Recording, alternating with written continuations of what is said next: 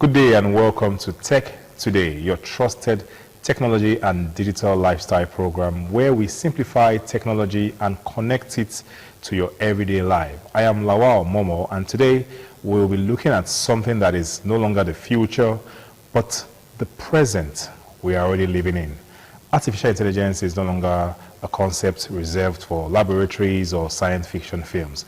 It is now inside our phones, our computers, our workplace, and even in our creative tools. And while many people are still trying to understand what AI really is, it's already reshaping how the world works. So today, we're breaking it into two important parts.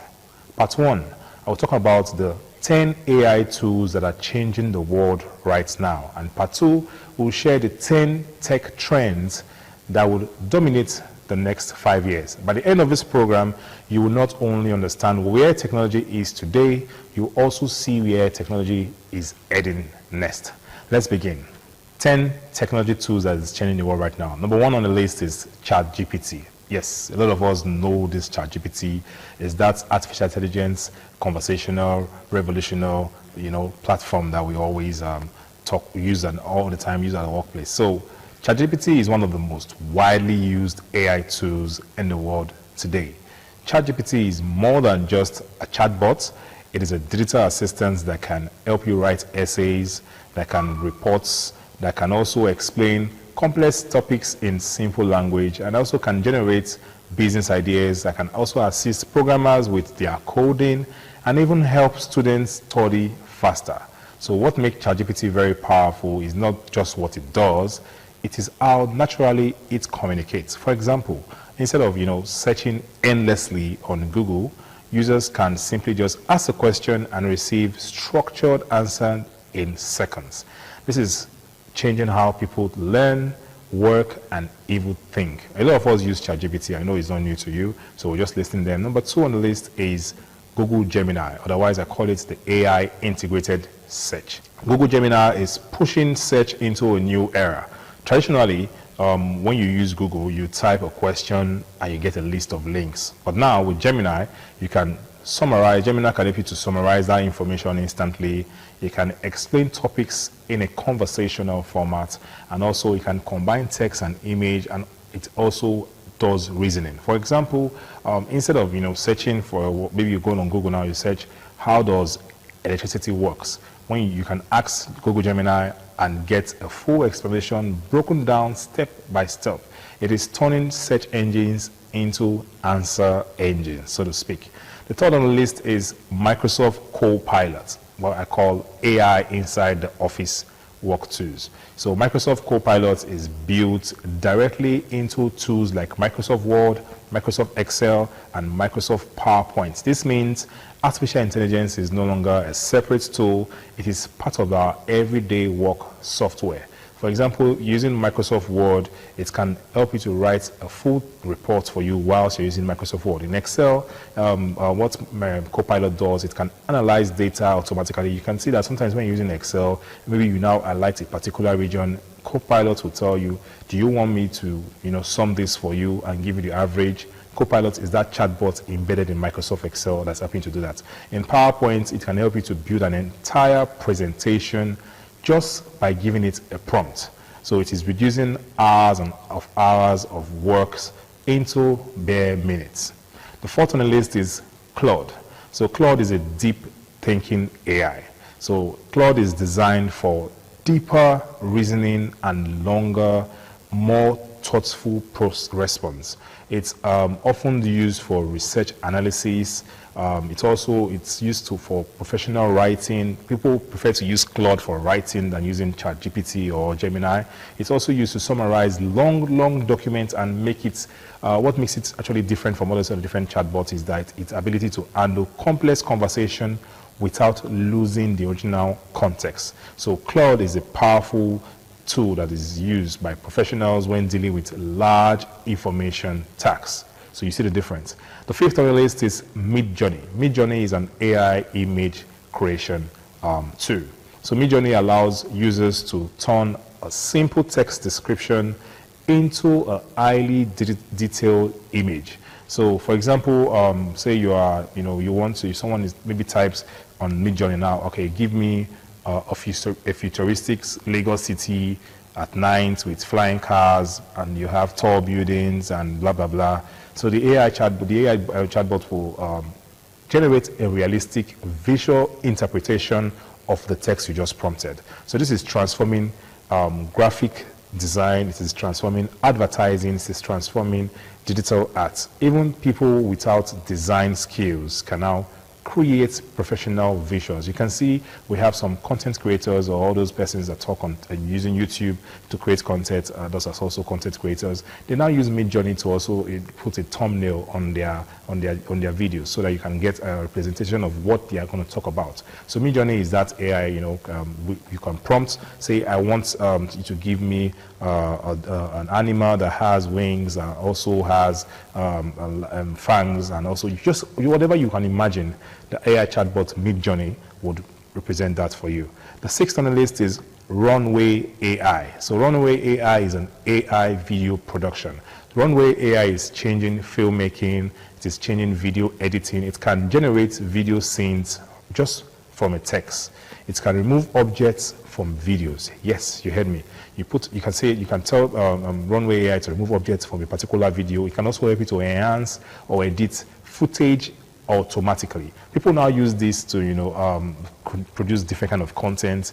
This means that small creators can now produce content that once require a full production studio. People now even use this for musical videos. You see some musical videos now, they're now AI related. Yes, it's one of those AI tools that is being used, and Runway AI is one of those tools that people now use to do short videos and short content. And it's not free. You have to buy some credits, and they are quite expensive. So it's not as if but there are some free versions where you can create short videos just to test and see how this work. I'm bringing these tools to you because you may already know them, some of you are already using them, but just to also bring you on light to tell you these are the top 10 tech tools that are actually changing the world right now. Number 7 on the list is 11 Labs. So 11 Labs is a realistic AI voice. 11 Labs is that tool that helps you to create a very natural sounding human voice. It is used for dubbing movies into different languages. It's also used to create audiobooks. It's also used for voiceover for content. You're watching a video on TikTok and you see that there's a voice behind it just telling you what is describing what the content is. 11 Labs is what is being used. You have a speech, you write a speech down on a prompt, and you give it to 11 Labs to say it in a female voice so it can sound more appealing to the female gender, or say it in a male voice so it can appeal more appealing to people who want to listen in that particular tone. 11 Labs is what you use to do that. So what makes it powerful is how realistic this voice sound, almost indistinguishable from what humans sound like. When you hear the voice, you rarely know that it's an artificial intelligence voice you're hearing. You just think this is human just talking to you. That is why 11 Labs is among the top 10 on my list. I'm going to tell you about the next on my list, which is the 8th tech tools that is changing the world right now when it comes to tech, is Notion AI. Yes, Notion AI is a smart organization tool. I use this tool one time for a freelancing job. It helps you to organize your work and your ideas. So it can help you summarize meeting notes. It can help you to generate documents. It can help you to structure your project plans accordingly. Instead of starting from scratch, users can now build from an AI-assisted framework. Notion AI. You can search it on Google and you get to the site and you get to explore more on it. It improves the productivity for teams and individuals. I'm going to chip in one other tool right here that is not on the list. It's known as Napkin AI. Napkin AI, I use it sometimes when I want to create presentations I want to put some visuals into my presentation, my PowerPoint presentation. When you write out PowerPoint, you want to put those visuals, you want to put pictures, you want to design a particular kind of picture. I use Napkin AI. Yes, Napkin AI is very easy to use. When you just put it, you can start from scratch by typing out what you want using the prompt, or you can copy the already prompted or the text from whatever PowerPoint or document you must have created it from and put it in Napkin, and Napkin will regenerate it with different AI pictures also you can use those pictures, you can tweak the pictures however you want it. You can prompt on that pictures and say, no, don't use a white person here, use someone from this particular color, or no, don't use children here, use adults. No, I want the classroom to be this. It can be done using Napkin AI. See how it makes life easy? The ninth AI tool that we should be using is Perplexity AI. So Perplexity AI is an answer-based search engine. It is different from the traditional search engines. Instead of giving you links like Gemini does, and Google does, it gives you direct answers with sources. So it reduces the time that you spend on clicking through multiple pages.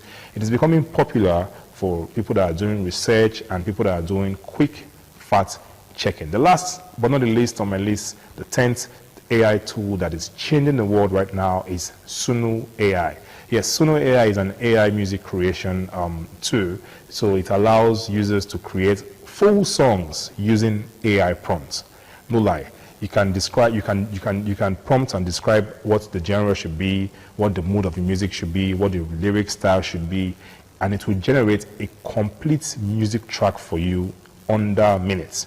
Okay, it is changing music and music production and also opening creativity to non-musicians. And so sometimes people now even use Suno AI to, when maybe you're watching TikTok, you see a particular video and you now read the comments, people now turn the comments into songs. You must have seen that. Suno AI is what they use. They just post those pictures out there and say, you know, using these pictures or this comment section, turn it into a song, and it will sing the song so well that it will be so funny.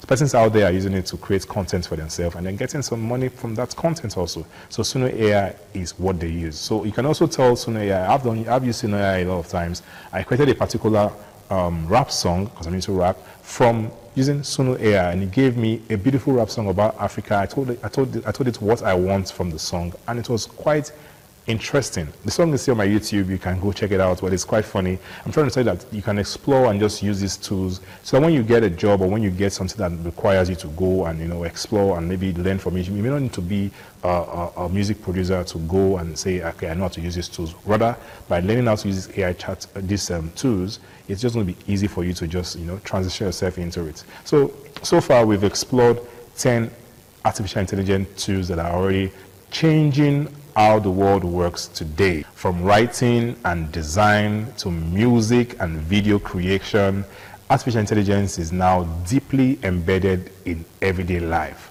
But while this is happening today, the bigger transformation is still ahead of us. So when we return from this short break, we'll explore 10 tech trends that will dominate the next 5 years. Don't go nowhere, it's still Tech Today. Stay with us.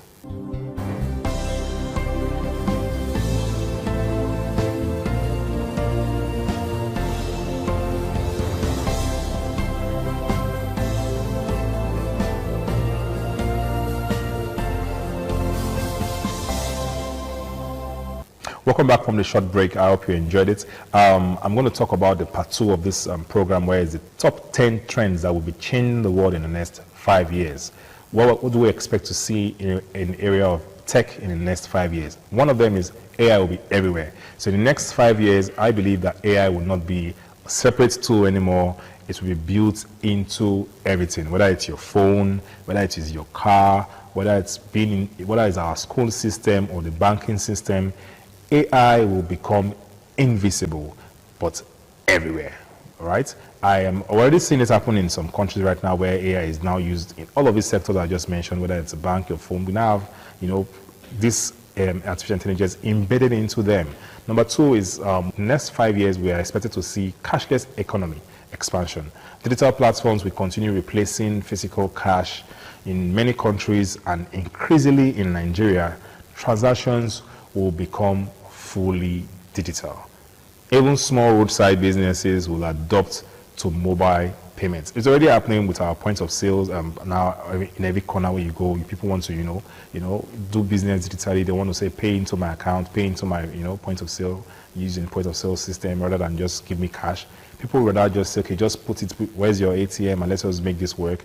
And it works very easily. You know, it's no longer cash all the time, but it's not integrated everywhere. Maybe in the future we may not start seeing bus drivers or taxi drivers going around with their own POS machine. We don't know, but then this is what we are expecting to happen in the future. Number 3 is we would expect to see smart homes becoming normal.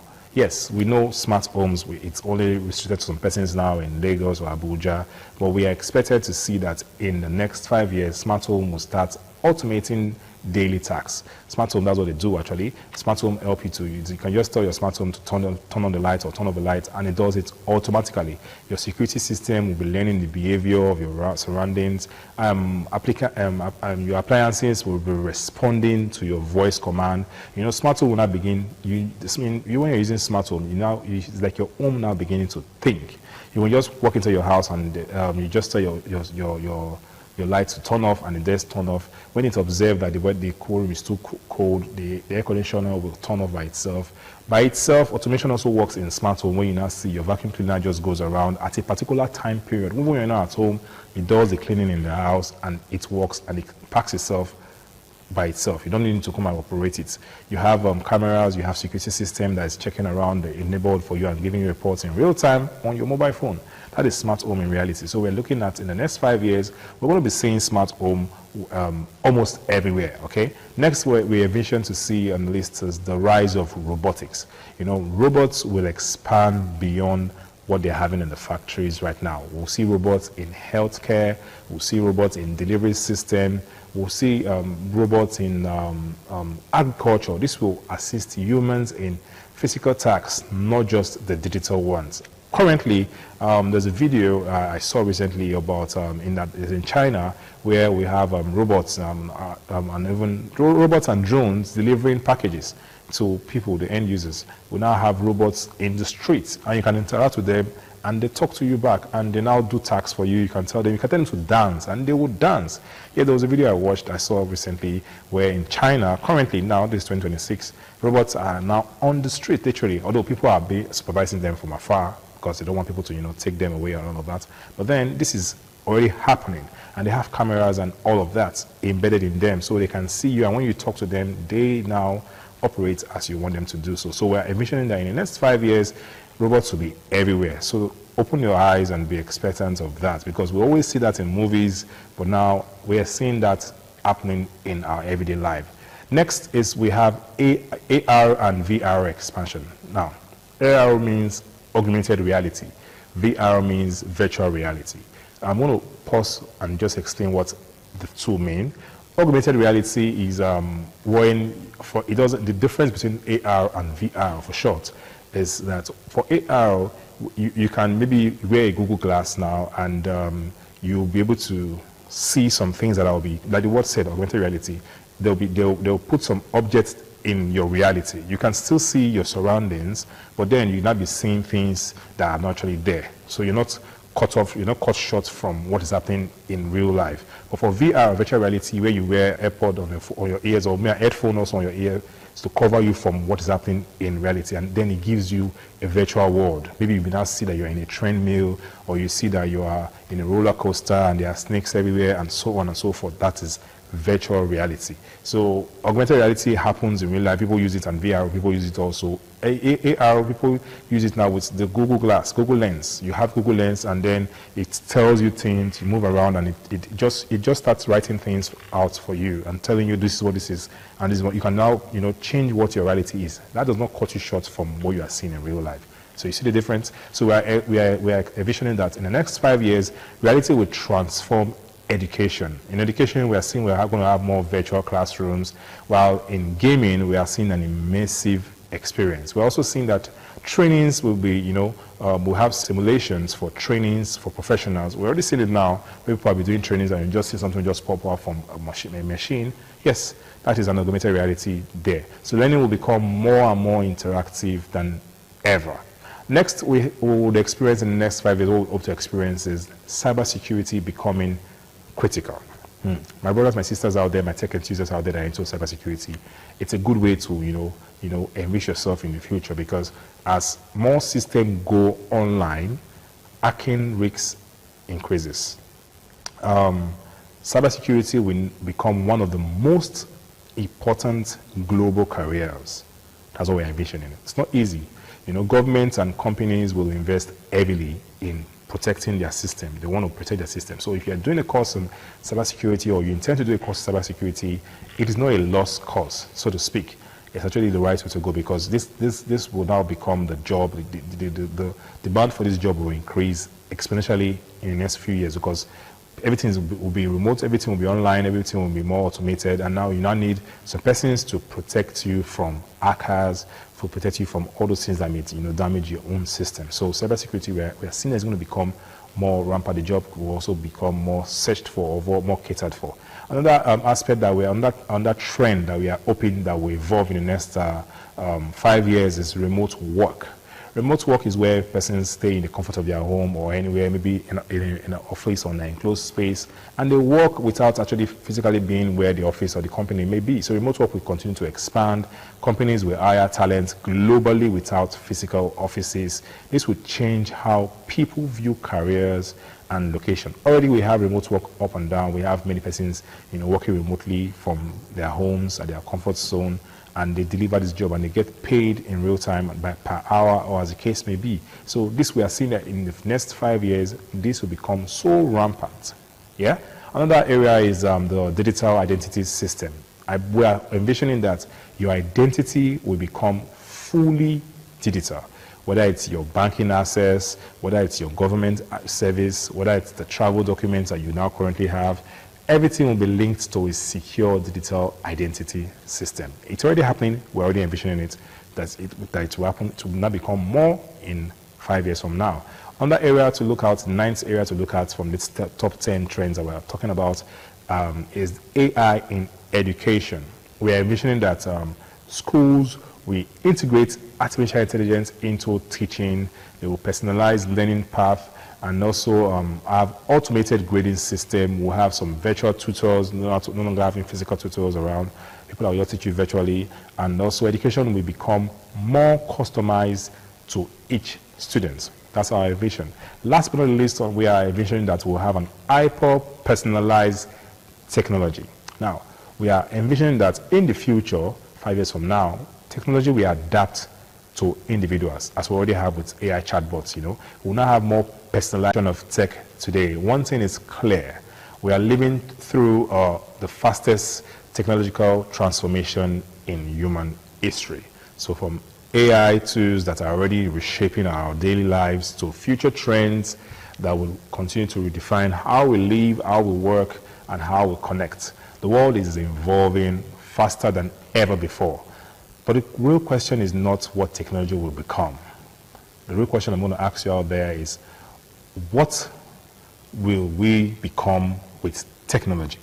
Because in the end, technology does not replace humans. It only amplifies human choices. Thank you for joining me on the program Tech Today. It's always a delight having to sit here and inform you, and also educate, and also learn from one of the beautiful things that's happening in the world of technology.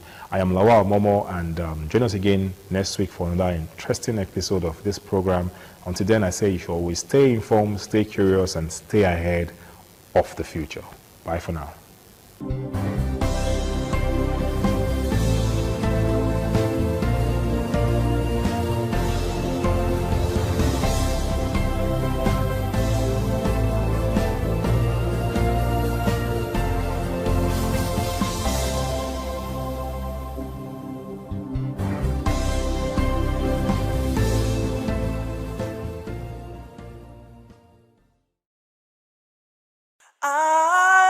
ITV, certainly the best.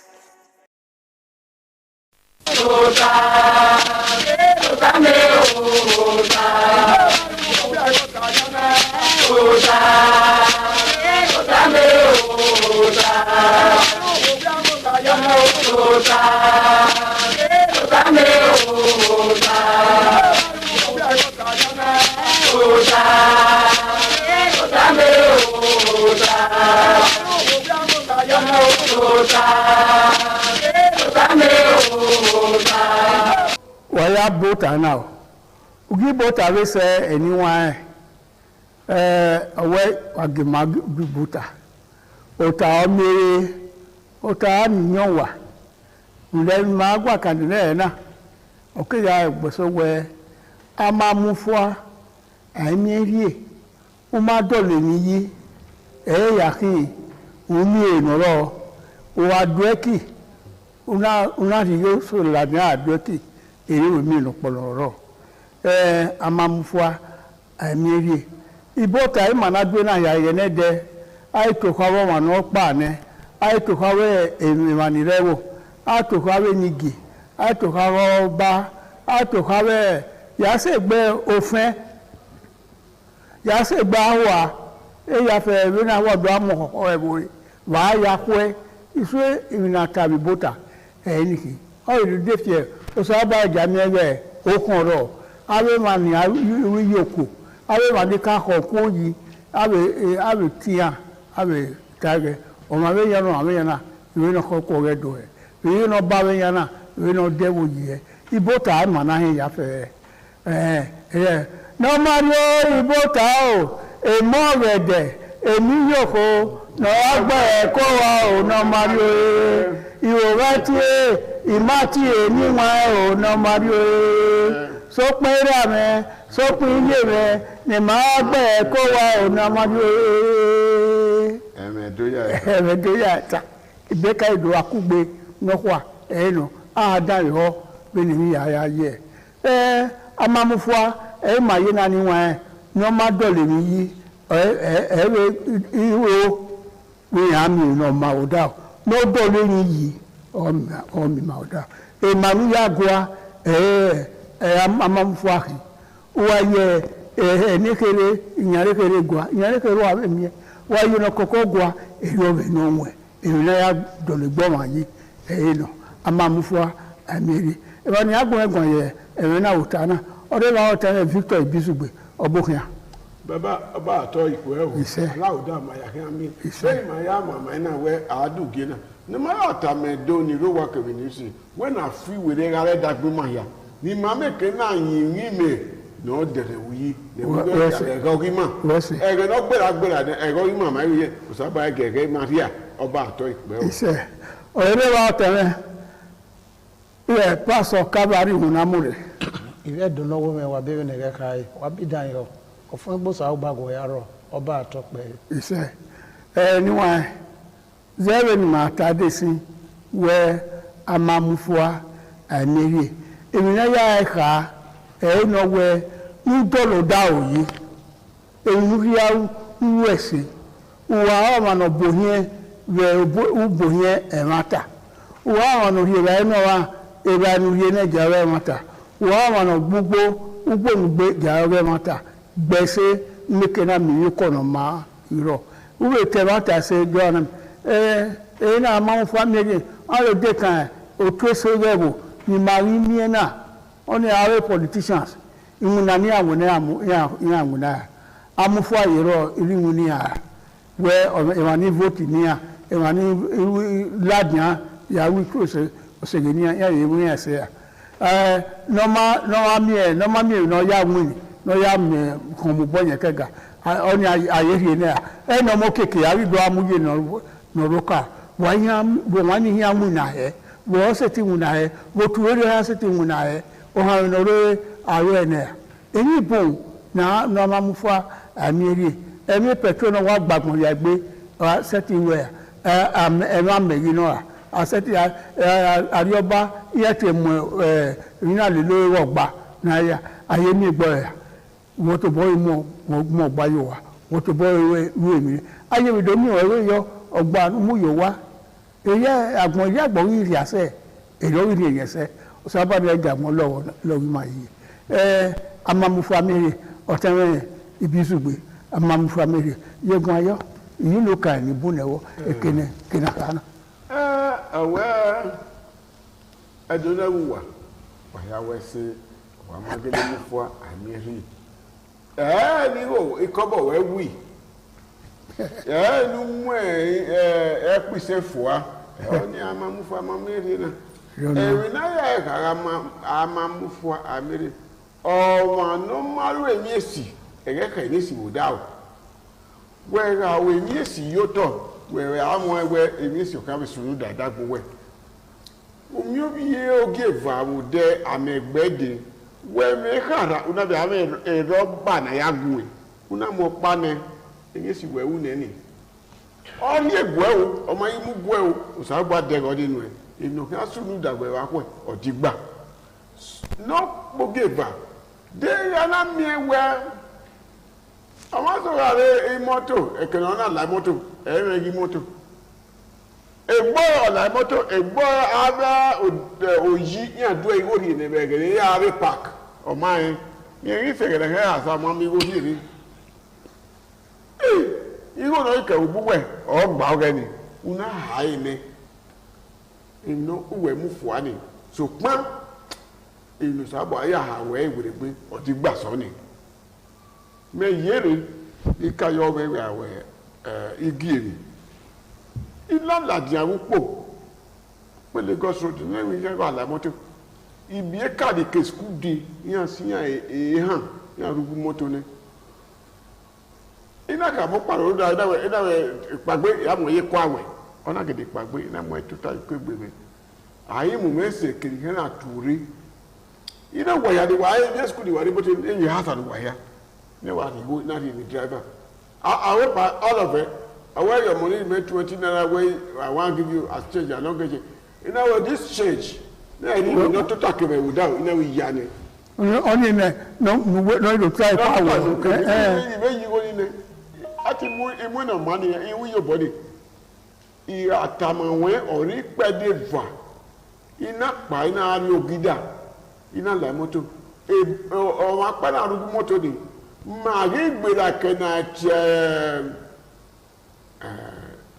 Ogida Junction boy ina wa tori moto awa opia ehwe ha ni ya ni yekeni ala wa di go ida owi ha ta ni aya awo di che we carry go ala wa pa lo pa today iye ina ni me wa hu na edia na ọmọ wọn rẹ àdìmẹ ní bẹ́ẹ̀ náà oh my god ọbẹ rẹ àmàmù sọ̀rọ̀ bua yìí yá mi yìí mi àmì ẹ dẹni ọ náà wà á gẹ kẹkẹ yìí ọwọ rẹ àtàdìmẹ ní mẹrẹ ànàmà ní ẹdìà àmà náà wà á àdìmẹ rẹ náà ìnáwó tó fún un lónìí kékeré máa yé náà máa mi ẹ àbí òṣèlú ẹwọ ni màá gbà gbóná yìí náà ọwọ rẹ parí ọ̀nà mọ ẹ àgbóná rí wa ọmọ apẹlẹ yà sí wa ọwọ zùwọ ọ ìwọ wẹta àmọ àgbọ yóò wá àmọ àgbọ yóò wá yìí kò ní wẹ̀ kúkú yẹn náà ó gé fàárí ó yá dèwé àkọ́kọ́ yóò wẹ̀ kún ẹyẹ pò wúyà mọ́sọ̀ ìwó tọ̀ ìwó ni dèé bùkẹ́bùkẹ́ ẹ̀dẹ̀nu wàá dùn ara ẹ̀ ọ̀ sọ̀lọ̀ ò bọ́ ma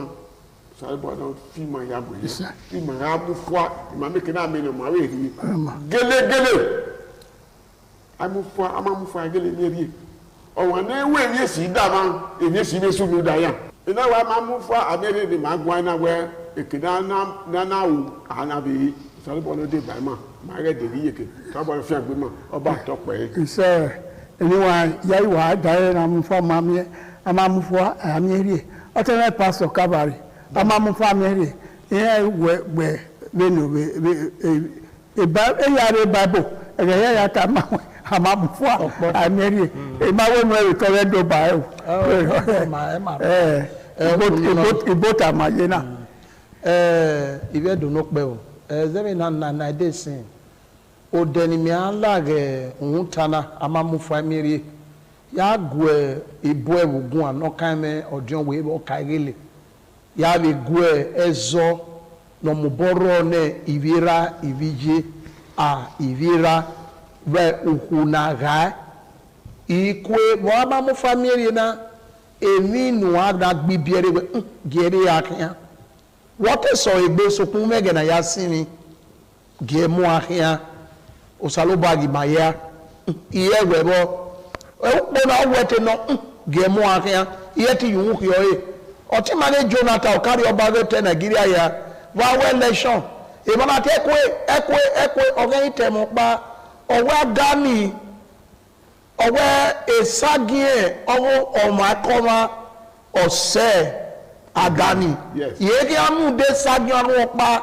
no to yo to mu da ye o ni e o ta ona mo si ona madara na mfua o ma soa e o egbeyo agwa na ya mi adani e bo na iwa ligi na ya mi de otinye moto ni no rodo de reservoir na aba mi we ma yi obi ra ma obi ya wa li egbe na rio gbege gbe no ri agbe amamufua amierie eri wa no o mani meri adu wona ni wuyo bono ido mi e mo do e o yu ku yo e o ko no amani o mo ni wuyo e ko o kan be yu ke ewe bo amamufua amierie mami o mana wesi ni ona mi we mi no ekwe no say e o sa do ya e nu e ba gwa kan e bi no wan e ba no kan me opopa na la tie e jefta be bi no wan ka tai era na te gile do oyoko ga no oyoko ona meko ni iye na bie nzokun yo ga omodion le jefta ne e gile di yaso ha bi omo so kuma ye gi kokoso wa ona do ri owo ona do biele omo ni ge jefta na bora ado de by monday ni e bie yo wa ori je po mai pekere ope ami ge egiled ona do wu ori wu idira na gbagbe we iwe ti gbe ma do ri hu ora me nda ma mu iwo yi yo ohun wu seti yana gbe ma yana hwe no ru ahun no mo pe ya mu fua yo ya mu fua yana hwe fua iye na gba o ma gun ya sini yo ti o mo dion so ko ma sini ona de po la zozo la wa gbo ori se bo na te mo abona to ta bona agbe zobo so ko mi egwe ni na leleri ye odawo ko be so ogwa agbina ona do so e otu esogia yere do emani buna do de ba na mai enwi na mai eni ori se we oko gare ro na do ba na ga tie no ka o ye na e pekere e bo na ku ye fa oko na de ana la gwa lo ba no ka o amamie ana we gbe gwale ga de e so na wo he no le wa ya yin ye unda bi ni we otu agbe okay ye na ewe ọmọ náà kéwé nẹ́rẹ́ ra ọ̀rẹ́ nẹ́rẹ́ ra rogúpò ìdòrò ayé ni edu ọ̀ka ìbò ìyáfẹ́ ẹ̀yẹ ọ̀ka ẹgbẹ́ ọ̀ka ìbò ayíra yìí ni ènìyàn yé ń dẹ́ ẹ̀mọ́ ìgbẹ̀ni ẹ̀yà bùfù àbẹ̀gẹ́ ni yẹn ìyá mi náà sẹ́ eré yẹ bùdá o àgbọ̀nàdó máyé ìsàyọ̀ ògùpò lọ́kọ̀ọ́kọ́ yẹn ìra yé amámúfọ́ àbí ẹ̀rù dọ́wọ́rọ̀ pọ̀lọpọ̀ yàwó ẹ̀bẹ̀ wẹ́tù mi òun yé mi náà mi ẹ̀hún ẹ̀ ilé tu gẹ̀ ẹ̀yìn ni yé náà wẹ̀sì ẹgbẹ̀rẹ̀ rẹ̀ òkè ọ̀sàbọ̀ yẹn iye le ma gwe ojo we edun nu da igbina no ro na ebo na no kai mu hu no pa wo ye oluko se we na we e o we wo more o wese unu no na me mu aneje na ro da e vi osisi ye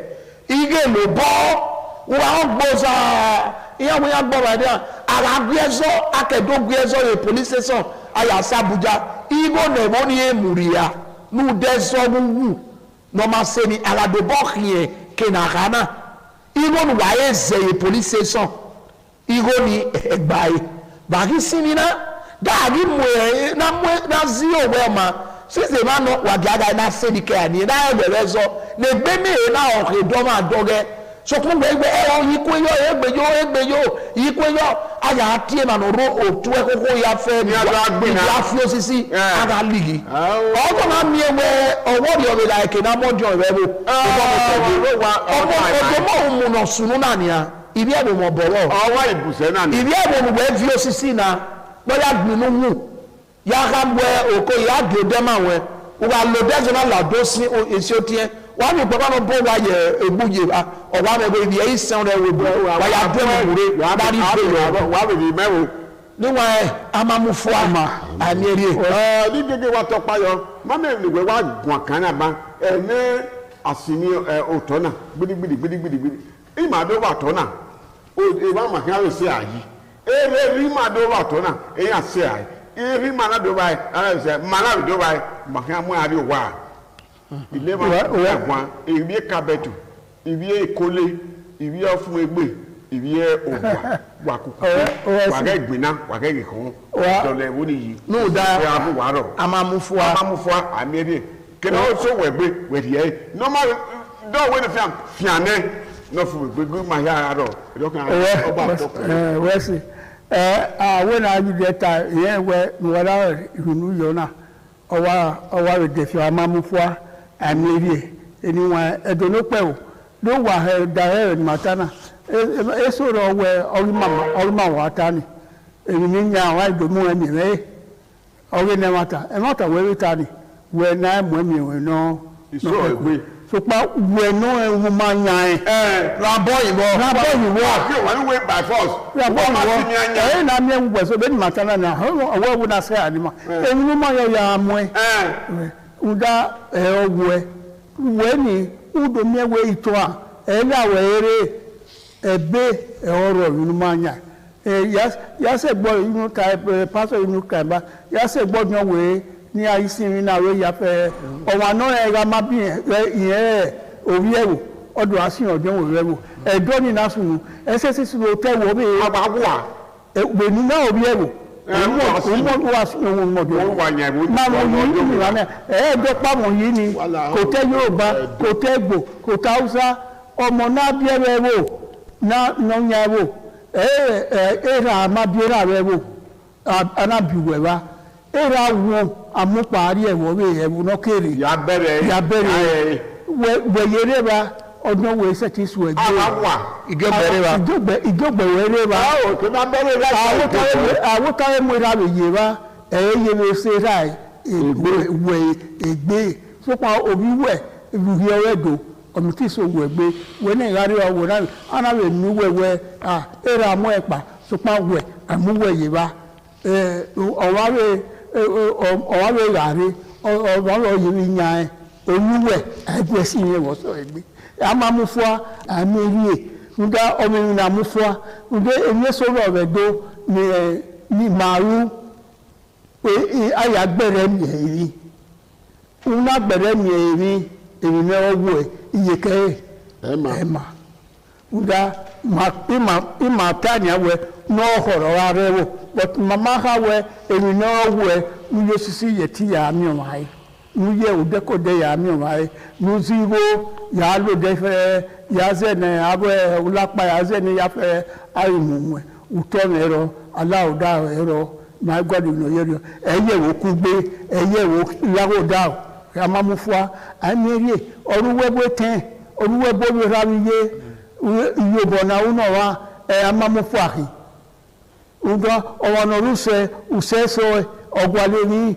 ohamegbe unari ba ene era ni wori ni tu wa lo mufua umaide mufua yeye owono yowe ha ugbera uwe ni uyobone yobonu ne egbona taba oto ebizugbe umi ewe ye iwe school no rie ni mo o ha ri na ni ya o wa ri na do ha ni no mako ede yeye amamufua amere edo lopo ibude mai unu wa we na lao na yobone egbe na emi maya wige na ya fe na mewe alele e ma ma na mu gbe oyibo tawe de na yoto oba atope ise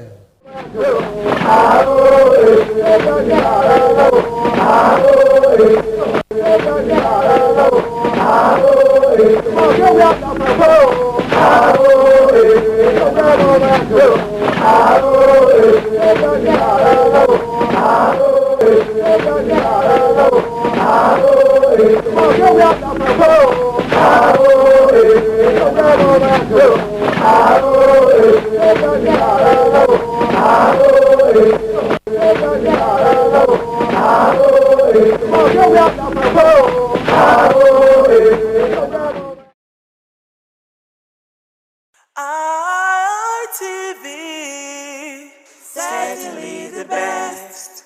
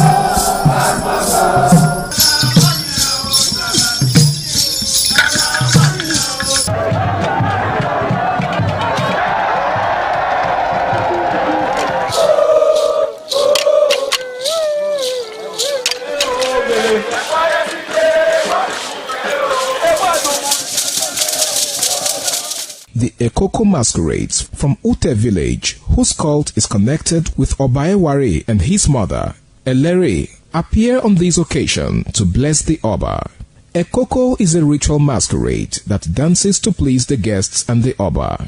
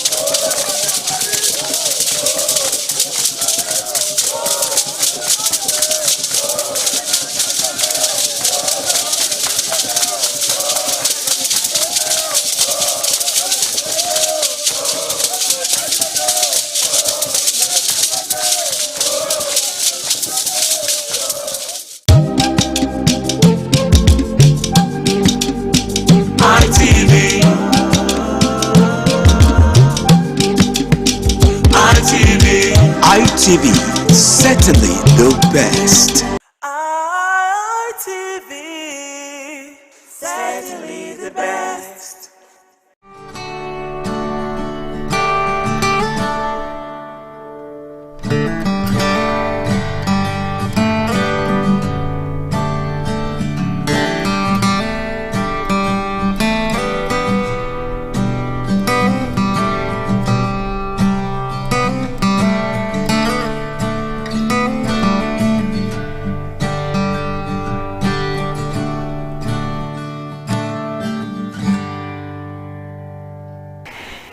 Hello, beautiful people. Welcome to another exciting edition of Youth Perspective, brought to you by Independent Television.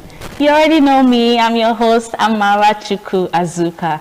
And today I have with me in the studio Joyce Oseyara. Okay, Joyce, and I'm Perfect Christian. Perfect. Okay, so today we're talking about relationships in the digital age. Want to see if it's easier now or more complicated. You know how relationships used to be in the days of our fathers and our mothers, like when they're in a distant relationship, they'll send letters and all that. You know how it is, yeah. But now social media has made it, like, I don't want to say easier now, because that's what I want to look at. I want to look at if social media has made relationships easier or more complicated. Okay, so my first question goes to you, Perfect. Has social media strengthened relationships, or is it slowly pulling them apart? I would say social media has strengthened it, but the pulling apart still depends on the person in question. Wow. So how does that work? Well, the ancient time, let me use that word, ancient time. You see, love letters were in vogue, and you could feel the passion of your spouse in the letters written to you. Currently, that has been made easier. Why you have to send a letter today and you receive it next year or months after. So the intensity I want you to feel must have faded along the way. Yeah, but social media has made that easier now, coming of internet and all that. But still, why it depends on the person is it can be used as a disadvantage, pulling apart fake things and fake love. So it depends on who is saying it. If I should know my partner, if I'm in love with a person and I know her, whatever message she sends me, I can tell if she's the one or not. I should be able to tell her emotions or not. But when my love for her is questioned, I can't tell her emotions, if she's happy, if she's sad, or whatever she's feeling at that moment. Yeah. So the essence of social media, it was supposed to make that connection faster, easier for those people that are genuinely in love with each other, but not for those that are as per relationship, not for those that are not. Okay, thank you so much. Okay, Joyce, over to you. Same question. Do you think social media has strengthened relationships in this digital age? Yeah, I'll say yes, because it makes really communication and everything easier, faster. Yeah. Okay. Now, talking about digital age and relationships in the digital age, we now have ChatGPT. And then we were talking about this digital age bringing relationship together, like communication better and all that. And with the use of ChatGPT, instead of writing good messages to your spouses or to your partners, you can just use ChatGPT, send this message to this person, and ChatGPT will just bring it out for you. And then you can forward to your partner or to your spouse. What do you think about that, Perfect? Do you think that is like true love, or do you think like social media, or rather the digital age, has made true love more like scarce or whatnot? What do you think? I would say the invention of ChatGPT has made it easier. Why I'm using that word easier is because naturally there are persons that have issues with communication. They can't talk with you. They can't look in your eyes. They can't construct their words. Forgive me for digressing a little bit. Moses had issues with speaking. That's right. And so God had to invent a means. Aaron became his ChatGPT to talk to. So currently, there are some persons that they feel love for you. They have intense emotions for their spouse, but they can't seem to figure out the right words, the right pattern, the right manner in which to communicate that love to their partner. So this artificial intelligence has been put in place to help those that will help them and do all that for them. Yeah, so I think AI and social media has helped a lot. Joyce, do you want to add to that? It makes it less stressful. I feel like AI Sending love message to your partner using ChatGPT. You don't buy it. It's supposed to come from your heart, yeah. But ChatGPT is so accurate too. I've used ChatGPT before to send love message. It's so accurate. Like you think ChatGPT is actually reading your heart. Like everything you want to say, it just pops up, and you're just like, wow, no need to stress yourself. Just saying it. ChatGPT message, I will know it. Really? So can you identify it? When you see a ChatGPT message, you can identify it. That's coming from the sender, like. You know, this person cannot write something like this to me from their heart. Wow. So I use ChatGPT. So like Perfect used Moses and Aaron as an example. Like he said, some people cannot talk. They can't really express themselves. So they need an assistance to actually express themselves. That's how we came about Aaron helping Moses in the Bible. You know the story. So don't you think ChatGPT is actually like the Aaron of our day? That's why I said it makes it easier. It makes it easier, yeah. Not complicated. Mm-hmm. Okay. Now, we want to talk about people meeting online. You meet a guy online, you like him, you guys go into a relationship. Do you think that is true love? People even get married with that way, like in a digital way. People meet on Facebook, on Instagram, on TikTok. They fall in love with each other. They start a relationship, and they end up getting married. Do you think that is true love compared to how the olden days, like how they meet and fall in love and all that? Do you think that's true love? Perfect. Well, if you say from the instance, it's not true love. Wow. It's attraction. I don't know nothing about you when I go online. What I see online, your pictures I see online attracts me to you. And so during the course of communication, I determine myself if I'm satisfied with the way you speak. There are some persons that are not just attracted to you by your beauty. They're attracted to you by the content that you have. So they want to hear you talk. And that's the essence why most of them schedule for a date, just to hear you speak. Your speaking, your manner of approach shows them how sophisticated you are, how it shows your content, what you carry inside. And so in the course of that, love can either be built or destroyed. Or you can just leave it back to the base attraction, and then whatever goes on with that goes on with that. So social media, I meet you online, Facebook or Instagram or TikTok or whatever social media platform I met you. I met you based on attraction because I don't know nothing about you. Right? So it is our course of communication that determines if, and it still depends if I'm actually there genuinely looking for love. That's another thing. I might not be genuine. Yes. So it determines on what I'm looking for. If I'm looking for love and I'm looking for love on social media, what will take me there? First of all, what will bring me to you is if I'm attracted to you by your pictures or videos of you online. Sometimes it might be your bio. I've met people that during the course of our communication, they made instances of what she wrote on her bio attracted me to her. Just there was a different kind of perspective of what she said. That's as simple as whatever it was written there. So that is based on attraction. Now that attraction brings me to communicate with you.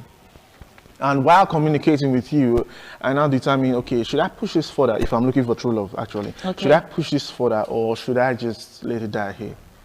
It depends on, no longer me, the aspirator, it now depends on you who I'm coming to meet. So, yeah, it can be good or bad. Amazing. I love that. How about you, Joy? Can online relationships be genuine? Can they be true love? Okay, yes, it can. How they meet doesn't matter. Somebody online, in person.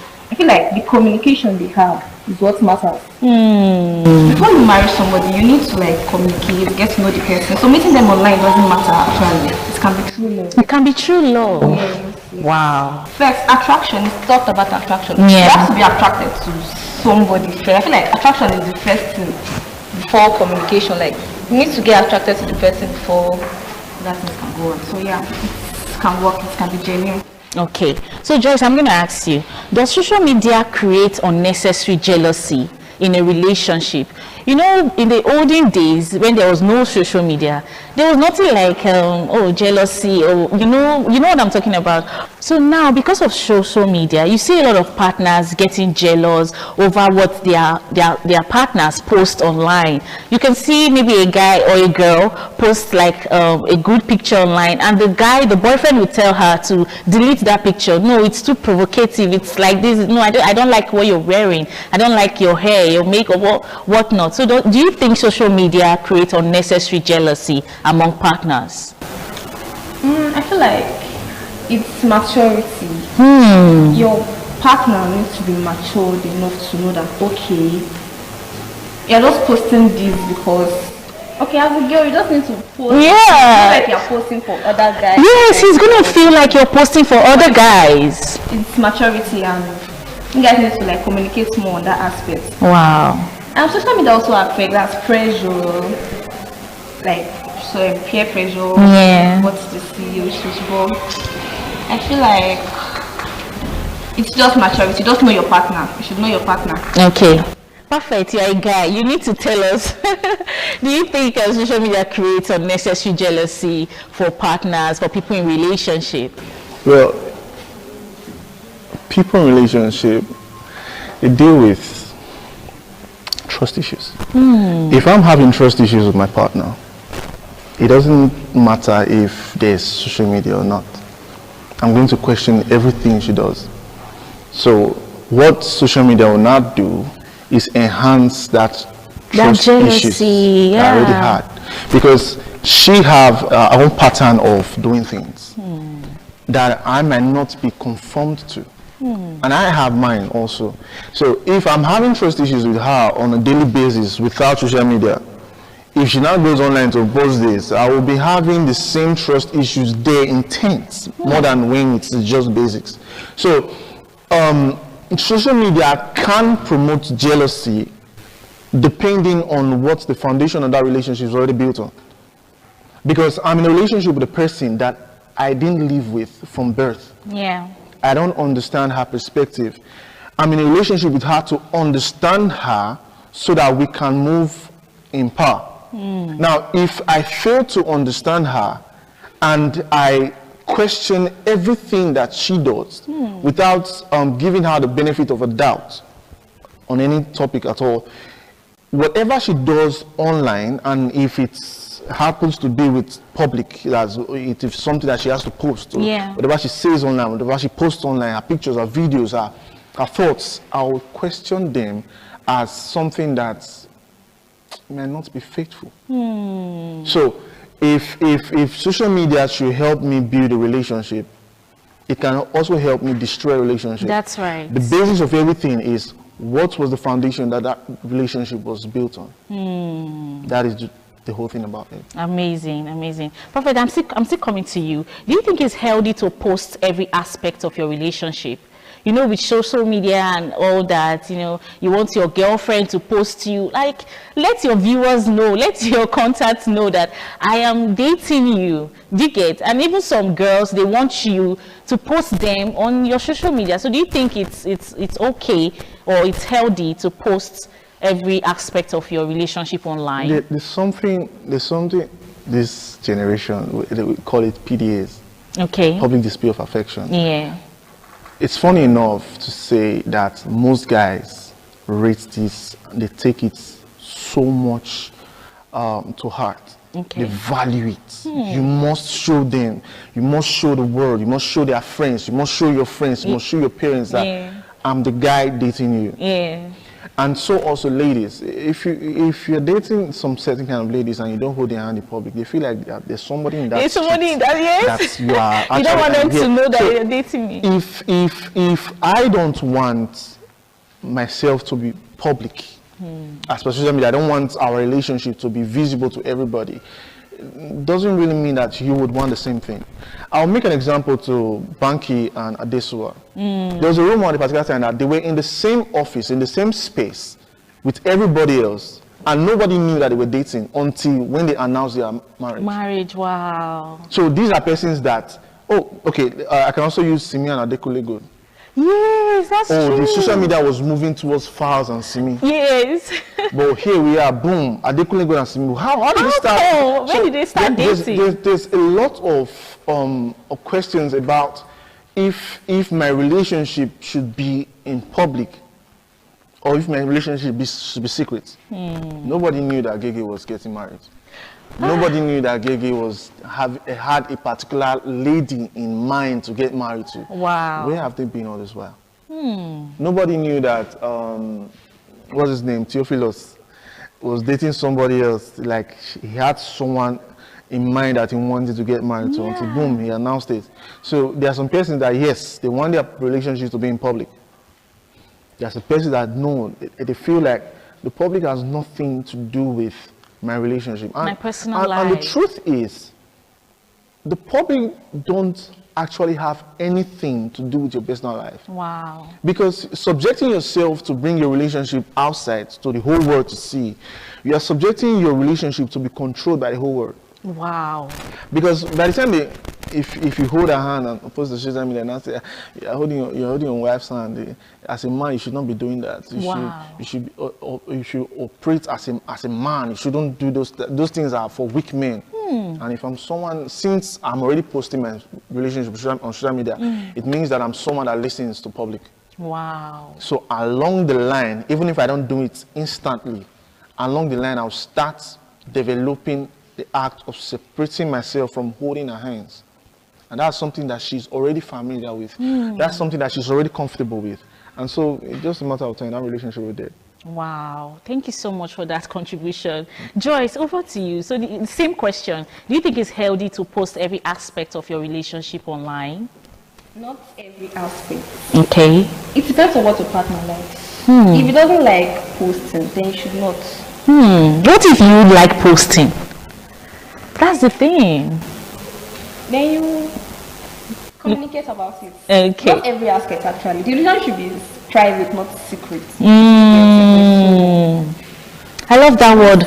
Private, not secret. It's not like you're keeping him. Something's going on, but they don't know what exactly is going on. Nice. So are you like one of those girls that will post, you post the hand of the guy today, you post the back of his neck, you know what? Like you want people to know that yes, I'm in a relationship, but not you.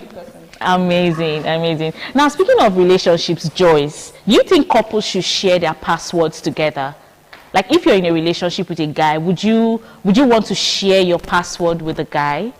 Oh my God, she just said no, like You can. Why? You should trust me enough to know I'm not hiding anything. I don't want to have your password and they don't have my message. But if you're not hiding anything, you should have your password.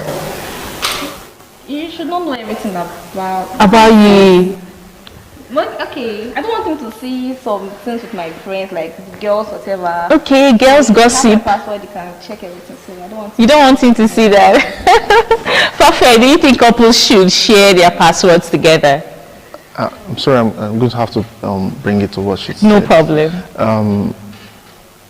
If the relationship is genuine and it's not new, it's not 2 months old relationship, it's something that both partners already know that it's leading somewhere and it's intense. I don't think there should be question of trust issues. What I'm saying is this: knowing I should be able to leave my phone unlocked and go to do something else without even remembering my phone is unlocked somewhere, and I should be calm about it. If my phone is with my partner, I should be calm about it. There shouldn't be any question of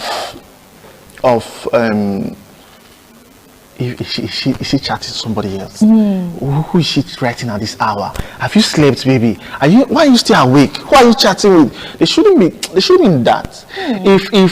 If that thought exists already, then that relationship cannot continue. It's just a matter of time, then it's dead. Wow. And sorry, as per the aspect of girls talk, you should know if your man is somebody that is open. What I mean by open, is this somebody that is talkative?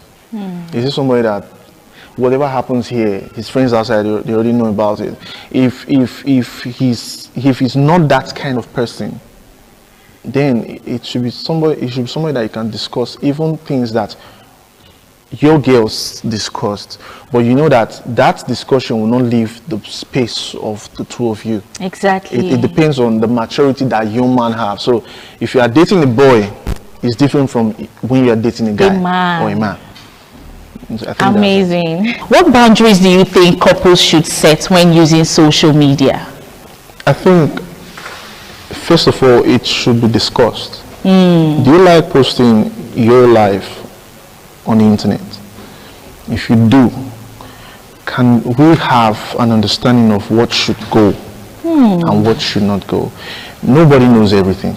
That's right. Nobody is an island. A relationship is for two people, not one person. And it's two people trying to become one. That's a relationship that has someone headed to, okay? So it's two people trying to become one. So if I know that you're not comfortable with me putting my life up on the internet, I should be able to make accommodations for what you want. It's not me bringing myself down, it's me making room to accommodate you. It's respect for what you want and what you don't want.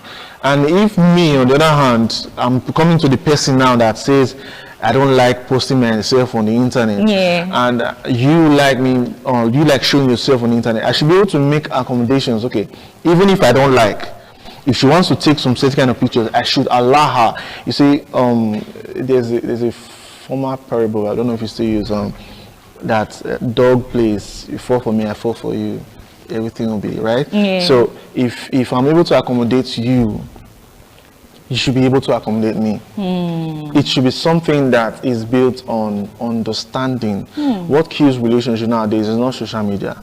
What kills relationship nowadays is lack of understanding and lack of maturity. Wow. Those two things. So if there's understanding in a relationship, it tells me that I should make accommodations for your desires, and you should make accommodations for my desires. So if you want your entire life to be on social media and I don't want the same thing, we should be able to look for a standing. That calls for discussion. Is the essence of meeting, of understanding each other. Like there's that verbal or communication that dwells between the both of us. So it's isolated from don't do it. Stuff like that. It kills relationship faster because it feels like I'm not seen, I'm not heard. It feels I'm just in this relationship to please you. Where does my desire come into play? Wow. Thank you so much for that. Joyce, do you want to contribute to that? I feel like everything should be based on agreement. If it's what, like, you and your partner should just communicate about it first before putting anything out there. So agreement.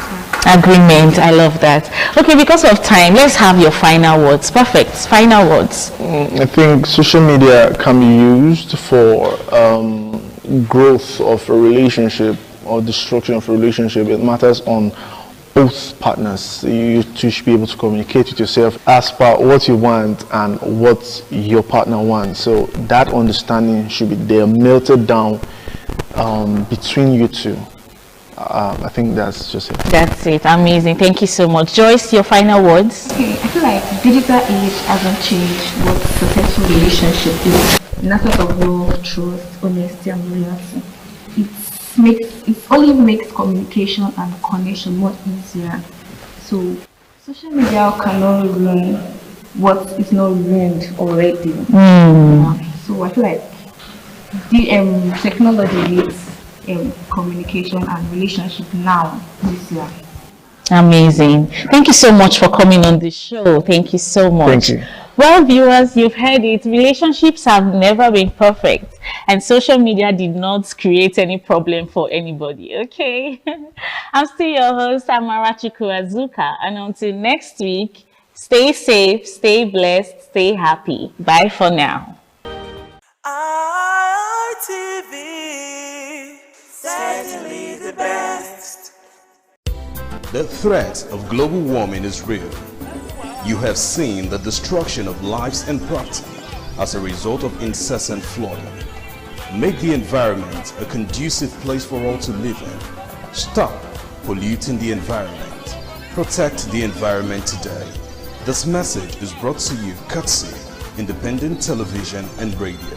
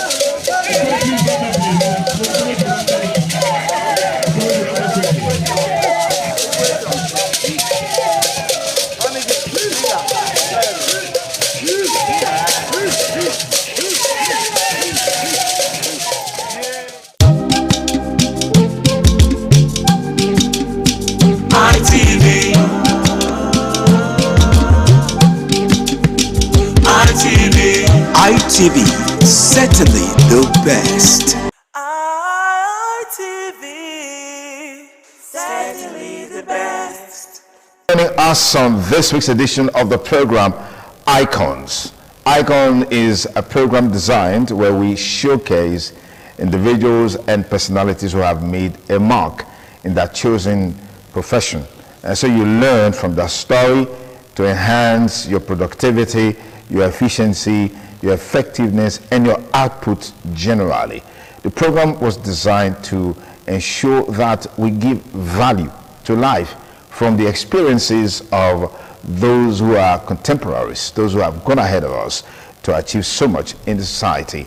And I'm Sonny Duke Okosun, your host on the program. Our guest today is a chief. Of course, you may know him, you may not know him, but I'm sure if you've been following all the happenings in the entertainment industry, particularly Nollywood, you definitely will know Chief Iyobosa Legama, Fellow Directors Guild of Nigeria. He was the inaugural chairman, Association of Movie Producers Edo State Chapter. is a legend of Nollywood, Hall of Fame Nollywood, producer of the iconic movie Anini Siege on a Nation. He's an actor, producer, director, scriptwriter, cultural ambassador, and has been in the industry for 51 years with his craft. It's a delight to have Chief Henry Iyobosa Legema with us on the program Icons today. Chief, it's good to have you here. Beautiful to be here again. I mean, you call me Chief. I was expecting to see all of those cultural things that most chiefs would wear, the long beads and the regalia and all of those. But all the same, it's good to have you here. Thank you very much. It's nice to be here. 51 years in the industry, Nollywood. How would you describe the beginning of this journey? Was it something you always wanted to do, or it was a happenstance, a coincidence? Were you born with silver spoon, diamond spoon, bronze spoon, or a wooden spoon, just like me? Or maybe without no spoon at all. Without spoon at all. I am Chief Emmanuel Zeko's son. Okay. And I will tell you, I come from one of the very rich families from this past. And we are wealth and royalty, you know. So that's my background. And so which means you were born with diamond spoon? All the spoons. Yes. My being in the craft or in the art has never been a mistake. It's been deliberate. Though formal education, I had no art-related courses at all. Interesting. I have degrees in engineering, electrical engineering. You know, I have never done one art, course in any university.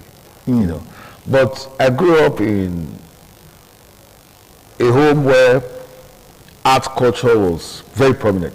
You know, like a Legema son, we had a very big Ewudo, courtyard in the house where every weekend we used to have comedians come in, the old stock comedians, those ones who speak Benin, the Rainbows, there's Ubidodo, this one was the cripple, Chief Dele Nye, who was the head of the character of Uganda. So they used to come to the old man's courtyard those days, weekends, to perform. So it that thing stuck. And when I got to the primary school, and I had this Mr. Shola from Ife, a young Yoruba teacher, he was a primary school teacher, and he introduced pantomime, like this drama without language. Okay. And the thing I got attracted, knowing where I'm coming from and seeing this too, And we started doing drama in school, and of course in the 70s, 72, 73, we started the NTA. And we started the Junior TV Club with Keto Kichime, So it's been like that all the while. But it got to a point where I was supposed to graduate or go to school. My parents insisted that you must do engineering. Because that was the thing there. Whether you're a doctor, a lawyer, or an engineer. And in my house, my eldest brother read this course and he had a degree according to my parents. My eldest like that. You must follow that path. Until he got to me, and my point now was engineering. So I was made to read even when I didn't like it. So I just read the thing, gave them their certificate, and continued. With your passion.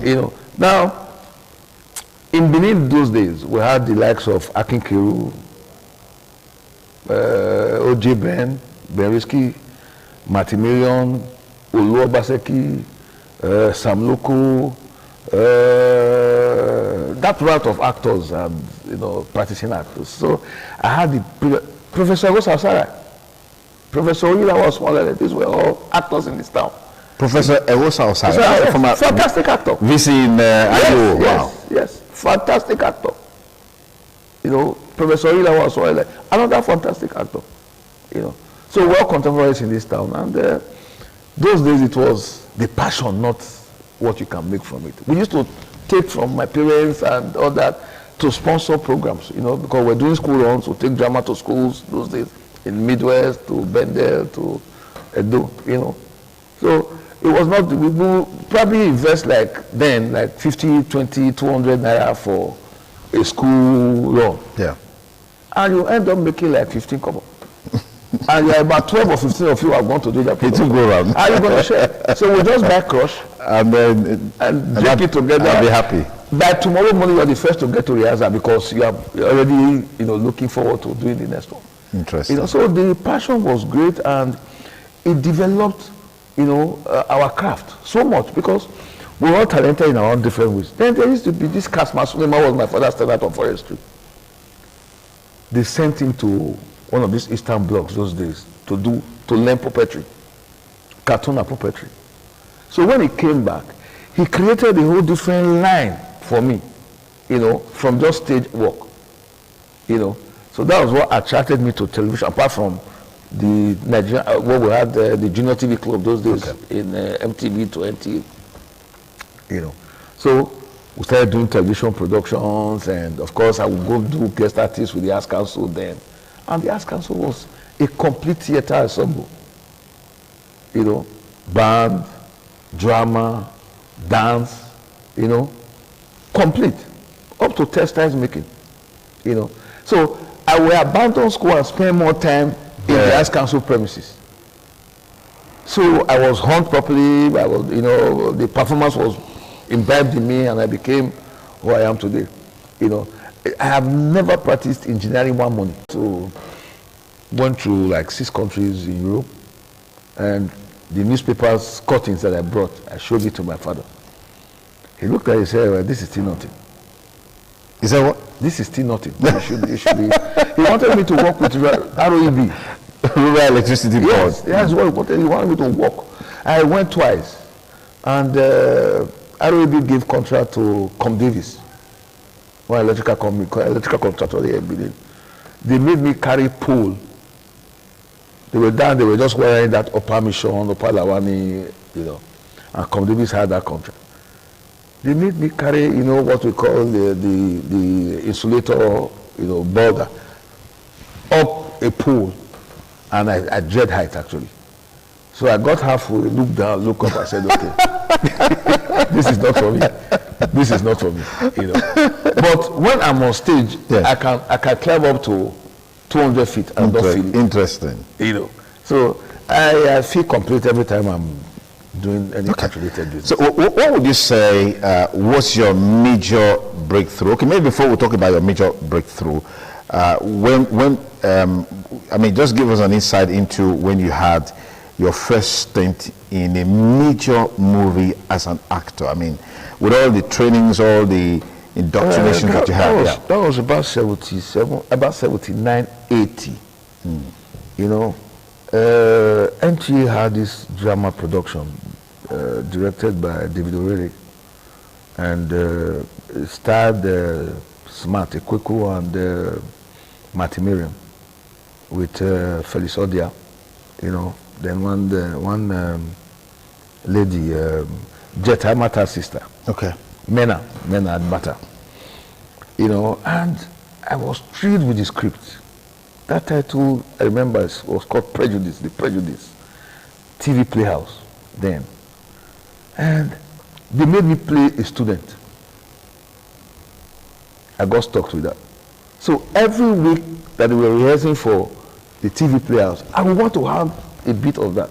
So that was how I got broken into television, properly. Okay. And now I could star as an actor on that. And then I went to give food to Chief Robert Ogunde when he came to do, when they were creating the... As a famous magician? Yes. Okay. It wasn't a magician. Okay. It was a proper thespian. He was a true actor and musician. He wasn't a magician. I don't think he even performed that, But in his ensemble, he had all those kind of fire eaters, people who, so he had a complete theater, raw theater, So he was the DG or the head of the national federal government active to create a national troupe. Because the Chinese national troupe just visited, So we wanted to replicate that in the country. And they were 415 on a stage. 415? Yes, the troupe, the ensemble was 415. So the federal government wanted that replicated, but they said, okay, make 200. So Ogunde went through all the states, doing auditions and all that. And you know, the Ogundes were very close to my family. My immediate sister is married to one of the sons. You know, they're in the US now. He's the only one who didn't practice act in the family. Okay. He's a child that is based in the US now. You know, so you know, my mother used to make his food because his food was different. You know, aforiro, amala, or cornmeal. So I used to take him to him at Plaza, not Plaza, what they call it, the hotel where this thing is now by the NPC, the South African hotel, by Sapler Road, by you know, is it Motown? Not the Motown Hotel. There. Okay. Yeah. Where you have Protea today? Protea, yes, that's what I was trying to get. So I took food to him, and I saw he was casting for a stage production. For a film. And I said, I can't do this. He said, but you don't speak Yoruba. I said, if you speak it, I can speak it. He said, okay, come. So I went with them to Ososa. I was in Ososa for 1 month. Whoa. That was my first break into the film industry. Interesting. So after that, I contributed script. Those were the things we added. Added them somewhat, but they were cliffhanger. Yeah, to keep that you know, you must keep the suspense. Yeah, you want to see what happened. Yeah. So I was able to do that. You know, by 73, I was already writing script for MTV. You know, I wrote it Care as a small boy, 73. It cannot go Kodomagula. I wrote that in 1973. You know, so that's how it's been. And until I started doing my own thing, I did the Trials of Ekwase, I shot Modion, I did Agmanima and all that, until I now did, I shot Tadini. I tell you how it started. I was in a club, Benin Club that time, and very late in the night, Charlie Temple challenged me, say, you guys, you just drink and be useless, you know that. Look, my uncle, the police officer, that's Charles Dawsa's uncle. Okay. Charles is my cousin, by the way. Okay. Late Charles Dawsa, Charlie Temple, my cousin. You know, challenged me and said, you guys will just get drunk and get home and sleep. I said, look at, people are doing productions. Somebody shot a Unity. Somebody wrote, I said, I've even written the script on Anini. He said, go sit down. When will you have the time? From 5, 6, you are here in the club. You don't leave until 3 a.m. and all that. I said, I had it. And Victor Gewani, Partnership Investment, was there. He said, if you can do it, I will put money. I drove to my house that night to get the script. Brought the script. By the time I got there, Victor, Temple had left, but Victor was still there. So I gave him the script. The next morning, he called me and asked me to come to Lagos. On the Monday, that day was a Saturday. So Monday, by Sunday evening, I was already in Lagos. Monday, I went to his office in GI. Lo and behold, he gave me money to shoot. I brought 16 stars from Lagos and lodged them in Benin for 1 month. In shooting Anini? Yes. You know, I went to the police, got special permit from Tunji Alapini, who was commissioner of police here. You know, we used to play golf together and we became very close friends. So when I told him what I wanted, he gave me 40 guns, but unserviceable guns. They gave us 2 policemen to guard those guns every time we go. So we chartered a vehicle with the guns inside, and we had the 2 policemen inside. One of the policemen gave me one small expo. I said, do you know we can service this gun and start to fire? And I said, okay. He told me how much I paid. And you serviced this gun? They serviced the 40 guns. And they were actually firing? I bought 22,000 black bullets. That was what we used to have. At the end of the shoot, those guns were returned to the armory and it became the gains of the police. Wow. You know. Wow. Wow. So, and you know, I took Anini to his period, to his time, his setting. If you see all the vehicles used, were the vehicles used at that period. Police uniforms, number plates, and all those. So those are some of the things we don't even bother about anymore these days. Because of AI and technology. So that would be one of your highest points in the industry, shooting Anini? Yes. Financially, no.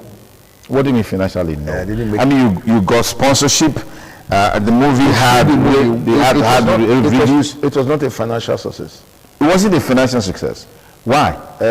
Because you see, my executive producer is a financial guru, you know, a businessman who will invest. He was a stockbroker. So he will invest and monies must come almost immediately because he has his own range and period for investment, you know. But as a filmmaker, I don't have that. I make films and let it run its course. So we got New Metro in South Africa involved to actually market Anini. Okay. Okay. You know, but they were dragging their feet because they too are not settled, you know. They were supposed to deal with us instead of Silverbird. It was when they missed our deal fell through that they now hooked on to Silverbird, who became their distribution in Nigeria. Otherwise, Anini was supposed to be the very first movie for distribution with them. You know, New Metro is a South African company. Okay. They own MTN and all that. Okay. St. Maurice, the cigarette. Yeah. They own all of that. So, 8 months after production, Anini was not coming out. My executive producer got impatient. So he started all sorts of what they took me to court and all that. Oh, really? So I was forced to now give Anini to Onitsha marketer. Now that's what killed the viability of commercialization. The man gave us check. 5 days after I gave him, but he called me, I went to Onitsha, he gave me a check for 1 million naira. I brought the 1 million naira to Partnership Investment. They said, am I mad? If I must bring money, I must bring, first of all, my investment. Where was the total investment in Anini? Partnership's money, Victor Gilmore's money in Anini was 3.4 million naira. At that time? At that time. And my own personal investment was about 1.9. You know. But I tell you, I appreciate what Victor Gilmore did in my life. It's actually the start point for my life as an actor, as a filmmaker. Okay. You know. All the clout I enjoyed today was from that movie belief in me, you know, and he supported it through and through. You know, we only got messed up with the marketer, the Igbo marketer, who is usually who they are. You know, he will print 10,000 copies of Anini. He will print 2,000 copies of Anini and put in his shop. He sells his 10,000 outside the shop, distributes around the country. Every time you come, you still see 2,000 copies. Oga producer, he no move market. He no move market. You will count, you still maybe 1 or 2, you will move 1 or 2 or 10. Meanwhile, he's making lots, selling lots all over the country. My goodness. Before we released Anini in Nigeria, we released Anini in England, in the UK. That's piracy at its highest peak. The marketer was pirating himself. He wrote on the jacket in the UK, not to be sold in Nigeria. Meanwhile, he was selling in Nigeria. He was selling in the UK. That particular cover, the jacket, he wrote, the one that was selling in the UK and Europe, he wrote not to be sold in Nigeria. Meanwhile, he had released with a different jacket in Nigeria. Myself and Victor were inside, we were not making money. He was making all the money. Though the man is mad in on the channel. I didn't cause that. Maybe karma, you know. Victor saw that jacket in the UK and thought I had released it in the UK. And I was telling him no money. And then he took it to court. That's how we went to court. You know. I'm sure he looked at it and said, okay. He actually realized I was completely innocent. We were both victims. Yeah. He let the case slide. You know. That is me. But thank God for Little Mercies. It gave me my first, in fact, in the whole of Nigeria, my film, Anini, got the highest nomination, AMA Award, 2006. Highest nomination, 9 nominations, Wow. 1 movie. Wow. You know. And then Sitengi, and then of course awards started coming in all over the world. I was invited here and there, you know, to festivals and all that. That's how we became who we are. And since then, we've done so many. Interesting. Very, very interesting. If you just join us, the program is Icons, and it's reaching you on independent television. Our guest here, Chief Henry Yobosa Legema, veteran Nollywood actor, producer, scriptwriter, director. In fact, the man behind the famous and iconic movie, Anini, A Siege of a Nation, or A Siege on a Nation. And the interesting story behind that, I think that many didn't come from that movie. My goodness. It just shows to you how piracy has really impacted negatively on the movie industry. Anyways, it was a delight having you here on the show. Thank you so much for coming. Thank you. My guest has been Chief Harry Yobosa Legema, veteran Nollywood actor, producer, director, script writer, everything Nollywood. Hall of Fame Nollywood, legend Nollywood, former president of Association of Movie Producers in Edo State. Oh, still chairman. Okay, interesting. Anyways, thank you so much for the impact that you've made. We wish you the very best as you look to the next decade of your craft. Thank you. And that's our package today on the program, Icons. We hope you had a great time watching. Be sure to join us and we'll bring you a fresh episode of the program.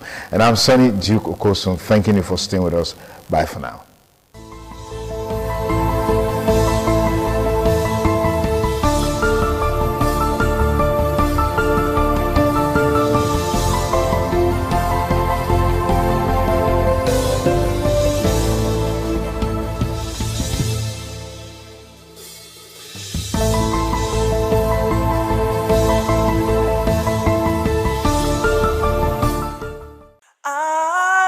ITV, certainly the best.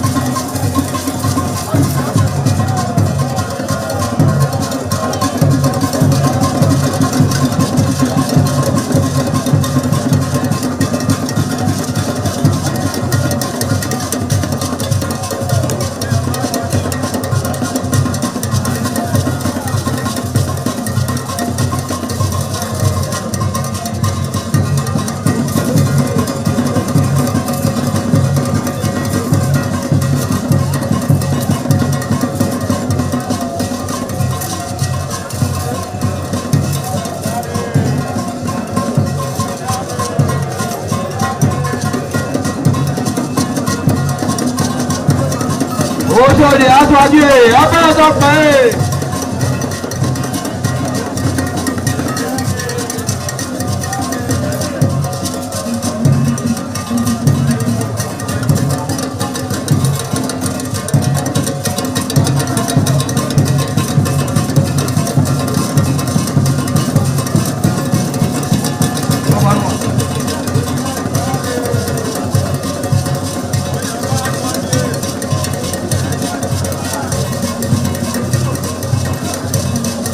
Ayabadage, Abẹ́ẹ̀dọ́pẹ́.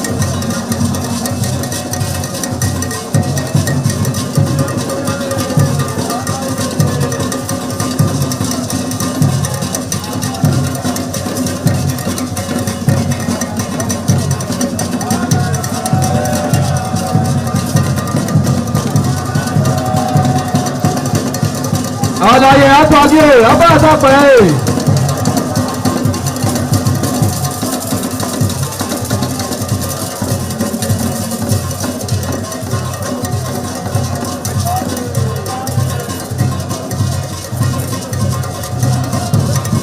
Ẹgbẹ̀júwà.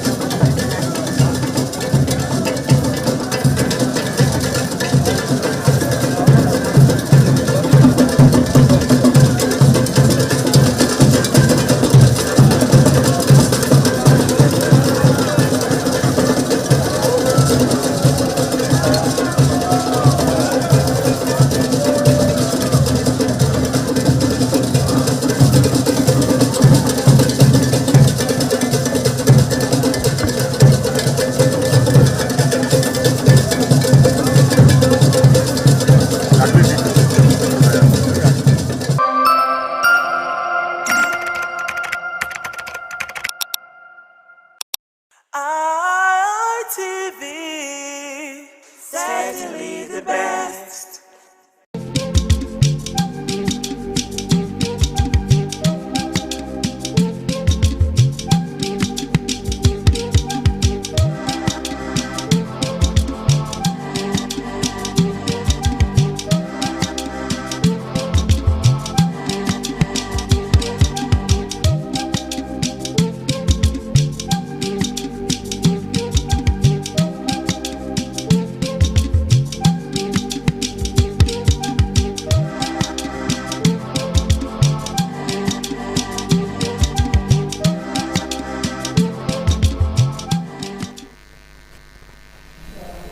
And sure, it's another day, another time out on Woman to Woman. Yes, where we have the privilege to talk about things related to women. And you get to find a lot of women saying in the society, yes, they have more issues as regards, when it comes to the home front and all of that. All right, today on Woman to Woman, it's with yours sincerely, Oloije Oikokai. And we are urging all women out there to come close to their TV set, because they will definitely be, getting knowledge as far as Woman to Woman is concerned today.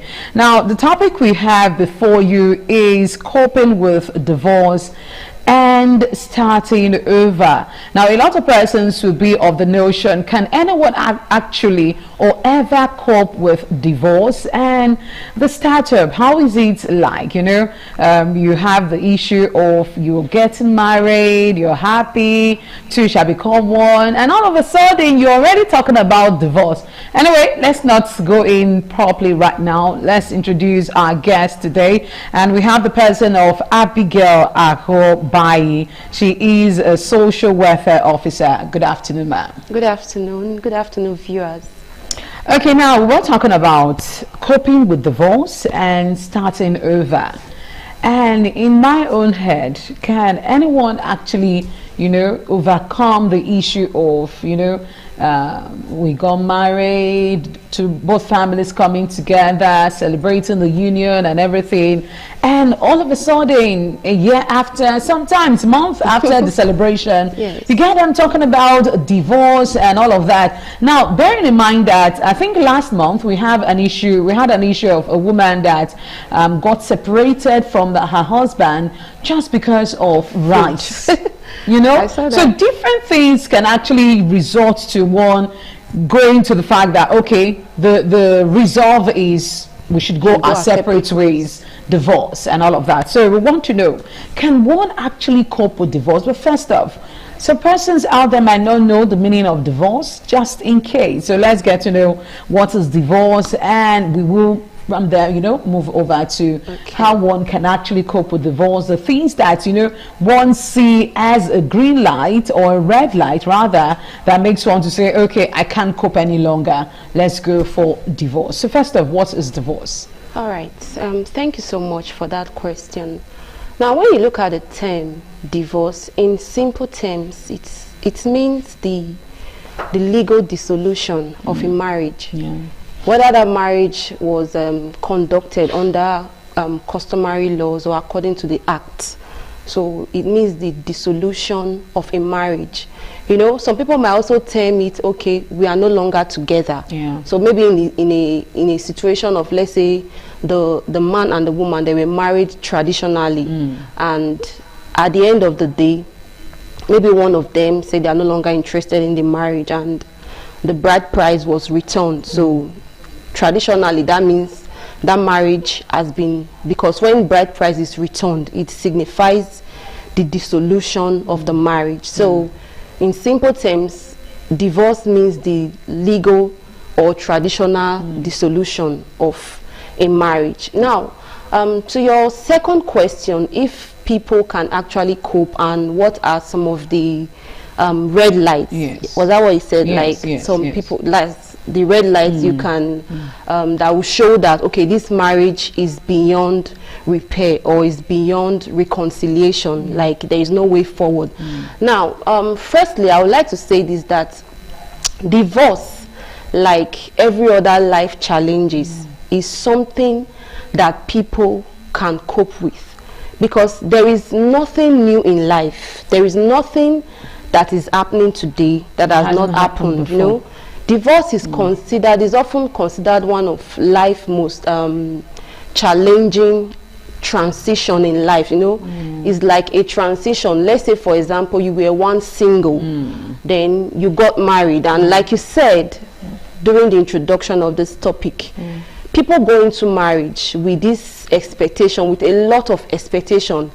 In fact, I don't think, especially in this part of the world, I don't think most people go into marriage with the end goal of divorce.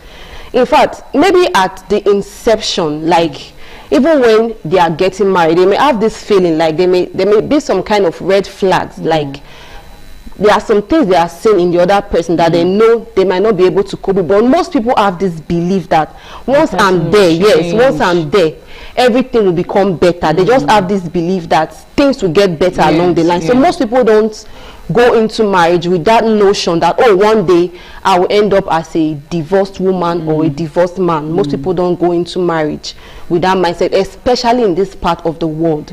So people can actually cope with divorce, but it's a process. It's a process. It's just like when you lose your job. But I think divorce is more, I think it's more traumatic than that. The loss of, let's say, a loved one. So if people can actually cope with that, then people can also cope with divorce. Then what was the second question? Yes, the red flag. Okay, I would say that in marriage, is not everything. It's not every little thing, like the example you gave, the couple, it was even on their wedding day started because of rice.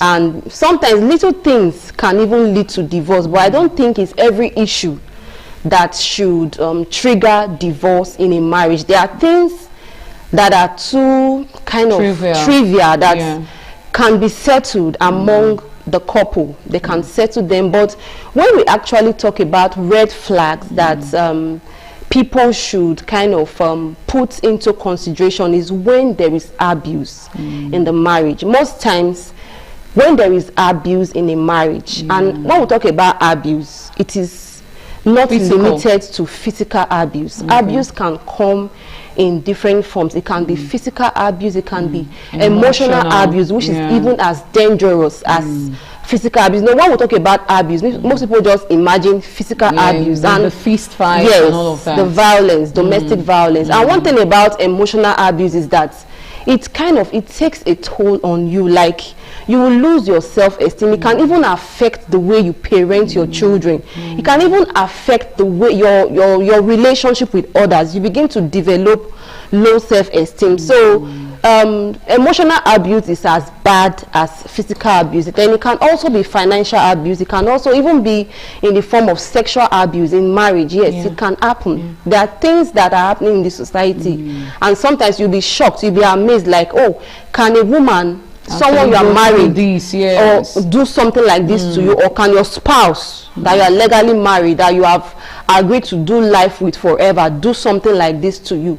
So I think when it comes to the area of abuse, there are so many factors that can lead to divorce. Why most social scientists will tell you it has to do with financial issues, but I will say that the number one reason, or there is no universal or a generally agreed reason or factor that usually leads to divorce. But I would say one is when there is breakdown in communication. Like that couple there was kind of a breakdown in communication. When couples can no longer sit down to agree on things respectfully or in a cordial way, it kind of hastens the conflict in the marriage, because sometimes issues will definitely come in marriage. It is normal. It's normal. In marriage, by the time that the man and the woman, they are not able to sit down and communicate, it kind of bring out other issues that are already underlying issues in the marriage, maybe like financial strain,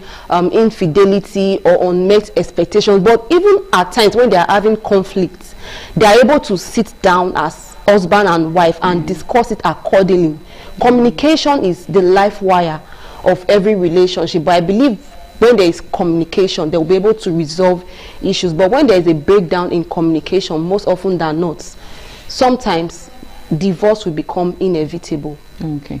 All right. Thank you so much, Mrs. Abigail.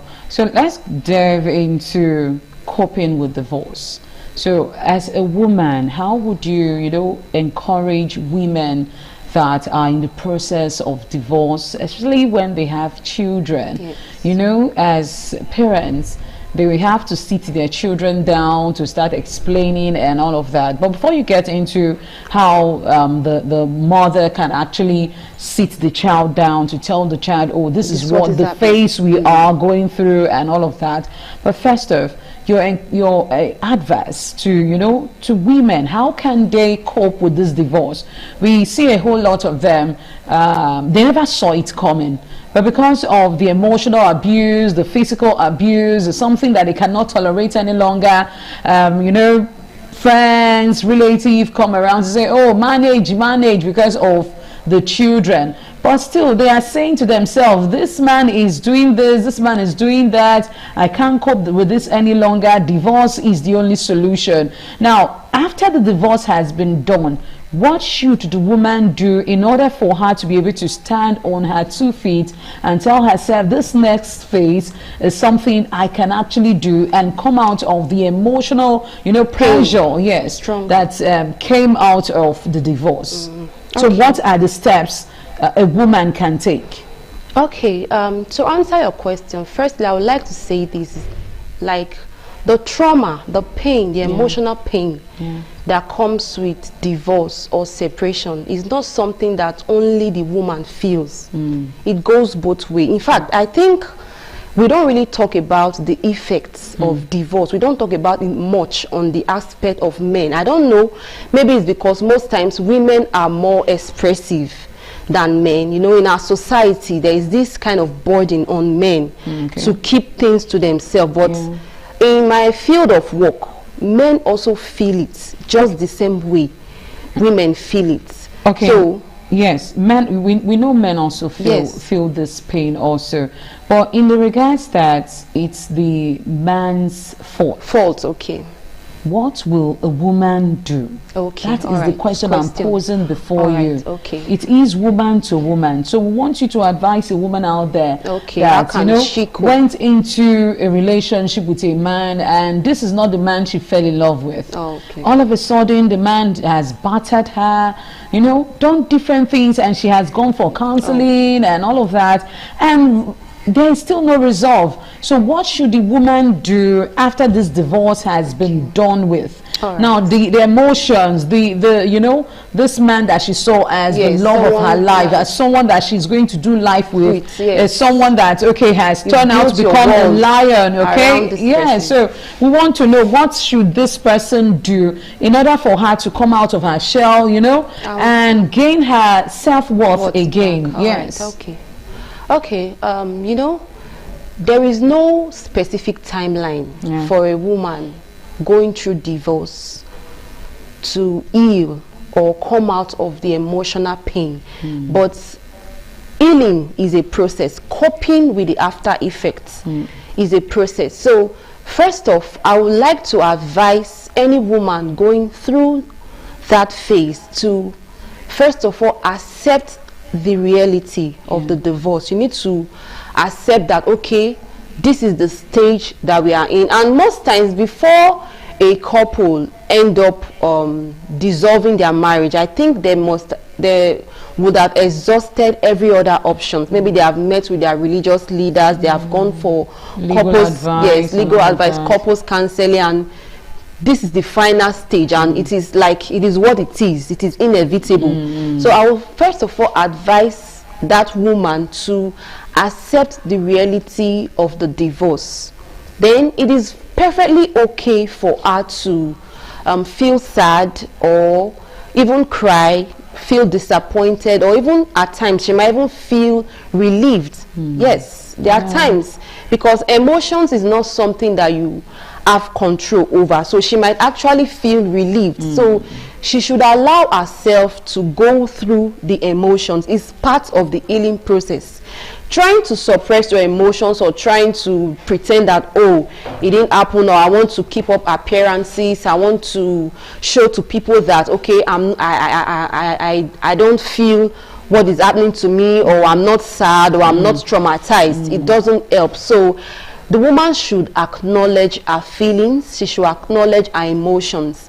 Then secondly, I would advise such a woman to kind of forgive herself. There are so many emotions that come with being divorced. Sometimes, while some women may blame the man, like the man is at fault, grieving comes in different stages. If you have ever lost somebody, there are times you will like, oh, why did this person do this thing that led to, you understand? At times it's like, okay, it's my fault, it's because of something I did. There are times you might begin to feel like it's her fault. Maybe there is something she would have done differently. So she needs to forgive herself. Then she needs to also kind of rediscover herself. And there are several ways you can rediscover yourself as a woman. You can learn some courses, you can begin to read books, you can learn new skills. In fact, pick up a new hobby, or an hobby you used to have that you abandoned. Sometimes, most especially we women, sometimes when we get married, we tend to kind of lose ourselves. Not all women. There are some women but it's more common among females. They put their career on hold, their business on hold, because they want to take care, concentrate on their own. They want to take care of the children. So the divorce, after the divorce, is now also a time for you to rediscover yourself, things you love to do.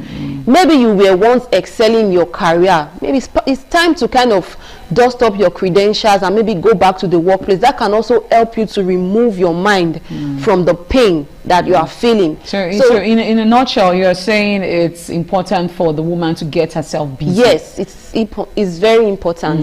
Though sometimes some people will feel like, okay, why was the woman not doing all this in the marriage? So that's the reason why I said sometimes in marriage, because you have so many things going on. In fact, abuse can even make some women lose themselves. Okay, Okay, you know what, Abigail, I will pause you there. Let's go on a quick short break. Remember, we are talking about coping with divorce. Don't go nowhere.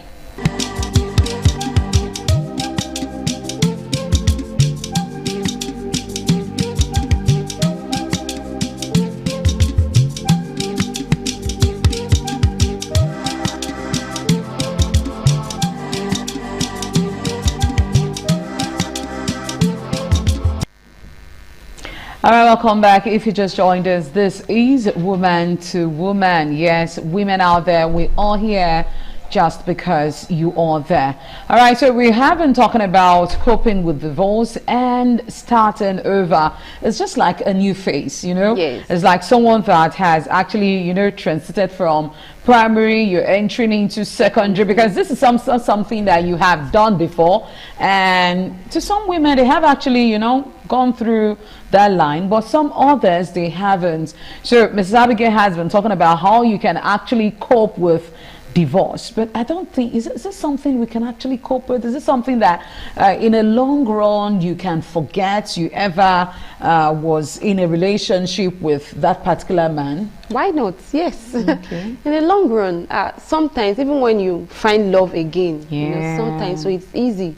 Not that easy, not that easy, but I think along the line, you know, there are some times you just find joy, yes, you just find a way to, you know, relieve yourself of that experience. Sometimes when you experience a traumatic event, you might think, oh, this is the end of my life. I will never regain myself. But sometimes over the years, sometimes you begin to ask yourself, was I the one that was crying over that thing at that time? You understand? So most times I think time sometimes help us to heal over the time. Okay. All right, so for parents, women that, you know, in the marriage, they have children, so how can they actually, you know, sit their children down and explain this part of their life to the children, especially when the children has come of age? When they've come of age, I think it's far easier when they're of age. All right. Okay. One thing I would like to say is that the fact that a marriage has ended in divorce, it doesn't mean that both parents will not have continuous relationship. Some don't. Some yes, don't. Yes. Yeah. I know that. But it's very important because the children are not the reason for the divorce. They are not. Even if, you know, sometimes, because we need to. I'm also a teens coach, so we need to put into consideration the feelings of the children. Some children, especially those that are more matured, like you said, at times they may feel, okay, maybe there is something I am doing that's resulted to my parents separating. Maybe especially if that child is one that is kind of problematic or has been giving the parents issues, they might think, okay, maybe I'm the cause or I'm the source of, I'm the kind of foundation of the issues that my parents are having. So I think it falls on both parents to give the children a proper understanding of what is happening. Firstly, I will say that it is very important for parents to be honest with their children. You know, honesty should be your watchword as a parent. I don't believe in hiding things from children, but because you want to be honest about the true reality of things, it doesn't mean that you should go into every detail. In depth. Yes, you don't need to go in depth. Then you also need to put into consideration the age of the child. So like you said, for children who are older, but I think children who are older, let's say from 11, 12, they might be more understanding compared to younger children. How do you explain to a toddler that mommy and daddy are no longer together? In fact, I don't really, most of them will not even understand. In fact, I think they will even feel it more than the older children, because most by the time you have teenagers, sometimes that teenage stage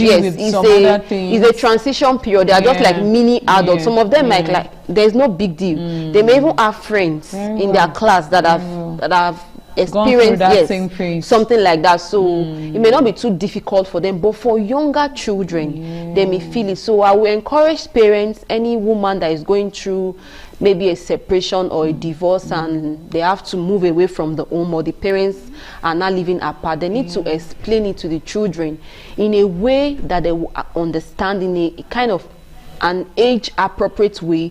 But in the process, that doesn't mean you begin to demonize your spouse or your ex to them, because it can lead to confusion. It can kind of bring about instability in the family dynamics. Okay. All right. So quickly now, before we go, let's no, we haven't talked about co-parenting, because in all of this, we the children, how can the mother, the father come together to, you know, do their different duties? You hear the father say, no, you are not taking my children. The mother says, no, I will take my children. So, and this results to them going to court for custody and all of that. So how can they, how can co-parenting come in and they still having the love of the father and the love of the mother? All right, like I said earlier, the fact that a marriage has ended, it doesn't mean the relationship with the children should also end, because the children need that bond with both parents. There's a kind of love or kind of relationship a child will have with the mother is not the same with what the child will have with the father. So both of them are different but still important. So the children need that relationship. They need to build relationship with both parents. And because the man and the woman are no longer living together under the same roof, it doesn't mean that the children should be alienated from either of the parents. So that's where co-parenting come in, peaceful co-parenting. Now, some of the things that the parents should do is, okay, after letting the children understand that this is the new reality of things, there are times you have to spend time with mommy, there are times you need to spend time with daddy. So I think first off, what the parents need to do is that they need to try and communicate in a kind of a respectful and polite way, because there are times whereby you will have to, you want to give certain information to your child, or there are times you'll be on the phone with your ex-partner, and there are some things you want to say that might even lead to arguments. Such things, you don't need to do it in the presence of the children. Depends on who is the primary custodian. If the mother is the primary, maybe they've gone to court and the court has awarded custody to the mother. Most times women usually wins custody of the children, especially if they are minors, little, if they are little. So if the woman is the primary custodian, the woman should make sure she keeps up with the agreed visitation access. She shouldn't deny the other parents or her ex-husband access, except there is a kind of a case of abuse. Let's say the father of the children is physically or verbally abusive, or there is evidence to show that if the children are in contact with this man, it will be detrimental to their well-being. So that needs to also be agreed upon in court. It's not something she needs to decide. If she has her own reservation that I don't want these children to be in contact with this man, she also has to state that maybe during the divorce process. So that will be also looked into. Then I think, but in the case of them co-parenting, they have no issues. The woman should try to ensure that she encouraged the children to have a kind of a healthy relationship with their father. She should stop. She shouldn't be saying negative things. Your father is a monster, irrespective of what he has done. Because sometimes there are some people will tell you that they have their reservations concerning such statement, that there are some men that don't make good husbands, but they make good fathers. So sometimes I think in every statement there is kind of atom of truth in it. So it's possible that the man might not have been a good husband to her, but he might be a loving father. So she should encourage the children to have a healthy relationship. Then there was something you mentioned. There also need to be consistency in terms of their parenting style, in terms of discipline, method of discipline, their routine, or in terms of their education or their health care. So what I mean is that when the woman is saying A, the man should not be saying Z. You understand? So if, for instance, you've agreed that this is the school, yes, they should be in unison. For instance, I've seen situations whereby because the man and the woman are divorced, I will say, I'm sorry to say, some people might not take this, but I think it's more common with men, or most times the parents with visitation rights. They want, or especially if they want the court to award custody of the children to them, you see them, they become more permissive. They no longer set boundaries. Discipline, they will just remove discipline. Maybe when the child comes to visit them, they will allow the child to play games, watch movies way beyond their bedtime. They will give them things, you understand, over spoil them, overindulge the children. So there should be consistency in the parenting style, in their values. In terms of the education, this is the school they are attending. Why do you want to change their school for no reason? You understand? So there should be consistency, because when there's no consistency, it kind of affects the children emotionally. It brings about instability. Okay. All right. Thank you so much, Mrs. Abigail Agobayi, for taking out your time today to make sure that we know more on the topic as explained. Yes, co-parenting, coping with divorce and starting over. It's very essential for us to know that yes, this is not something that we just dust our books and we just go start reading, but it's something that we need to understand the magnitude of divorce and how we can start over as women. Thank you so much, Mrs. Abigail. I hope when we call on you next time, you will do well to be here with us again. Yes, all right, and we'll be seen again next week for another exciting time on Woman to Woman. Do have yourself a blessed day. Bye for now.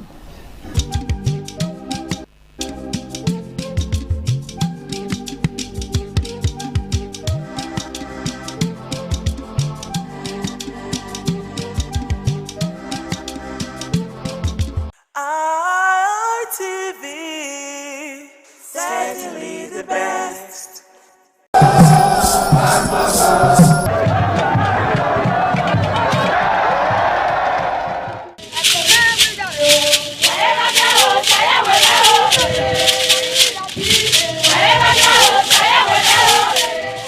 Benin Cultural Dance, a unique dance and quality dance steps of the Benin people.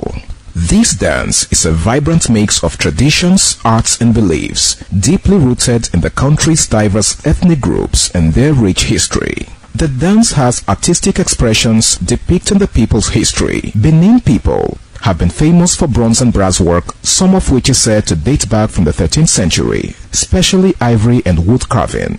In Benin, the people dance to show respect, honor, dignity, which they honor. They dance to show royalty, as naids are seen in their numbers around their body depicting the symbol of kingship. ITV, certainly the best. Welcome to another edition of your program, Hitches and Voices. On this program, our conversation centers around persons with disability. My name is Kingsley Okoje. Don't forget that this program is brought to you by Network for the Advancement of People with Visible Disability, NABVID. NABVID is a non-governmental organization based here in Benin City that is advocating for the rights of persons with disability. Special apologies today because we are unable to have our sign language interpreter, which is meant to cater for our deaf audience. But subsequently, we'll be able to fix that and we'll have a sign language interpreter on set. Today is the 12th of June, 2026. It's Democracy Day, a day set aside to celebrate our democracy. I don't know if I can still refer to our democracy as nascent, because we've gone more than a decade, and that's no mean feat. On the program today, our attention is going to settle around the subject of democracy and disability participation. And who is best to have this conversation with us? We have with me in the studio a very revered and highly distinguished personality, Melody Omosa Esquire, one who has cast a niche for himself, not only in the disability community, but in our nation. I'll call him a national treasure because he's behind the conceptualization of the Braille Ballot Guide, a voting material that is meant to aid voting for the visually impaired. So you can understand why I call him a national treasure. Barrister Omosa, welcome to Hitches and Voices. Thank you very much. Always a delight when I have the opportunity to be with our audience and viewers. Welcome. I'd like to say a big thank you to our audience who are following on radio, and those of you who have taken out time to follow us on television as well. A big shout out to the management of ITV for walking the talk when it comes to disability inclusion. They have made Hitches and Voices a household name in Edo State by ensuring that this program comes to you live on television and on radio simultaneously. But back to the subject. Today we are talking democracy. Like I said, I don't know if I can refer to our nation's democracy as nascent. I would like to have your overview on this. What's your take on Nigeria democracy? Do you think it has properly evolved? Do you think our democracy can rank among celebrated democracy in other climes? All right, thank you so very much. Thank you, viewers and listeners, for joining us again on Hitches and Voices. 29th May 2026, our democracy became 27 years, and that in an economy that is stable in developed societies, if when things go according to plan, a man or a woman that is 27 years is already a father or a mother, have graduated, has started living their life. So by no stretch of imagination should our democracy again be referred to as nascent. 27 years down the line. He's a grown man. He's a fully grown man. And I'm happy that today, of course, that leads me back. Chief Anthony Enahoro was said to have moved for the independence of Nigeria in 1959 at the Western House of Region,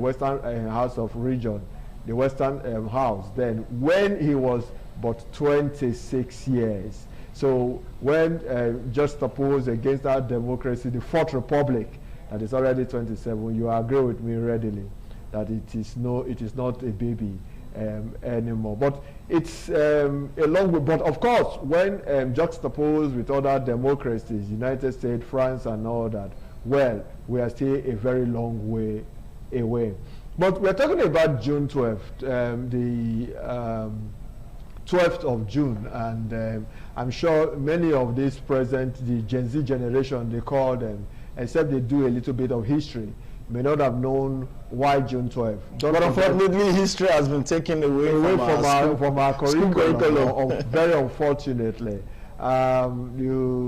You recall that on the 29th of May 1999, the military handed over to a civilian elected government, and President Olusegun Obasanjo became the president, and that day was set aside as democracy. But down the line, there was a clamor that before May 2029, there was a June 12th, where MKO Abiola, Moshood Kasimu Olayiwola Abiola, was elected by an election that are then adjudged to be the freest and fairest election that was organized where he won, had a landslide victory on the way to become the Third Republic president on the 12th of June 1993.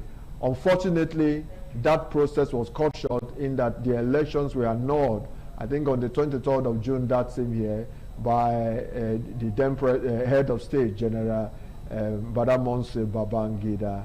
And of course, a year after, he declared himself in 1994 as as president, saying that the military under Abacha was unwilling to hand over to him. He was incarcerated, and in 1998 he died.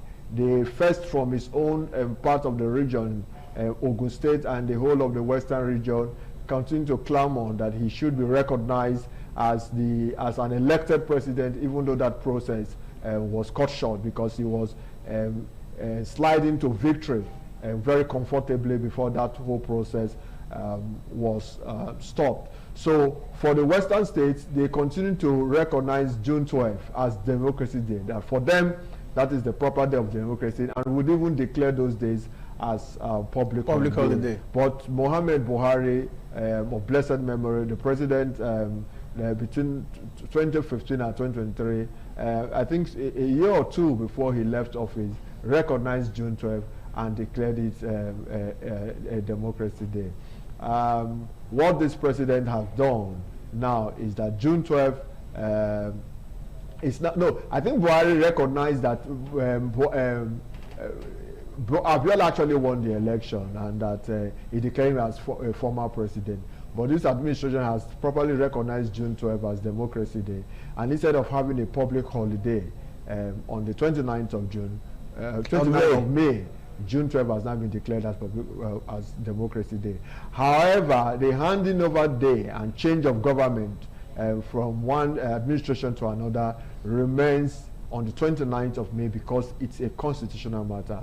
But my take would be that the National Assembly should allow this to reflect. This is popularly accepted to move our Democracy Day by 13 days from May 29th to June 12th. Not, however, this administration or parent elected president and National Assembly, state governors and state houses of assembly benefiting from it.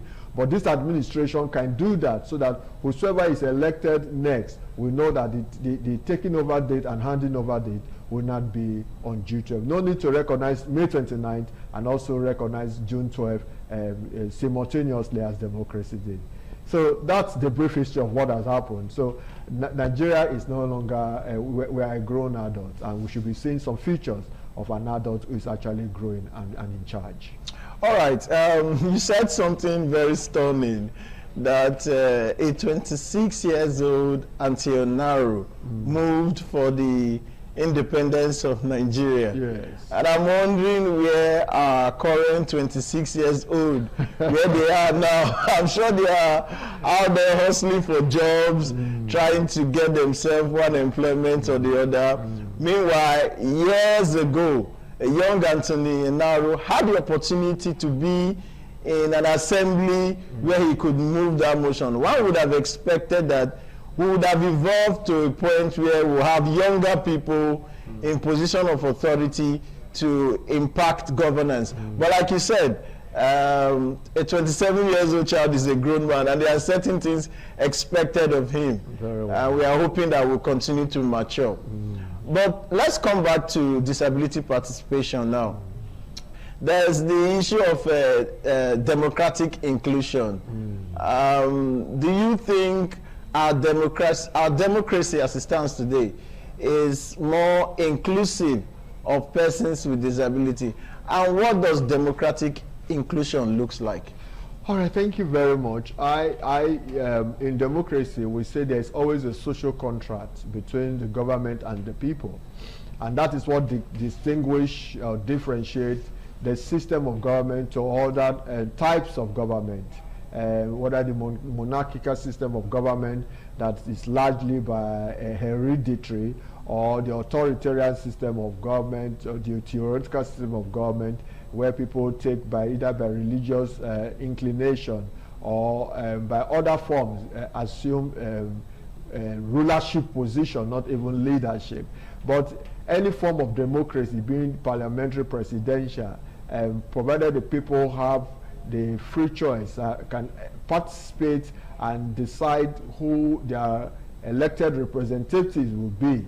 It is said that the people willingly donate their power to their representative, and therefore a social contract exists between the government and the governed. And I think that opportunity to participate in those who lead you should be the starting point. You don't wake up and say government is not responsive and responding to the yearnings of their citizenry, when in the first place you have no say whatsoever in either due to lethargy or you fail to perform your civic responsibility, or the opportunity to so do was not even provided in the first place. The point I'm struggling to make is that democracy starts from when the people are able to participate and decide who leads them. And it is to that extent that inclusion should be the bedrock and the watchword of every system, democratic system, that is aimed at bringing everyone on board. And to how inclusive can we say the democracy is for persons with disability, I would say the conversation is on, but we are yet not there at all.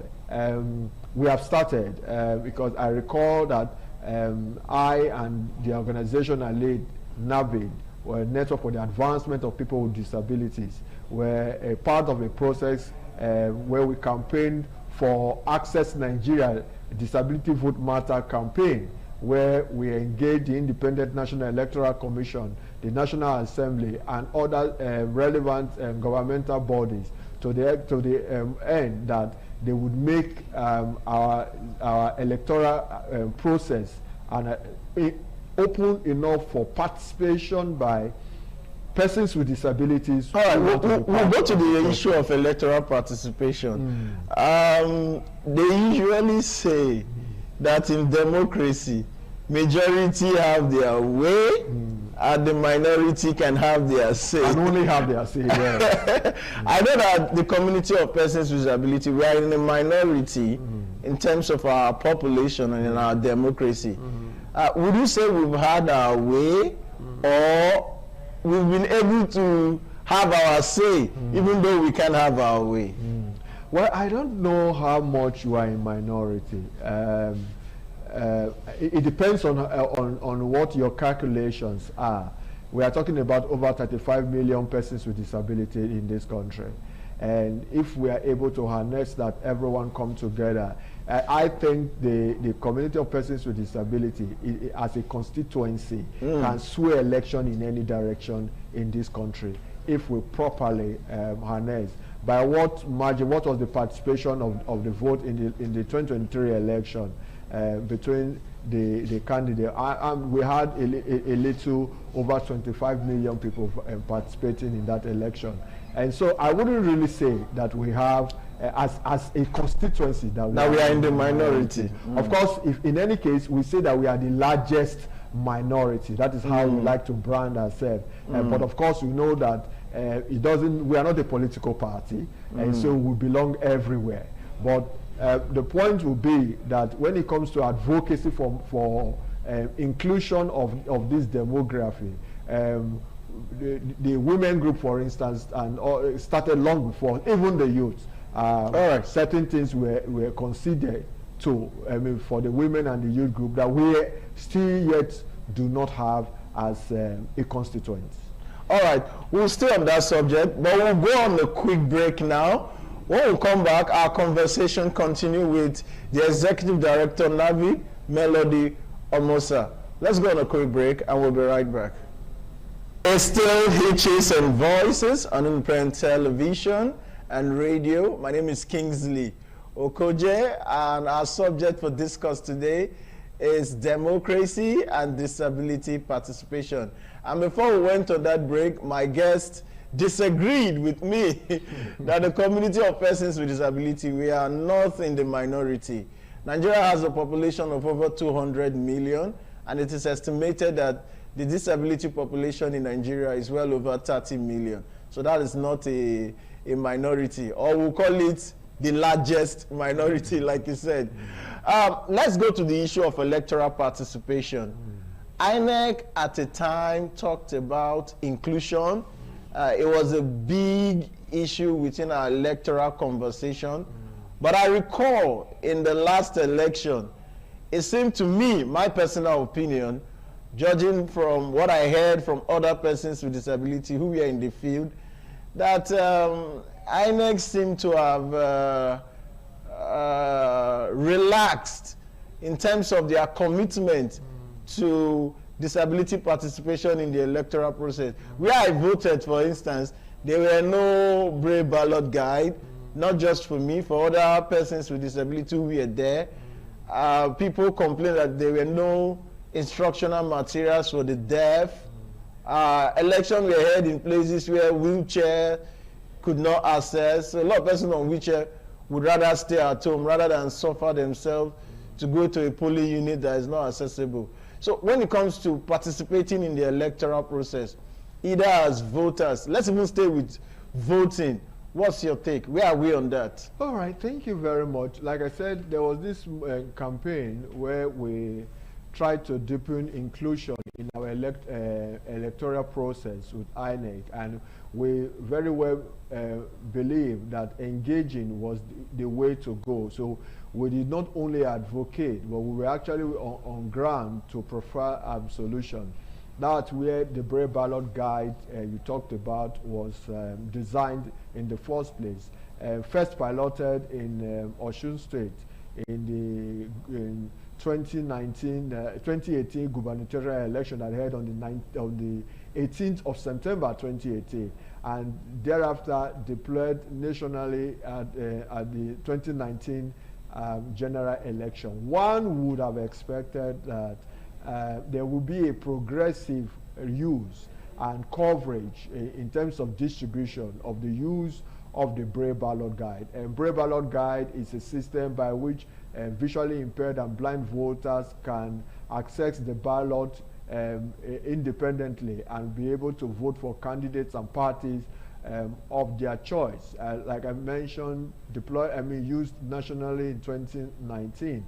After then, we continue to engage INEC to find out how we were progressing. Since then, in every election, we have always monitored. I have always been on the field to see the inclusion and the deployment of materials for the blind, the hearing impaired, even those with albinism, the provision of magnifying glasses for them to use. And what I see is that, like you noted, INEC seemed not, the momentum seemed to have dropped. I wouldn't know what happened.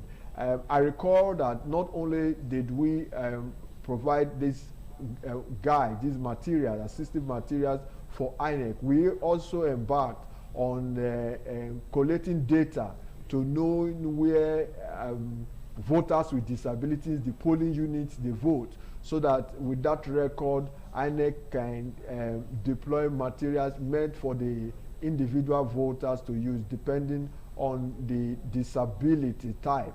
And we also ensure that the CVRO, Continuous Voters Registration, that INEC now have, would, in the process of registering, you would have your disabilities type and stated in the form, so that they know firsthand that you are one with a disability, and on election day, seamlessly, you will be able to participate in the process. But that's not what we are saying.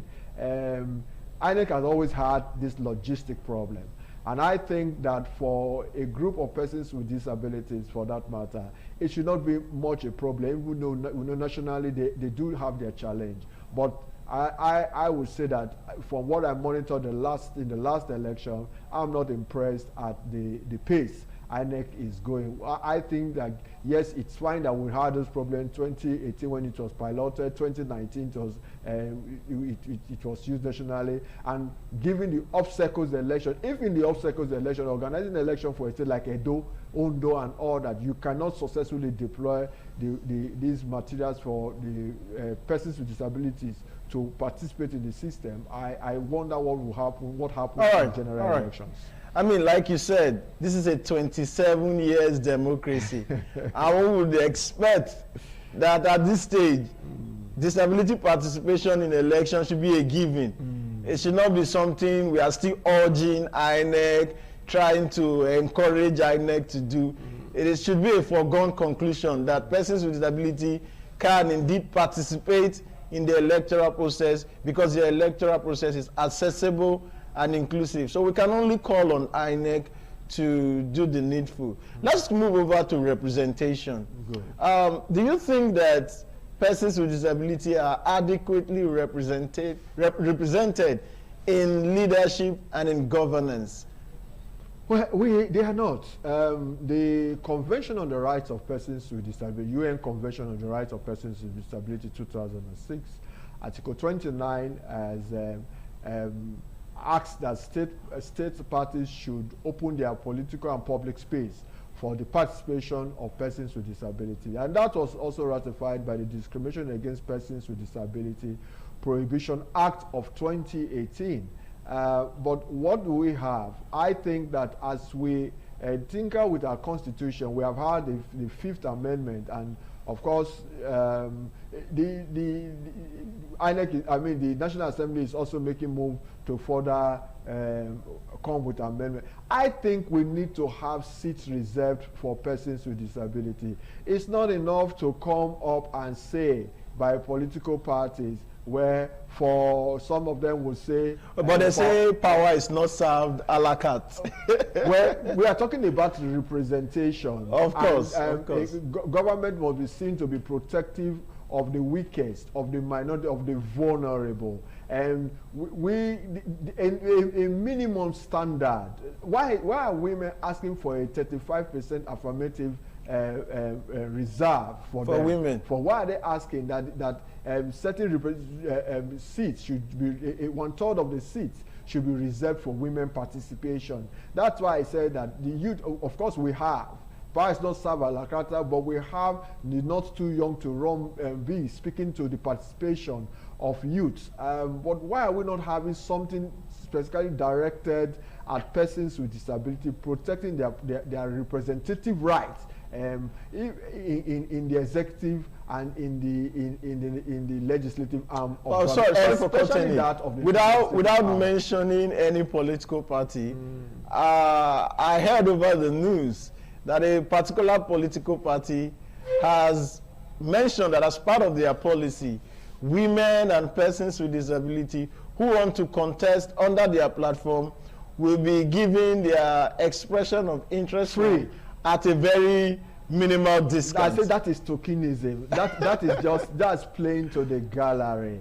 It's like, oh, the Kingsley Okojen has the money to buy the form and I do not have, and we are contesting for the same position. You have paid for the form and I've given the form free. Who do you think the party will hand over the tickets to? The one that did not pay to contest and the one that paid for it.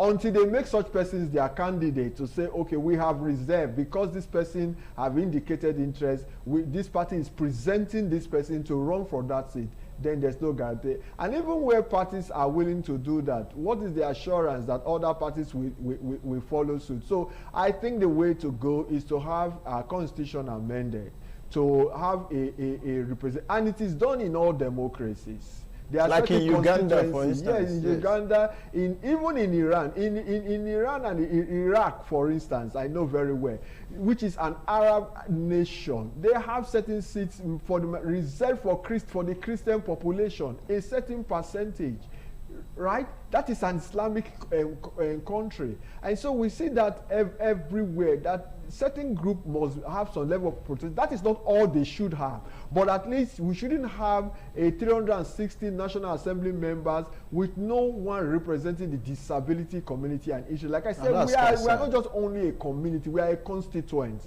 and our issues should be so seen. So I think that we will do more to amend our constitution to guarantee some level of protection. That way, it will be a far cry for disability representation. You look at the executive, you talk about women, you talk about youth. How many governor or president have in their cabinet a one with a disability holding a substantive position, apart from what they try to do sometimes, having an SSA on disability matters? All right. But very quickly, in 30 seconds, I've known you over the years. I've seen people in politics and in governance. I don't think some of them have some of the qualifications that you have to contest. Looking at the future, are you considering? I hope you know what I'm saying. Are you considering contesting for any elected position? Because I know you are more than qualified, more than qualified than some of the persons I see out there. Would you consider that? Not for the moment. Yes. We'll see what the future holds. But because I'm preparing to be your campaign manager. Thank you so much for offering that.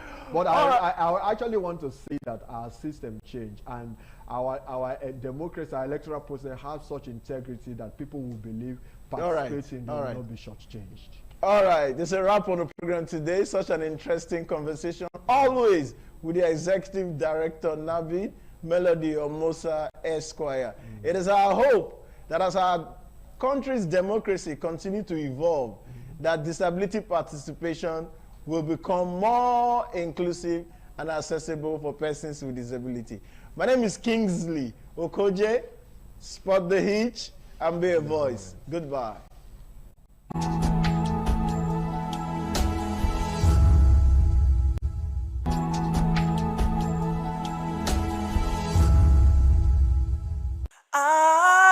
ITV, certainly the best.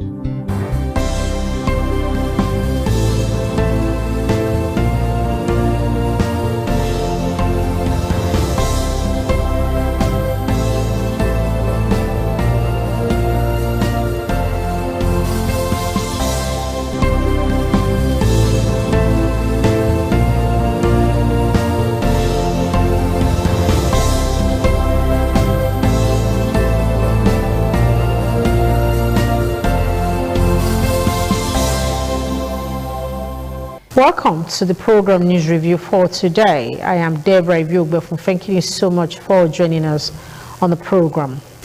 Also in the week, we told you that the Minister of Defense, General Christopher Musa, retired. emphasized the need for stakeholders to strengthen peace and security for national progress and development. The Defense Minister stated this during a meeting with retired senior officers and other stakeholders in Abuja. Having to talk about peace which the country needs the most, and security. And the two go together, because without peace, actually, there's no progress. Peace is a determinant for progress, and they're both P words. And back home in Edo State, we reported that the Edo State Governor, Senator Monday Okpebholo, reaffirmed his administration's commitment to strengthening the All Progressives Congress, APC, and ensuring that governance and development reach the grassroots. Governor Monday Okpebholo stated this when he met with APC leaders and members from the 18 local government areas of Edo State at Government House in Benin City. Governor Monday Okpebholo thanked APC members for their support, stressing that unity remains critical to the continued growth and success of the party in the state. He said his administration would continue to take development and opportunities to the grassroots, insisting that the benefits of governance must extend from the state level to local governments and wards. Governor Okpebholo also addressed the issue of the appointment of special assistants, saying the proposed appointments should not be viewed as a contentious matter, as the victory of the APC was achieved through the collective efforts of party members. We are taking the governance to the grassroots so that whatever is from the top will also go down to the bottom. Appointing 4,000 SSA or SA is not an issue at all. Earlier, APC State Chairman Jarrett Tenebe commended Governor Okpebholo for what he described as his efforts to reposition and strengthen the party since assuming office. Tenebe said the APC had become more vibrant and stable under the present administration, noting that several party members had been given opportunities to participate in governance. The APC chairman disclosed that the governor had approved the appointment of 25 special assistants for each of the 192 wards in the state. He explained that the meeting was convened to brief ward chairmen and other party stakeholders on the criteria and guidelines for selecting qualified beneficiaries. Tenebe said the APC State Working Committee had also constituted a committee to work with the various wards, ensure compliance with the guidelines, and compile the names of successful nominees for submission to the party headquarters. He added that arrangements were also being made to provide the party with a vehicle to facilitate its activities across the state. The meeting was attended by the Deputy Governor, Right Honorable Dennis Idahosa, Chief of Staff to the Governor, members of the APC State Working Committee, local government and ward leaders, among other party stakeholders. Oluwafemi Falayola, ITV News. Also in the week, we reported that the Edo State government was on a week on Dariview, commended for her nursing, rich arts, cultural heritage, and tourism assets, focusing on digital innovation under the Shine Agenda in promoting the orange economy. This was a commendation from Course 48 Group 3 from the National Institutes for Strategic Studies, Karu Jos, who were in the state on a study tour. Edo is the headquarters of orange economy, just as Lagos is the route where we channel our products to the outside world. And for the past 3 days, the team that has been with us has done very well. They're taking us around so many places, and we have confirmed my stand on the issue of Edo being the headquarters of orange economy. I want to encourage you, Your Excellency, to please continue with this drive so that tomorrow other state governors will queue up behind you. The Esama Abini, an honorary Romanian consul to Edo and Delta states of Nigeria, His Excellency Sir Chief Dr. Gabriel Sawai Igbeneghu, John Wikon Review, commended students and teachers of Igbeneghu Education Center, Benin City, for their outstanding performance in the 2026 Senior Secondary School examinations. Yesama gave the commendation when the management of the school presented the 2026 SSC results to him at his Garden of Eden residence in Benin City. Oh, happy day. Oh, happy day. Oh, happy day. Oh, happy day. When Jesus was. The management team of Igbenedion Education Center, who include the principal of the senior secondary school, Collins Emokpai, principal junior secondary school, in company with the center's chief accountant, Ambassador Garrick Eboikpe, paid a courtesy visit to the Esama of Benin to present the school's 2026 examination results. Ambassador Eboikpe expressed delight over what he described as another record-breaking performance by the students. It was wonderful. All the students that sat for the exam got A1, and we have 3 distinctions of A1 or 2. I wish to use this medium to invite parents across Nigeria that the best school they can bring their children and get fantastic results is Igbenedion Education Center. We are the pace setters. The highlight of the visit was the presentation and detailed breakdown of the 2026 Senior Secondary School examination result to the chairman of Igbenedion Education Center, Sir Chief Dr. Gabriel Osawa Igbenedion. Biology, 82 sat it, 82 decisions. Chemistry, 82 decisions. Physics, 82 students wrote the exam, 82 distinctions. Agricultural science, we have 77 of them entered for that exam, 72 distinctions and 9 credits. The impressive result elicited excitement from the Esama, who applauded the students for their hard work and the teachers for their dedication. He commended the school's management for maintaining a consistent culture of academic excellence and producing outstanding results in external examinations over the years. What we have said is time, and may God come and bless.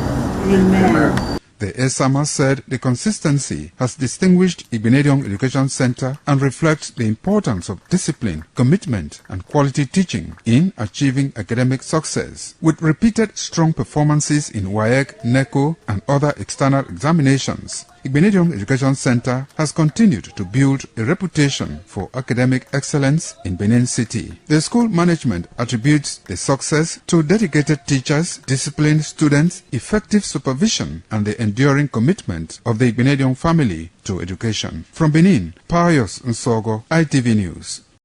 Also during the week on Dar Review, we told you that the residents of Edo State tasked the newly deployed Commissioner of Police, Patrick Dao, with the urgent responsibility of tackling insecurity and restoring public confidence in the state's security architecture. They want the new police boss to pay particular attention to kidnapping in Edo North and other areas affected by criminal activities while strengthening collaboration with communities and traditional institutions. Is to collaborate with the communities when it comes to community policing, to checkmate crime in society so that the state can be free from crime. The CP should talk to his officers because most of his officers are collaborators with most of the perpetrators of all those evils. Make sure say all those police when collect illegal money for youth hand for road block when we say now Yahoo boys now be their problem. Make him talk to them so that may not go cause problem for ground. From Lagos State House of Assembly, we reported during the week on Dar Review that the House called for urgent and decisive measures to curb a rising incidents of vandalism of public infrastructure across the state. The lawmakers made the call following a viral video showing suspected vandals removing iron rods, steel reinforcement, and cables from the Festac Town Alakija Link Bridge. The perennial flooding at S&T Barracks, Sesiho, along the Benin-Lagos Road in Benin City, suggested during the week on Dar Review that the ecological menace remains a major concern despite assurance by the Commissioner for Environment and Sustainability, Barrister Nusa Adams, that work was ongoing to address the menace. The flooding continues to affect motorists, residents, and business owners who lamented that every rainfall brings challenges and appealed for urgent government attention. A visit by the news crew to S&T Barracks revealed that the perennial flooding remains a major challenge, with a pool of water obstructing movement along the road and surrounding areas. No sign of construction activity was observed as motorists, residents and business owners continue to contend with the effect of the flooding.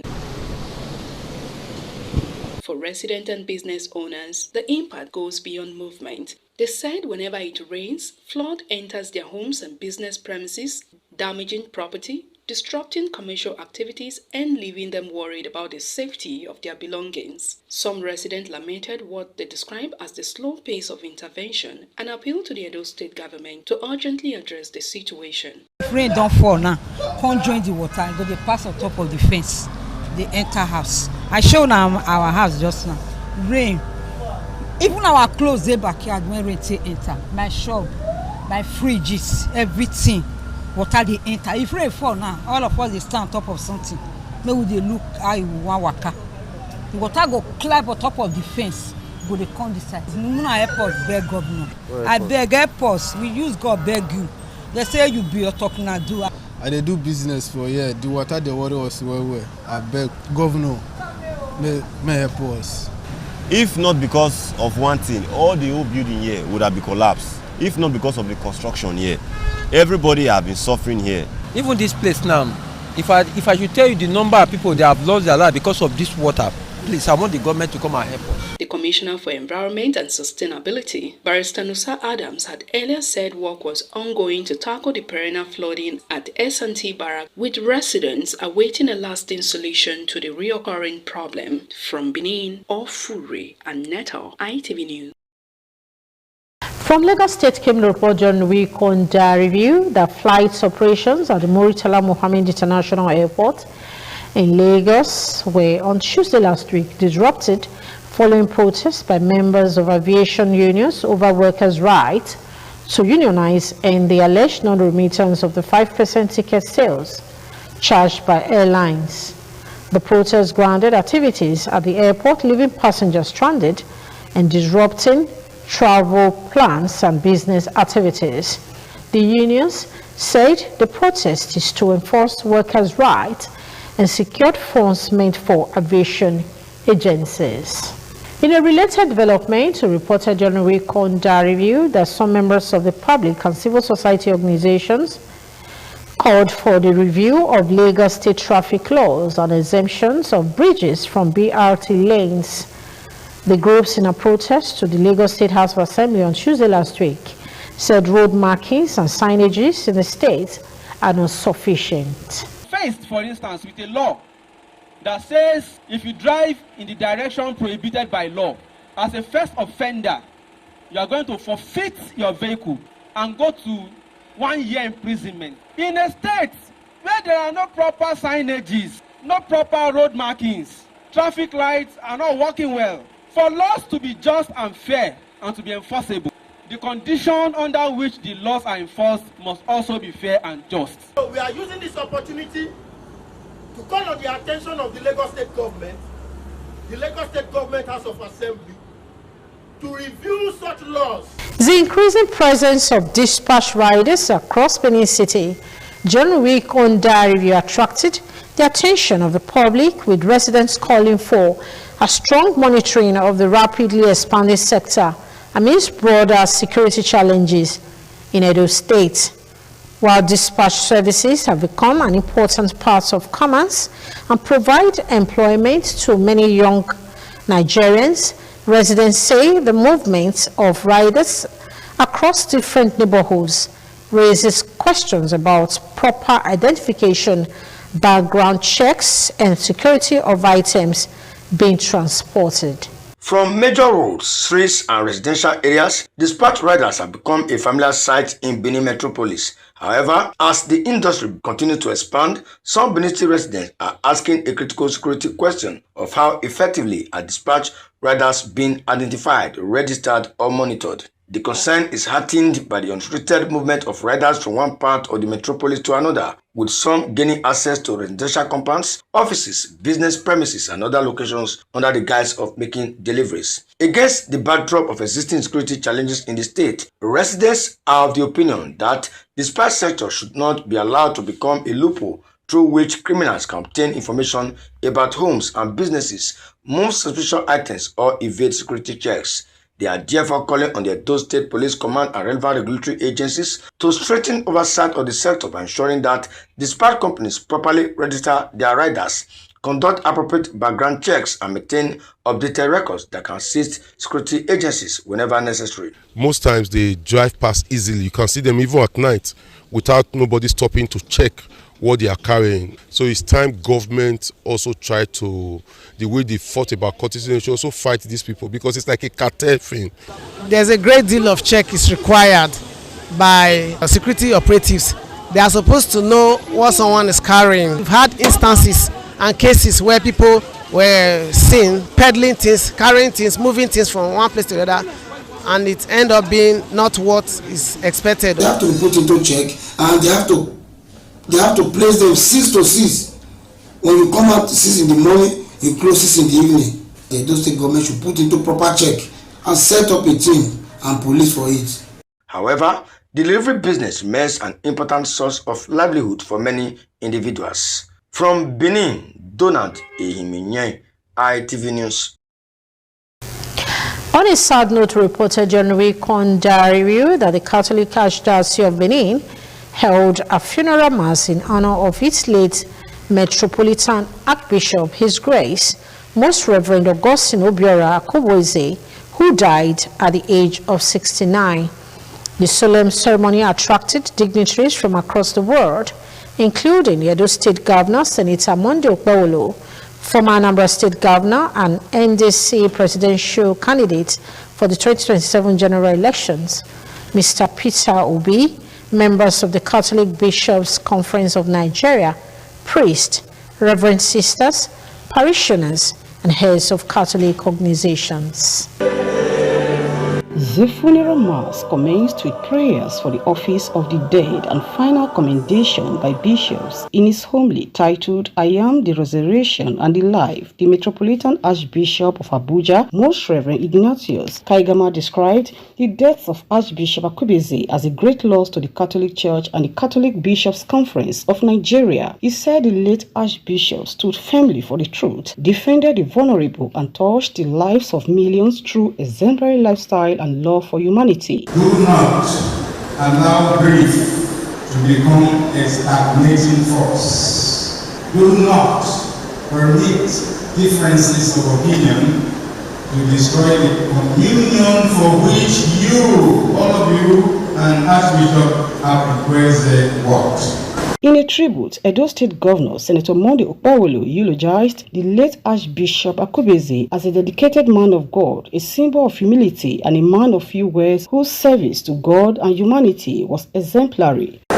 He carried out his calling with dedication, faith, courage, and love for the people entrusted to his care. Other dignitaries paid glowing tributes to the late Archbishop, recalling his humility, courage, leadership, and commitment to the Catholic Church and society.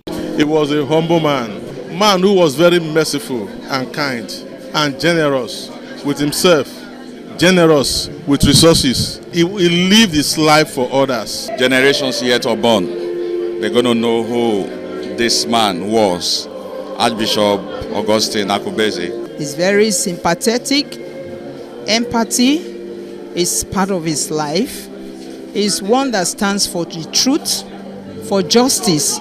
Also in attendance were former Governor of Edo State, Chief John Odige Oyego, former federal legislator, Honorable Bello Razak, among others. The casket was thereafter conveyed in haste to Holy Cross Cathedral on Mission Road, Benin City, where the body of late Archbishop Akoboeze was laid to rest. At the graveside, the Catholic bishops, priests, family members, and Governor Okpewolo joined in the traditional Catholic dust-to-dust rites. Remember, you are dust, and unto dust you shall return.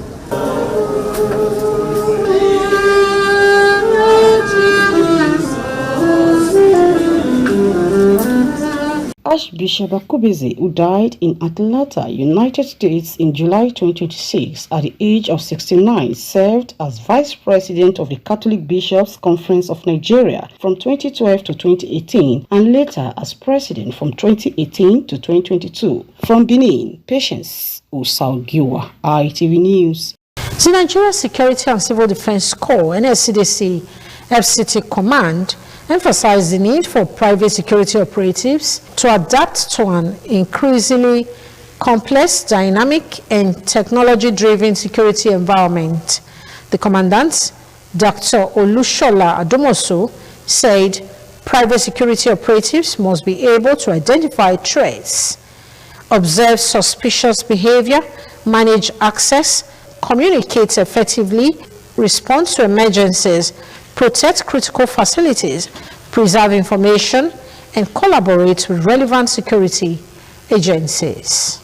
The Nigerian Security and Civil Defense Corps NSCDC FCT Command on Friday graduated 260 private guard operatives from 40 security companies, urging private guard firms to invest more in training, welfare, and professionalism. The passing out parade was held at the newly commissioned FCT Command Training Ground, marking the end of a 5-day refresher training course on modern security management held from August 10th to August 14th, 2026. Speaking, the Commandant, Dr. Olushola Adomosu, said private security operatives are important stakeholders in Nigeria's national security system, serving as the first line of observation and early warning. Modern security management is no longer about simply guarding gates and checking visitors.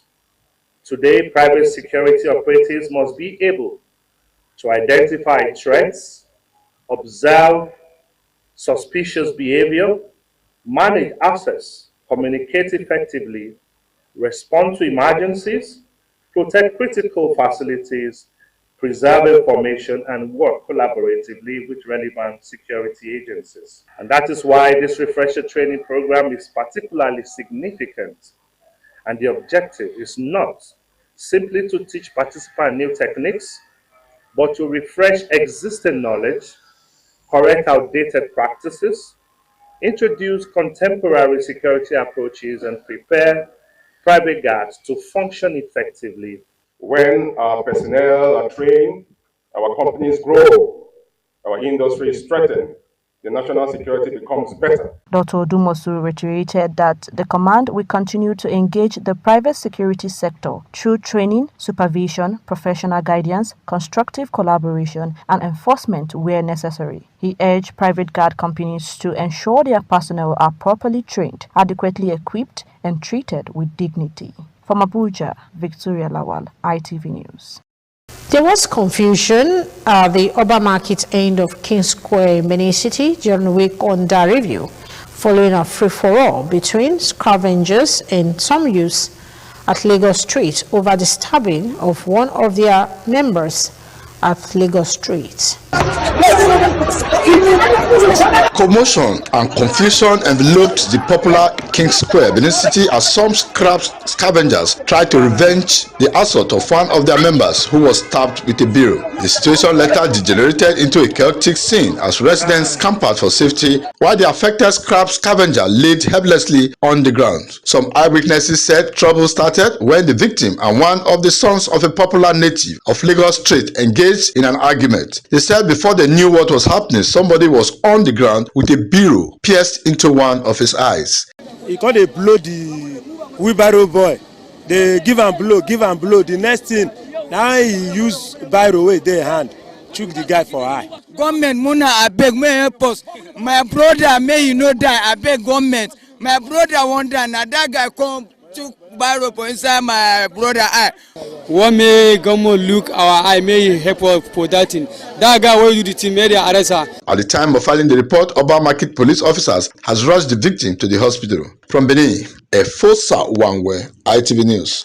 From Kaduna State came the report on week under review that the state government has commenced the distribution of free fertilizers to wet season farmers across the state, following the flag off of 500 truckload of farm inputs by Governor Uba Sani. Farmers in the various local government areas have continued to receive the fertilizer, describing the intervention as timely support for increased food production. The Kaduna State government has last month flagged off the distribution of 500 trucks of free fertilizer to wet season farmers as part of measures to strengthen agricultural production and support farmers. The exercise has now moved to the local government areas where beneficiaries are collecting bags of NPK, urea and other agricultural inputs. At Kachia and Igabi local government areas, farmers were seen as designated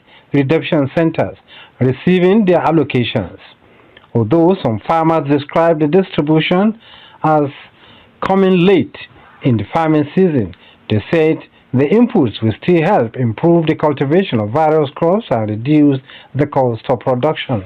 Speaking on the exercise, Kaduna State Commissioner for Agriculture, Murtala Muhammad Dabo, said 69 redemption centers have been established across the state's 23 local government areas. He explained that each local government has 3 redemption centers, with every qualified farmer entitled to 2 bags of fertilizer. Where we started with Gachimo, where we saw food production exercise picked up smoothly. The same with the Minyoro Redemption Center, visited and to see farmers doing their fertilizer. Here in Gadagan, which is the third local government, they are just offloading the goods. Tomorrow morning, they've already started receiving text messages. Tomorrow morning, they are up and running.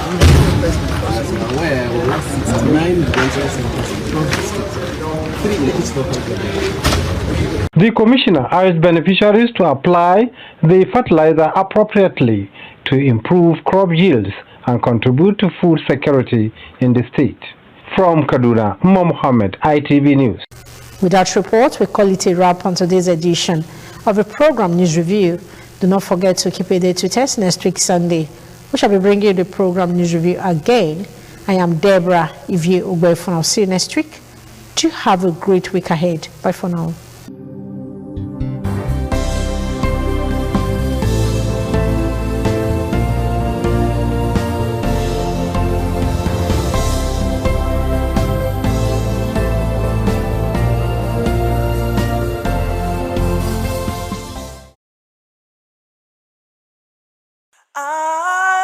ITV, certainly the best.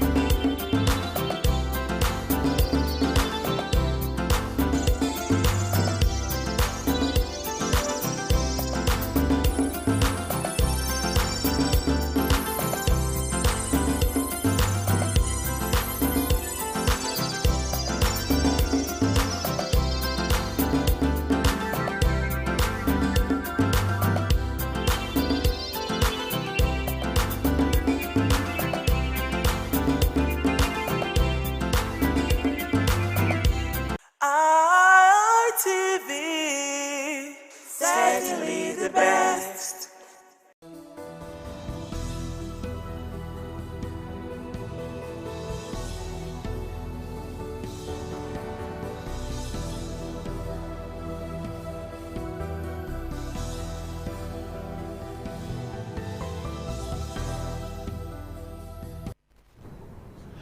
Hello there and welcome to the program Politics Today on Independent Television and Radio. It's a special broadcast because today our focus will be on the Osun State governorship election.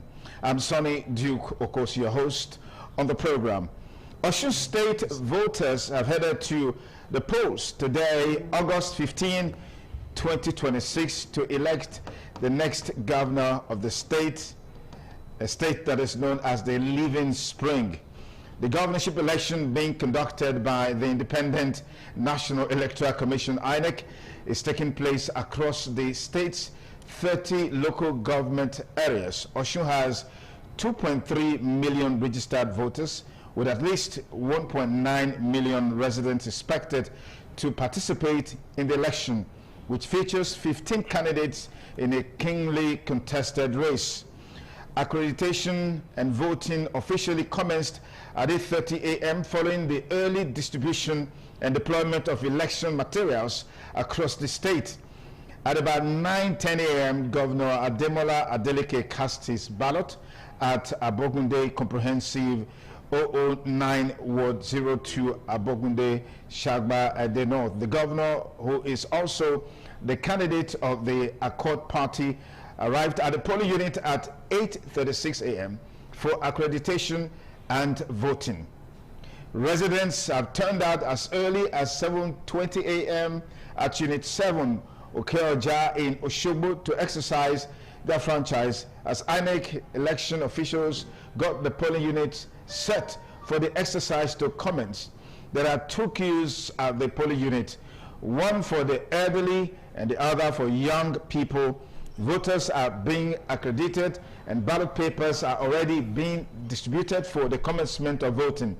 Distribution of election materials for the election also began early across the state. As of the time of putting this together, polling officers are already positioned at the registration centers in CAC Grammar School, Arawami in Oshogbo for collection and onward processing to various polling units. The election will see 2,339,233 registered voters decide among the 15 political parties. And of course, Adeleke has already cast his vote, and he alleges police tear gassing voters. Osun State Governor Ademola Adeleke has cast his vote in the ongoing governorship election, alleging that some police personnel are tear gassing voters in parts of the state to scare them away from polling units. Adeleke arrived at his polling unit 009 Ward 02 at Agbogunde Shagba in Ede North at about 8:30 a.m. and joined other voters to exercise his franchise. Shortly after voting, the governor also accused the All Progressives Congress of attempting to rig the election, alleging that the police were aiding the party rather than monitoring and maintaining neutrality. According to Adeleke, he had received information about a police officer allegedly deployed from Port Harcourt with nickname London to disrupt the election and scare voters away. And we cannot independently verify these stories, but this is the update that is coming from Osun State as far as the Osun State governorship election is concerned. I'm sure we will begin our interface on the program by having our Southwest Bureau Chief Agboje Ikworia join us virtually to give us an overview of what's happening in Osun State in just a moment. But just for an update on some of the issues trending on the political scene, Kogi State has fixed 150 million naira campaign signage fee for presidential candidates, and PDP is already kicking. And the story has it that the Kogi State government under Usman Ododo has approved official fees for the placement of billboards, posters, branded t-shirts, caps, and other campaign materials by political parties and candidates ahead of the 2027 general elections and the October 2026 local government election. The Kogi State Commissioner for Information and Communication, Kingsley Fawo, disclosed this in Lokoja after stakeholders met with operatives in the signage and advertising sector as campaigns for the presidential and National Assembly elections are scheduled to commence on August 19. Fawo said the approved fees were designed to regulate political advertising across the state, ensure compliance with existing signage regulations, and generate revenue for the development of Kogi State. Under the approved structure, presidential candidates will pay a whopping sum of 150 million naira for campaign signage and related promotional materials across the state, while senatorial candidates will pay 50 million naira.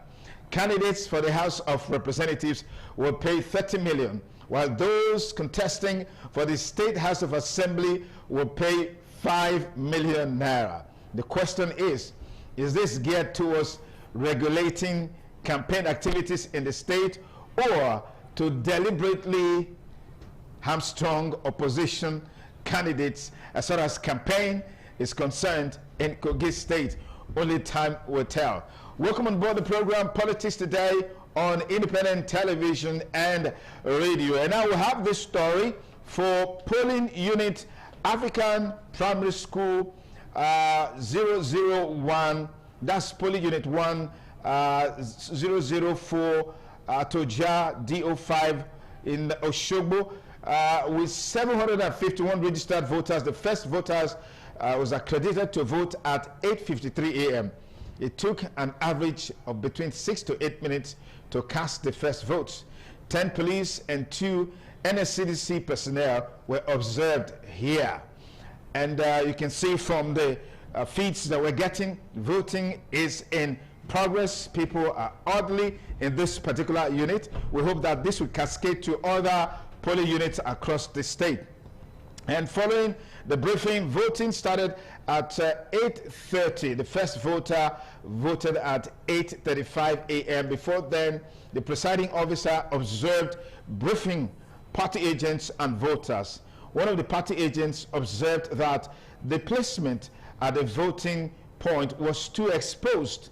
The PO relocated the cubicle on advice. This is how it should be, and we hope that this will be maintained across all the polling units, polling centers, across all the wards in Osun State, in the ongoing Osun State local government, governorship election.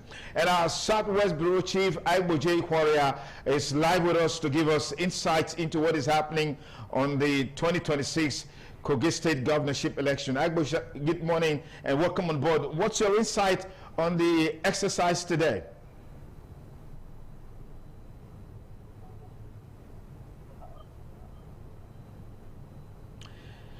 Yes, Ihoria, can you hear me? Please just go ahead. Good morning, sunny you. I didn't get you. I didn't get your. Yeah, what? Give us an overview of the Osun State local government election in terms of the build-up, where we are today, the level of participation, and the mobilization so far.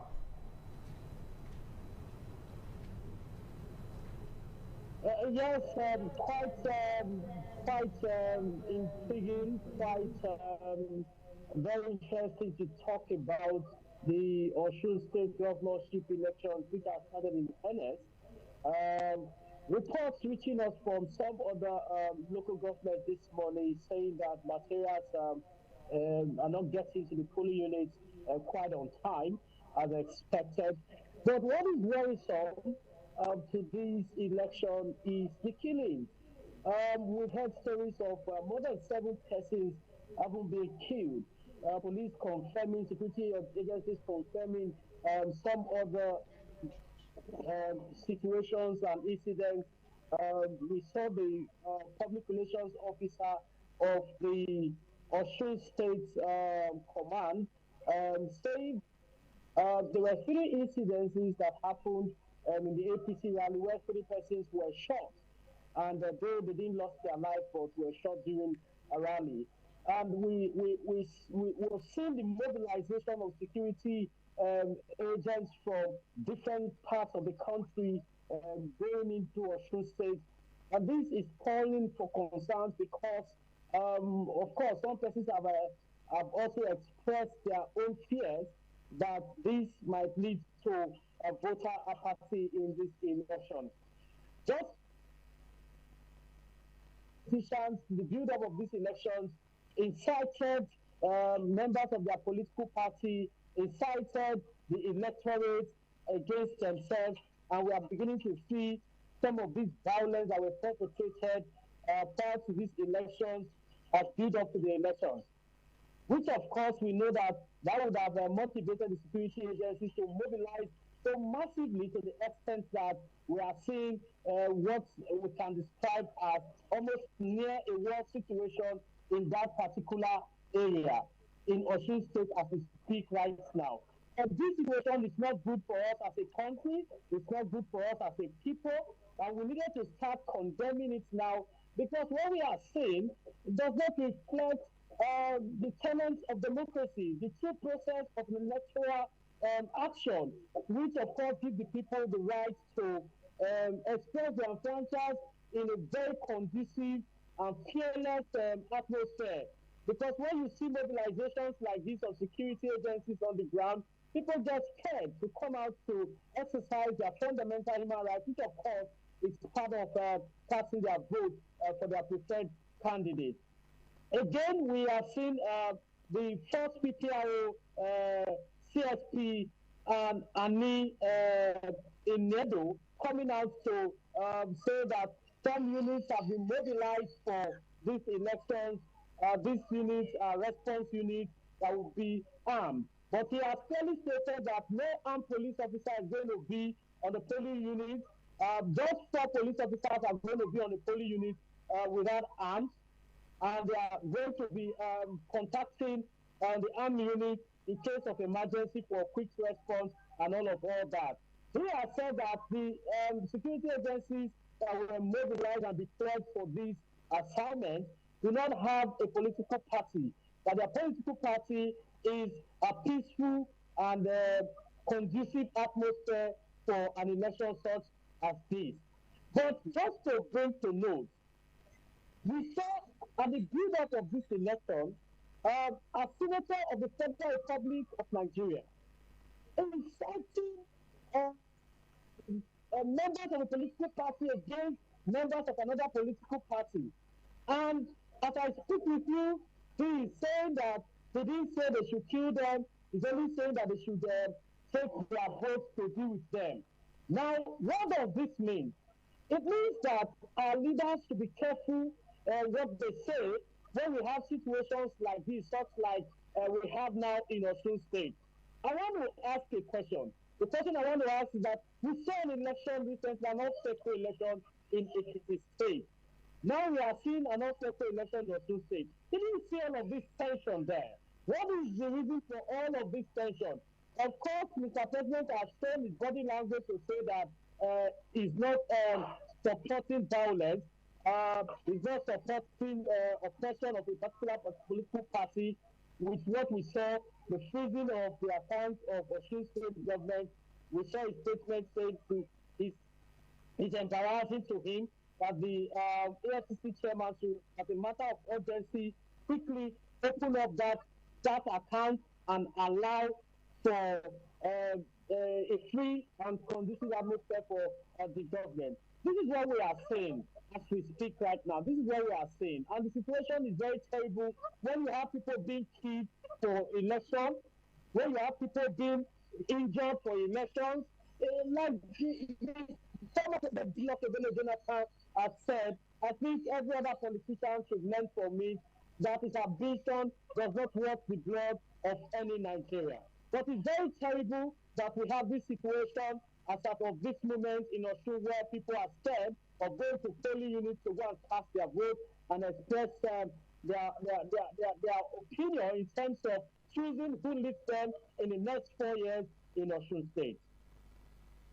Thank you very much, Agboje Ikworia, for that overview of the ongoing Osun State governorship election. And I'm sure as we make progress in our conversation, we'll be able to rejoin you so you can give us more updates on the Osun State governorship election. Thank you so much. Thank you, Dr. B.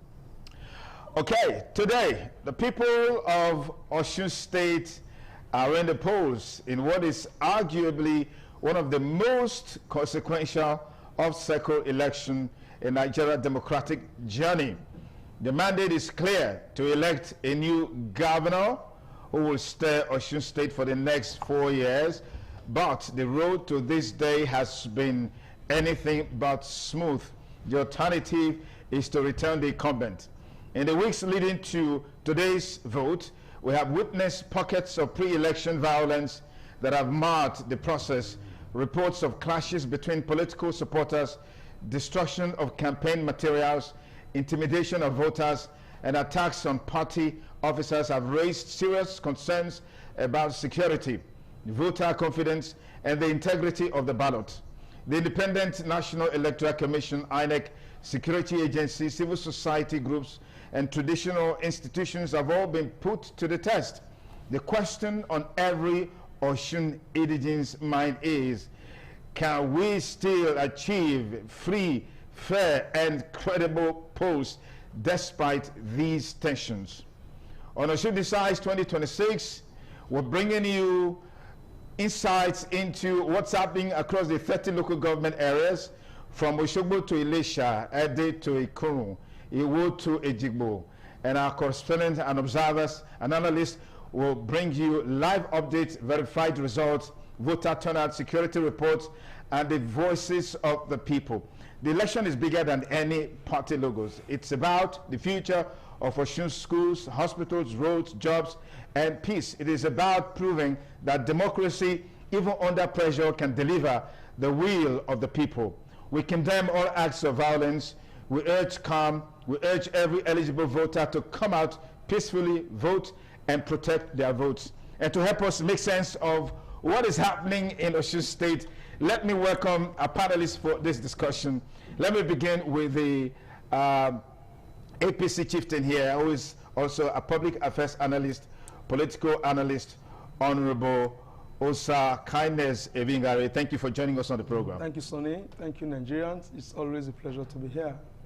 We also have with us here for analysis on the election in Osun State, the Executive Director, Youth Empowerment Advocacy for Good Governance Initiative, Comrade Solomon Ijogbe. Thank you for joining us on the program. Thank you for having me, and viewers at home. Thank you. Okay, much later, Dr. Austin Aigbe from the Nigeria Election Situation Room is one of the accredited observers for the Osun State election. He will be joining us live to give us insight into how the election is going so far. But let's begin from the studio. As they say, charity begins at home. Osakane, let me start with you. The election was actually of concern to many Nigerians, and I believe you were concerned against the background of the pre-election violence. In one of the programs that I did, we had close to 70-something incidents and a host of deaths. The life of one person is important, but when you're having a death rate of almost about 13 or more, it calls for serious concern. And this brought about horse trading between the ruling party and the major opposition party and the state, with both parties accusing each other. Let's talk about that, Osakandness. Well, first, we must start by completely condemning any act of violence as far as Nigeria election is concerned. It was the former president, Jonathan, who said that no ambition is worth the blood of one Nigeria. I look forward to a time where we will have an election that will be hitch-free of any reports of violence. I haven't said that. Well, what is happening in Osun State, I cannot say that it is expected, but I'm not entirely surprised that we are where we are just now, because it is an election that is keenly contested by capable Nigerians, and not just capable Nigerians. The dynamics of the election is such that one will expect this kind of force to come to play, save that our worry is that they are not playing it within the rules and the confines of what is expected and was expected of a responsible Nigerian. But we see accusations and counter-accusations. We see the opposition saying that the ruling party is perpetrating violence. We see Adeleke accusing APC. We see APC accusing Adeleke. But the election in itself, it's going to be very serious. we have an incumbent governor who ousted an incumbent governor 4 years ago. And now we have the APC candidate who came to the election very strongly, has an experience, and has the federal apparatchik with him, you know. And beyond that, we have a third force, you know, led by no less a person than the former governor of the state, who is very popular in the state. And of course, report has it that he was in support of Adeleke in 2022. So the support base of the incumbent governor, to my mind, may have dropped, and is fighting against the federal government institutions and apparatchik. And beyond that, he is coming to the election with a new party, you know, that he has been able to mobilize within the last 8 months. So what we are seeing just now is a fight of a man who is drowning on both ends, and it is not surprising that we have the kind of violence that we are currently experiencing. It's interesting. Comrades, talk to me about the federal might, which some say is the how did they used to see that thing? The voice of Jacob and the hand of Esau, which is seemingly influencing all of that. You subscribe to that? Oh, very much. I'm listening to sir. I am very encouraged to hear a politician who is a little bit transparent, not talking very, how do I put it, sycophantically for his party. Some will come here and sing political hallelujah. But from his first start, I may not know how the end may look, but it sounds like he's objective and he wants to address the issue. It's all about the federal might. If a President Tinubu can say all is fair in politics, and our governor can carry the arrow of riffraffs from Edo State, I'm sure, Sonny Duke, you saw the video of Don't Mind Them and Egogo going to make a whole lot of noise about a sitting governor in Osun State standing in the presence of police officers saying all sorts of nonsense, that they will smoke out an executive governor for a state that you do not have a voting right. You are not an indigene. Goes to show the level of rascality, you know, as in the voice of Jacob and the body of Esau. Having said that, the party, one of the APC candidates, was caught, you know, with a gun, even this morning. Aside the rascally words as said by the senator, you know, it goes to show that it is a do or die thing. Not necessarily the president coming at this 11th hour to say that the election must be free and fair. How much fairness has INEC put on ground for the people to see? Because this election is about a people. It's about an Oshunu people. It is not about a do. And so I think it's high time we started creating rules or conditions for which another state governor can come into another state to interfere in the political arrangement, especially elections of another state.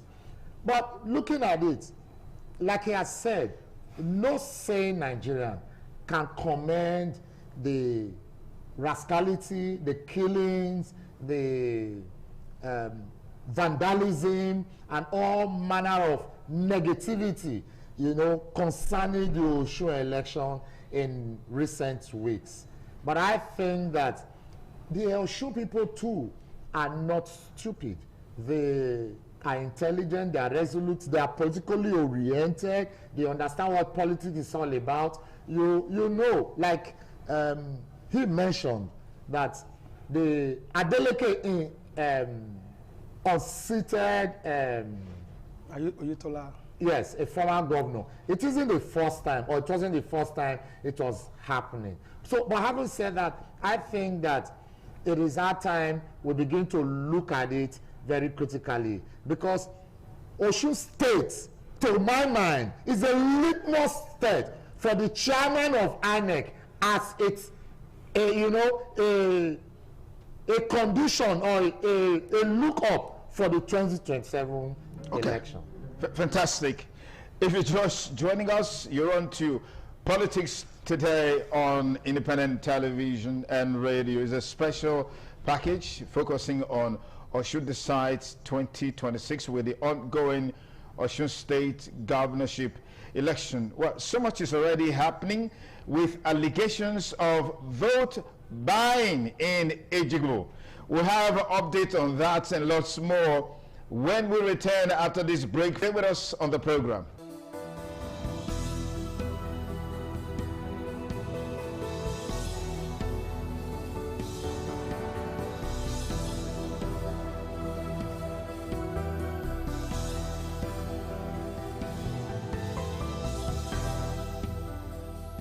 Thanks again for rejoining us on the program Politics Today on Independent Television and Radio, with a special focus on the Osun Decides 2026. And we'll have more updates for you. Some voters in Ejigbo local government area of Osun State are currently agitating over an alleged vote buying in vote buying situation involving a political party in the area. We don't want to mention names. The voters said they had alerted security operatives about the alleged activity, but claimed the security personnel were reluctant to investigate the matter. The situation has reportedly caused agitation among voters in the area as voting continues in Osun governorship election. And I'm back to the studio with our panelist, the Executive Director of Youth Empowerment Advocacy for Good Governance, Comrade Solomon Ijugbe. Thank you for joining us. And the Honorable Usa Kindness, thank you for joining us. Now, we're still expecting Dr. Austin Agbe from the Nigeria Election Situation Room to join this conversation from Osun State as soon as he's ready. We'll bring him on. I asked the question backstage a while ago. Why is this election so tempestuous? I mean, we had Ekiti election. We had, I mean, these are obstacle elections. We've had, I think, Anambra election. What is so special? Why is there so much, why is this election so cantankerous, Osa? Well, the APC, the last election that was held in Ekiti State, the APC won. It was not this cumbersome and cantankerous. The reason was that the APC is on ground there, and the governor was largely, the incumbent governor was largely popular, and those who contested with him mainly just participated in the elections. But in this instance, what we have in Osun State is that we have a governor who has deployed the state resources to galvanize a near unknown party since the last 8 months or thereabout. We have an APC who has the federal government structure backing him. Don't forget that we have the presidential election in January, and the party is not taking it lightly. Whether you like it or not, the outcome of what happened today in Osun State will snowball into how Osun people are likely going to vote come January. So is this desperation by the federal government? I won't call it desperation, but I'll call it determination. it is not desperation. When you call it desperation, you begin to tend to demonize the process. But it's not desperation. It is determination. Don't forget, this is a contest. And there are only two outcomes in every contest. And nobody goes into a contest with the intention to lose. Therefore, everything that has to be done has to be done. But our concern as Nigerians, like I've always said, irrespective of the political party that you belong, you are first Nigerians. And you must be able to look at the issues dispassionately, irrespective of where you belong. Okay. So I agree with those who are determined to win. I'm a very proud member of APC, irrespective of what anybody thinks. I'm a chieftain of the party, and I hope and I pray very strongly that my party comes victoriously. But I want them to win an election that every Nigerian will be proud of. Okay, now, on both sides, there are strong reasons to believe that this hope that you have may not really come out that way. Against the background of some of the things you said, which has to do with the fact that the APC, according to you, is being backed by the federal government, because the outcome of this election will, in a nutshell, determine how the people of Osun will respond at the presidential election. Should the institutions of government, which the federal government presides over, the DSS, the police, the Nigerian Security and Civil Defense Corps, the Independent National Electoral Commission, and other institutions, are they supposed to be backing the federal government, or backing, just a moment, or backing the people of Osun State for them to come out without fear, without intimidation,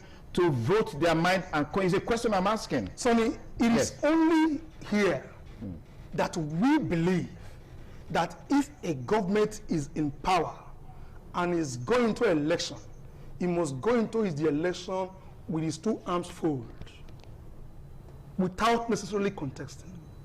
For God's sake, this is a contest. You must use every available apparatchik within your disposal to prosecute the elections. But what we should be concerned about is that while you use this apparatchik to your advantage, you must do it within the confines of the law. How possible is that? Within the context of Nigeria? From experience in Nigeria, how possible is that? See, Nigeria is work in progress. We have not gotten it right. That is why people like us, even though we belong to a political party, we are crying loud. I've gone to Mount Olympus to say that elections must be contested, fairly and transparently. Okay, I'll pause you there. Because we tend to believe that as a farmer, for example, you clear a farm and you have your plants on it, and now pests are coming to attack your plants, and you say because the pests must leave, because they have the right to leave, you won't apply insecticides. But in applying insecticide, you must ensure that the plants are not killed while you apply insecticide. In this instance, I am not saying that while you bring in federal or state apparatchik to prosecute your election, but you must preserve the lives and property of voters. All right, let's pause there. That's a contradiction. So let me you take it off from the contradiction. If you feel there's been a contradiction. Contradiction. Yes. There is no way you can apply the federal and state apparatus, which are the insecticides. Yes, and then you expect that there will be no casualties. And I read one day said, only humans are those animals who poison their food so that other animals do not eat it, yet they eat they eat it. That's the use of insecticide. And he made a comment. I wrote it and said, they must use every. The word every means everything, anything available. He said everything available to achieve results, which means it includes killing, maiming, assault, and for once I'm saying that really, because I started just and said, I don't know if that's how we're going to end. He's talking now as a politician.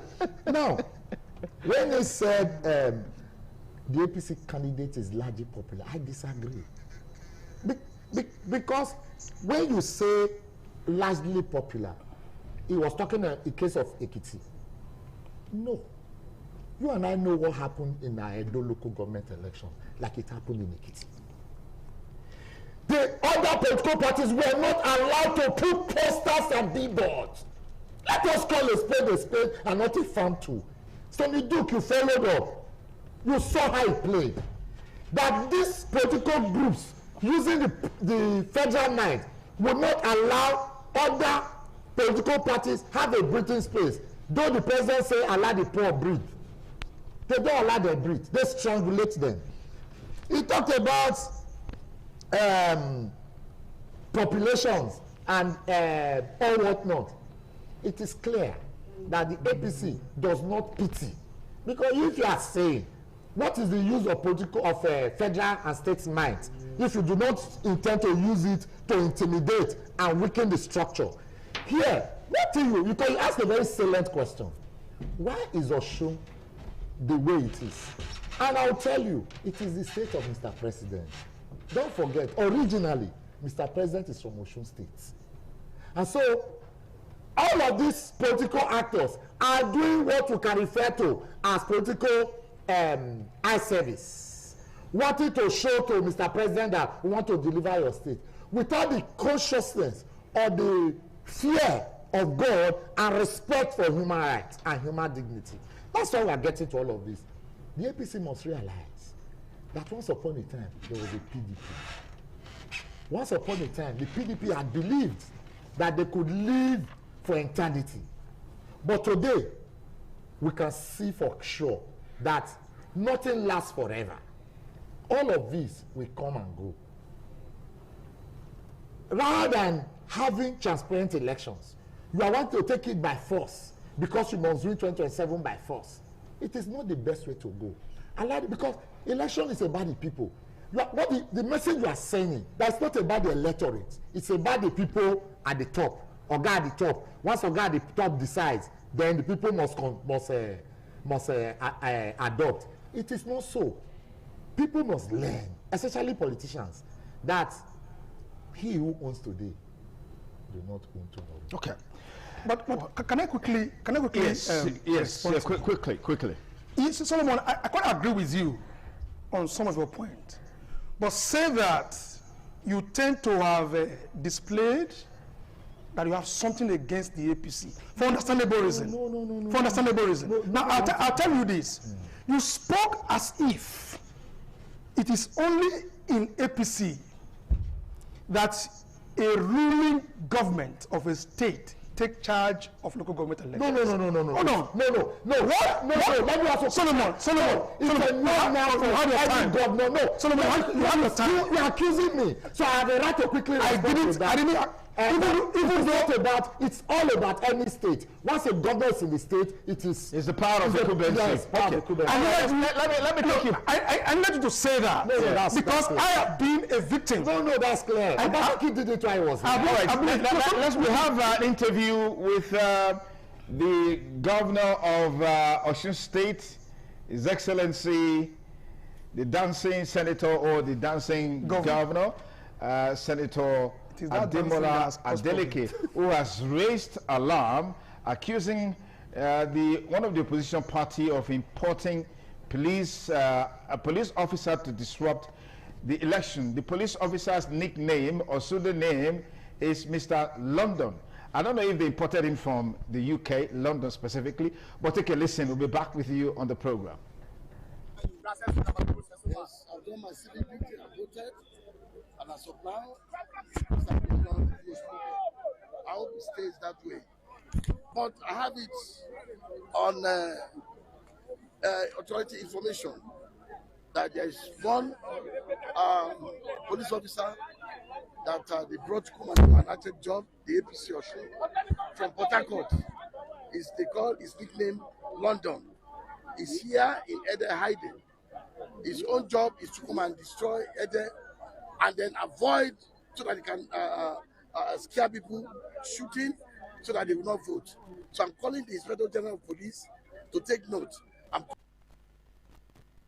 Okay, that's the governor of Osun State, Senator Ademola Adeleke. He's already voted. He granted an interview to the press there, alleging of a police officer with the nickname Mr. London, allegedly sent from Rivers State to disrupt the election. He's using the opportunity to call on the IGP and other security agencies to take note and do something about it. So we are here. More will come in the days to come as far as this election is concerned. But somehow, the election is in progress. And in some of the earlier reports that we had, we saw voting commencing. We saw presiding officers, acting responsibly, briefing all parties before all of that commenced. But later on, we started seeing other things happening. We also heard that a chieftain of a political party harbored over 100 mercenaries with voters' card in his residence, and they have now been arrested. Yeah, so we talked about he said this is determination, but I want to call it desperation. It is desperation. Yes, by the authorities or the power of the day to ensure that this outcome goes in their favor, because there are speculations that the ruling party wants to coast to victory on a clean sweep in the southwest. Talking about Lagos, talking about Ondo State, Ogun State, Ekiti State, Osun State. And it looks like Osun State is the one man standing in the southwest. You want to take it up from there, Osakindness? As a member of the APC, I have no problem with the APC having a clean slate in the southwest. Even if it's done illegally? Excuse me, sir. Or illegitimately? Excuse me, sir. You let me finish. So long it is done within the confines of the law, so long there is transparency, there is fairness on every side. But now let me say this. Talking about using state or federal apparatchik at your disposal to prosecute elections. It can happen. Now we are talking about Osun State. The Accord Party, who is the incumbent governor, cannot say that he has not deployed the state resources to his advantage. He cannot say that. Because he is in the election. He is a contestant in the election. But he cannot say just now that where he has an advantage deploying the state resources, he will withhold back because he wants to play fair. But there are institutions of government that are bound to be neutral, and they must be seen to be neutral in every election. Are they? Like the police, like the INEC. They must be neutral. And right now, I am not the spokesperson of INEC, neither am I the spokesperson of police. But there has been no report just now that INEC has had an infraction. Just now, I do not know. But we just heard the governor saying that somebody was deployed from Port Harcourt to come and disrupt the election in Ede. But what he didn't say is that one of his party chieftain, the state member representing Isoka in the State House of Assembly, was caught with 200 permanent voters card, with 143 mercenaries deployed from the neighboring Ondo State into Osun State for the purpose of the elections. So you see that people tend to cry foul when it is not favoring them. I do not yet know who will win this election. I pray as a member of the party that our party wins. But even if it turns out differently, I am a Nigerian. I want to have a Nigeria that I will be proud of. I want us to have an election that we will be proud to say that we have a fair, transparent and credible elections. And I hope we are able to test run that in Osun State just now. It is a prayer. Solomon, how realistic, because the focus of this conversation is on achieving free, fair and credible election in Osun Decides 2026. How realistic is that? You look at the pre-election activities, you look at during the election activities, so far so good.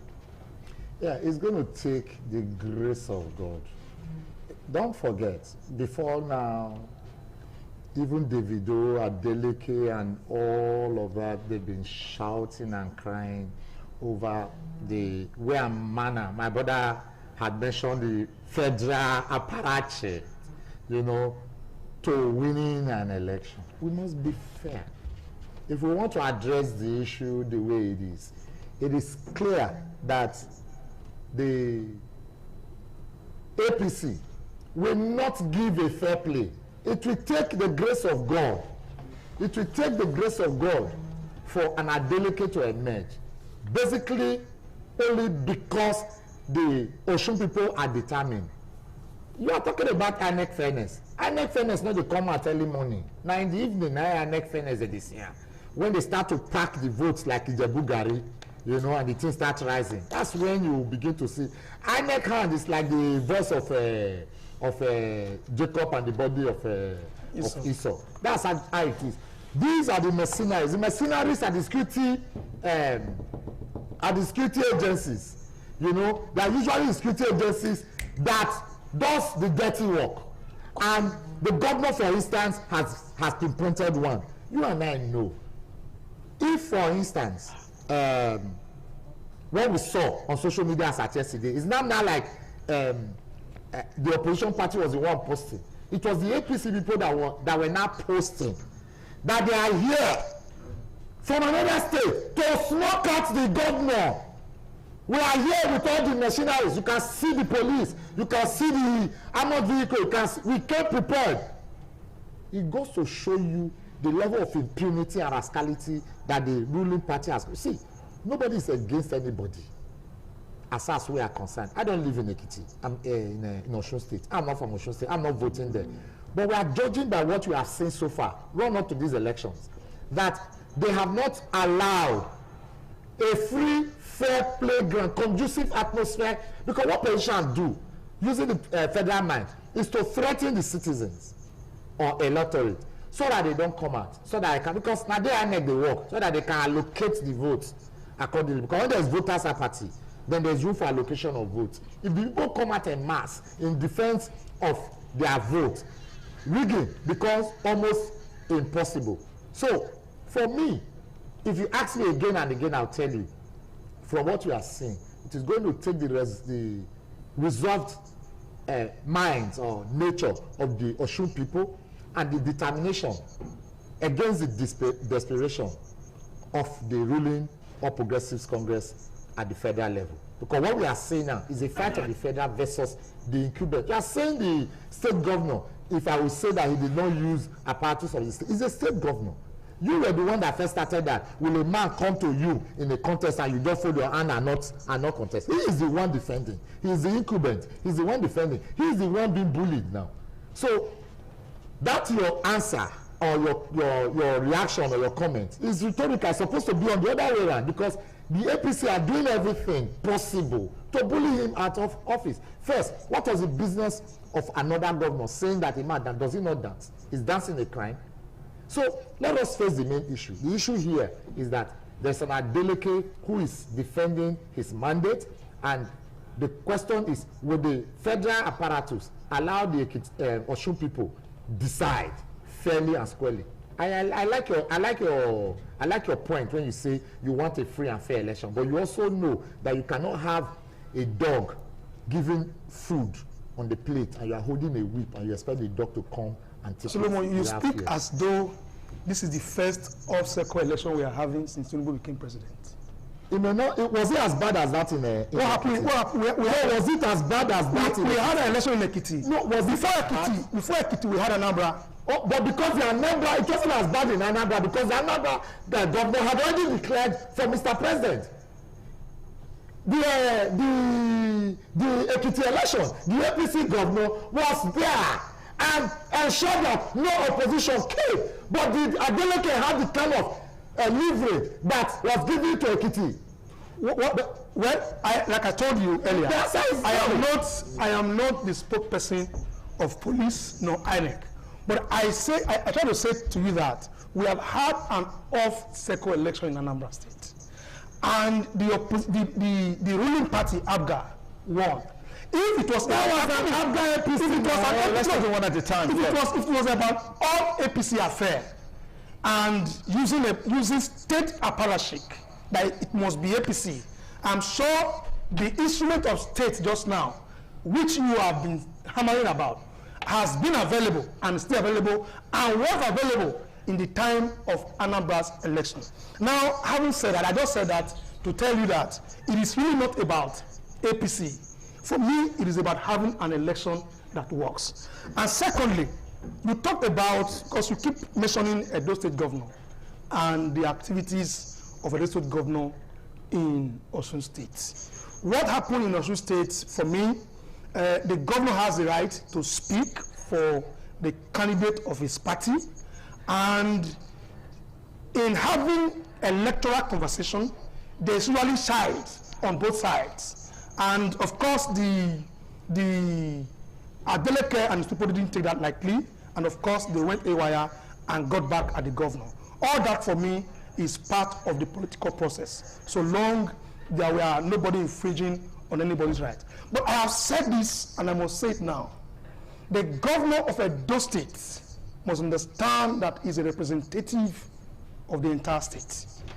And he must understand too that his workings are being judged by all cosmopolitical homo sapiens. And a day will come, every of his activities will be again reviewed, and there will be judgments. And I've said it, I am proud that I'm one of those who always come here to defend him before, during the election, and after the election. I am proud of the position I took on him, and I'm proud today that, to my mind, he's delivering dividends of democracy to the people. But he must be told very, very fairly and nicely too, that he must have a review of the character of men and women that are around him. He must indeed know that the actions of his aide will be traceable to him. And therefore, he must, because we have had it twice right now, where people will leave Edo State, go to Osun State, and begin to say things that bring disrespect to us as a people. Those people have the right to support the governor, yes. They are right to sing praise of the governor, yes, but they must be careful the kind of, the decisions and the choice of words, because their actions is rubbing off directly on the entire Edo people. I must say this. I must put this on record. Okay. I must put this on record. If you just join us, it's still a special edition of Politics Today, reaching you live on independent television and radio. We're going to open our studio line so you can call and be part of the conversation. Like we always advise here, do not cast aspersion on anyone. Do not mention names. Go straight to the issue. Achieving free, fair, and credible election in Osun Decides 2026 against the background of the pre-election activities and some of the activities that have taken place so far. We've also gotten the reaction from the incumbent governor. We hope to be able to get reactions from other governorship candidates before we call it a wrap on the program this beautiful Saturday morning. We'll have you on the show right now. Tell us your name and where you're calling us from, and please go ahead with your contribution. Hello, caller. Good morning. What's your name? Yes. Yes, good morning. What's your name? The Oracle from the The Oracle, please go ahead. Politics is not for apprentices. Politics is not for children. It's a game of the masters. It's a game of idealism. It's a game of abstract, which can bring to now life. Oshomole work for the first tenor. He open work for the second tenor. Even when he brought capacity in. So it's like that. So when the deputy governor is able to put measure in place, it is people in the ballot box. Can you crowd work? People should be educated now. When you work well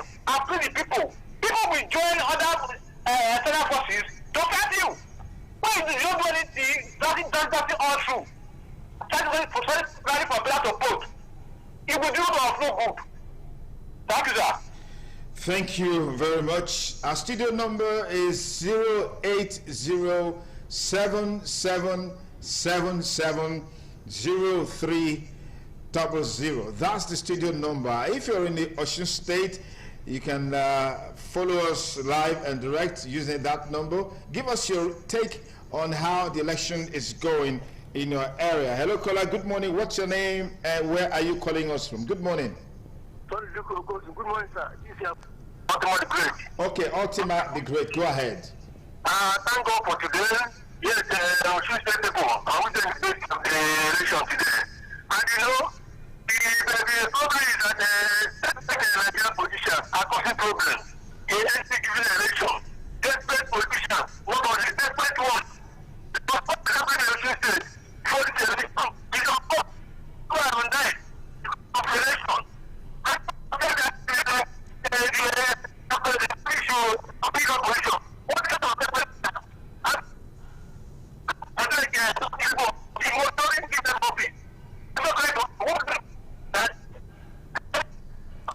Ultima the Great, can barely hear you. That's not really our fault. It's a network glitch problem. We hope you can call back and reconnect with us, and let's get your perspective. Hello, caller. We have you live on Politics Today on Independent Television and Radio. What's your name and where are you calling us from?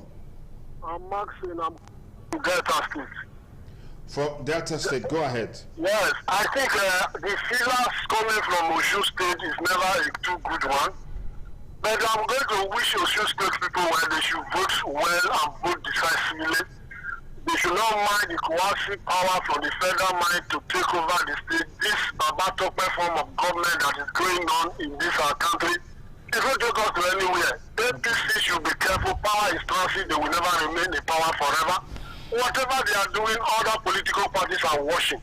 I bet you APC will not last more than 2031 in this our country.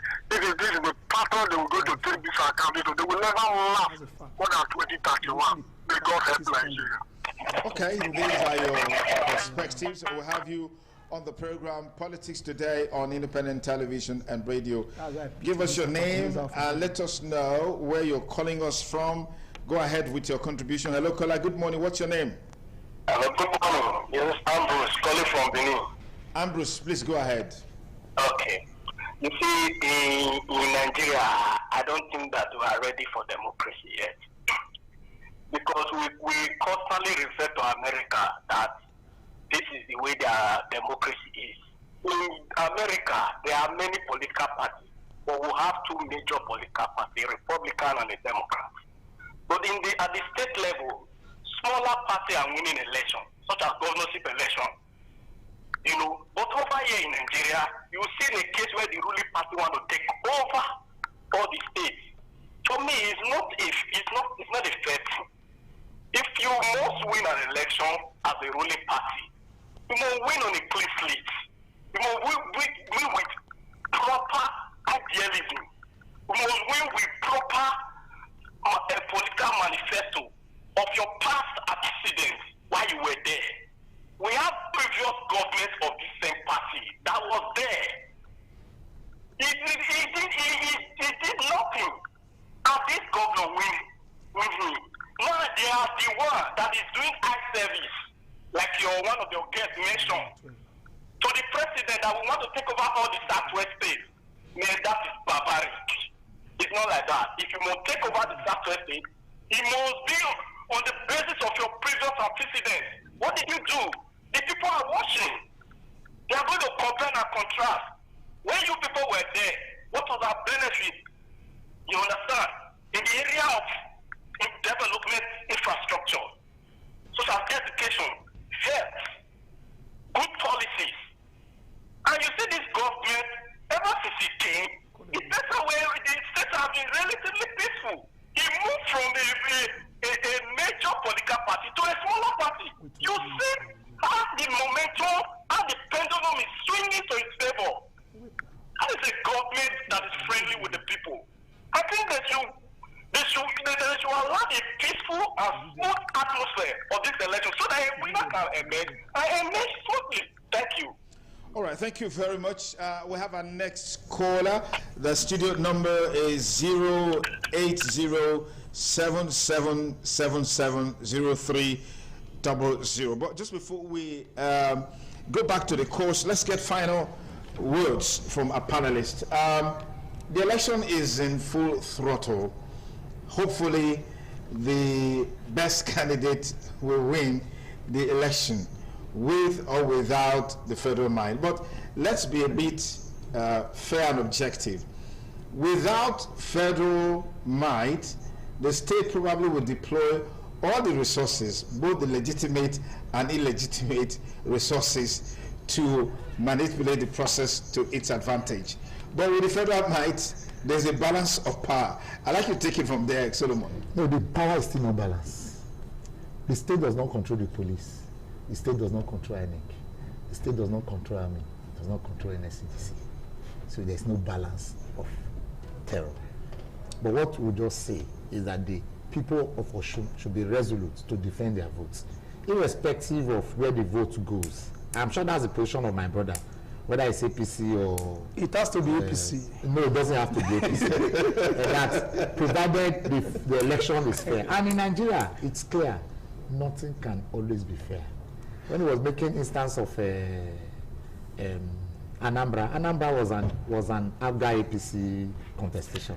So we can't use that as a yardstick. This is the real elections that we are saying, where a man is resolute. You know, like you said, like in the Southwest, it's like one man standing now, and it's the states of Mr. President. The man needs to wake up, and so that's why he's doing all. It's like a man, but the president has played fair. Just hold on there, sir. Yeah, he's like a man drowning, and you know a drowning man, if he see the string of a rope, he will take it as a means of survival, and that's exactly where we are. We only just pray that the federal apparatus or the federal might is not consuming the states. All right, Honorable Sir, I've heard people talk about situations like this presents an opportunity for the people to do a referendum on the incumbent. How do you see that playing out in this election? That is very correct. I was going to say that. Don't forget, when we started, I told you how Adeleke won the elections. And the dynamics of that time has changed. Now, in 2022, where he fought against the incumbent, he fought against a divided APC.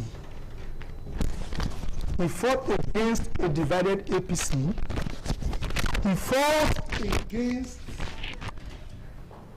he had APC chieftains supporting him openly. And also, in this election, the narrative has changed. We have APC, we have the Accord, and we have the ADC, with the support of the former governor, Ogbeni Rauf Aregbesola. So you see that people tend to demonize elections when the indices are not tilting towards them. Every person who goes into election must understand there are only two outcomes, and you must be able to deal with ecstasy of victory or the agony of defeat. Therefore, those who are in this election must understand that they're either going to win today or they will lose. Okay, let's just take a short break, or we just take more calls to embellish today's presentation on Politics Today on independent television and radio. We've got this caller. Tell us your name and where you're calling from. Hello, caller. Good morning. What's your name?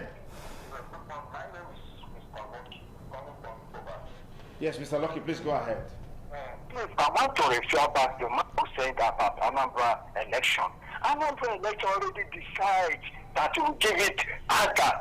Since the minister, Bola Tinubu, left, the former, what do you call it, the woman is there. So it already decides where that election is going. My brother, let me tell you this. You can never they deceive Nigerians. We are no longer a kid. The president that come up and now that assisted to free and fair, you already planned it down. So all these things we are saying up and down is zero. End of the day, how many governors are there? What are they doing? How many got counted? What are they doing in the election? How many uniform people are there from one state? How many people? So if you begin to count this thing, many things are here. Don't let Nigeria, don't think that Nigeria is a terrible, don't know anything. Can I really fear you this? Can you imagine that people of NFPC want to come and say, the director of NFPC, this man petition him. End of the day, the president tell you to resign. Even if you are another party, can he tell you to resign? Who is the Minister of Petroleum? Don't you know what is going on?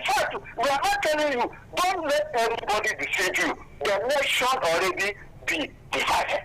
They already know who we're going to. No matter what. Thank you very much. All right, thank you very much. Our studio number is still 08077770300. Tell us your name and where you're calling from and go ahead. Hello, caller. Good morning. Welcome to Politics Today. Hello, caller. Good morning. Yeah, good morning. Yeah, this is a kindness. I'm calling from Muslim. Yes, go ahead. Well, if you look at this election system that is currently ongoing, let's be casual. It is good that is that time any governor or any other person going to another state when you know you are not a member of that state, you are not indigenous of that state, you are not carrying member of that state, and you are going to do with the election, they should declare them illegal and repatriate them back to their state. Because the truth, what are some people doing in that state when you know that you are not there to remove votes or do other things? Then you can go there and campaign before the election. Not during the election, you are still in that state to do what? If you don't have material motive to be there. So that time we look into it, that such thing should not repeat itself. This should just be a stop to it. So we plead that those involved, and the INEC especially, they should make sure that this election is free, fair, credible, and transparent. Like they have already said, it's litmus test to make the election. So we plead for peace in Osun State. Thank you very much. Okay, thank you. Our next caller, the number to call 08077770300.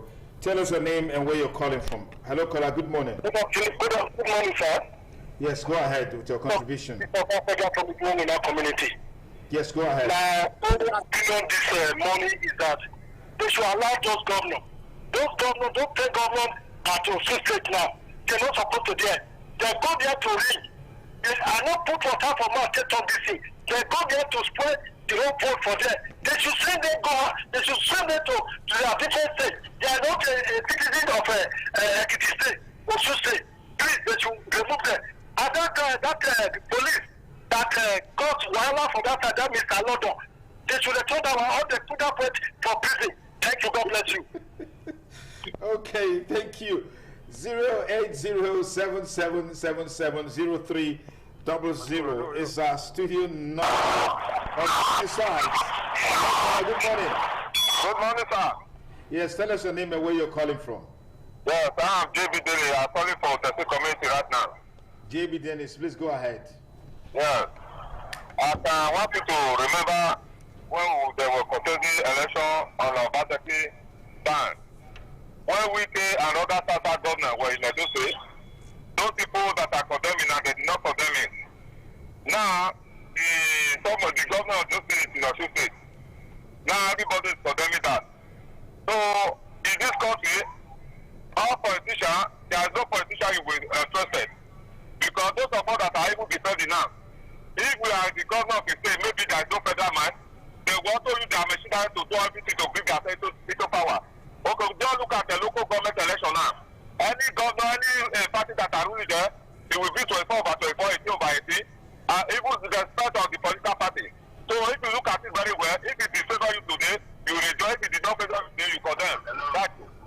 Let me just quickly bring Dr.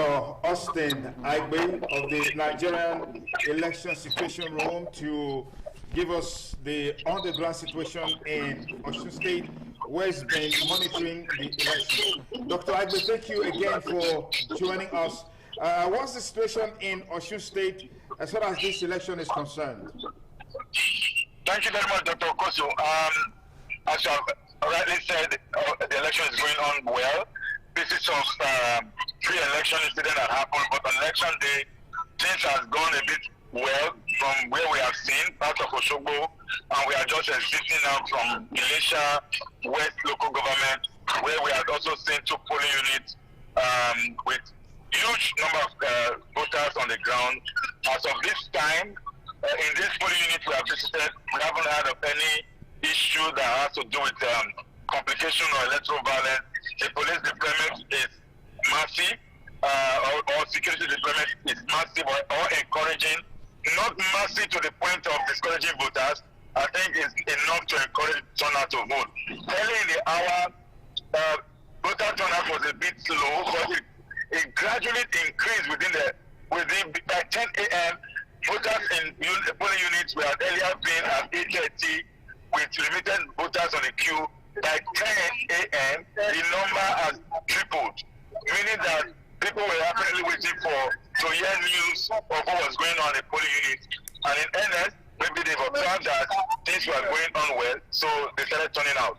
I would say that the population on the polling unit has gradually increased within the hour. Okay, we heard allegations of vote buying. Can you substantiate this? So I heard you when you talked about it. I haven't been to that local government. I haven't seen it from any of the observers. But I know that every election, it's almost difficult to say nobody observed vote buying. It will come up. My colleague now telling me, which of course is what you said in your report. But what I'm saying is that the accused we have had, but we cannot independently verify. But what I'm trying to tell you is that okay. How much are they saying? How much is the vote? So my colleague is confirmed now that on our situation portal platform, an observer has reported about 25,000 being used to buy a vote in part of in a polling unit in Ijibo. So how the massiveness of it is not what I can say at this time, but I'm sure when I look at it and I have made any calls, we can substantiate those figures. But I know that we have not seen it, and we tried to see one just now at Elisha in one of the polling units at Ejimoko Primary School. Suspected party members without tags were spying on the voter, trying to see the way the voting pattern has gone. Normally, the way they buy vote, political party buy vote, they spy on the voter, check the vote that has been made. If you put your hand upward, there's a certain ballot, there's a certain party on top. If you pull your hand downward, there's a certain party that you have voted for. So that's the way they buy it, and then they have the way of signaling people to go and then collect the money. But in this election, what I have seen as an independent of the person, not necessarily have witnessed any, but yes, there are information that vote buying is happening, and suspected people party agents are actually trading on those votes. Thank you very much, Dr. Austin Aigbe, Nigerian Election Situation Room, joining us live from Osun State with the report of vote buying in Ejigbo, one of the wards there. But I'm sure in our subsequent programs on the election, we will have more for you. But just coming in now, situation is calm. Police say no arrests made so far. Commissioner of Police in charge of security for the ongoing Osun governorship election, Samuel Erale, has described the situation across the state as calm, saying no arrest has been made so far. Speaking on the conduct of the election, Erale said security personnel were moving across the 30 local government areas to monitor the exercise and ensure a peaceful process. He said commissioners of police, assistant commissioners of police, mobile police, mobile commanders from different parts of the country have been deployed to take charge of individual local government areas. But in all of this, in Ejigbo, is 25,000 naira per vote cast. Unfortunately, we are still dealing with the issue of vote buying. We are not going to be able to erase that just now from our politics, sadly so. But we are not able to tell again which of the political parties is involved in this. That is involved in this, because you must know that the Osun election is a peculiar one. You know, the APC has the support of other governors, and the Adeleke is deploying state resources, and you also know that they are a family with a very strong financial war chest. So I think it is going to be tit for tat. So what are you insinuating? I'm saying that this can be from any of them. Okay. Yes, it can be from any of them. All right, let me take a final call before we call it a wrap on the program today. Hello, caller. I know you've been itching to be part of the program. What's your name and where you calling from? I'm calling from Ubowo. My name is Nuruddin Asunogi. Professor Nuruddin, please go ahead. Well, I am a little disturbed. Is it true that we have an election going on? I have my doubts. Okay. Because what has played out does not in the least suggest that we are going to have an election. Tinubu is the only politician that Nigeria has ever had. And I was thinking that what will be his primary objective is how to leave a legacy. But I don't see that happening. Funds were being moved, so they said, at least EFCC said so, in Ekiti.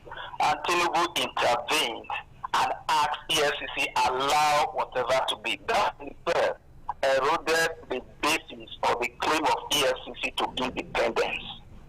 Now, if EFCC could get instructions, why do you want me to believe that if INEC will not get instruction? What do we need all of those policemen for? How do you encourage foreign investors when you say just an election in a place like Osun? What is the population? The total number of voters registered less than 3 million. You will need 36 commissioners of police. Is it a war? These policemen should have been mobilized to go to the Sambisa. But again, I'm not worried. The history, if you do a peregrination into history, the banditry that we have today, you don't separate it from the fact that they came in as from 1999 when the politicians had normalized the activity of these area boys. And they're the ones who are everywhere. They have been mobilized from different parts of this country. They are dominating the landscape of Osun. You can't sustain them. And when you are gone, they ultimately become authority unto themselves. When you find a situation where police know who to arrest and who not to arrest if they must keep their job, it's dangerous for us. The governor of Osun, as it is, that complained. When there was an election in Edo, he sent people to support whoever was his candidate. So that is what others are doing. But should that be the trajectory? It's not taking us anywhere. We just hope that God would touch our politicians and make us live and appreciate that development is the whole essence of leadership and creating legacy. Thank you. Thank you very much. Professor Nuruddin Asunogi is an Islamic scholar, giving us, a very beautiful way to cap it up on the program today, Politics Today on Independent Television and Radio. Osa Kindness Ebingari, thank you so much for joining us on the program. Yeah, it's a pleasure. I'm surprised that today we are still dealing with the plethora of issues in our electoral trajectory. I have thought that as we evolve, there will be improvement. Well, you shouldn't be surprised, because you said earlier today that Nigeria is an evolution. I mean, our political development is still evolutionary, yeah, right? I thought that we would have improved more than where we are now. For example, in 2020, I was an elected councillor of a local government. Yes. And the governor at that time had moved to a different political party, and some of us decided not to move with him. And for the purpose of the fact that we didn't move with him, we were flogged out of the office. Like practically flogged out of the office. You know, up to now, even though that government has run its term, has gone, my money is still in the council, even though I'm not a member of the ruling party. So I have thought that by now we would have moved from there. But in fairness, I'd like to quickly just say a word on what Professor Nuruddin has just dropped. You see, when things like this happen, we must be able to look at it dispassionately. Yeah. Because if the president had not intervened in Osun State by asking the EFCC to lift the embargo on the account, we would have thought that the president or the presidency was using the EFCC to stifle the states, stopping them from accessing funds so they don't have money to prosecute the elections. Now the president has spoken like a genuine statesman and a Democrat, but I think he should be commended. He should be commended. Okay, my time is up. Let me thank Comrade Solomon Idiogba, the Executive Director of Youth Empowerment Advocacy for Good Governance Initiative, for your time with us. Dr. Austin Aigbe, thank you. And for all our viewers and our listeners and all those who contributed to the program, we thank you all very much for your time. I'm Sonny Duke Okosun, wishing you a great weekend. Bye for now.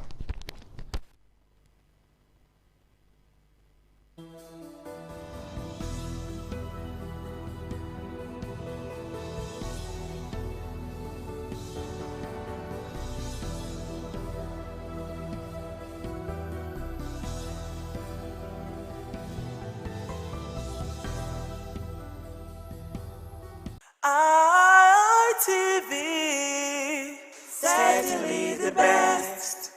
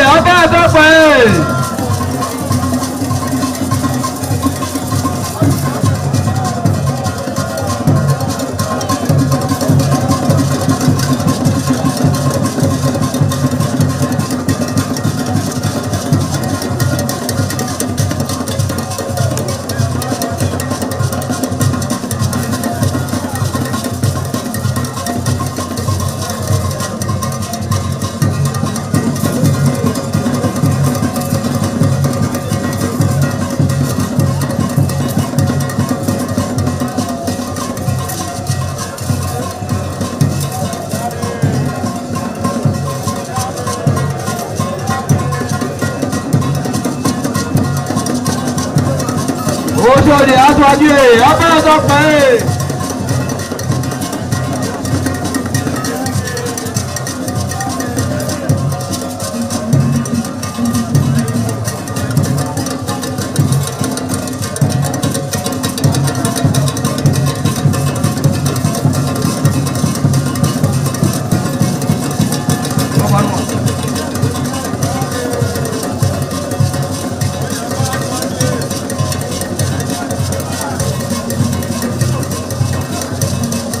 Àyàbá sọ́kì ẹ̀ abẹ́rẹ́ tó pẹ́.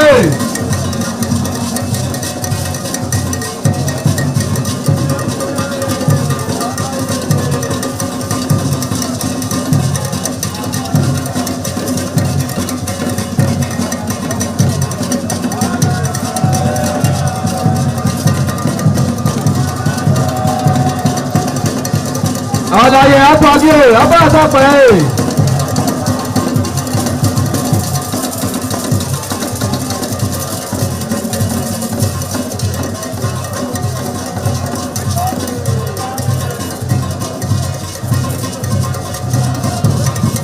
Ẹgbẹ̀túwà.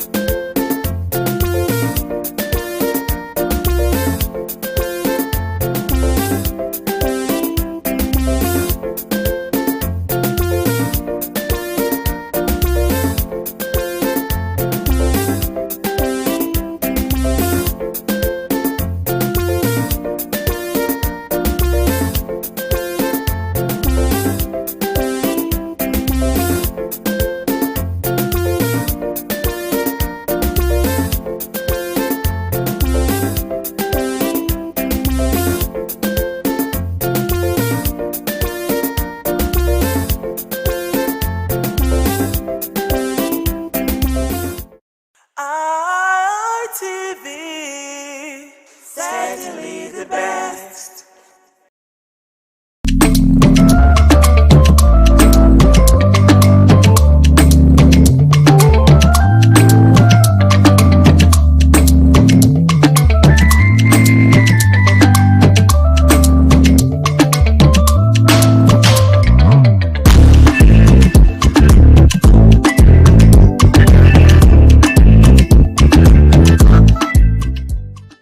Hello and welcome to Women in Conversation. We call it in short WIC. It is a table where women sit together to discuss issues pertaining family, not just, usually I'll tell you issues pertaining women, but we have found out that the women are the family. So we discuss issues pertaining family, when we say family, children, brothers, sisters, husbands, in-laws in total. So today that we are sitting here, I have with me, as usual, my pretty women, as usual, they are always sitting pretty to discuss issues pertaining family.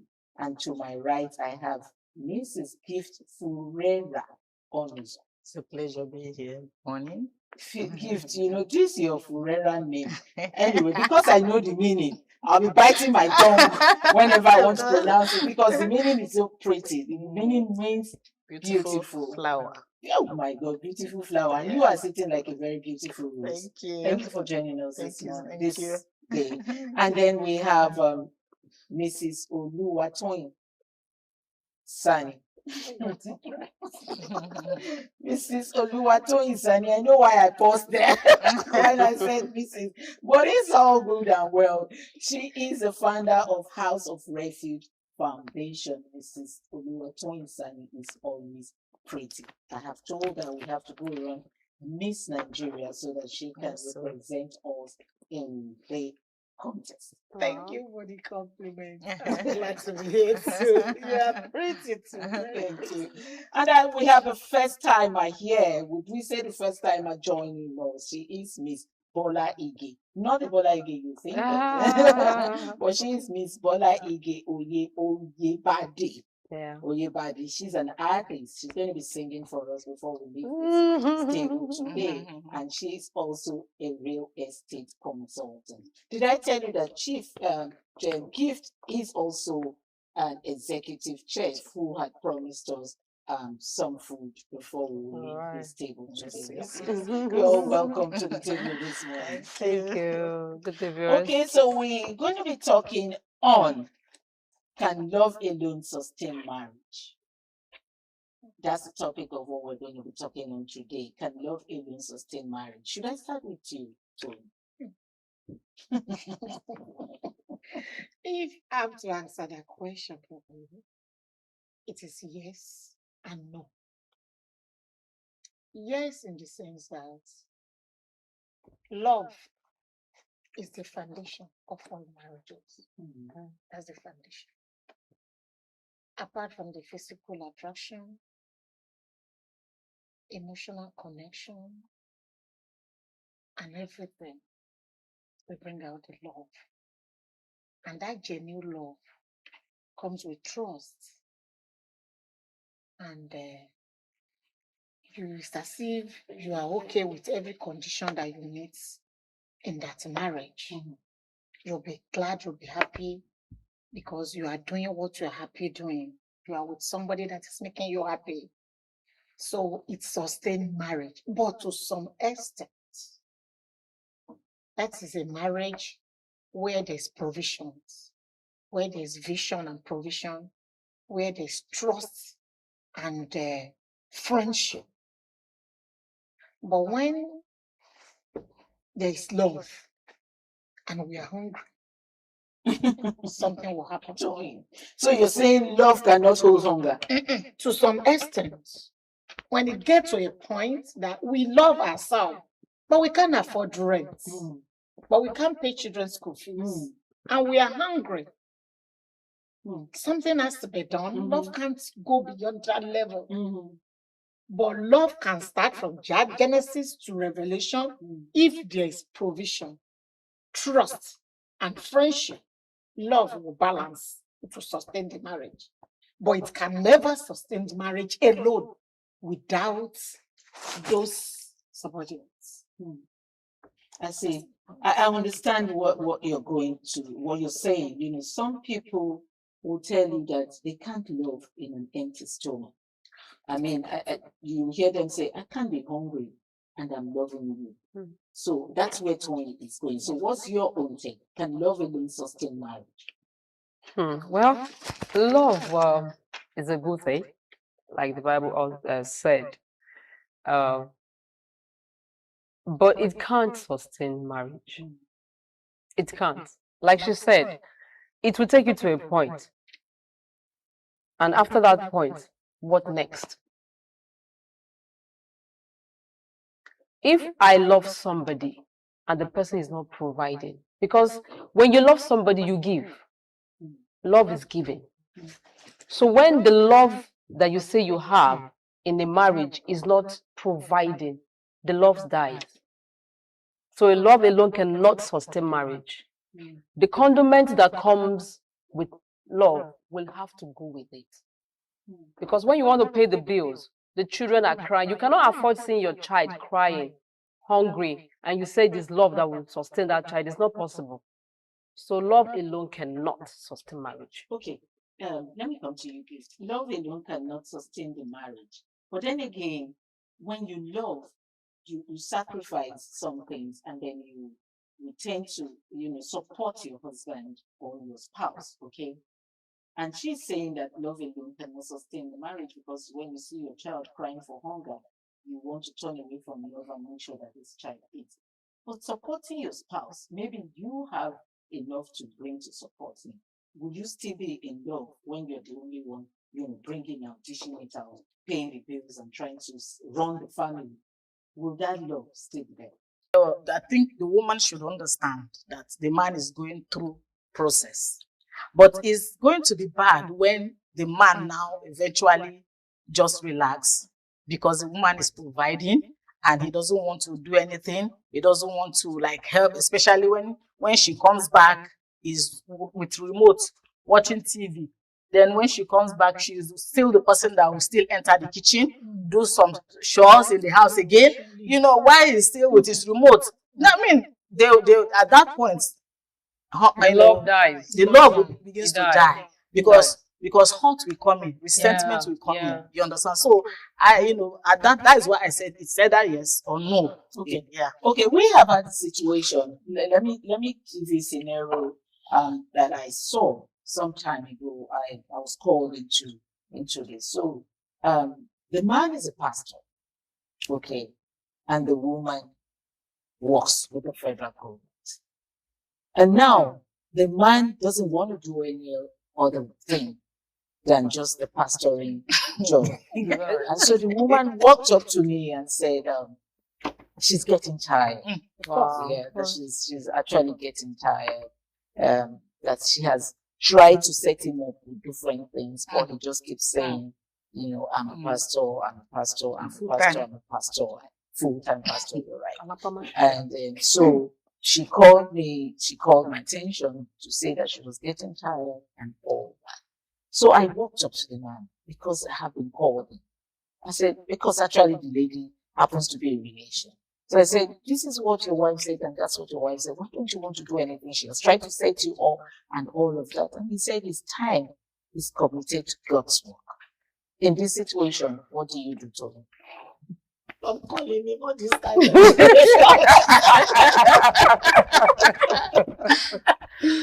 Oh my God. No. Because let's go to the Bible. In the Genesis, God called Moses. Take Israelite, my people, out of this land to another land. It is Moses that have direct relationship with God, not the Israelites. It's because of the love of that God that made those Israelites follow Moses and obey Moses. And they see the trials, they pass. The trial, they pass. So this God really loves us to be doing this. Do you know at a particular point, the Lord filled the Israelites when they were hungry? Yeah. He did. They asked Moses, give us food, but let us go back to where we are coming from. Examine the marriage. When there is no proper provision, it won't work. Even when they need water, they change. Even the love they have for Moses expired. Because they need something. I don't understand the scenario of calling. Because everybody has a calling. It is for you to discover your own. Thank God I know my own calling from the calling of my own dear pastor. I pick my God directly, put me in my own calling, and I'm okay with it. But I've not heard that God said, drop your hoe and cutlass and follow me. I am not the disciple. It's only the disciple, 12, that Jesus Christ called. They were doing something. Yeah. It's not as if they were just they were doing something. And he called them, follow me. And they obeyed. Because that call is with provision. They were doing something and God called them. Jesus called them, follow me. And immediately provision for them. I never read where they lack till the very end. But you were not doing something. God knows they call lazy man. No, God, I don't understand. God cannot call a lazy man. You must be doing something. God must have trusted you with what you are doing with your life and with your career before you can now assign a duty to you. When you are failing yourself, why would you fail God? You can't manage any resources. You can't bring anything to the table. God will now pick disciple and put in your hand to trust you with disciples. It's not possible. How will you take care of the sheep? Of the sheep, it's not possible. So me, it's a zero. That man, they will not come my way. They will not come to the generation's way. That you will tell me God. Toyin, that's okay. That's fine. That's you. Toyin, that's okay. Let me get your view on this. Oh my God! You see, the Bible says, "He that does not provide for his house is worse than an infidel." So, but in this case, he has been called and is working for God. He is working for God. Toyin. How? There are pastors, there are lawyers, there are pastors, there are so many, even the song. Yes. Well, me, I would say that, because when we are talking about is love enough, it starts from there. Because sometimes, love is just a feeling. And that feeling can be punctured. Anytime. You understand? Like a balloon. Yes, it can be punctured. Now, initially, when this love thing starts happening, you may not be thinking outside the box at that time. Because I believe the problem started from there. Yes. Because there must be a discussion, or they didn't discuss. Of course, they should have discussed. Initially. Yeah. Okay, I'm a man of God. God has called me into full time, and I'm going to marry you. You doing the work. We're going to stop there. Let's quickly go on a very short break. We'll be back to continue this interesting discussion. Please sit. Welcome back. It's still Women in Conversation. We were talking about can love alone sustain marriage. And the table was being heated before we went for a very short break. I called for that break so we could have water because Toyin was already shaking the table and was telling me, listen, they shouldn't call me for that kind of thing.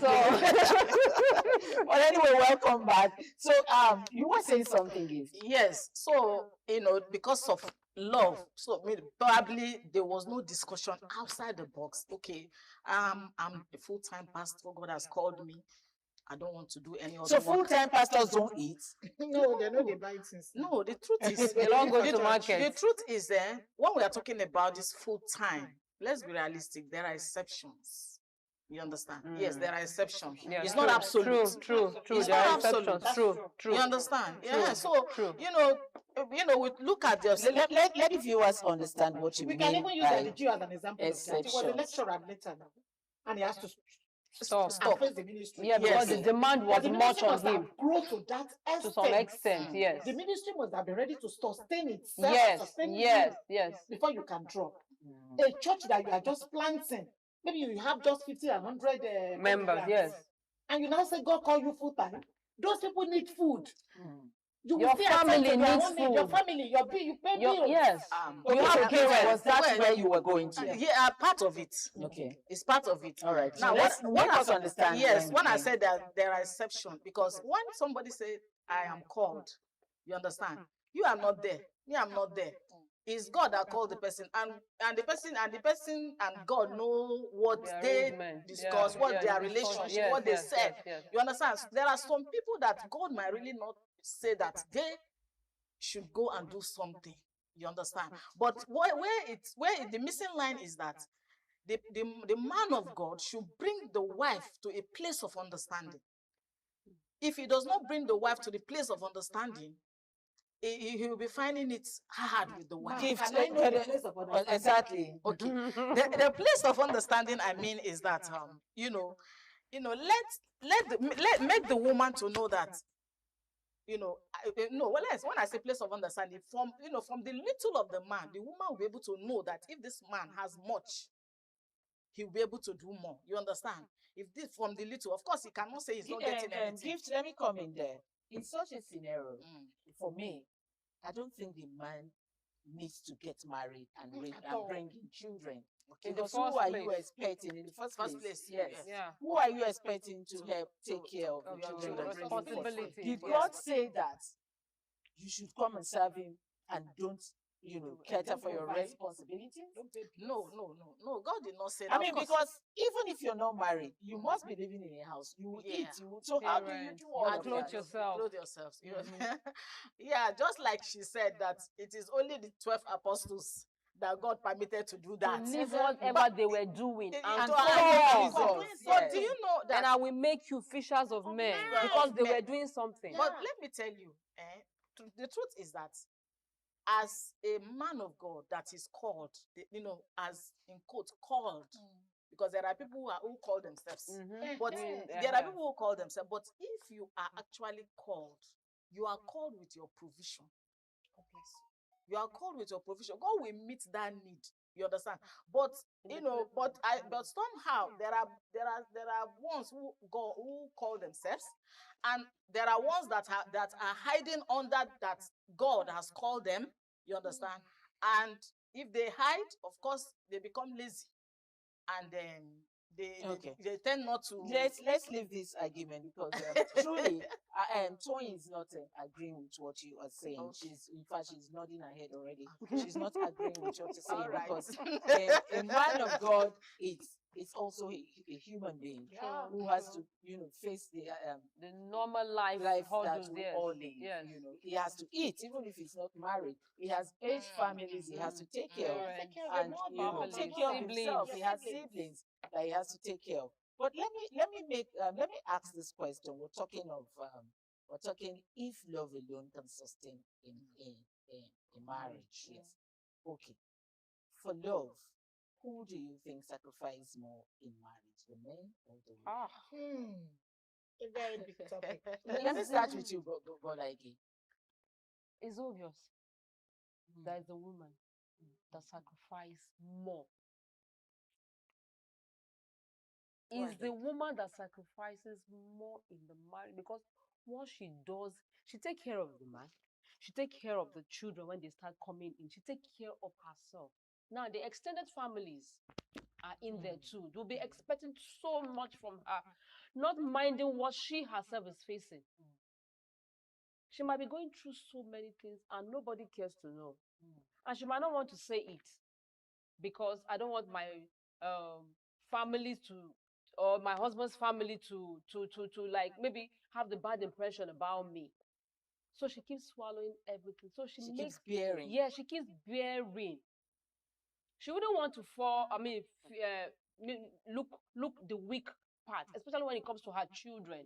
She wants to show them that I am strong, no matter what. She wants to be out there for them. And she is the pillar of the house somehow. Not just somehow, she is even the pillar of the house. Yeah, the husband is the head. She is the pillar of the house. Because she is the neck of the head. Yes. She's the engine of the house. She is. Because whatever she runs in the house is what stands. The husband just goes outside. So men don't even care what happens in the house. She goes out, they go out, bring in the thing that they want to bring in for the house to, I have given it to you. If not, so she's the master planner. Yeah, she just do it and whatever have I not provided. Some men are like, I provide for you, so what else do you want? You know, so she is the one that sacrifices the more in the house. The woman bears so much. Is it the childbearing? Is it the labor? Is it the menstrual wahala thing that women go through? Menopause, you just name it. And is nobody it the prayer? cares. You're not talking about the prayer aspect. Exactly. You know, they are always so 24 hours on their they knees. don't. In fact, the man wants my children. The man will just be there doing whatever he's doing outside, and my wife is there. Okay, let me hear your view. You know, who sacrifices more? I'm not going to agree with her 100%, because this thing we are talking, it depends on the kind of partner that God bless you with. Where I will agree with you is in a situation where the husband is working and the wife is working.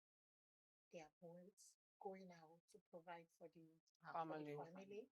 And when we now come back, the house chore and everything is going to now fall on the women. In that aspect, there's no two way about it. The woman is doing the sacrifice. Major. But in a situation where my gender will be at all, painting nails, washing dishes, checking all the program, there is a cook, there's house help, there's a nanny, There's a there's driver. a driver, Okay. and the man is Out there hustling. That's You the are generation told we you have are now. eating whatever kind of food. And with all those provision, you didn't even remember to give him breakfast before he left the house. And it's going, some men might not even eat till around 3, 4. And you are the one providing for all days. In that scenario, it's not the woman, it's man. Yeah, true. Don't be selfish in this aspect. It's the man. True. So That it was my thought. depends. True. It's my thought. It depends. We have some women that they don't even know how much the husband is giving to their own family, to our own family. It's true. The husband is bearing the responsibility of his own family and the wife's family. We have some women like that. I know them. They have the time when they will go to spa, when they will go to cinema, when they will go to shopping, when they are all that is what they are planning. And they will go for holiday. That's a soft life. Those people, are you telling me? So, but like it says, it's soft life. It's called soft life. We have a lot of women in that category now. Of course. Yes. Of course. But we have a lot too that they wake up in the morning, the wife wake up 3 a.m., prepare the children, prepare herself, prepare even the man. True. And the honorable man will just wake up to the bathroom, go and wait in the dining for the breakfast, and they go pressing on. I'm waiting for you. Oh.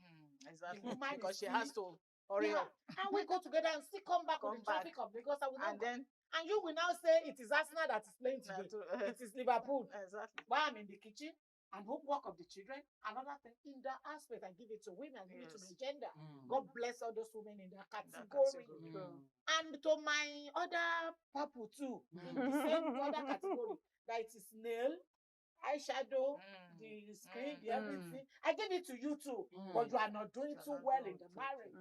We can compare you to those that need special, called the need special award. They are doing well. For all the responsible men that are doing their duty, I give it to you, sir. And we have a lot of men too that when they fold leg like this, they talk about the league. The women are providing financially, emotionally, mentally, in fact, spiritually. Everything, even for the children, upkeep and upbringing. I give it to those women. So it's two ways. It is two ways, of course. So do you agree with her? Yes, I agree with her totally. That's my thought too. Yes, I agree with her. Okay, so there's a story making headlines on the social media where a woman came and was asking questions. Should she divorce her husband? We're talking about who sacrifices more in the marriage. Is it the men or the women?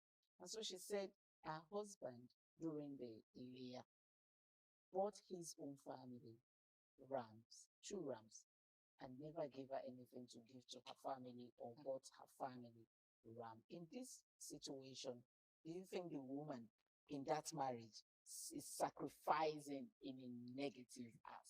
No, let's be very realistic. Yes. Let's be very realistic here. Ileya, let me assume you are the husband. Okay. Ileya, your family. Ileya, my family. You bought ram for your family. True. It is my responsibility to buy for my family too. You don't think it's the man's responsibility? Why? It is when the man chooses to. And it depends on the relationship and what you are contributing to that marriage. If a woman is a good woman and you are contributing well, you don't even need to ask him in that period. And it depends on the kind of family that the husband that the in-law is to. If the in-law actually disagrees to it. No, it's possible. Yes, I disagree to some points. No, it's possible you disagree. But my point is, see, it's a good thing that we all have expectation from all the spouses. Good. But do you know it's killing them gradually? Let me Toyin, hold on. Toyin, let me come in. Let me ask you a personal and private question. Thank you. Now, if your daughter gets married, and let's assume Christmas, her husband. Yes, she's working. It doesn't mean that she's not working. She can't afford it. True. It's the respect that the man, her husband, has for you as her in-law. Now this is Christmas. He has brought his parents, let's assume, goats. And his wife is seeing it. And nothing is extended to the mother. Not that she can't afford it, but that she was expecting that. It depends on the kind of relationship that is between them. I'm telling you, there are some family, the in-law do not deserve a loaf of bread. Because when they were going, you have even used your mouth to run the man down, the guy down. You never think that guy, I'm talking from amount to something. experience. Yes. You never think that the guy can turn to anything in life. And no matter how this guy tried, you keep using your mouth to bring him down, bad-mouthing him, bringing his ego and everything down. If you are a good wife and your family is good, as the husband is doing his own, he's doing your own without being asked. He doesn't even because he's into the both families now. Yes, he will do it gladly. If you have, it is the woman that is ranting. If we have a time to interview the man will tell you that I did it and I do it for this very reasons. Yeah. But in a good way. Gifts. Let's round off with gifts. All right. Okay. Yeah, my idea and my thoughts. For the reason why, for the purpose of, or will I say, for the reason he bought 2 rams, 2 to his own family, and didn't buy for his wife's family, is the reason why they are rancouring against him. That is it. It's the reason why, because this thing, we are talking about sacrifice. Even if they are bad-mouthing him, they don't like him. I mean, you don't pay evil for evil. For the fact that you are marrying their daughter, and probably she had children for you, even if you are not doing it for her, what about for your children? You understand? So, and 2, instead of like, okay, let me buy 1 and take 1, if it is for the money that is not, let me take 1 and then take 1 here. But doing it not at all. I don't think he even wants the marriage as for the man, because he knows that judge we outside. Because we never knew whether this man bought last year and it was chaotic, or bought for an ingrate family. Okay, that will come in again. But both answers actually make sense to me. They both make sense to me. I have seen a husband too who went to marry a girl in the family when he had nothing. They kept bad-mouthing. In fact, the girl cannot even speak where families are talking until the man grew to something. And when he grew to something, he refused to look at that family. Even when the wife would cry and say, just give my mother, I said, I will give later. And later talking. I really didn't want it to get ended, because I also had a lot of questions that I would have loved to ask my women here. Of course, with Toyin will always shake this table. Toyin will always shake this table. Anyway, welcome to the end of today's program, and we hope to see you next time. Join us when we come back again for Women in Conversation. I'm Patricia Oyo-Gabriels. Thank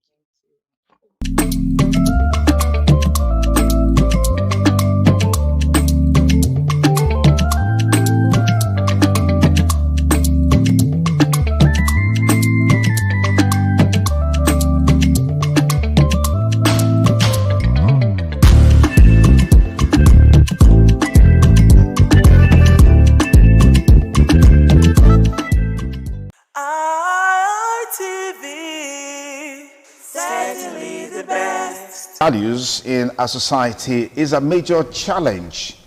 In most organizations, you have what you call organizational culture, where you have those who've been in the organization for some time transfer knowledge, transfer skills, just to ensure that the new intakes are able to grow up and function very well. In our society today, we've always had that culture where our elders will be on the vanguard of indoctrinating the younger ones so they can learn from them, adopt the values and virtues that has kept them far in life. That way, we can sort of maintain a society that is better for us all to live in. The majority of the productions of those that were founding films then were Igbo merchants. When I started teaching under the American parties, you must belong to their religion. Icons is a program specially designed to showcase our celebrities. My mom obviously tried to travel when I was 2. Bothers me whether we have been able to impart total truth to the upcoming generation. Today, our society is bedeviled by so many challenges. And these challenges that we see in the society, they are a function of dysfunctional families.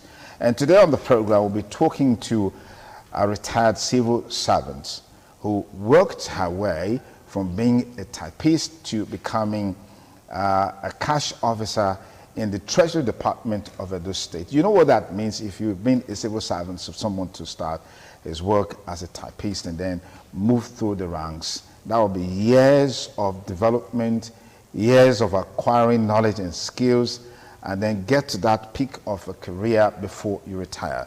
We have with us in the studio Pastor Mrs. Grace Okoje. Well, she's over 70, but I tell you, she still looks 16. Anyways, that's on the lighter side. Pastor Mrs. Okoje, thank you for joining us on the program. Bless you. Good morning.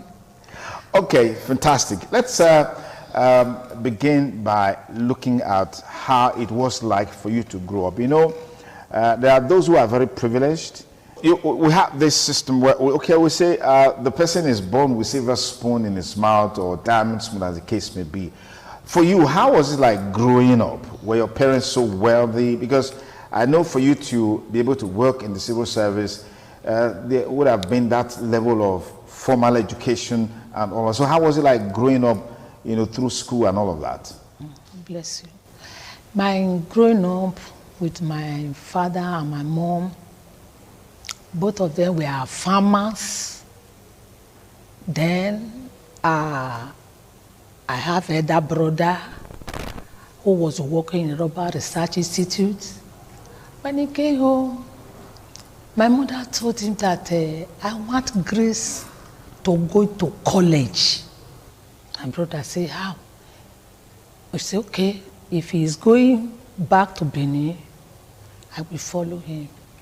Then I followed him down to Rubber Research Institute. We were there.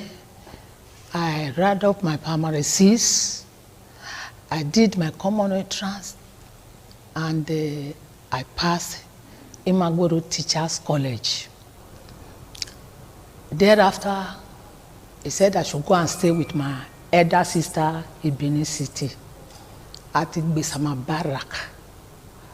She is a tailor, which is a fashion designer. She said she's also a petty trader. Okay. He said I should stay with her. Both of them discussed about me. He said I have to follow the line of my elder sister. My sister said, no, I am a fashion designer. Her younger ones will also take to know we should look for. He said, but my little salary cannot pay for college. He said, well, is it not anyone look like school? My sister said, then we will look for. Then I look for institutes. I was still selling in that counter, walk from there to Oba Market, short Lagos Street to buy all those petty things she's selling. After 8 months, they look for the Commercial Institute at Igbesama, one Mr. Aloha Institute. So thereabouts, they transfer the husband. I go along with them to Sapele. Reach there, stay with them for 4 months at home. My sister was trying to reach my brother. He said he has no money. He said, okay, myself and my sister, we were not looking for. We get a institute. It's a commercial school. Just continue. Then we back to follow them to Sapele, they transfer the husband. Reaching there, we look for a commercial school. Then we got one at the Sapele there. I started schooling. Thank God, he later called my brother and settled the man that operated the institute. I started. Before that 1 year, they worked their transfer to Benin. So you went from Benin to Sapele. With my elder sister. Back to Benin again. Yes, they now come back to Benin. In that place, my brother said, I don't have money. I called my brother, say, I cannot stay at home. You know, by learning, it's just like a shorthand. Okay. As you learn shorthand, 2 days you forgot what you wrote down. If you are not practicing it. Okay. And I say, okay, look for. I say, for the typing, I'm okay. He said, okay. I enroll ROC, I passed. But I still let him know I cannot just sit at home. And he was managing, paying for me. Then there I got a woman come to request for a secretary for the institute that I'm practicing now. Okay. I said, I will work. Oh. The woman said, okay, you will work? I said, yes. He took me to the place. It was a warehouse, bookshop warehouse. You see, whenever they want to order books, I will be typing. I said, okay, put me there. I spent 1 year plus there. Then I sit down, I said, the money is too small, 800. 8 naira. 8 naira. 8 naira. What year was this? So you were earning 8 naira as a typist? Yes, okay. 8 naira. 1974. I was with a man before I got married. Then when I got married, I now told my husband, I cannot sit down doing nothing. No. The uncle that was working in UBA, he said that somebody is looking for a typist. He said I should go for interview there. When I got there, the man employed me, which is a motor company. Okay. I was with them. How much was your salary then? Because I know the first salary is 8 naira. I'm sure it would have been better by this time. He still say it, what to do. He said, I will increase it. I said, okay. I said, the 12 naira. I said, okay. I started working. In 76, I got my first son. And I sit down. When I resumed, he didn't pay me. I said, well, let me. Then he now employ the security man. The security man look at me and say, say, lady, you are very intelligent. So this will work. You are not the type to work in this kind of company. Look for government job. I said, how will I enter government job? He said, don't worry. If they used to buy newspaper, he said, when they bought newspaper and there is an advertisement for vacancy. For vacancy, I will apply. Okay. Get you. My husband took he applied. I sent the application into 3 places: Ministry of Agri, Ministry of Education, Ministry of Finance. I went for interview for finance first, and they replied me. They employed me. Wow.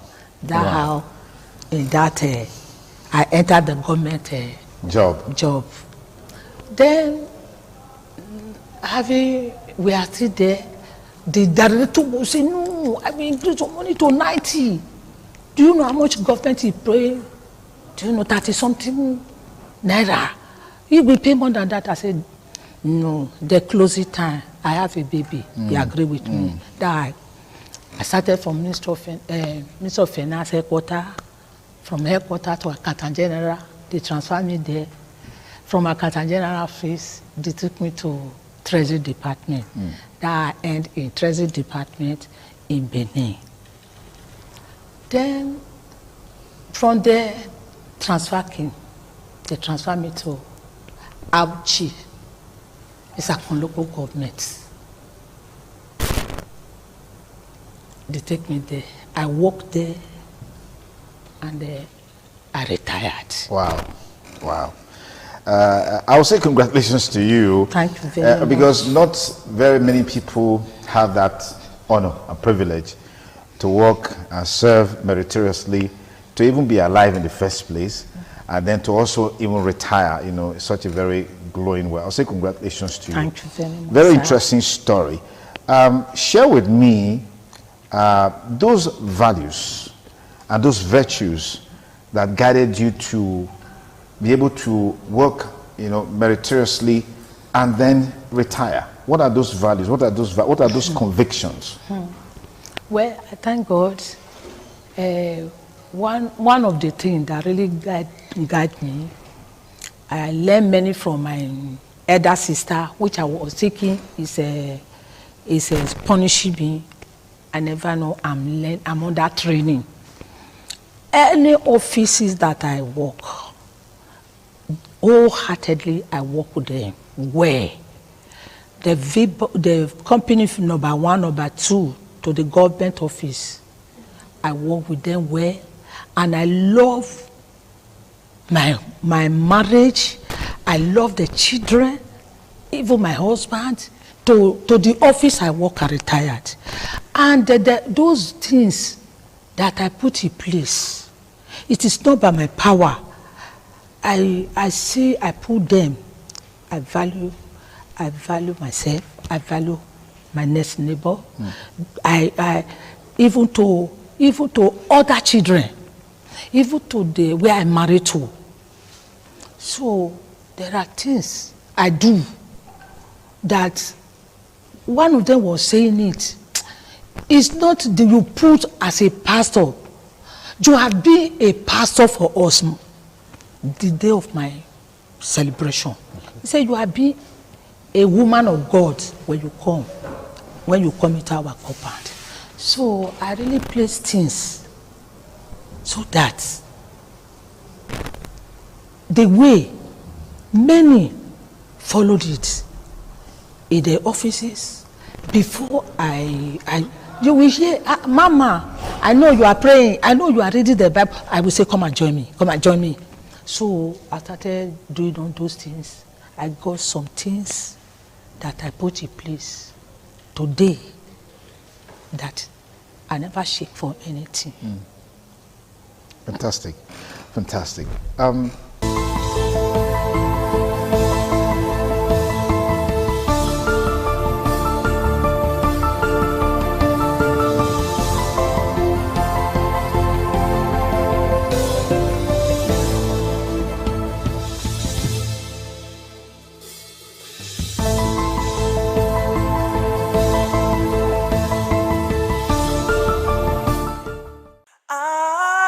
ITV.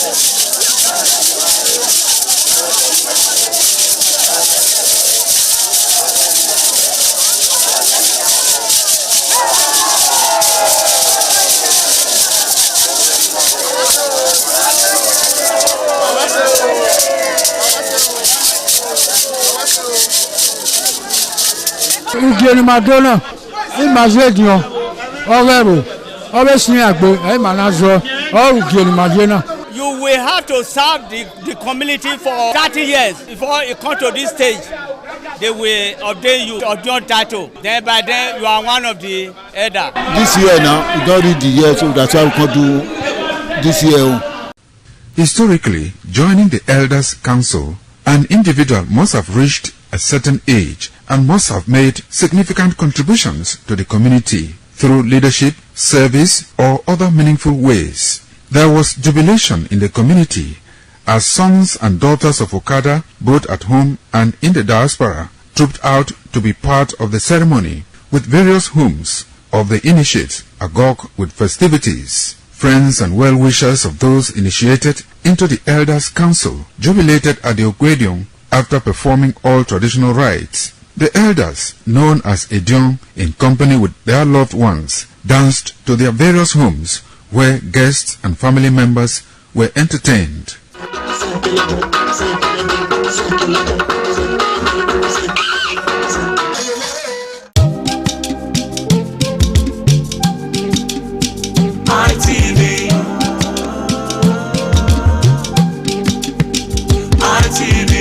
ITV, certainly the best.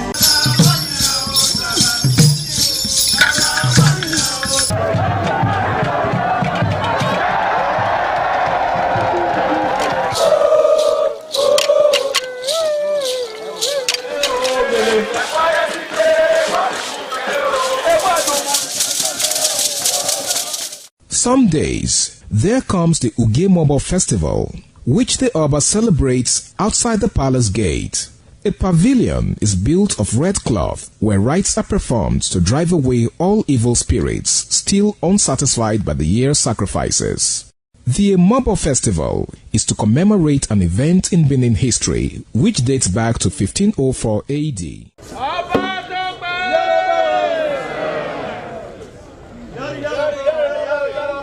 Yari, yari, Oba Tope!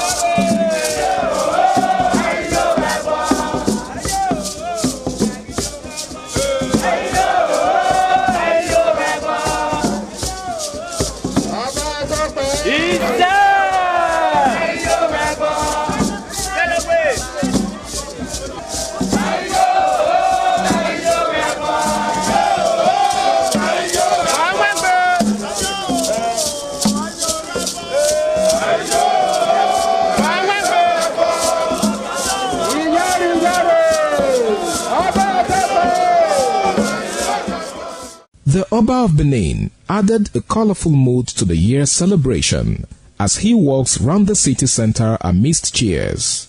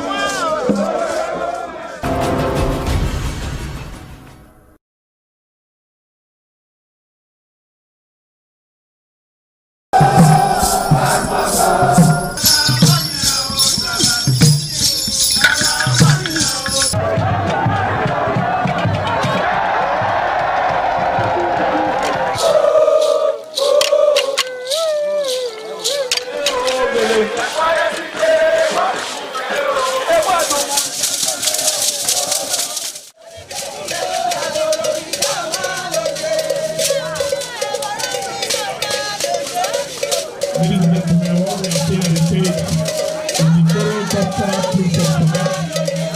On the other side, we have the dancing boys. The dancing boys, you don't know what we want to do now. We are bringing upstairs. We are at the first floor. We don't know what we are going to do with the second floor.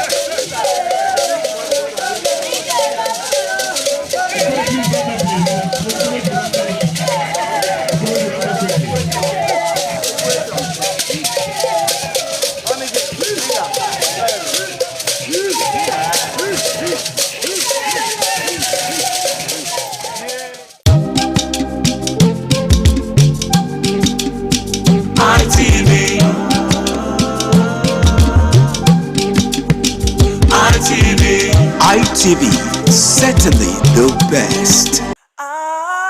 ITV, certainly the best.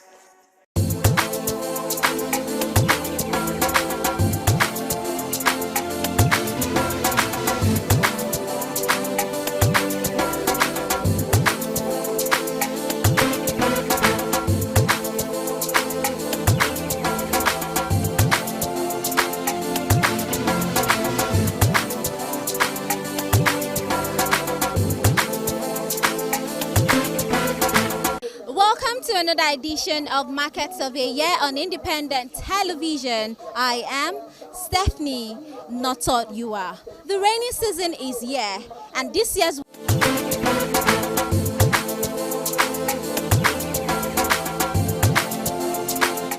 business hour. On this edition of Market Survey, we're currently at the market to get to know if the rainfall, or rather the weather, is affecting trade and affecting customer turnout. We're also here to know the measures that traders are putting in place just to ensure that they stay afloat during this weather. I am Stephanie Notoyo, and I'm going to be taking you around the market to get to understand how they cope during this weather. It is Market Survey. Don't go nowhere.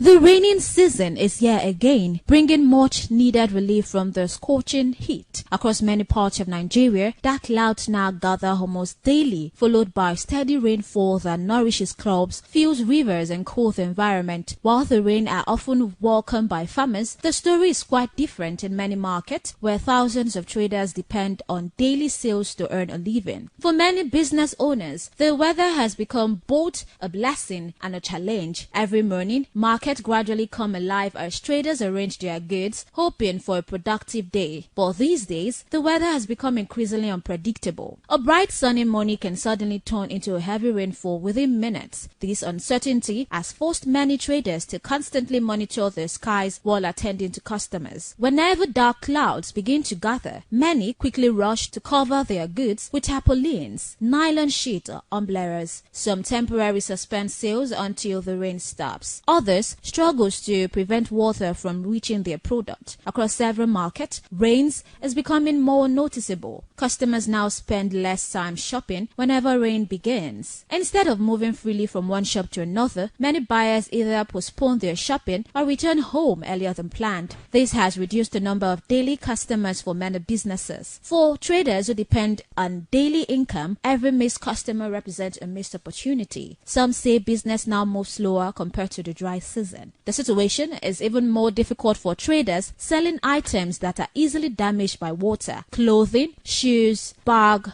books, electronics and household items requires extra protection from moisture. Even a small amount of rainfall can damage product and result in financial losses. Food sellers are also feeling the effect. Fresh vegetables, tomatoes, pepper, fruit and other perishables spoil faster when customers stay away because of bad weather. Some traders are forced to reduce prices before the product goes badly completely. Others simply count their losses at the end of the day. The rainfall also affects transportation. Flooded roads and traffic congestion often delays the arrival of goods to the market. Some delivery vehicles spend several hours navigating flooded streets. In some community, roads become almost impassable after every rainfall. These transportation challenges increase the living cost of moving goods from farms and warehouse to market store. In addition to delayed deliveries, transport fares have also increased in some areas during period of heavy rainfall. Both traders and customers sometimes pay more just to move from one place to another. This additional expense reduces profit for traders while making shopping more expensive for consumers. For roadside traders, the challenge is even greater. Many operate under makeshift shade or umbrellas that offers little protection during heavy downpour. Strong winds sometimes blow away covers, exposing goods directly to the rain. Others are faced to pack up immediately, completely, and wait for better weather. Street vendors who sell snacks, drinks, and cooked food also experience reduced patronage whenever rain keeps people indoors. Many customers prefer staying home rather than going out unless absolutely necessary. As a result, sales often drop significantly on rainy days. Business owners operating open-air restaurants also face difficulties. Outside seating areas become unstable during rainfall. Some customers cancel plans to eat outside, leading to fewer sales. Even those running small kiosks must constantly clean up waters that enters their shop after every rain. The rainy season also affects artisans and service providers. Despite these challenges, traders continue to find creative ways to keep their businesses running. Many have invested in stronger umbrellas and waterproof canopies. Others now use thicker tarpaulins to protect their goods. Some traders have raised their display tables to prevent flood water from reaching their product. Others carefully arrange goods on shelf instead of placing them directly on the ground. Some traders now store sensitive items inside plastic containers or waterproof packaging. These simple measures help reduce losses caused by unexpected rainfall. Technology is also playing an important role. Many traders regularly clear drainage channels around their shops to allow water flow freely. This helps reduce flooding around business premises. Some market associations organize environmental sanitation exercises to keep pathway clean and prevent blocked drainage system. Despite unpredictable weather, rising transportation costs, and declining customer turnout, many remain determined to keep their businesses alive. Every raining days present new challenges, but also new opportunities for innovation and adaptation. For many traders, success is no longer determined only by what they sell, but also how quickly they respond to changing conditions.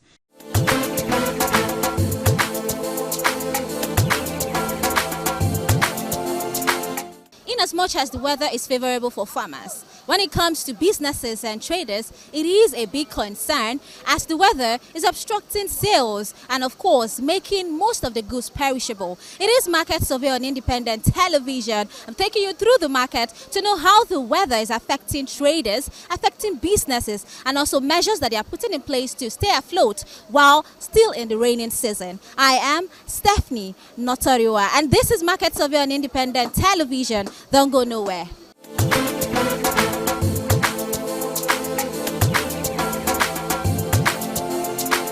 Not see I say, not see tomatoes wey I carry now. It dey break am. If I dey inside shey just now, I no go break. As e just be now, it dey break am. Motor dey stop. Motor dey pursue us. See me now. Motor don pass my leg this morning. So make Okpebolo do one. And then number 2, they no dey work for here again. Everything wey dey work for here now, they carry go government house. E no suppose to be like that. I am not see Ejo. They go more block and they carry go government house. Everything wey they do for here now, they carry go government house. So as you take pursue for inside market now, make you come there inside. E no good like that. Make still do and make we enter inside market. E no good. See now, if you have to stay now, about 10 months to go pass now. They pursue now, they go push you. They go push you. So market where we dey sell now, no money, no market, nothing. How na go say dey keep una goods if una wan comot for house, make for not destroy. No say as we come do that now, because of the rain. I make us come do that like this. And rain see dey enter. No see am, see dey enter inside. So we beg Okpebolo, may let us enter inside. We will first pursue come out o. So the one way see pursue come out, na go leave them. We will first pursue come out, make we enter.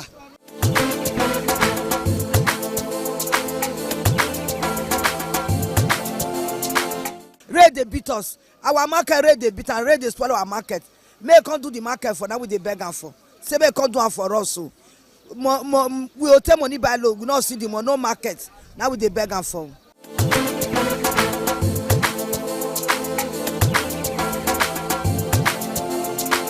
Ekina iya bone Okpebolo ogweni tatoga adie chedi no kekpa. Ni angwia eri anya doga number. They can be able to number it to the way near Gualo. Because here where with the number or say confusion. Like my own store now, menya kweno mabe mwe, a store memory. Since 3 years or now, we have been suffering. Ni allow, they should hasten it up. Ni mame cannot lie, ugwekyo. Oni me oni tame, Okpebolo.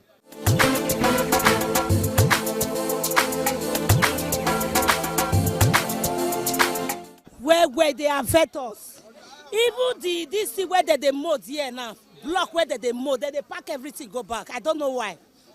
So we they shut every day. Nowhere to shade now, nowhere to shade, nowhere to sell anything, no market. Block where they say they want to work for a cyber market, they pack and go back again. So now waiting I see be that. So me don't understand the block where they pack, they go back. I don't understand.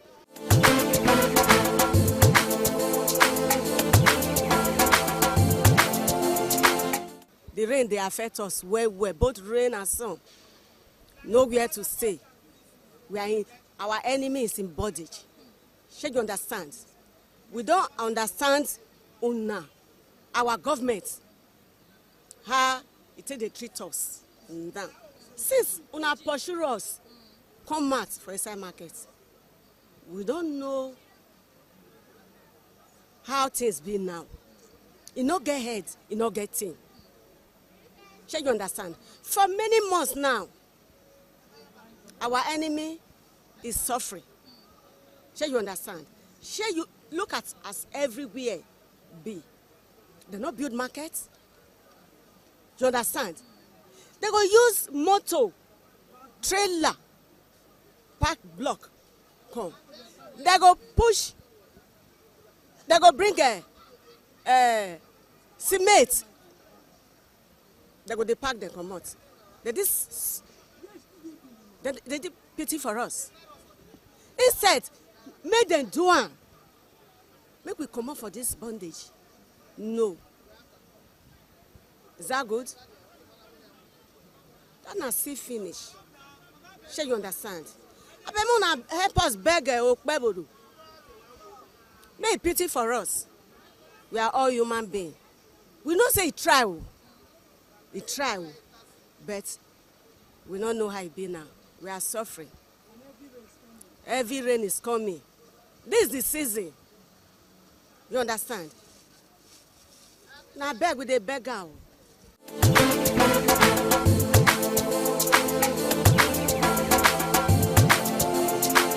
I bet we beg the governor, may repair the market for us, may we enter. We dey suffer, yeah, not be small, rain too much. Sun, you know, see us everywhere, be so now beg we did. May do one for us, may we enter.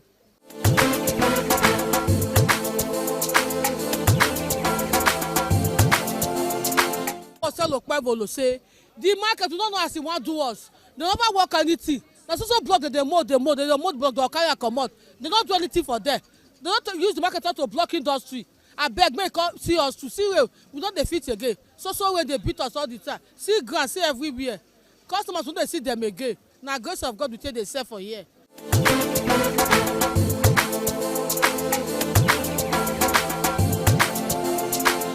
As climate patterns continue to evolve, businesses may increasingly need to invest in better infrastructure, improve drainage, waterproof storage facilities, and digital marketing to remain competitive. The rainy season may test the strength of businesses, but it also highlights the determination, creativity, and resilience of traders who continue working every day despite difficult conditions. Market remains the heartbeat of every community. Rain may slow business activities, but it has not stopped the determination of traders who continue opening their shops each day with hopes that better sales lie ahead. From flooded road and declining customer turnout to damaged goods and rising transportation costs, the challenges are real. Yet, despite these obstacles, traders continue to adapt. They are embracing new ideas, protecting their goods with better storage method, making use of digital platforms to reach customers, adjusting their business hours, and finding creative ways to remain relevant in the ever-changing business environment. Their resilience reminds us that behind every market store is a person working hard to provide for a family, educate children, pay bills, and contribute to local economy. Every purchase made in our market supports not just the business but also the livelihood of countless individuals whose daily survivors depend on trade. The current weather condition also serves as a reminder of the importance of proper urban planning and environmental responsibility. Keeping drainage system free from waste, maintaining clean market environment, and improving road infrastructure are collective responsibilities that can help reduce the impact of flooding on businesses and communities. For consumers, a little patience and understanding can also make a difference. While rainfall may delay deliveries or affect the availability of certain products, supporting local traders during this difficult period helps sustain businesses that form the backbone of our economy. As weather patterns continue to change, adaptability will remain one of the greatest tools for business survival. Those who plan ahead, embrace innovation, and remain flexible are more likely to overcome seasonal challenges and continue serving their customer effectively. Rain may interrupt businesses for a few hours, but it has not diminished the determination of traders who continue to open their shops each day with renewed hope that better opportunities lie ahead. Their resilience is a testament to the enduring spirit of enterprise that keep our market vibrant even in the face of adversity. And on that note, we've given you a better understanding of how the current rainfall is shaping business activities, remarkable effort traders are making to keep commerce alive. We've come to the end of today's edition on Market Surveyor on Independent Television.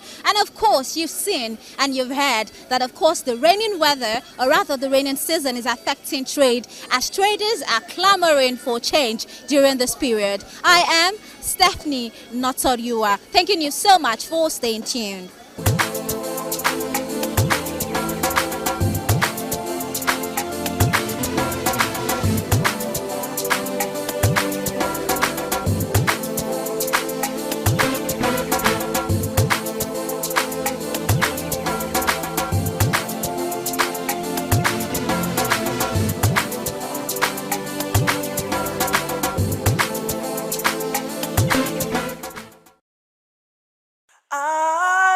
ITV, certainly the best.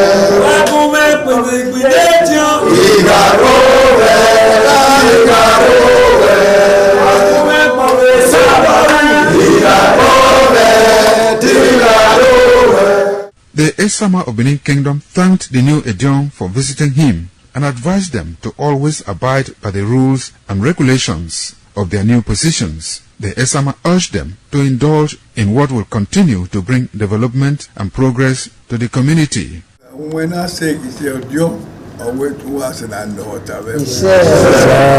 Papa. Caliber was in a cocoa, no wisdom. Who paid you? Who paid you? Baba. Echo one as ever. Ever here, not the letter did we ask about my former. I will wear in it. A joke. Eh, Jonah will. Eh, Jonah Pulu, eh, Jonah Nuria, he said, Bobby Papa, but John Way, Gathered in and I had the way. Bobby Grant, they would not no matter of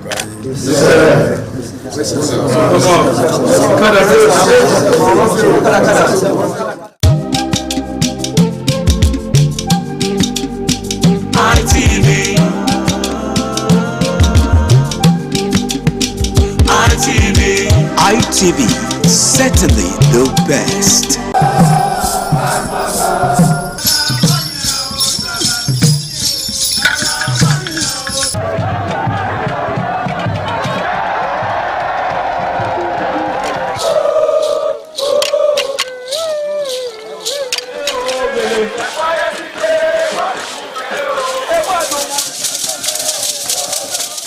Omonyoba Nedu Ukwakolopolo Ewai II, Oba of Benin, stepped out majestically with loud crowd to perform the Sultan rites of his late mother, Queen Mother Ioba Omoni Ikoyeme, Ioba Ewai II, who departed this world 49 years ago.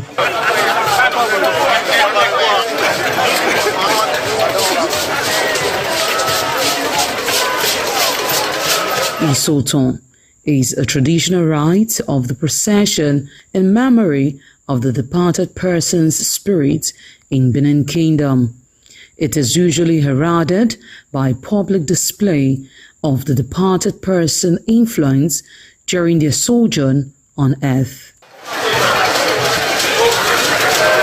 The display of a human effigy symbolizing the departed royal matriarch was preceded by the Oba of Benin, who led the procession from his palace to the Immortal Shrine at King Square in Benin City, where he offered prayers for the repose of the soul of the Queen Mother, Ioba Ewai II.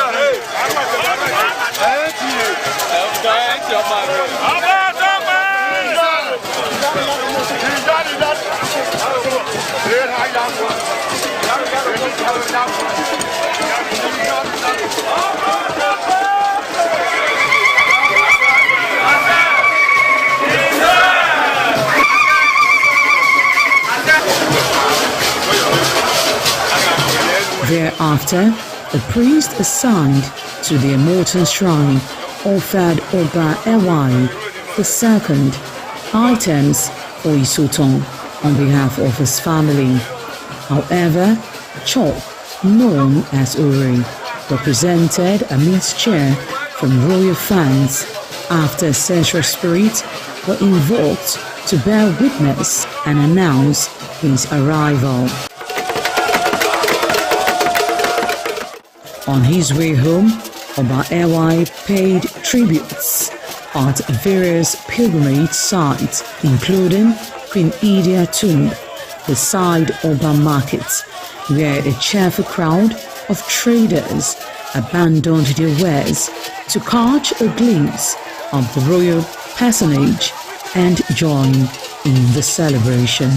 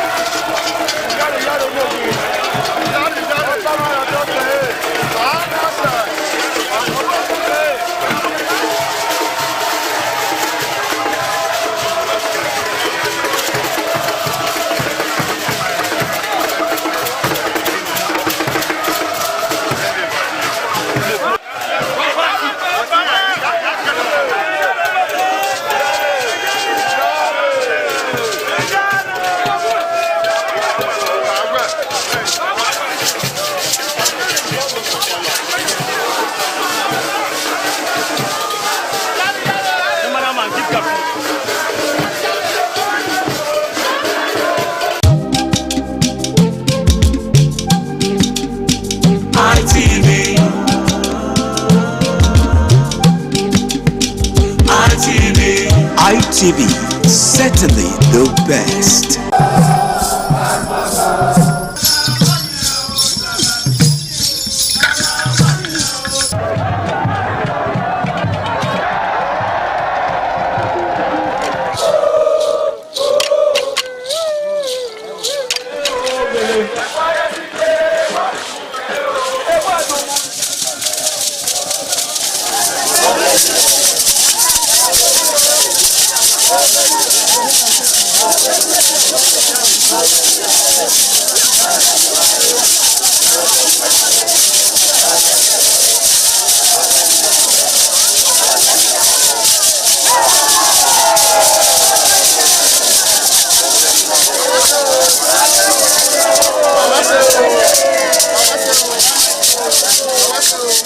Top on the list of the initiates was the eldest son of the Esama of Benin and former governor of Edo State, Chief Lucky Nosakare Benedion. 11 of his siblings, namely Bright Ayamekwe Igbenedion, Honorable Charles Osenwike Igbenedion, Peter Osawari Igbenedion, Dr. Fred Osanwi Igbenedion, Barrister Mike Osarene Igbenedion, Efosa Douglas Igbenedion, Ukponwa Ernest Igbenedion, Osawe Igbenedion, Edosa Igbenedion, Dr. Daniel Omorige Igbenedion, Agbon Steve Igbenedion, as well as the Executive Director Operations, ITV and Radio, Chief Elder Ugbeide Nwonse.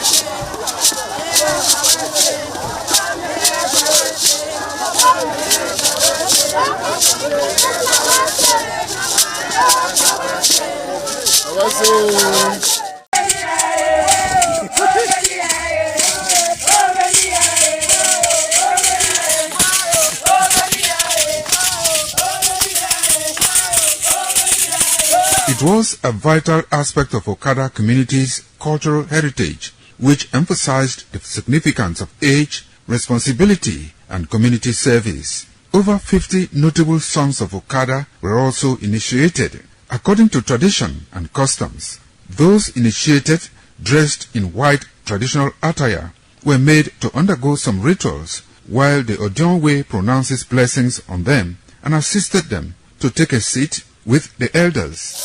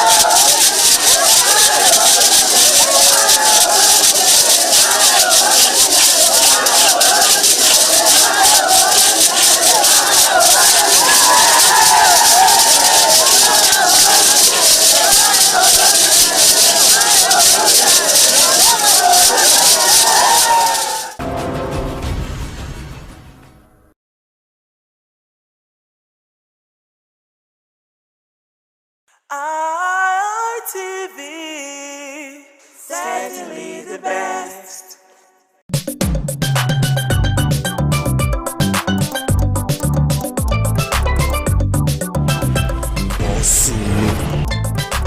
Waiting they happen. Farmer.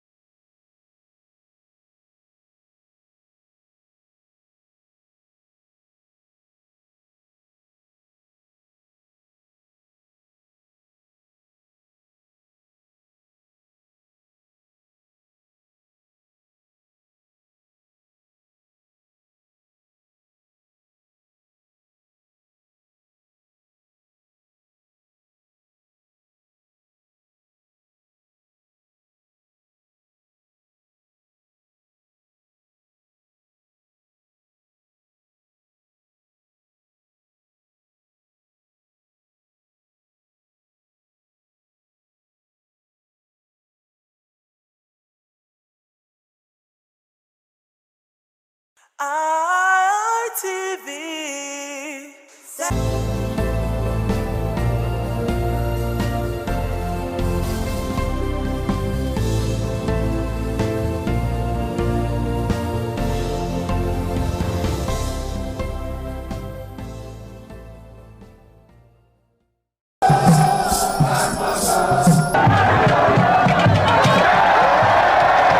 Some days, there comes the Ugemobo Festival, which the Oba celebrates outside the palace gate. A pavilion is built of red cloth where rites are performed to drive away all evil spirits still unsatisfied by the year's sacrifices. The Ugemobo Festival is to commemorate an event in Benin history which dates back to 1504 AD.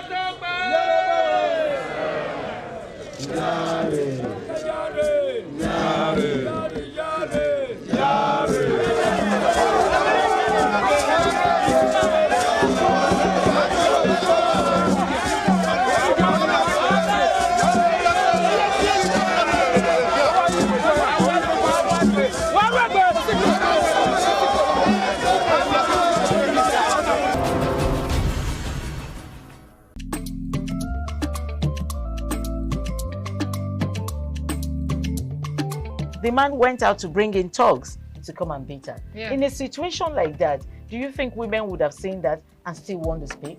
Bully, we're talking about. That's what I said. So when they bullied her, Yeah. now, if she's not bold enough, she will shut up. What is your advice for girls out there that are so desperate to be married? We women, we have to be really intentional about our parenting. If you know a child is being abused, or you see signs, a bruise or a child, it has to be investigated. People barely even breathe when they are going for a shrebi and something. Party. You have to be They can't smart. sit If down. you see where they are dressing them up or dragging on both sides, you cannot you cannot breathe. And these women will stay in those events for hours just to keep up with that beauty trend. Is that healthy? That's not healthy. I am Patricia Uremu Gabriels and we're reaching you live from our Lagos Network studio. Of course, Women in Conversation is a program designed for women to discuss about themselves.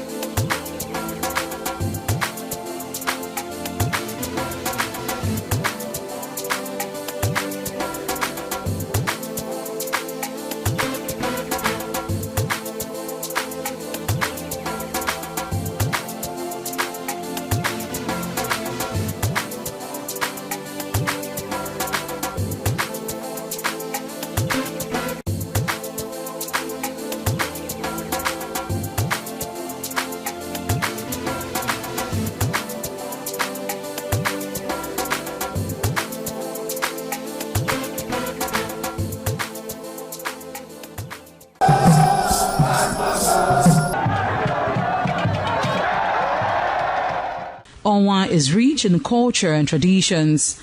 The people are a mixture of traditional worshippers, Muslims and Christians.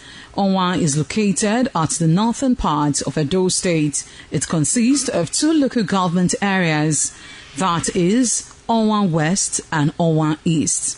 It has a total number of 13 clans and 21 political wards, according to National Population Commission 2006 census. The population of Onwa people is put together at 251,686. The people love tradition and culture. Historically, the people ancestors in deep quest to hand down on their future children a society of love and friendship.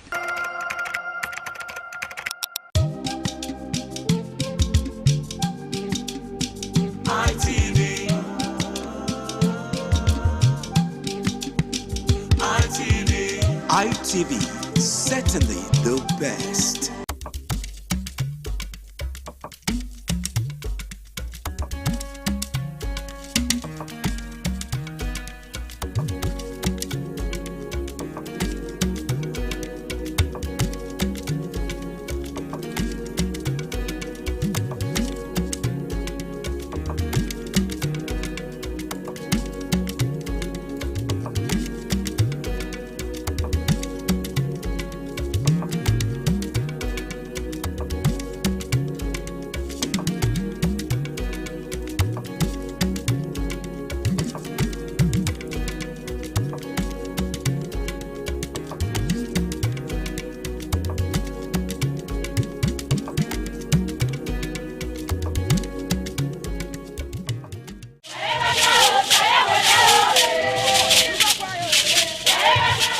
In a rare display of botanical brilliance, the palm tree defied natural norms, sprouting multiple branches that bear fruits. This rare occurrence has become a wonder to many, as experts are calling it a one-in-a-million phenomenon.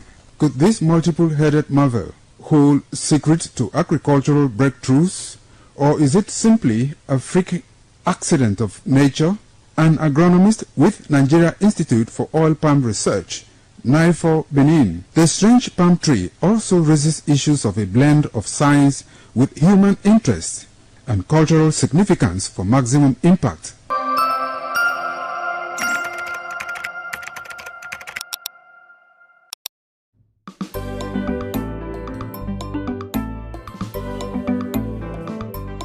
Thank you very much for joining us on the program Healthy Living. What is the kidney? The kidney is an excretory organ in the body, which is for metabolism. Tuberculosis affects many organs in the body, but the common ones it usually affects is the lungs. Epilepsy is a neurological problem. Okay. It is an injury in the brain which causes someone to begin to convulse, to go into fits. It is curable, but the cure is a long-term thing. If you eat well and avoid those risk factors that will make your immunity to be down, then the risk of contracting tuberculosis will be reduced. If you're healthy, then you're wealthy.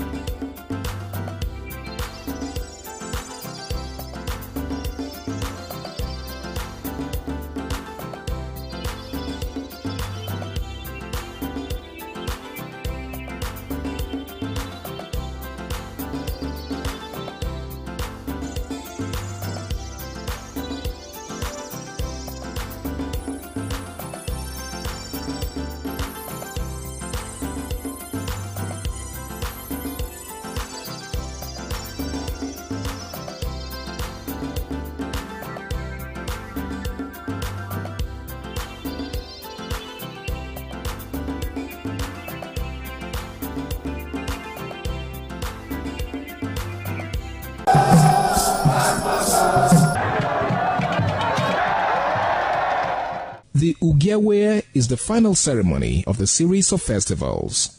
It is one of peace and lightheartedness, following the more solemn of the ritual year. Ugewe is the festival of the Ewe leaves, a symbol of good luck and joy. It is the most popular of all that heralds the dawn of a Benin New Year, new vow, newness of life and freshness of life, and a new hope for the future. In the evening, the Ewe leaves are presented to the Oba of Benin in grand style in a colorful ceremony. The Ihogbe Society, amidst singing and dancing, bring the sacred leaves that symbolize good luck, blessings, peace, and prosperity. Each of the senior members of the Ihogbe proceeds to give the sacred leaves directly to the Oba of Benin, and others put theirs at his feet.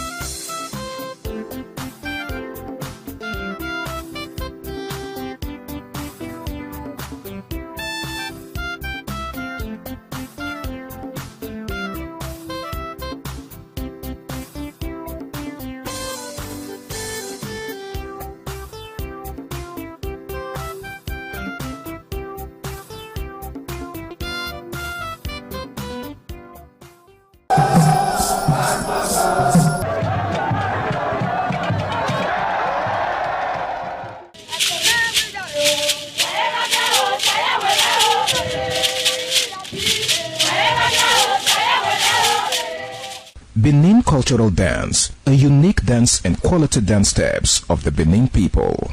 This dance is a vibrant mix of traditions, arts and beliefs, deeply rooted in the country's diverse ethnic groups and their rich history. The dance has artistic expressions depicting the people's history. Benin people have been famous for bronze and brass work, some of which is said to date back from the 13th century, especially ivory and wood carving.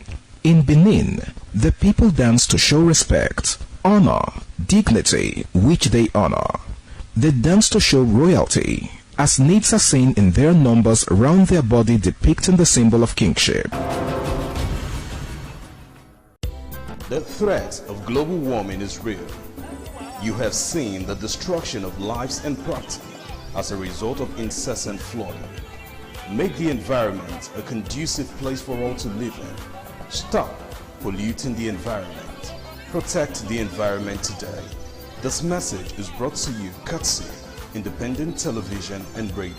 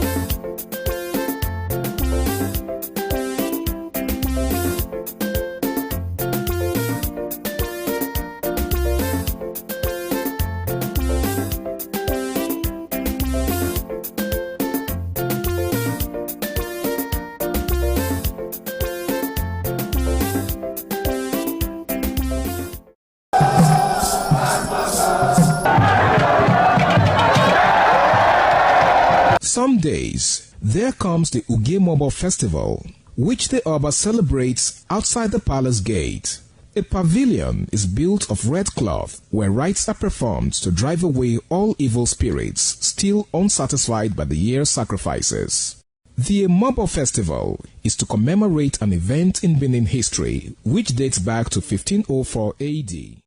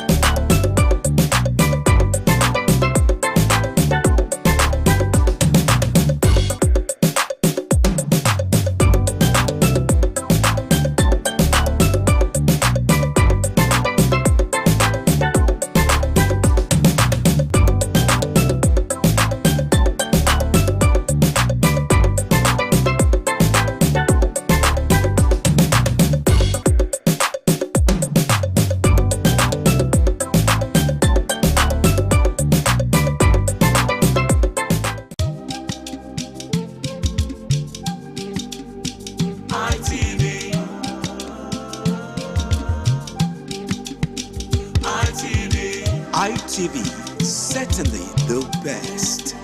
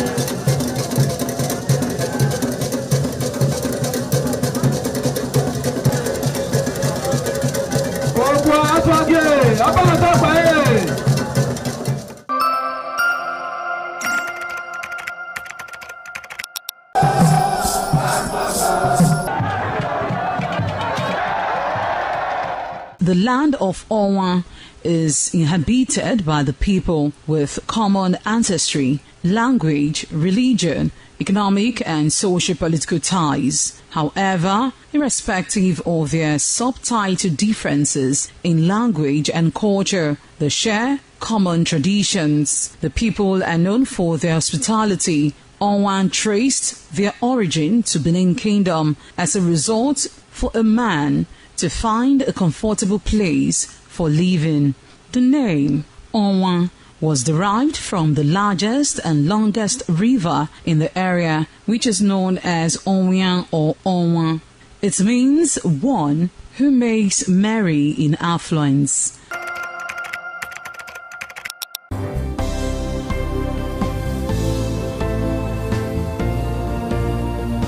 Thank you very much for joining us on the program Healthy Living. What is the kidney? The kidney is an excretory organ in the body, which is for metabolism. Tuberculosis affects many organs in the body, but the common ones it usually affects is the lungs. Epilepsy is a neurological problem.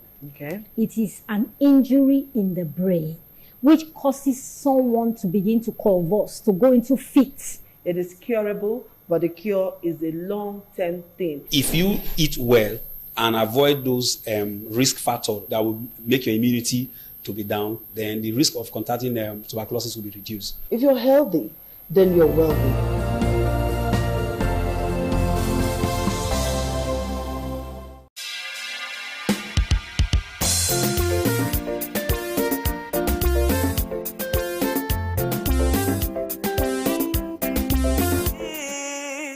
Certainly the best.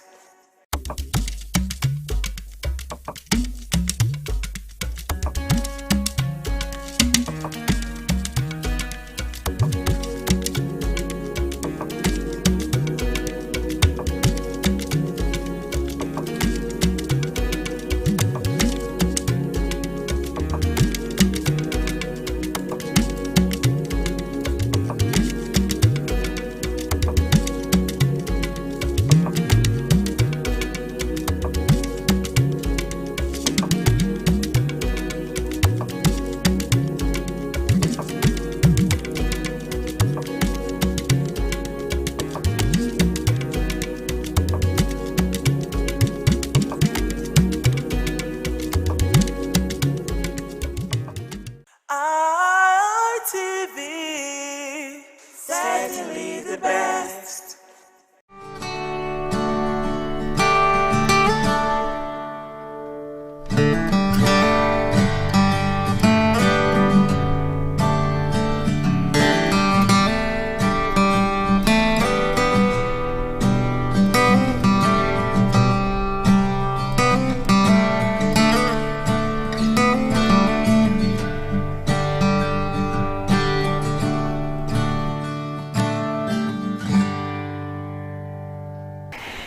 Hello beautiful people, welcome to another exciting edition of Youth Perspective, brought to you by Independent Television.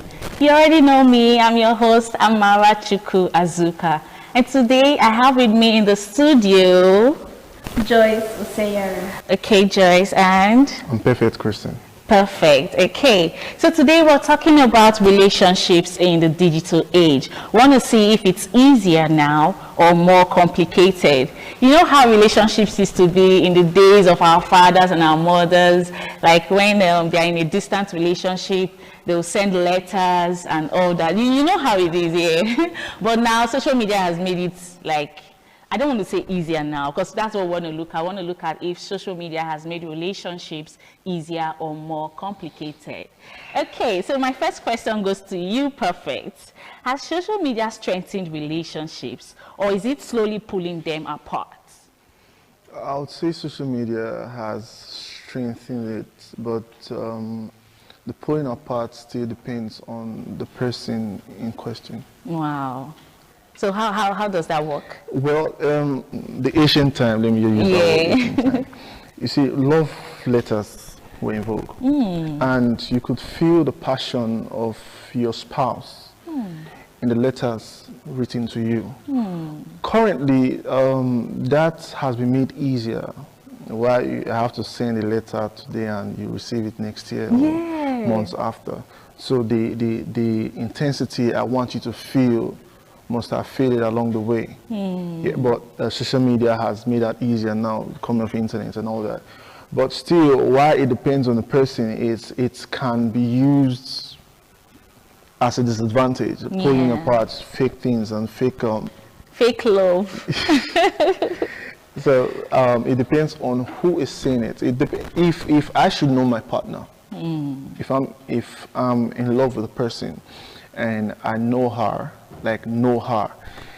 whatever message she sends me, I can tell if she's the one or not. I should be able to tell her emotions or not. But when my love for her is questioned, I can't tell her emotions, if she's happy, if she's sad, or whatever she's feeling at that moment. Yeah. So the essence of social media, it was supposed to make that connection faster, easier for those people that are genuinely in love with each other, but not for those that are as per relationship, not for those that are not. Okay, thank you so much.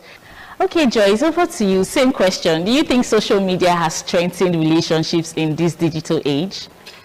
Yeah, I'll say yes, because it makes really communication and everything easier, faster. Yeah.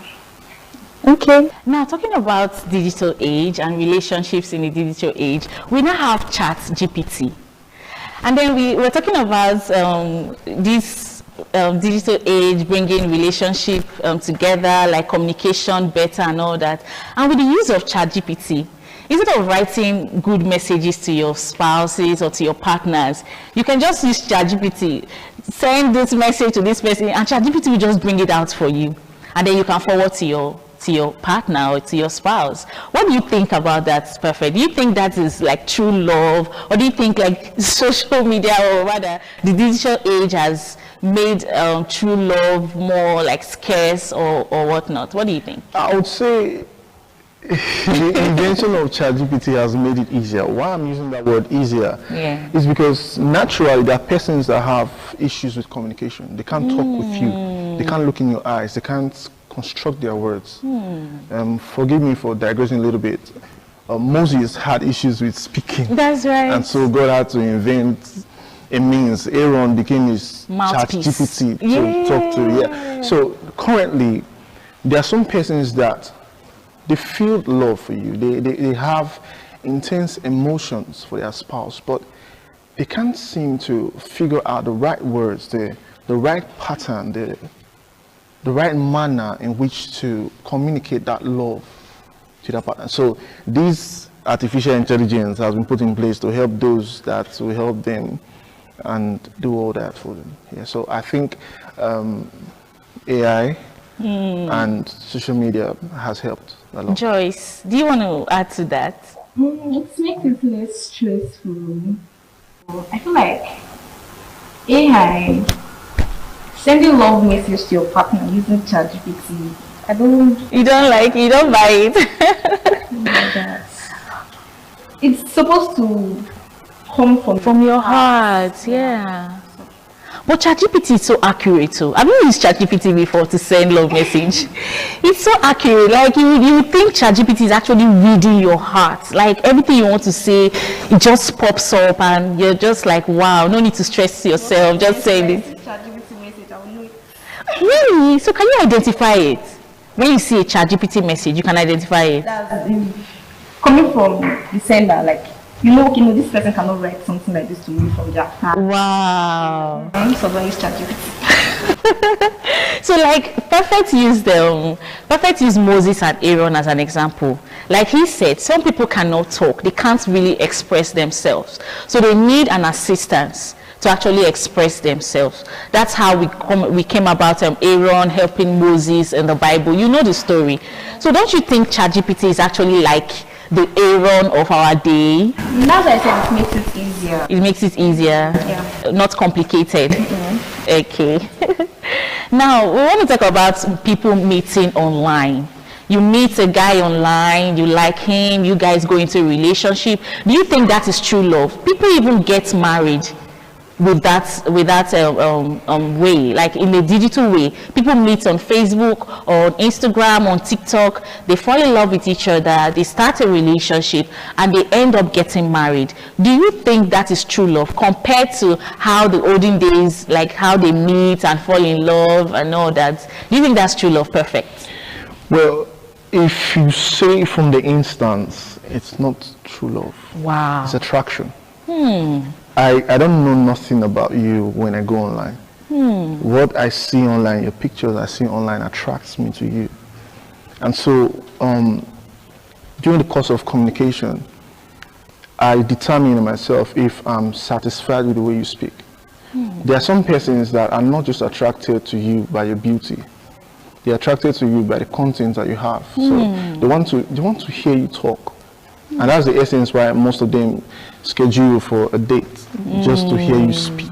Your speaking, your manner of approach shows them how sophisticated you are, how it shows your content, what you carry inside. And so in the course of that, love can either be built or destroyed.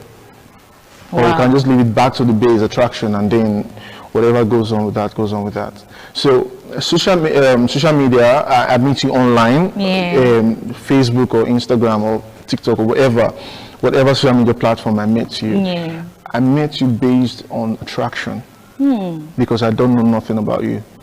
Right? So it is our course of communication that now determines if, and it still depends if I'm actually there genuinely looking for love. That's another thing. I might not be there for genuine. Yes. So it determines on what I'm looking for. If I'm looking for love and I'm looking for love on social media, what will take me there?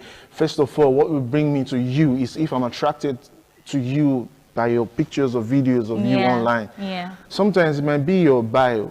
I've met people that during the course of our communication, they made instances of what she wrote on her bio attracted me to her. Just there was a different kind of perspective of what she said. That's as simple as whatever it was written there. So that is based on attraction. Now that attraction brings me to communicate with you. And while communicating with you, I now determine, okay, should I push this further if I'm looking for true love, actually? Okay. Should I push this further or should I just let it die here? It depends on, no longer me, the aspirator. It now depends on you who I'm coming to meet.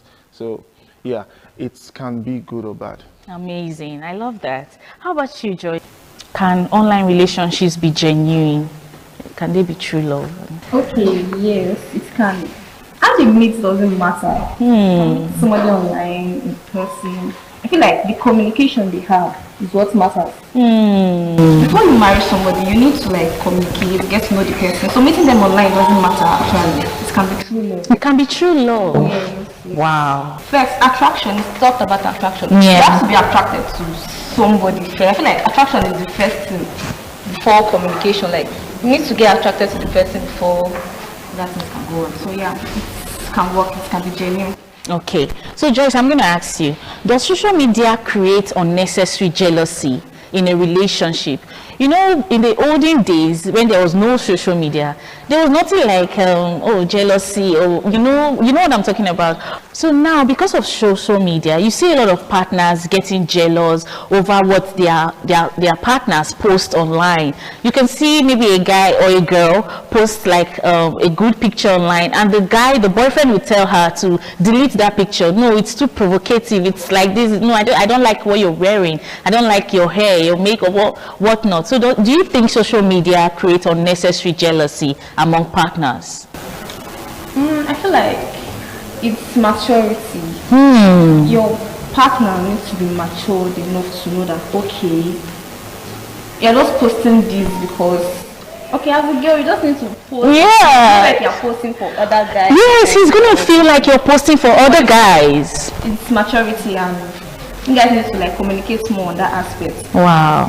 And social media also affects that pressure, like peer pressure. Yeah. What's the CEO but I feel like it's just maturity. Just know your partner. You should know your partner. Okay. Perfect. You're a guy. You need to tell us. Do you think social media creates unnecessary jealousy for partners, for people in relationship? Well, people in relationship, they deal with trust issues. If I'm having trust issues with my partner, it doesn't matter if there's social media or not. I'm going to question everything she does. So what social media will not do is enhance that trust issues that I already had. Because she have her own pattern of doing things that I might not be conformed to. And I have mine also. So if I'm having trust issues with her on a daily basis without social media, if she now goes online to post this, I will be having the same trust issues there intense, more than when it's just basics. So social media can promote jealousy depending on what the foundation of that relationship is already built on. Because I'm in a relationship with a person that I didn't live with from birth. Yeah. I don't understand her perspective. I'm in a relationship with her to understand her so that we can move in par. Now, if I fail to understand her and I question everything that she does without giving her the benefit of a doubt on any topic at all, whatever she does online, and if it happens to be with public, as it is something that she has to post, or whatever she says online, whatever she posts online, her pictures, her videos, her thoughts, I will question them as something that may not be faithful.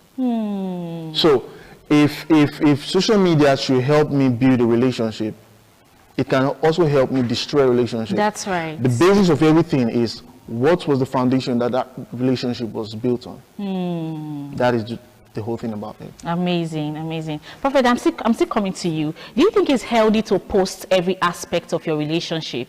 You know, with social media and all that, you know, you want your girlfriend to post you. Like, let your viewers know, let your contacts know that I am dating you. Do you get? And even some girls, they want you to post them on your social media. So do you think it's okay or it's healthy to post every aspect of your relationship online? There's something, this generation, we call it PDAs. Okay. Public display of affection. Yeah. It's funny enough to say that most guys rate this, they take it so much to heart. Okay. They value it. You must show them, you must show the world, you must show their friends, you must show your friends, you must show your parents that I'm the guy dating you. Yeah. And so also ladies, if you're dating some certain kind of ladies and you don't hold their hand in public, they feel like there's somebody in that. There's somebody in that, yes. That you are. You don't want them to know that you're dating me. If I don't want myself to be public, as per social media, I don't want our relationship to be visible to everybody. Doesn't really mean that you would want the same thing. I'll make an example to Banky and Adesua. There was a rumor at a particular time that they were in the same office, in the same space with everybody else, and nobody knew that they were dating until when they announced their marriage. Marriage, wow. So these are persons that, I can also use Simi and Adekunle Gold. Yes, that's true. The social media was moving towards Falz and Simi. Yes. But here we are, boom, Adekunle Gold and Simi. How did they start? When did they start dating? There's a lot of questions about if my relationship should be in public or if my relationship should be secret. Nobody knew that Gege was getting married. Nobody knew that Gege had a particular lady in mind to get married to. Wow. Where have they been all this while? Nobody knew that, what's his name, Theophilus, was dating somebody else. Like, he had someone in mind that he wanted to get married to until, boom, he announced it. So there are some persons that, yes, they want their relationship to be in public.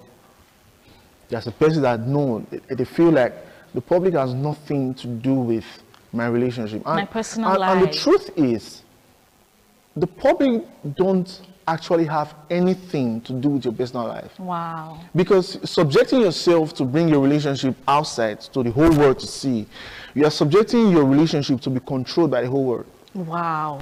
Because by the time if you hold her hand and post the social media and say you're holding your wife's hand, as a man you should not be doing that.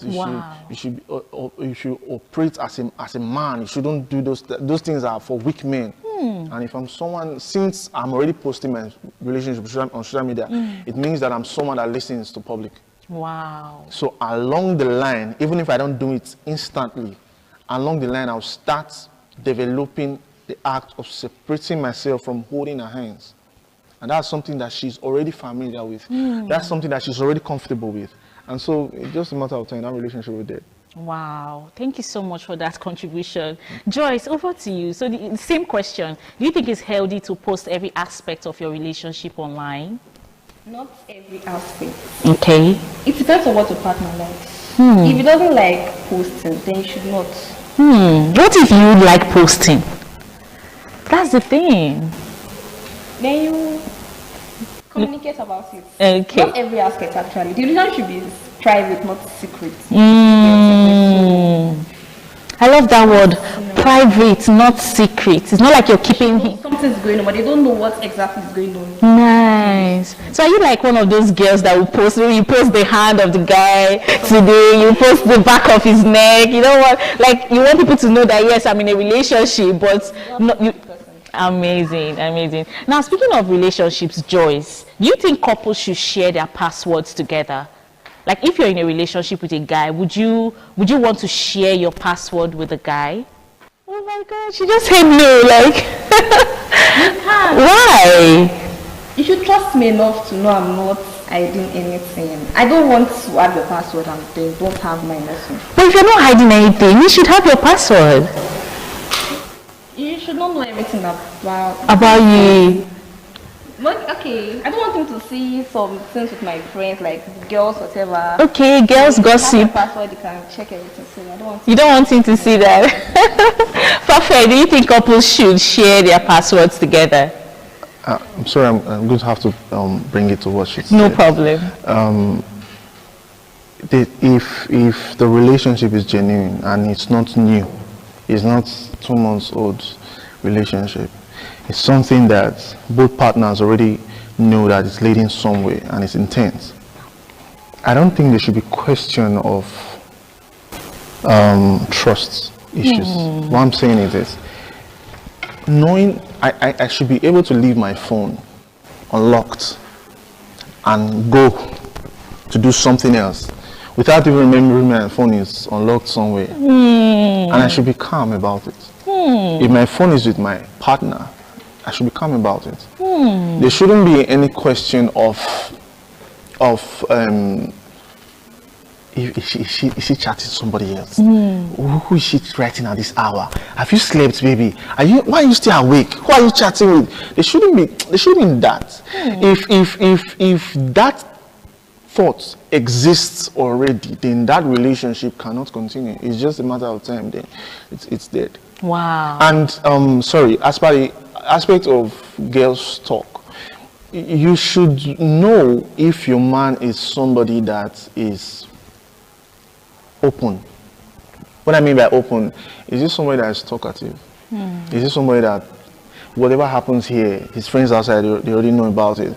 If he's not that kind of person, then it should be somebody that you can discuss even things that your girls discussed, but you know that discussion will not leave the space of the two of you. Exactly. It depends on the maturity that young man have. So if you are dating a boy, it's different from when you are dating a guy or a man. I think amazing. What boundaries do you think couples should set when using social media? I think, first of all, it should be discussed. Do you like posting your life on the internet? If you do, can we have an understanding of what should go and what should not go? Nobody knows everything. That's right. Nobody is an island. A relationship is for two people, not one person. And it's two people trying to become one. That's a relation that has someone headed to, okay? So it's two people trying to become one. So if I know that you're not comfortable with me putting my life up on the internet, I should be able to make accommodations for what you want. It's not me bringing myself down, it's me making room to accommodate you. It's respect for what you want and what you don't want. And if me, on the other hand, I'm coming to the person now that says, I don't like posting myself on the internet, and you like me, or you like showing yourself on the internet, I should be able to make accommodations. Okay, even if I don't like, if she wants to take some certain kind of pictures, I should allow her. You see, there's a former parable, I don't know if you still use, that dog plays, you fall for me, I fall for you, everything will be right. So if I'm able to accommodate you, you should be able to accommodate me. It should be something that is built on understanding. What kills relationship nowadays is not social media. What kills relationship nowadays is lack of understanding and lack of maturity. Wow. Those two things. So if there's understanding in a relationship, it tells me that I should make accommodations for your desires, and you should make accommodations for my desires. So if you want your entire life to be on social media and I don't want the same thing, we should be able to look for a standing. That calls for discussion, is the essence of meeting, of understanding each other. Like there's that verbal or communication that dwells between the both of us. So it's isolated from don't do it. Stuff like that. It kills relationship faster because it feels like I'm not seen, I'm not heard. It feels I'm just in this relationship to please you. Where does my desire come into play? Wow. Thank you so much for that. Joyce, do you want to contribute to that? Yeah, I feel like everything should be based on agreement. If it's what, like, you and your partner should just communicate about it first before putting anything out there. So Agreement, I love that. Okay, because of time, let's have your final words. Perfect. Final words. I think social media can be used for growth of a relationship or destruction of a relationship. It matters on both partners. You two should be able to communicate with yourself as per what you want and what your partner wants. So that understanding should be there, melted down between you two. I think that's just it. That's it. Amazing. Thank you so much. Joyce, your final words? Okay, I feel like digital age hasn't changed what successful relationship is. In aspect of love, trust, honesty, and loyalty. It only makes communication and connection more easier. So social media cannot ruin what is not ruined already. So I feel like the technology makes communication and relationship now this year. Amazing. Thank you so much for coming on the show. Thank you so much. Thank you.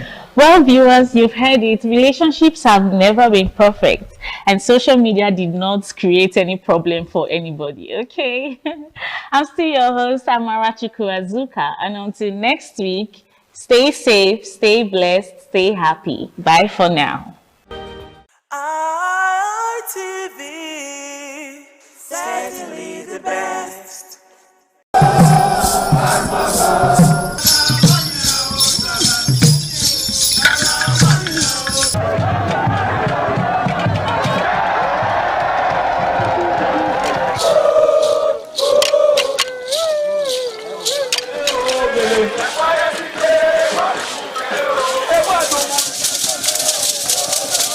The new Edion expressed excitement as they danced and rejoiced before the Esama of Benin, Sir Chief Dr. Gabriel Osawori Benedion, who also joined in the dance.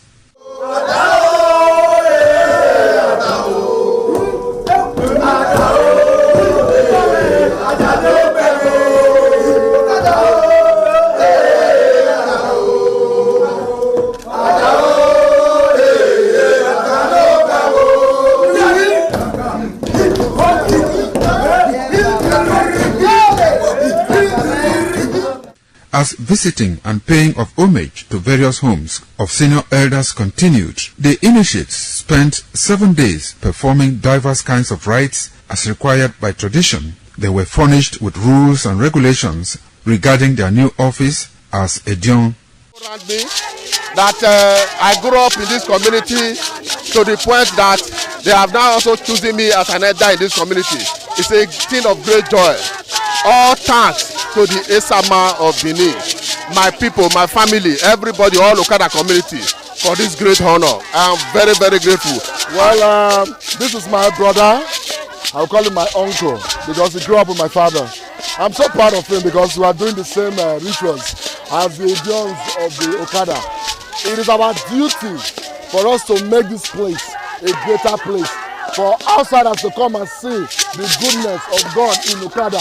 And I'm proud of every one of us here. So shall it be to each and every one of us in Jesus' name. Waya wawesu Odion ma Okada zima Esama zima Odion Ebuna zima Odion Obala zima Odion Manawe Maari Esama Odion na Nimado Pome Sama Nimado Gbekene Sama Ema Odion Wawe na Esama Magbekene Osaba Obuyo Bitone Aba No get Tony Maga No dia mi Magame Manido Gbekene ne na Ima Yafe Ima Ato Ima Agbo Aropa Ewu Dori Ima Adi Awogene All the Diagbo ya no we mi Magame We need just to know me afa In Esama in our father's house in respect of our initiation to elders Edion level. As tradition demands, we are here today to come and also pay our homage to him, to also for him to also pray for us for long life and prosperity. The climax after 7 days was paying of homage again to the Odion way, where he gave the initiates the full rights to function and to henceforth participate in meetings with Edion. It will go down in the history and minds of Okada community, Ovia people, Edo State, and Nigeria in general. The ambience, style, and the colorful ceremony associated with the 2025 initiation into the Edion Council of former Governor of Edo State, Chief Lucky Nosakari Benedion, his brothers Bright Ayamekwe Benedion, Honorable Charles Osenwige Benedion, Peter Osawori Benedion, Dr. Fred Osawuni Benedion, Barrister Mike Osayene Benedion, Executive Director Operations, ITV and Radio, Chief Elder Gwede Onwonse, Honorable Efosa Douglas Igbenedion, Ukponwa Igbenedion, Osawe Igbenedion, Edosa Igbenedion, Dr. Daniel Omorige Igbenedion, as well as Agbong Steve Igbenedion, among other sons of Okada.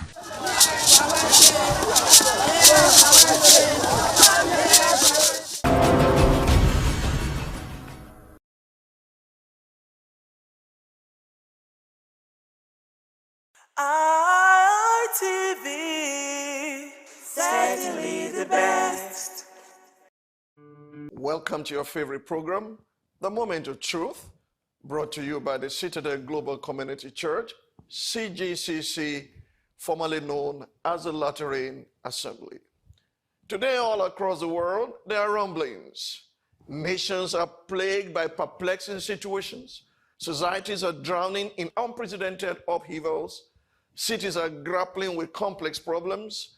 Families are overwhelmed by seemingly insurmountable challenges, while multitudes in the valley of decision and people are in dire need of hope.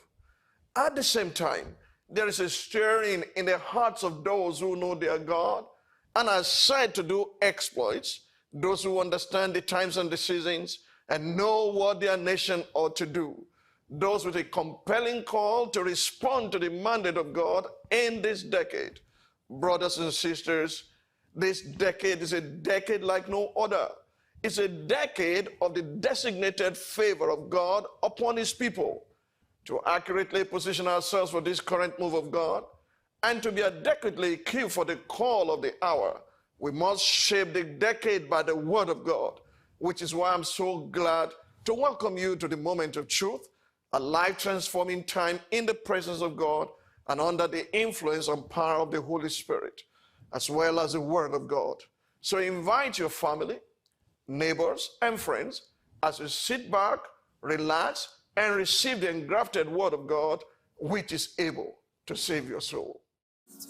The thief comes not but to steal, to kill, and to destroy. The Lord Jesus, you have come that you may give us life and life more abundantly. Like a roaring lion, the enemy seeks whom he may devour. But you have taken out of his mouth, and your blood speaks against him today. Thank you for your protection. Thank you for your mercy. Thank you for your healing. Thank you for health. Thank you for complete wholeness. To your name alone be all the glory and all the praise and all the adoration in Jesus' mighty name. Since we began this prayer clinic series, I've shared with you prayer routine, rituals, and essentials.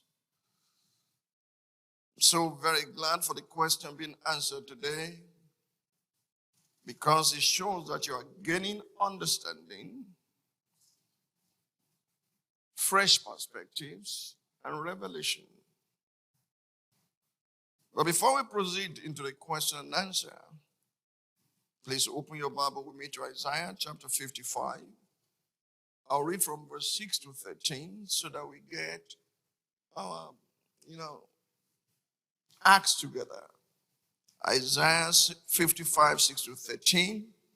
And then we go into Matthew chapter 5, chapter 6, 5 to 8. Isaiah 55, 6 to 13. And Matthew chapter 6, 5 to 8. He reads, and I quote, "Seek the Lord while he may be found. Call upon him while he is near. Let the wicked forsake his way, and the unrighteous man his thoughts. Let him return to the Lord, and he will have mercy on him, and to our God, for he will abundantly pardon." Here comes a critical juncture. My thoughts are not your thoughts, nor your ways, my ways, says the Lord. That's where conflict comes between you praying and getting answers. For as the heavens are higher than the earth, so are my ways higher than your ways, and my thoughts than your thoughts. For as the rain comes down and the snow from heaven, and do not return there, but water the earth, and make it bring forth and bud, that he may give seed to the sower and bread to the eater, so shall my word be that goes forth from my mouth. It shall not return to me void, but it shall accomplish what I please, not what you are asking for. Not what you think you need most, but what God is pleased with. He made you. He knows why he made you. He knows why he created you. He has a purpose for your life. But it shall accomplish what I please, and it shall prosper in the thing for which I sent it. And when you embrace that, when you allow him to think through your thoughts and speak through your vocal cord, when you are in alignment with God, his will, his purpose, his plan, his word, his counsel, then you shall go out with joy and be led out with peace. The mountains and the hills shall break forth into singing before you, and all the trees of the field shall clap their hands. Instead of the thorn shall come up the cypress tree, and instead of the briar shall come up the myrtle tree. What thorn and briar represents there is a curse upon the ground and the Garden of Eden when Adam rebelled against God. Said, instead of that, I'm going to change that for you. And he shall be to the Lord for a name, for an everlasting sign that shall not be cut off. Matthew chapter 6, 5-8. And when you pray, you shall not be like the hypocrites, for they love to pray standing in the synagogues and on the corners of the streets, that they may be seen by men. As surely I say to you, they have their reward. But you, when you pray, go into your room, and when you have shut your door, pray to your Father who is in the secret place, and your Father who sits in secret will reward you openly. And when you pray, do not use vain repetitions as the heathen do, for they think that they will be heard for their many words. Therefore, do not be like them, for your Father knows the things you have need of before you ask him. Then he concluded by saying, therefore pray after this manner, our Father who art in heaven, etc., etc. The question being asked goes thus: where does one draw the line between vain repetitions and push? Push being acronym for pray until something happens. Say that with me, pray until something happens. Where does one draw the line between vain repetitions and push? Citing Nigeria's case as an example.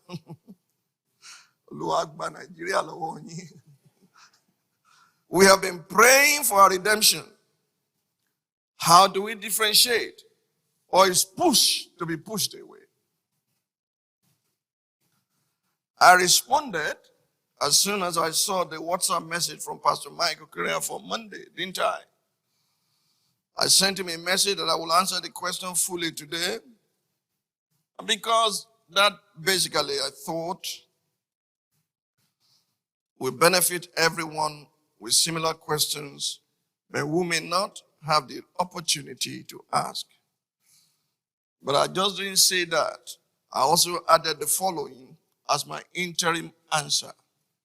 Quote, suffice for now is to state that the problem with push is that many people push where there's no pregnancy, or where the due date is still far. So the gap between full pregnancy, according to the season of life, and the due date may be filled with vain repetitions or spiritual rhetorics, which makes the person praying to sound like a broken record. This is how people bring forth wind instead of the substance of things hoped for. Selah. End of quote. That was the message I sent to him. Now, if you have not been to the labor room or been inside the labor room where pregnant women are helped by doctors and midwives through the process of delivering their babies, you may not appreciate that answer. I've been there. As a matter of fact, I took delivery of my second daughter by myself at home. It was my wife, myself, the coming baby, and God.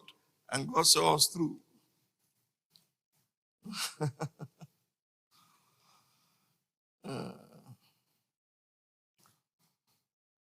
Before the doctors or the midwives will ask the mother to push, there are certain things that must have taken place.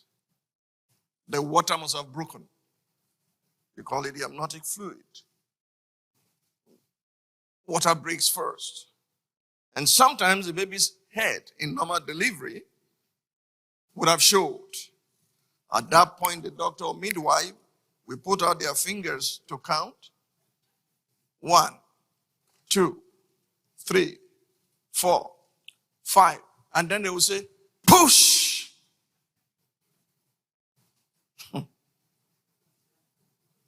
You cannot push where there's no pregnancy. Is that clear?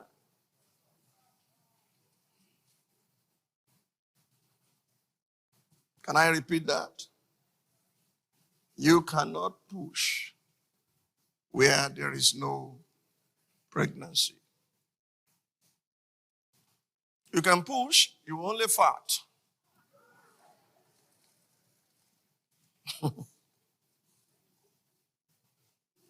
This is the futility of just praying endlessly without God's input, without hearing from heaven about the overwhelming situations in our nation or any nation for that matter today. Brothers and sisters, praying against God's will, against God's plan and purpose is always an exercise in futility. Listen to God's word to the children of Israel while they were in captivity in Babylon.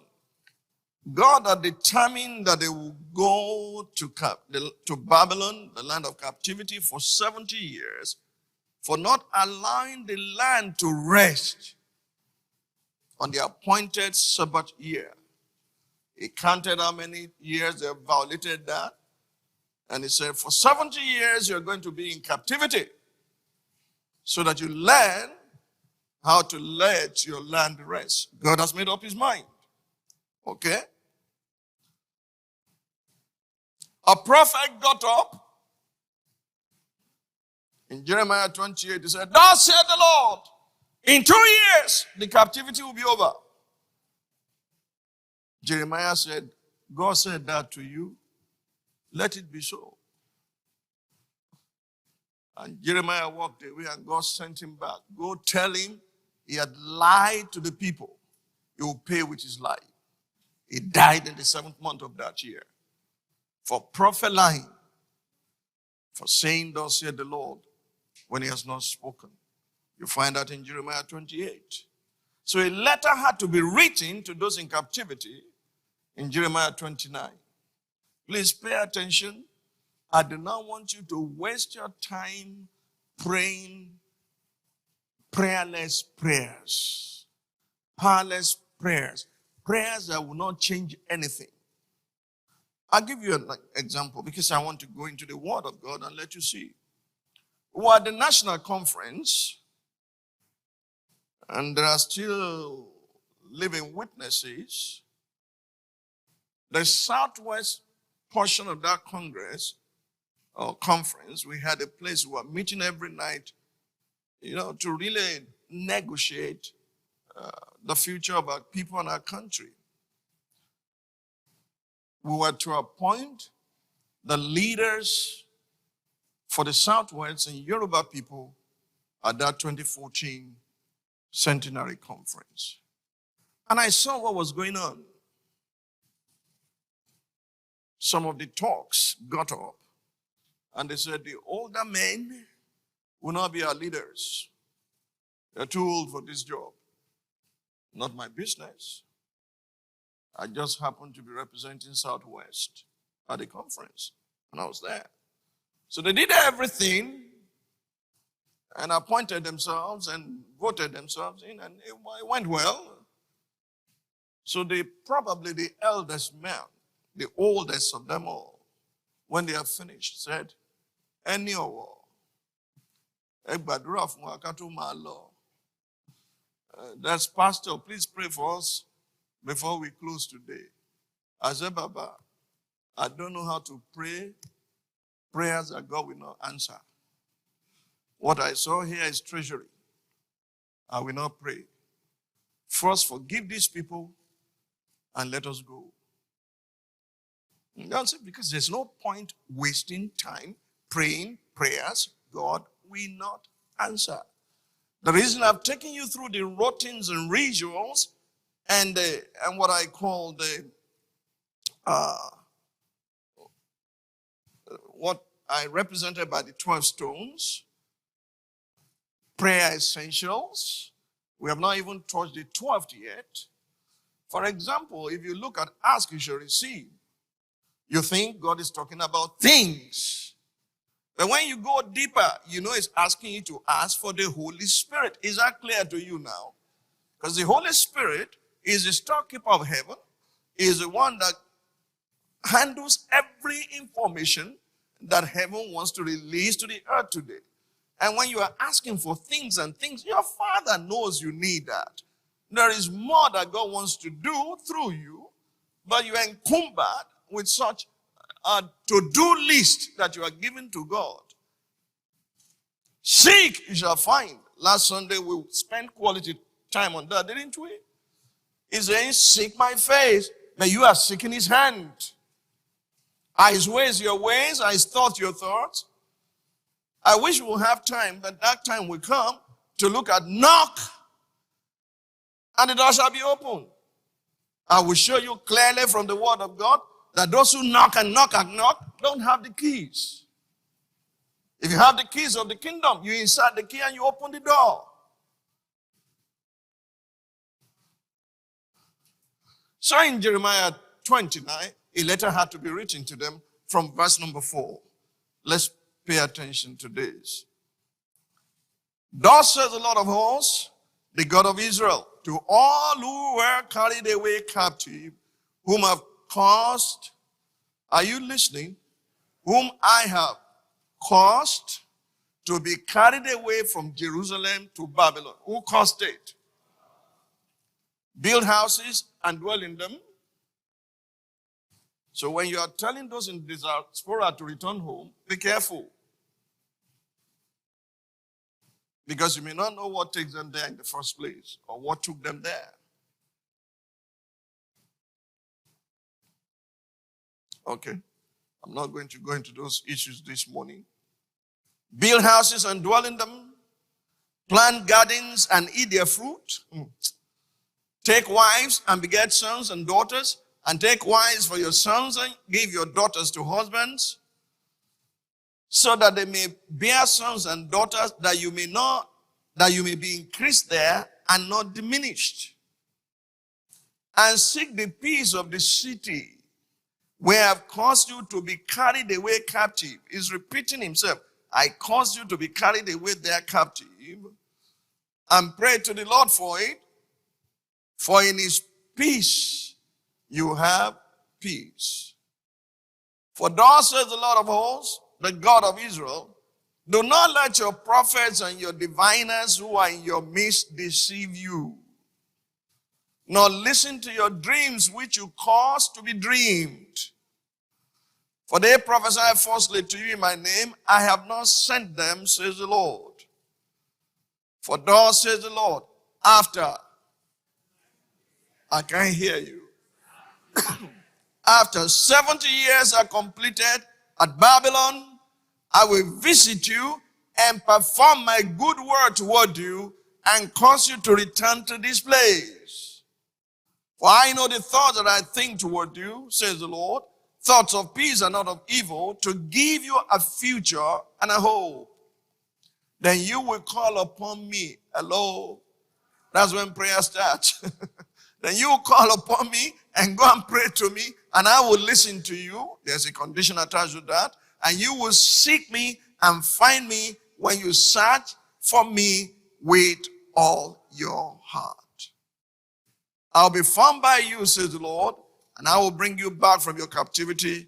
I will gather you from all the nations and from all the places we have driven you, says the Lord. And I will bring you to this place from which I caused you to be carried away captive. Who caused them to be carried away captive? How many years would they spend in captivity? So if you begin to pray to push, you are a God of mercy. You are a God of purpose. You are a God of mercy. Your mercy endureth forever. Oh yeah, okay. You are wasting your time. He has made up his 70 years will be accomplished. He told Abraham, your people will go down to a nation. That nation will afflict them 400 years. Afterwards, I will bring them out with a mighty hand. About 360 years there, Moses thought he could make it happen. By killing an Egyptian, he fled. He had to go to the backside of the desert and be deprogrammed for another 40 years. And they all said, Moses, you are still my man for the job, but you are out of time. Now fit into time. Understanding spiritual timing is the key to the greatest breakthrough in the spirit. If you don't understand that, you labor in vain. And the timekeeper is God, not man. You know, Jim is a pastor for many years. One of the things that bothers people's head is that, but there was a king in Israel who the prophet spoke to. Now put your house in order. You will not live, you surely die. And he turned his face to the wall and prayed to God. Why are you depriving me of the, what did he say? Residue of my years. So you know, you are depriving me of the residue of my years. Whose years? Who gave you life? What did you do to earn it? What can you do when it's taken? You deprive me, don't deprive me of the residue of my years. Only the living can. Okay, all right. Isaiah, go back and tell him, I've given him how many more years? 15 years. So you can change prophecy through prayer. By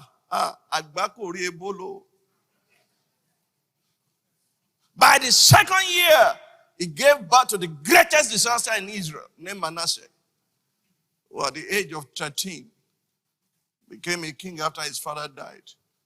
Anytime that history is looked into, please always look at the disaster God was trying to avert. And stop the mess that, prayer can change prophecy. Let us cancel prophecy. Go ahead, if you can. But his word will not return to him void. What an amazing time we just had in the presence of God. I hope you are richly blessed. My heartfelt desire is that you may light up your word with the illumination you have just received.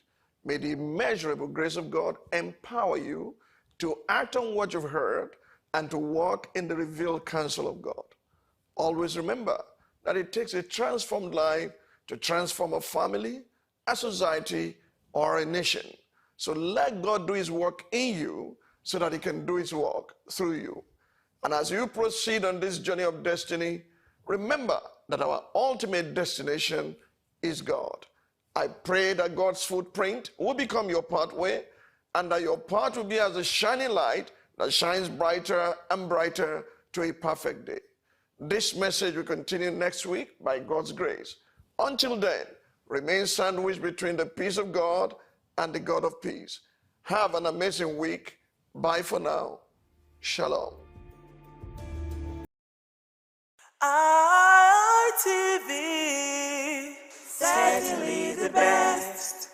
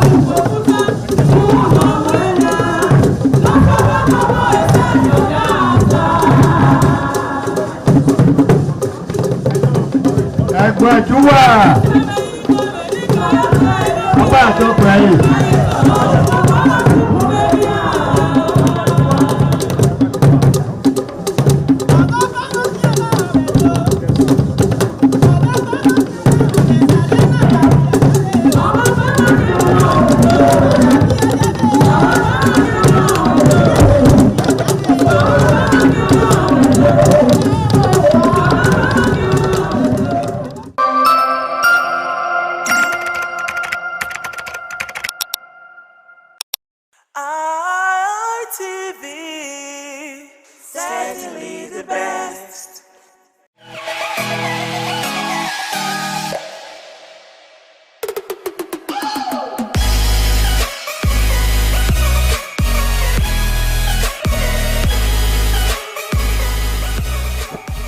All right, distinguished ladies and gentlemen, it's another lovely Monday evening, and of course, it's my pleasure to have you join us on yet another amazing episode of your ultimate rendezvous for guys on television. And I'm talking the Guys Hangout Show on independent television, reaching you live from the city of Benin. Now, for starters, the Guys Hangout Show is a unique show that teaches men to put themselves first in a society where the needs of men are hardly catered for.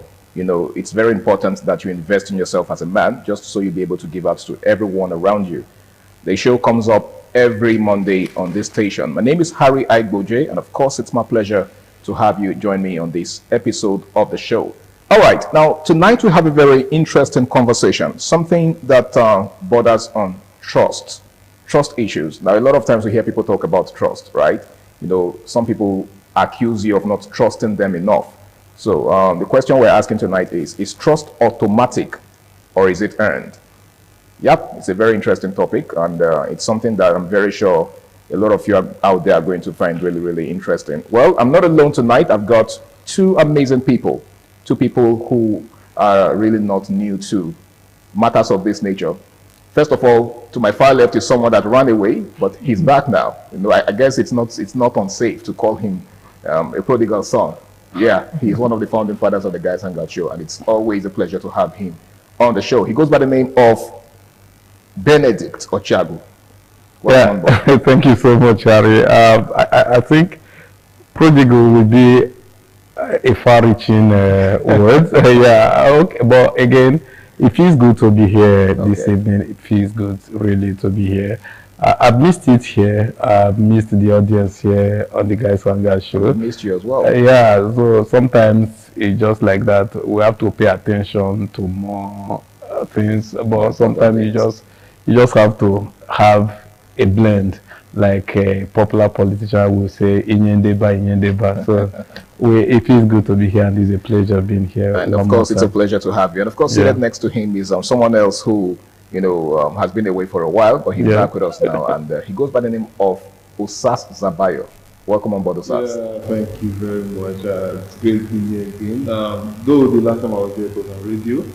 Okay. The first time I'll be joining the Guys Hangout. What was your experience on radio, though? Wonderful, amazing. Very, very interesting, because back then you can just have fun behind the... Yeah, behind the camera. I mean, nobody's watching you. I'm telling you, but it was very interesting. Yeah, and I'm sure it's going to be just as interesting tonight. All right, so let's get right to the business of the day. It's actually a very interesting conversation that we have before us. Trust issues. Now, I'm sure you guys can relate to, you know, the debates, or should I say the talking points around trust and trust issues, right? It's not uncommon to hear people say, because you love them, you should automatically trust them. So the big question we're asking tonight is trust automatic or is it earned? Because some persons would like to believe that just because you love them, like I said, you should naturally trust them. They don't have to earn it. You should love, I mean, love shouldn't exist without trust. As a matter of fact, love and trust go hand in hand, right? According to people in that school of thought. Do you share that school of thought? Let me begin with you, Benedict. Do you think trust is something that should be earned, or it's something that is just automatic? Well, for me, for the fact that it is the word trust, for me, there is no line, there's no room for it being automatic, as long as it is the word trust. Okay. It is captured in the right sense of the fact that you have to earn it. There is something that happens over time. Even in trusting, you have to take your time to trust. You have to allow people earn the trust, like prove themselves. Yeah, like I said to somebody the other time, I told him that you were able to hurt me more than I deserve because I trusted you more than you deserve. Mm. Right? Yeah. People, when you trust people more than they deserve, the chances are that they might not really treasure that trust, and they might just give it away at any slightest chance. But when you allow people earn trust, they learn the skill of protecting it because they earned it. I advise that as a guy, you learn the art of protecting your space. And the word friend, I see a lot of persons that anybody around, just because you exchange the phone number with somebody, you say the person is your friend. The word friend is a very, very big word. And then you see some other persons, you meet somebody, just within the space of weeks, the person has known everything about you, your past, your present, and your future. That is, for me, recklessness. That learn the skill of protecting it because they earned it. I advise that as a guy, you learn the art of protecting your space. And the word friend, I see a lot of persons that anybody around, just because you exchange the phone number with somebody, you say the person is your friend. The word friend is a very, very big word. And then you see some other persons, you meet somebody, just within the space of weeks, the person has known everything about you, your past, your present, and your future. That is, for me, recklessness. That is, for me, carelessness. And so when we are talking about trust, in my own perspective, I feel that people should earn the trust. People should really get a measure of trust, because sometimes trust is not holistic at the beginning. It goes from one layer to another. I can trust, step by step. Yeah, I can trust you on certain things, but in another thing, I might not really. So because of that sequence that it takes, I feel it's something that people should earn. All right, Zabi, what's your perspective to this? Do you think it's automatic? Do you think that people should be trusted simply on the basis of their relationship with you? Okay, so for trust, there are two phases to it. Okay. If you want to live a very simple, easy life, safe life, let people in their trust. But if you want to go very far, like very, very far, remove any. Just trust your God. Just bestow trust on people, irrespective of whether they earn it or not. Because there's this certain adage about how before you allow people in, have a certain knowledge of what they can do and who they are and all that. But I believe that if you really want to, I'm trying to coin it, not to. If you have to apply that rule to everyone, then you won't have anybody in your circle. Thank you. What so in fact, that's the point I want to try and hit on, because if you want to be very safe and make everybody in their trust, like before this person comes into my space, before this person comes into my circle, I'm trying to see what this person can do, if he's going to hurt me, how he can hurt me. That is how trust is built, actually. Yeah. So in that particular moment, I'm trying to weigh and see how this person, his capabilities, his weak points, his anger issues. So at that moment, I understand everything there, I not trust the person. So in that phase, I know where to hurt the person or where the person can hurt me, and I'm trying to avoid all that. So trust, that is how trust builds, understanding and knowing people. That's why love is just a byproduct. Trust is a byproduct of love. Okay. Because when you love somebody, you trust just comes with it. It's just like one of the backpacks in love. So because you've known the person, understands the person. But if you really want to go far, like most businessmen, entrepreneurs that go far, if you want to start banking on trust so much, you will not really go far. So that's you taking it to the business angle. Business angle, life angle, and all that. And in fact, relationship, there are most relationships that have started and this person's throw trust out of the window. Like, let's just see how it goes. But there, like I said, there are two ways about it. It might end well, it might not end well. If it ends well, it ends very well. But if it doesn't end well, it doesn't end very well. Okay. So most of the time, it might not be alive to see that it ends well. Oh, okay. But if it ends well, you're going to enjoy it, right? So that is one thing about trusting your guts. And then it's like you trusting yourself, trusting your guts, instead of relying on trusting the person. Now I trust myself. Do I want to do this? So that's how I see it actually. All right. So there are two areas. Fair enough. Benedict, Zadri's perspective sounds really realistic. He tends to look at it from a realistic point of view, whereby he's saying that, you know what, if you're going to judge everyone based on their level of, should I say, credibility, you might end up not having anyone in your circle. And of course, the area that he mentioned is one that we are very much familiar with. You are a businessman, so I'm very sure you can relate to that. So what's your take to it? Well, the thing is, I quite understand what Zabi is trying to say, but there are extreme for me to his submission, because when you're talking about, for example, you just love and he talked about trust being a byproduct of love. I quite disagree with that, because you can love somebody without trusting the person. Is that possible? It's possible. Like, you think it's practical? It's possible. No, okay, explain. Throw more light on that. Okay. Yeah, you can, for example, I can meet a lady, and maybe because of how, on the basis of certain parameters, I can fall in love with her. For example, they say you fall in love, right?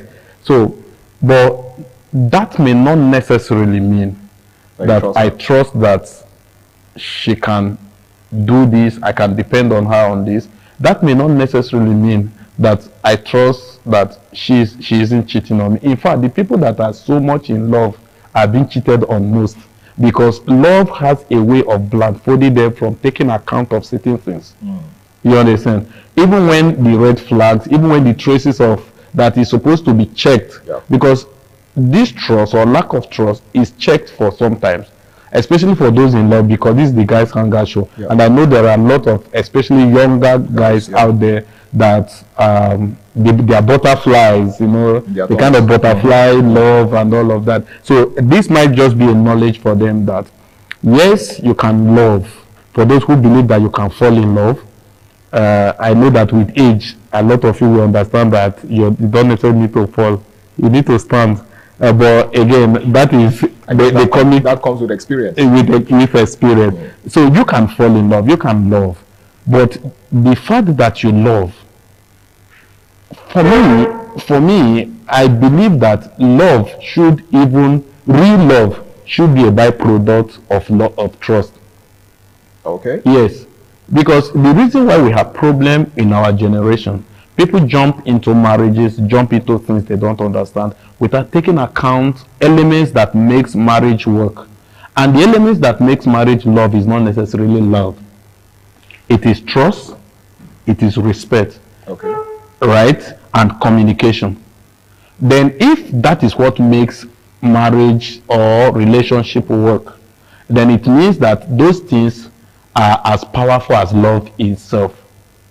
Right? So that is it. Then again, talking about the area where I agree with him in terms of business, because if you want to really do much in terms of business, you have to deal with people who are available. Sometimes you don't need to trust them. What you do, like he said, you trust your own girls. You create a system and trust your system. And so anybody you are bringing in works within that system. So you don't necessarily trust the individual, but you trust your system. Because if the person is this or that, the system will fish out the person. If we have been able to create a strong and dependable system for that. But even at that, when you are applying for the job, they will ask you to bring a reference, 2 references. And this person they ask you to bring are trust currencies. Like guarantors. Guarantors, yeah, that is the word, guarantors. These are trust currencies. And when they vet these persons that you are bringing, it is on the currency of these persons, because this person has been proven over time.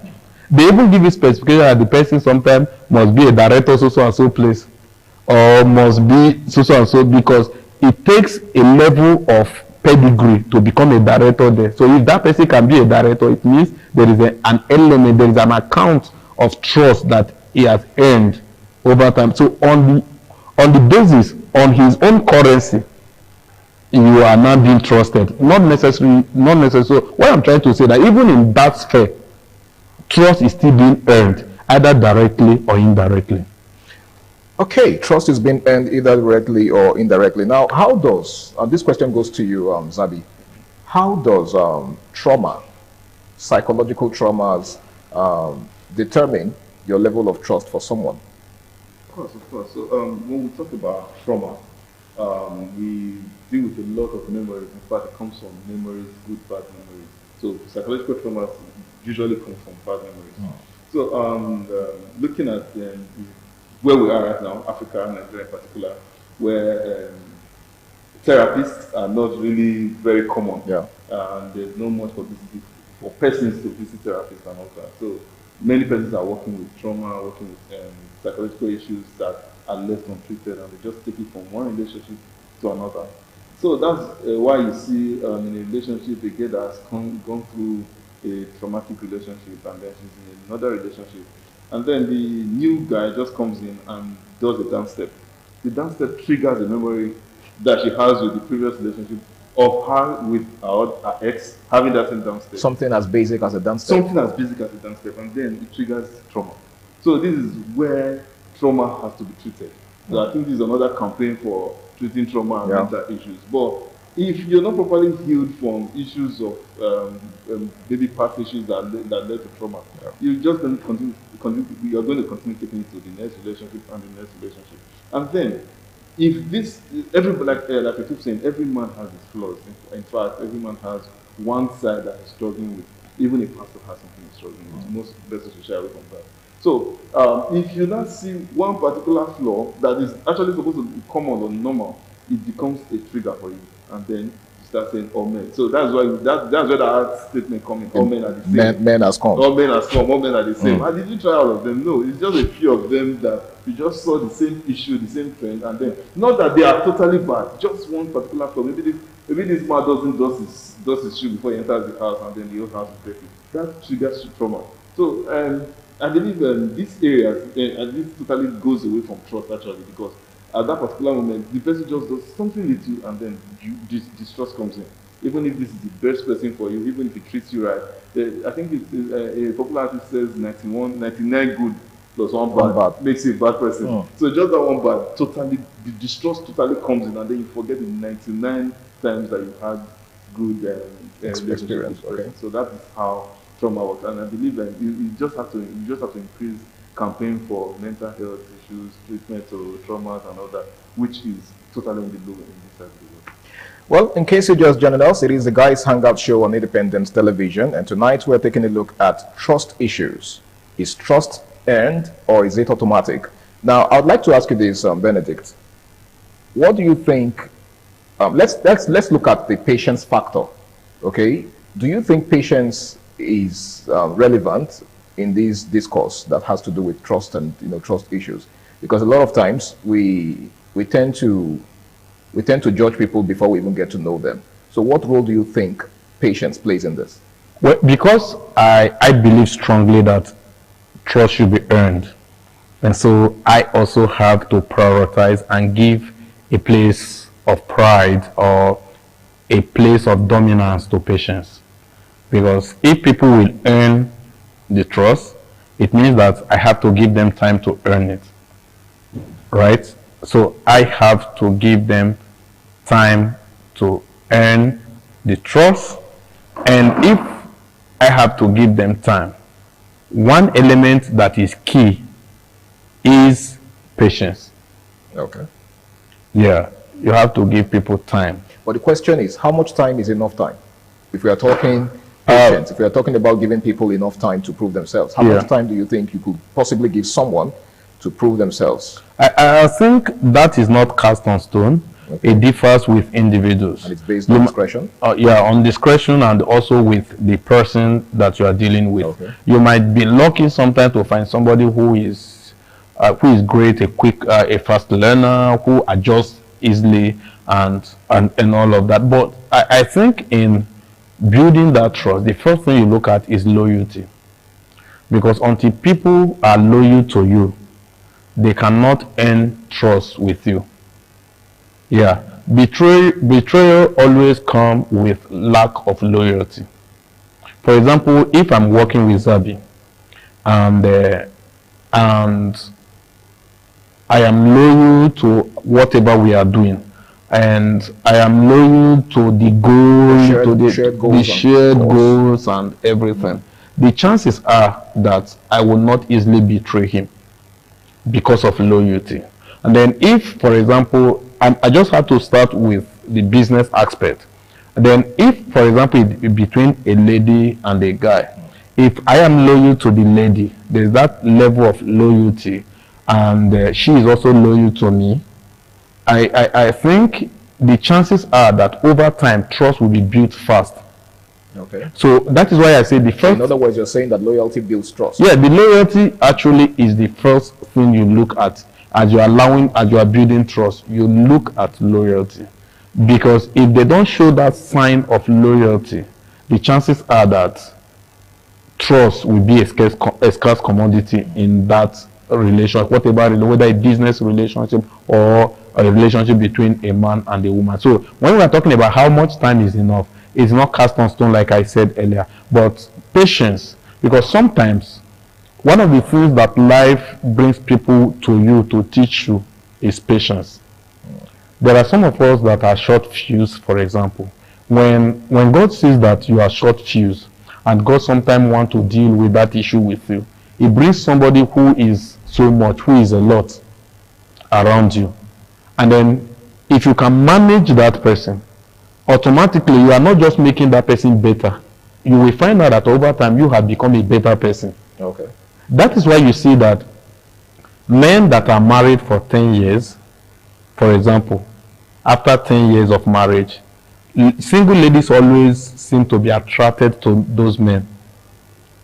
Let me tell you why. Why? Yes, single ladies actually seem to be attracted to men that are married maybe after 10 years, after 15, 20 years. Because they have an experience with women. Single ladies actually, the reason is that when you make comparison between your single guy and this guy and the married man has learned patience with his wife.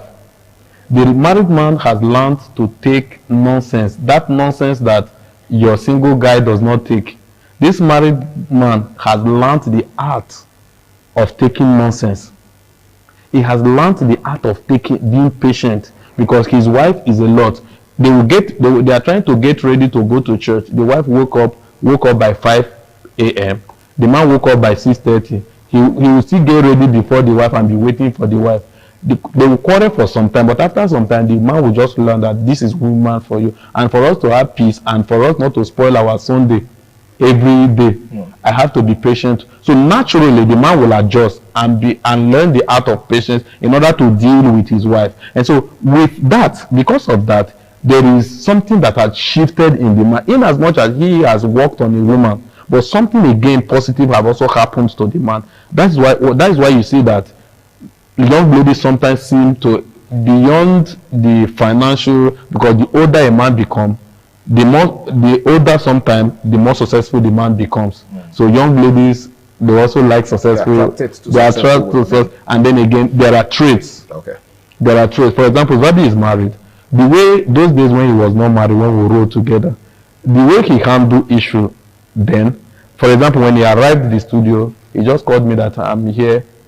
And you could see from his voice there was no agitation, there was no tension, because over time he has learned patience. He has worked with a woman closely for a long time. So you can see a Zabi that is now patient, that is now enduring. So that is what it is, patience. Not really time bound, but again, just be patient. Over time, it can All right, work. thank you so much. We're actually pressed for time right now, so as we begin to wrap up, I would like you to respond to this, Zabi. Betrayal. How does betrayal ruin trust? Okay, so betrayal. How does it trust? Yes. Okay. I already have something that I was already planning to say. Okay. But betrayal would always find a way to ruin trust. That I would not blame the person actually betraying. I would blame the person that actually trusted. Really? Yeah. So I think now let me now go back to what I was planning to say. Okay. Yeah. So in this life, I would advise don't trust anybody. Trusting somebody. Now you are sounding like Tubaba. I know you can't trust somebody. You have to trust someone. And give him to the person. Okay. The only person you should give that gun to is the spouse. The only person that can actually betray me right now should be my spouse. That's it. Not my kids, not my parents, nobody should be able to betray me. Because when you're interacting and working with persons, you should always have boundaries. Not just boundaries. In fact, don't have boundaries. But always analyze everything you see and hear. Everything you take in, analyze it. There should always be, okay, if you're working with somebody, there should always be a plan B and then a plan C. There should always be contingency because nobody should be trusted. If push comes to shove, everybody wants to save their head. Sure. So it's every man for himself. So save yourself from betrayal. I believe this is what is taught to most of these guys in the forces. You don't trust the next person standing next to you except your brother.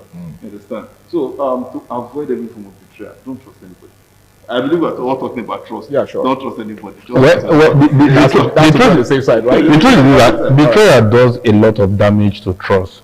In fact, sometimes it goes beyond the person that even betrayed you. But again, betrayal is also an important teacher because it teaches you. Because like what Zabi was trying to say, I learned that very late. Because before somebody will betray you, there will be traces to it. People don't just wake up to betray. You will see disrespect.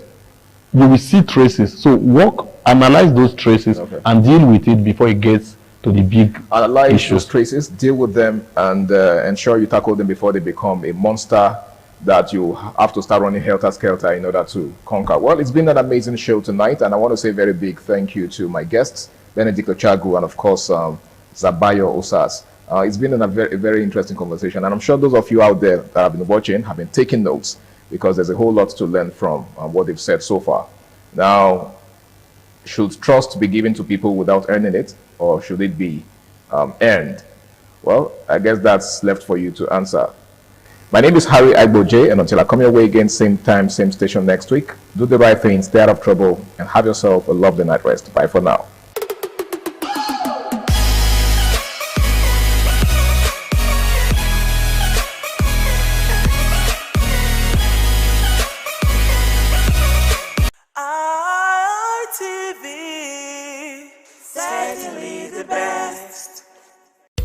The threat of global warming is real. You have seen the destruction of lives and property as a result of incessant flooding. Make the environment a conducive place for all to live in. Stop polluting the environment. Protect the environment today. This message is brought to you courtesy Independent Television and Radio.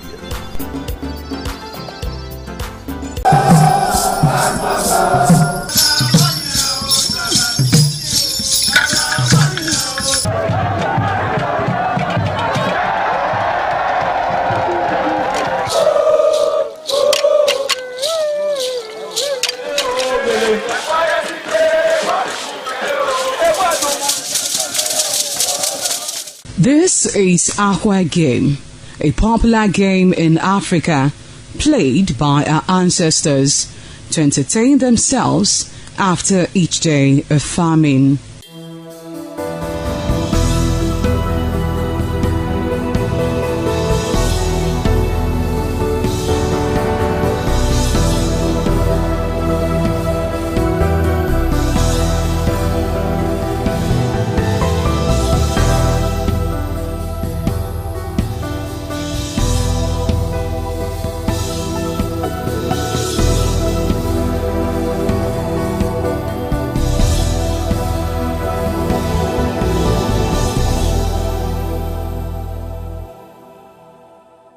It is also relevant in our coronation in Africa. It is a sport and indeed very interesting, as every seed had a role in the game.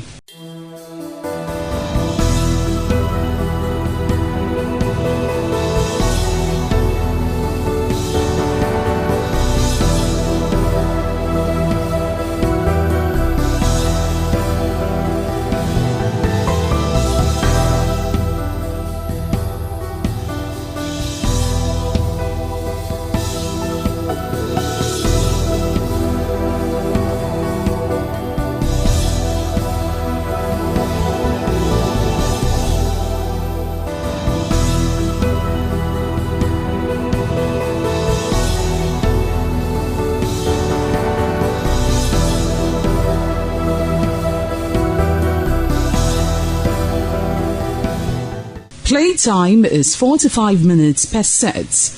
There is no age limit as long as you can spin aqua seed. Ayo or aqua game, known as the game of intellectual. This game requires a lot of mathematical skills. Aqua game is played with carved wooden box containing 12 holes.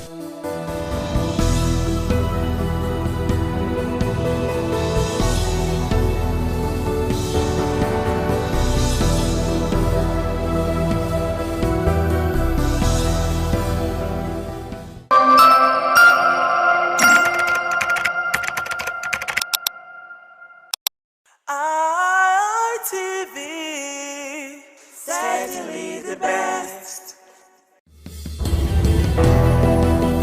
Welcome to Viewpoint, and I'm going to say I am pretty sure you've been having a wonderful time watching ITV.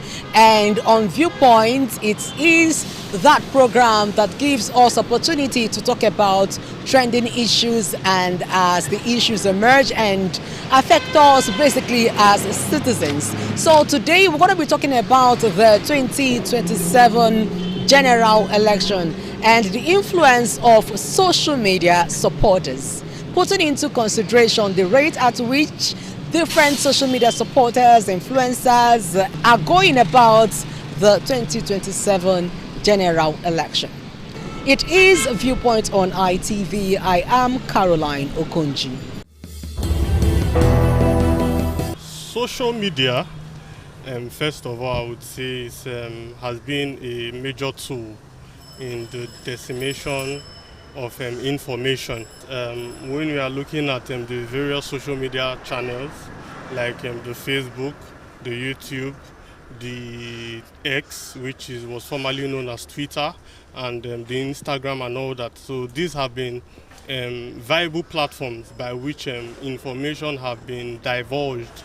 Now, a lot has been ongoing. We can look at it from two aspects. Now, the first aspect is the positive use of the social media handles or social media platforms concerning the 2027 general elections.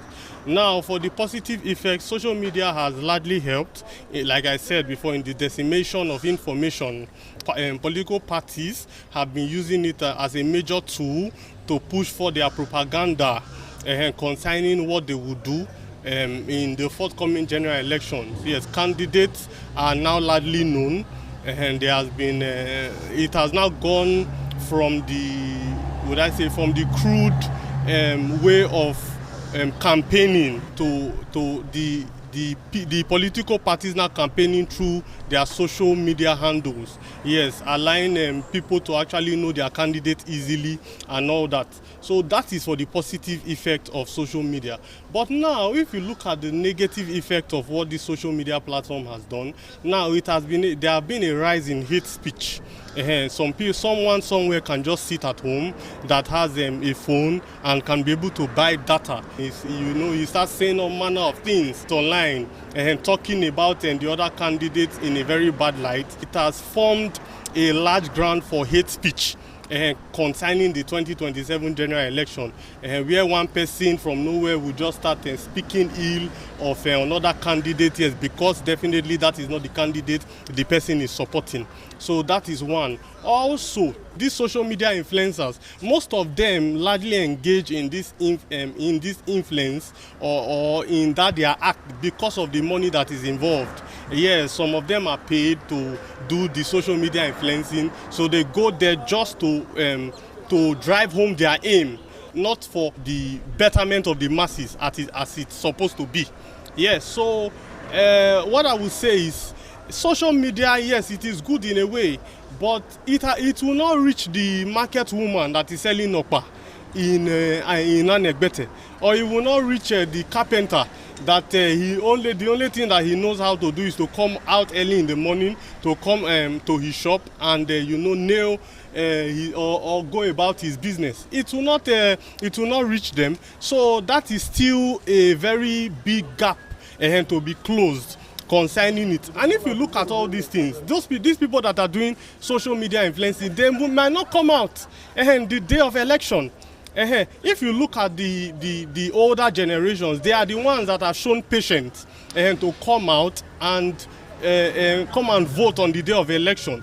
So social media, yes, has largely helped. Even this electronic registration of voters, yes, it has been pushed, or it has been driven by this online platform or social media handles, because I also know that some people have been able to register via these social media handles. But however, there are wrong information that have still been passed through these social media handles. Like I can say, someone came to me and said he clicked a link for the registration of himself as a voter, but clicking the link, he found out that it was a wrong link. It took him to another portal entirely, and people might fall largely for these scamming activities because of all these social media platforms and the influencers that are actually doing the election. But I would say that their effect will be minimal in the 2027 general election, because most people on social media are not the people on ground coming out to vote. Theirs is just to make money, make noise online, attack the people that they are not supporting, and attack their supporters. But what I have seen largely is the amount of hate speeches being used by these social media influencers. Well, personally, I see the social media as the strongest vehicle of information, dissemination, and enlightenment to not just voters but to the entire populace. I see the social media covering larger space than the regular print and electronic media. For people who may not get electricity to watch their televisions, for those who cannot have access to newspapers on a daily basis, but the stories and the news that they hear on social media, they are there. Even when it is old, they can always go back to it and they look at it. So I see the social media as a very, very strong and positive influence on the outcome of votes, voters' choice in decision making, and I believe that it has both its positive and its negative side. Positive in the sense that information spread through the social media, if it is negative, has a tendency to mislead people on the negative part. Why, if it is spread positively, also have the tendency to take people to guide people towards the right direction. That brings also the issue of who are the content creators. To what extent do the content creators have a knowledge of the things they are speaking about? Many of them, because the media space is free, just go to social media without an in-depth knowledge of the issues at hand, begins to talk, and knowing fully well that the things you hear and things you see tend to stick more than those things that you read. So when they go out giving information that they do not have in-depth knowledge, you know that half information is worse than no information at all.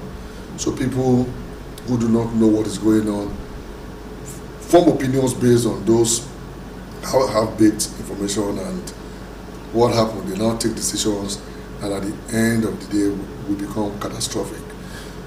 My position will be that, or my suggestion will be that social media content creators should do a lot of practical analysis of issues that they intend to talk about, they intend to circulate and promote on social media before bringing it up to the fore. Because, like I said, if the information is half-baked, if the information is wrong, the tendency is that the influence of the activity of that content creator will be misleading as against building up something. Because as it is today, we can no longer downplay the very strong influence of the social media, both in our political space, even in the business world and everything that we do. A lot of people, you see people buying things even online. The method that they see it online and the people selling the thing give some information, people trust it and buy. Only for at the end of the day, they find out that some of them are far, far different from the things that they saw on social media. Whereas, if it is the real ones too, that the information is accurate, you will find out that social media also help to sell and market products, either positively or negatively. But overall, I would say that social media content creators should be very, very in-depth as to their knowledge of the issues they want to bring to the fore before taking it to the social media, knowing fully well that when people are guided by their own opinion, if that opinion is wrong, it will lead to catastrophe. But if it is right, it will lead us towards having better decision making as it relates to whether it is elections, choice of candidates, and the things that they are trying to project. But like I said, the social media influencers must do an in-depth study. If you want to market Matuido Ekeme, for instance, do an in-depth study of Matuido Ekeme to know me to my elements and not just say things that you polish and you cannot substantiate.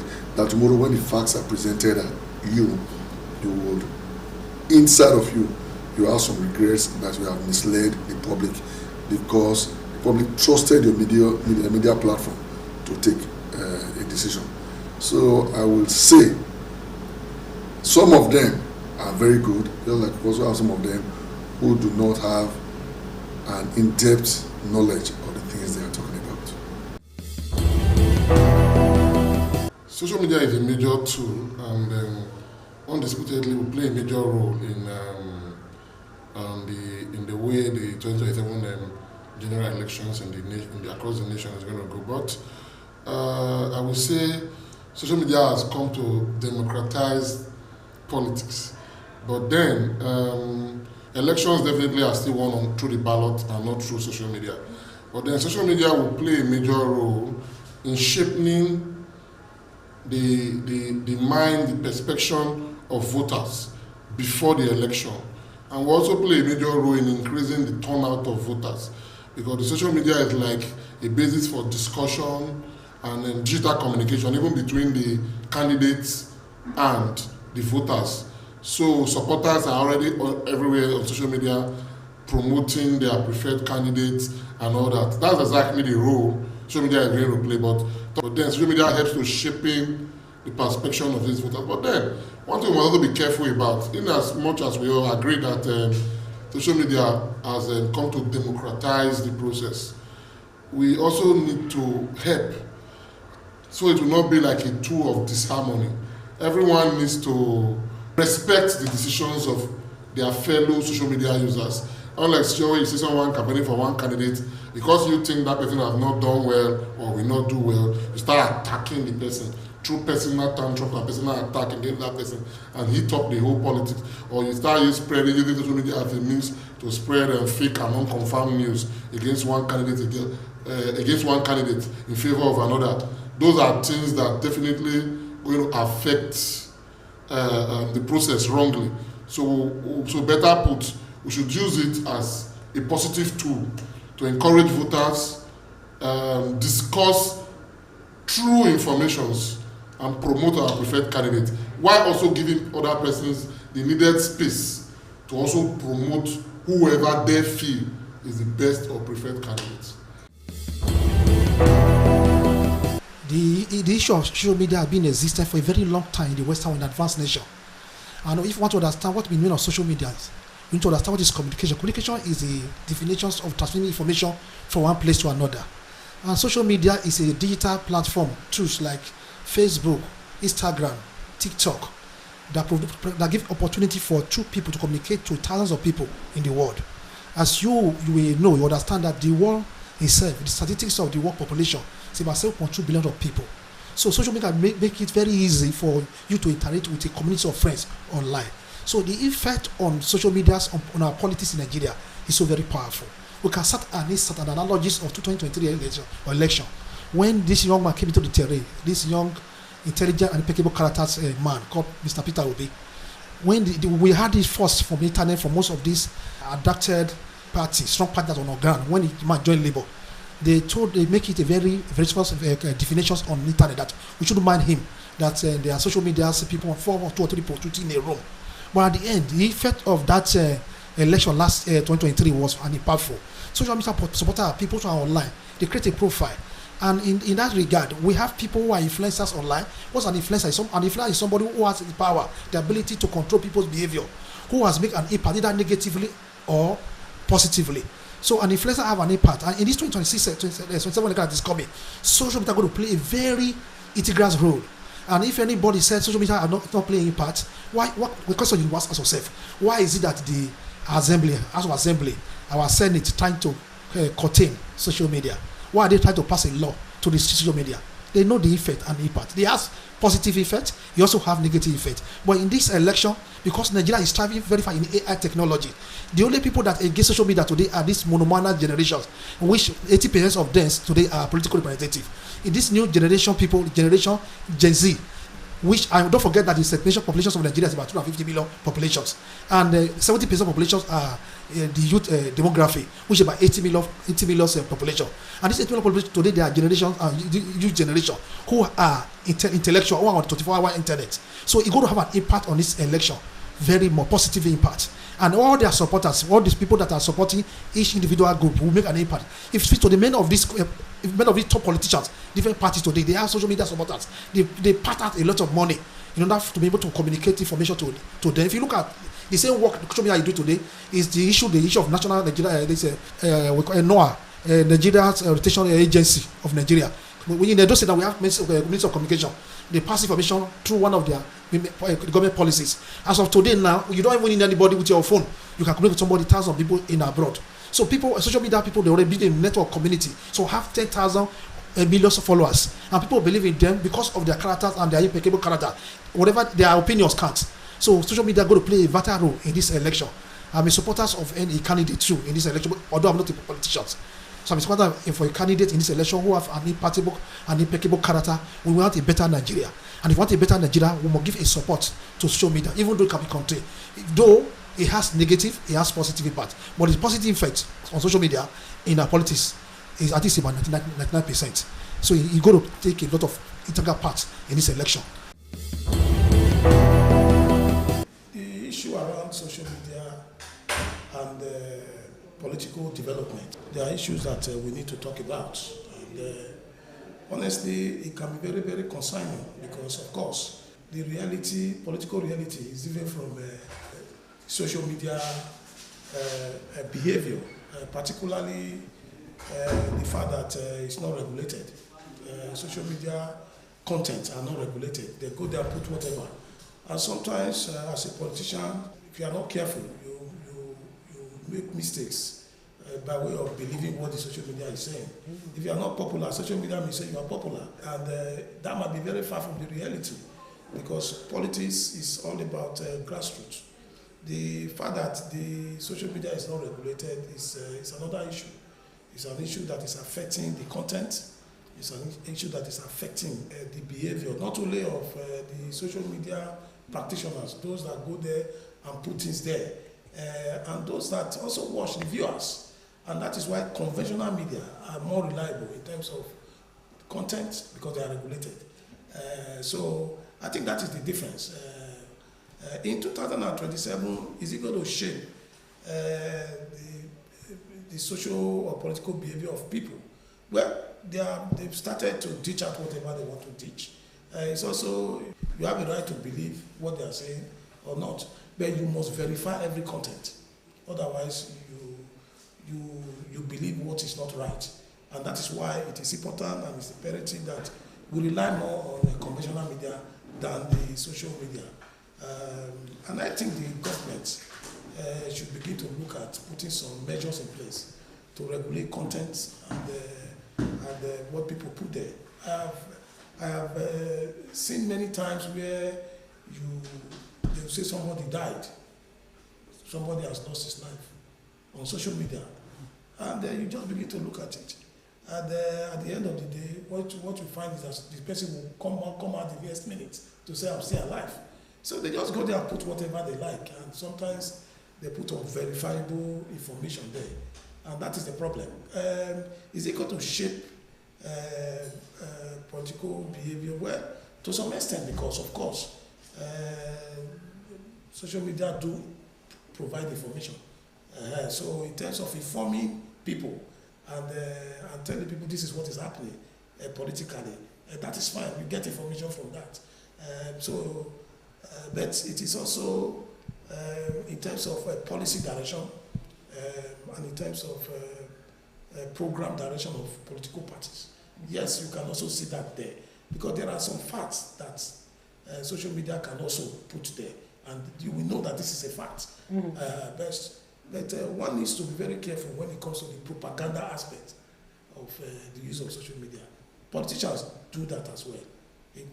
Try to discredit the other political party or try to discredit the other opponent. They put some verifiable things there, and that is also why I do support the laws that tend to shape those behaviors.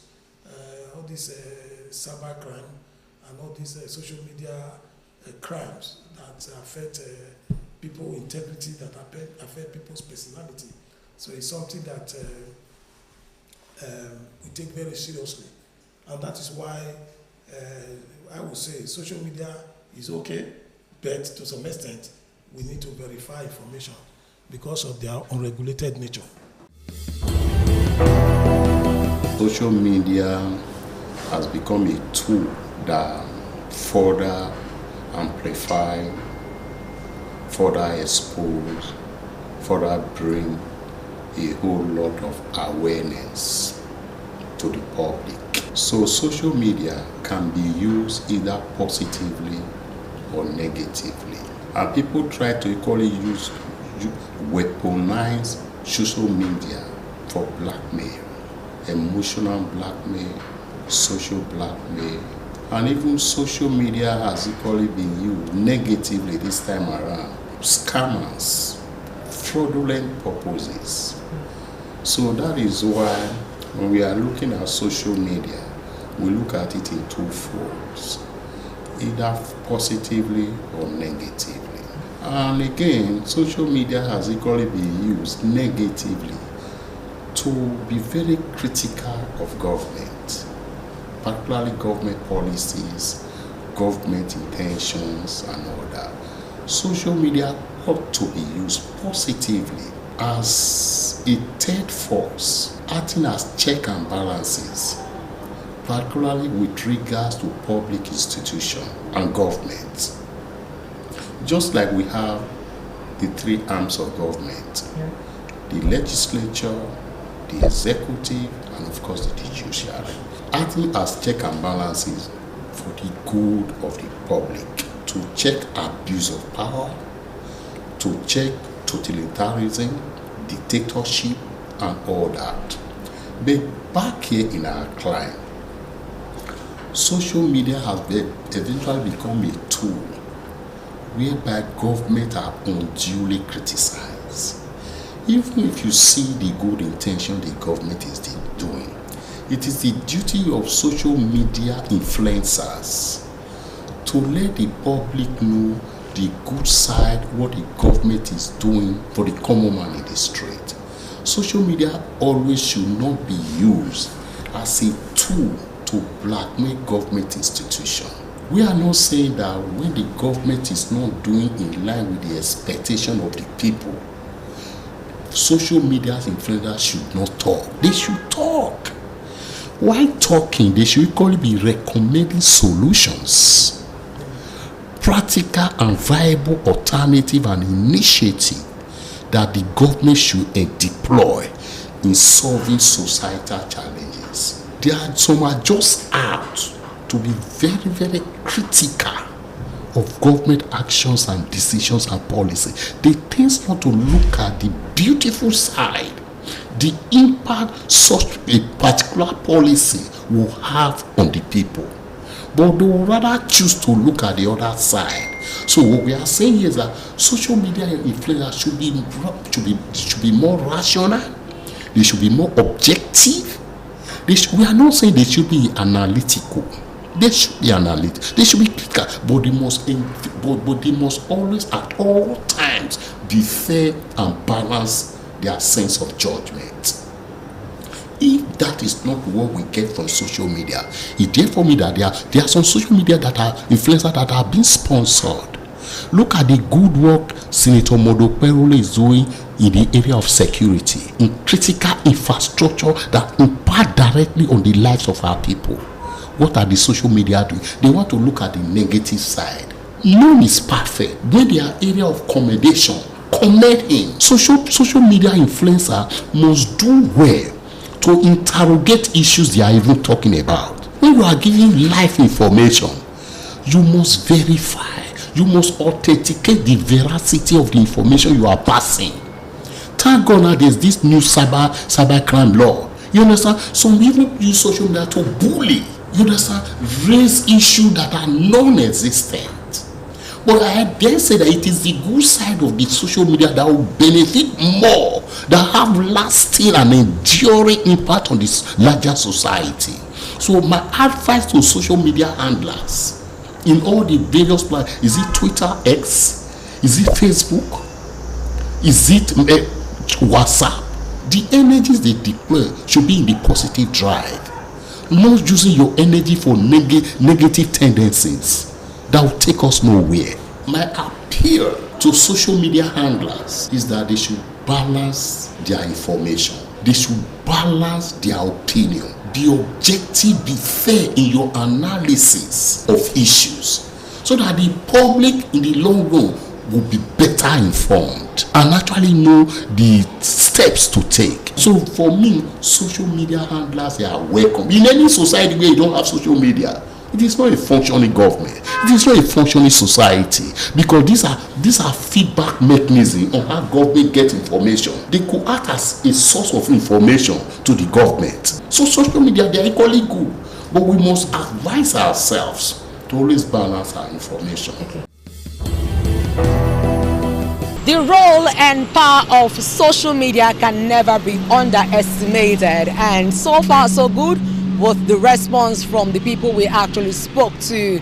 You can also understand that in as much as social media is a vital tool for disseminating information, it is also proper for all the social media influencers and social media supporters of a particular party or a particular candidate to make sure that whatever information they are giving out is accurate and is based on proper findings on what they dish out to the general public. And then again, we're also using this opportunity to tell people out there who use social media that in as much as you want to criticize or talk about other people, criticism is something that is part of us, and it is a welcome development. So for you to criticize and talk about other people in order to also make sure you deliver and drive home your points, you should do it based on proper information that you must have about a particular candidate and or about a particular party, and not just to come out and give a random information based on your personal observations and personal experience. It is the Viewpoint on ITV. I am Caroline Okonji. Let's do well as social media influencers, as social media supporters, to give out accurate information, as social media is a vital and very important tool in disseminating information. It could be on the positive side or on the negative side, but whatever information you're giving out, you must make sure that you have critically analyzed it, think about it, done a proper research to make sure that information you're giving out is accurate. Many thanks for watching. Bye for now. ITV, certainly the best.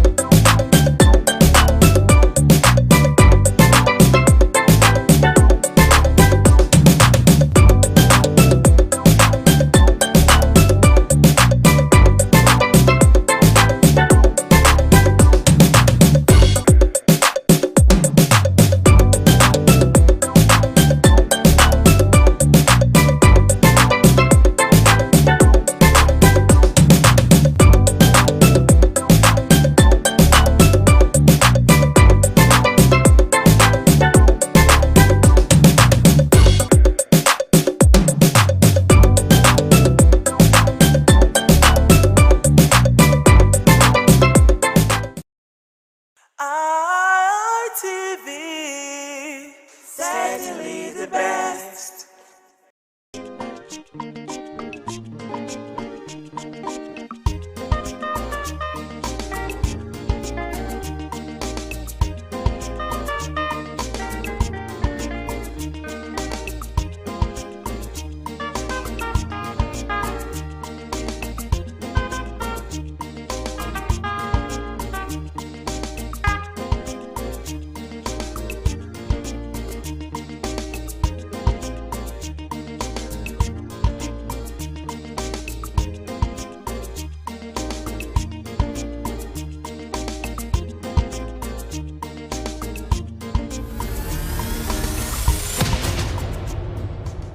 Paternity fraud is the intentional misrepresentation of a child's biological father. This deception can have profound emotional, financial, and legal consequences for the man who was misled into believing he is the biological parent, the mother, and the child involved. It's one form of misattributed paternity or paternal discrepancy. Specifically, paternity fraud is the intentional misidentification of a child's biological father. Paternity fraud is distinct from other unintentional misattribution which may arise from simple error, an accident such as mix-up during fertility treatment or a sexual assault. Paternity fraud is a significant and growing concern in Nigeria, driven by societal pressures, infidelity, and increasing accessibility of DNA testing. Recent reports from DNA testing centers suggest that approximately 1 in 4 men who seek paternity tests discover they are not the biological fathers of their presumed children. Paternity fraud is a situation where a woman misleads or deceives a man into believing and accepting he is the biological father of a child. It is a rampant, growing, but underexploited issue in Nigeria with significant ethical, legal, and social consequences. Despite anecdotal evidence suggesting a high percentage of up to 40% in some private DNA testing centers, there is a critical research gap in empirical data and logical provision addressing paternity fraud. Existing family laws do not explicitly recognize paternity fraud,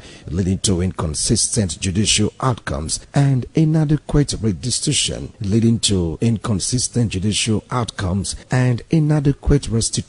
for affected individuals. Cultural taboos connected to paternity testing further complicate the issue, as requesting a DNA test is often perceived as distrustful or disrespectful, challenging deeply held cultural values. This study examines the ethical dilemmas, legal gaps, cultural influences, and social impact of paternity fraud in Nigeria. It's a welcome development. I don't have any issues with it at all. People don't just wake up and demand for DNA tests. It is based on circumstances and issues around relationship and trust. And that is why you see people coming up to say they want to be sure. We've had a whole lot of issues around paternity, both from the male angle and from the female angle. So we've had issues. And the only way you can draw finality or conclusion to it is when you ask for a DNA test. Now, the good thing about DNA test is that it is either 99% or 0%. So it's very easy to know that this is my child and this is not my child. Very easy. And I want to say that for me, I don't have any issues, I don't have any problem. I encourage it, particularly when there are doubts around the issue of birth. I don't see any reason if there are circumstances and you are demanding for paternity test. If there are no issues, then why are you afraid of it? You shouldn't be afraid when you know your hands are clean. So on the issue of breakages of marriages, of course it will happen. If it happened that it's negative, or it's positive, I mean, and it happened that your suspicions are correct, certainly it will lead to either divorce or separation, basically. I don't think that is a social problem at all, but it will also give you rest of mind to say, yes, either this is my child or not. We must begin to live faithfully with each other. I think that is it. If you know you are not faithful, also you should also know that you can be cut out. Basically, that there is a way we can identify and find out if you were faithful in your marriage. You know, all these things leads to succession as well, property rights and succession rights. So it is not just only paternity issues. It goes a long way when it comes to property devolution, as well as other areas of social issues that we must also look at. You do not want another person's child to inherit your property. So those are the things. You see, it's not something that just end up with the man and the woman. It goes further than that. And you will also recall that late MKO Abiola, before he died, insisted that the majority of his children should be tested. And that happens. And you all know the result of that test. A lot of those kids or a lot of those children were not his at all. And because of that, they were denied the rights of property inheritance. You see, but of course, he would have done that probably when he was alive. So I don't see anything wrong with it. It should be encouraged in society, and it should be encouraged globally. It has become a thing that people now practice it because of some reasons. Otherwise, before now, it's assumed that once a woman is pregnant and she's married, that pregnancy belongs to her husband, and eventually the child belongs to the husband. But within some circumstances that you now found that maybe the child is sick and the child is taken to the hospital, he needs blood transfusion, the blood does not rhyme with the supposed father and things like that. I think that's where the idea of doing DNA came about. And you and I know that it can be so disappointing that you are raising a child only for you to discover that that child is not yours. And to avoid all this, That's where they brought the idea of doing DNA. And also, when they want to travel out, well, there are also issues there. So you go to embassy with so much confidence, and at the end of the day, you find that the children you have taken to embassy to get visa, they are not yours. So it's really disheartening. But I want to advise my fellow women, let us be truthful to our husbands. If you know you can't stay with the man, instead of jumping around, just get out of the marriage so everybody know that you are single. Instead of pretending to be married, and yet you are more of a single person. And at the end of the day, you bring other men's children for the man to take care of. And at the end of the day, there are issues. So instead of putting yourself in that disgraceful manner, just stay on your own and they know that you are not married. And you can do whatever you want into your life. Nobody is going to ask you, why are you doing that? In every action, there are always consequences. So everybody should stick to what belongs to them so that the children you have will know that they are yours and things like that. But even the men, they do it with recklessness, except when the man eventually dies. You see people coming from every angle that this man was my father and all that. And I think that is not healthy. So let us believe morally. God says, if do not fornicate. So, and you know the punishment of fornication. So let's just avoid it and be faithful to our partner. Findings reveal that economic insecurity, societal pressure on women to bear children, and restricted access to affordable DNA testing contribute to the problem. Key causes of paternity fraud include marital infidelity and concealment. Women may hide that a child was conceived with someone other than their partner to avoid divorce or abandonment. This can also happen when a woman gets pregnant, probably for her ex. In order to save her marriage and family reputation, she will cleave to an unsuspecting innocent loving partner, especially when the wedding date has been fixed. It does happen when the woman's husband lives abroad for greener pasture. Perhaps he stays out of the country for a couple of years and occasionally comes to visit once a year or once every 2 years to 5 years, leaving the woman lonely and vulnerable to temptations from other men. These ladies sometimes sleep with their house help or security guards. The brothers or best friend of the said man abroad may be lured into their net if they are not careful. Another factor is financial motivation, a desire to secure child maintenance, inheritance, or financial support from a financially stable man. Sometimes desperate ladies go a long way to tie the man of their dreams with pregnancy. They know fully well that the pregnancy does not belong to the said man. Due to the financial stability, they can get pregnant for any man of their choice to remain relevant in the scheme of things. In our mother's days, they don't even know what is called DNA. Because when you are married, you are married. You live with your husband and your children. It's one family. There's no looking out. And if you look out, they have punishment for it, grave punishment for it. So that was like a standard control that our parents used to sustain friendship in marriage, to sustain respect in marriage, and to sustain oneness in marriage. But these days, it's so unfortunate that young people no more take marriage very seriously, no more take relationship very seriously. They no more take oneness of the family very seriously. And all our culture and traditional effects of such misbehavior is no more in practice. So the best option is to go for DNA. And now we show anything that is not made by God may not be 100% correct. That is the truth about life.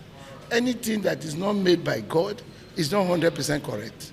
So even the DNA, how we show is 100% correct.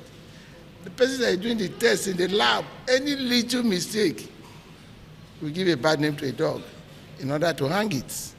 So the way forward is that all those our cultural practices, traditional practices that are healthy should come back. We should effect it. What is important is your heart, your mind, your conscience before looking at deterrent from outside. In marriage, your heart, your mind, your conscience. This will guide you in order for you not to go astray, either as a man or as a woman. But when these virtues are lost, then we begin to call for DNA. Of course, that's the last resort that will solve the problem. If a woman is accused innocently, then the woman can confidently say, let's go for DNA. And that woman will be vindicated. That's the last resort for now that we have. People are ready to go and swear. Even if you say go and swear, people are ready to go and swear. After swear, they go and do other things to counter this swear. If it is done sincerely, it brings sanity to preserve marital vow. And at the same time, if a man and a woman knows at the end of their journey, something will come suddenly like this, everybody will check each of ourselves. And the word integrity will prevail.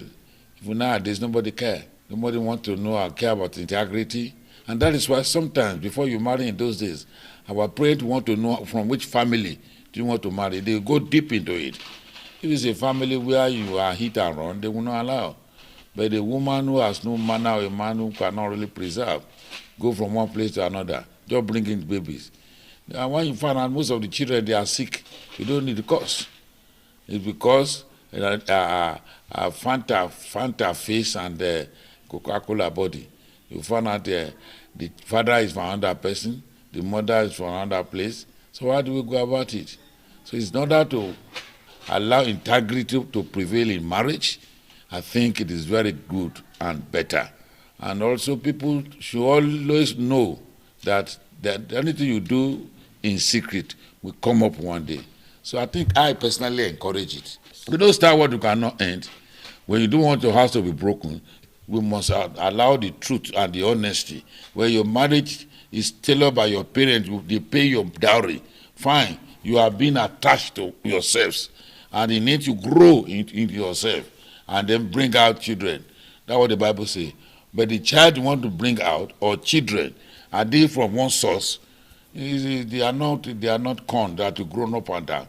So we pray that no broken home, but if your house is broken, you want to find out why. If you mess up your bed, how do you want to lie on it? I encourage it. See if anything come contrarily, you will find out if it is really not. I'm not talking about short course test. You do tests that is not a Yahoo test, retest, and whatever it comes out, fine. What brought this matter of DNA test is reality. Yeah, because sometimes hunger can kill faith. At the time that there is hunger in the land, a stupid person can just come and dash current of pounds or dollars, then you fall off, you derail like trail. So that is why it is good this should be done, and then it's a legacy they want to follow. Where for sincerity we are talking, and integrity will prevail. That's what prevails in a marriage. Sincerity, integrity is what we are talking. Now when you have this, you may not bother, but when, in order to be properly sure, go ahead doing it, so that you have rest assured, peradventure anything happens. Social stigma and pressure, fear of stigma, pressure to produce children, or pressure from family to have a father figure present. In Nigeria today, some ladies, in order to save their marriage, go extra mile to bear children for their partners, sometimes due to cultural pressure of having a male child or just to have children. Some religious women sleep around with the heads of a religious organization to bear children. Some ordained pastors and imams, traditional worshippers, some working class women get intimate with their colleagues in their places of work just to have children or male child in order to save their marriages. I am fully in support of that. In terms of this, our modern living, why I really say I support it is that a whole lot of men have trained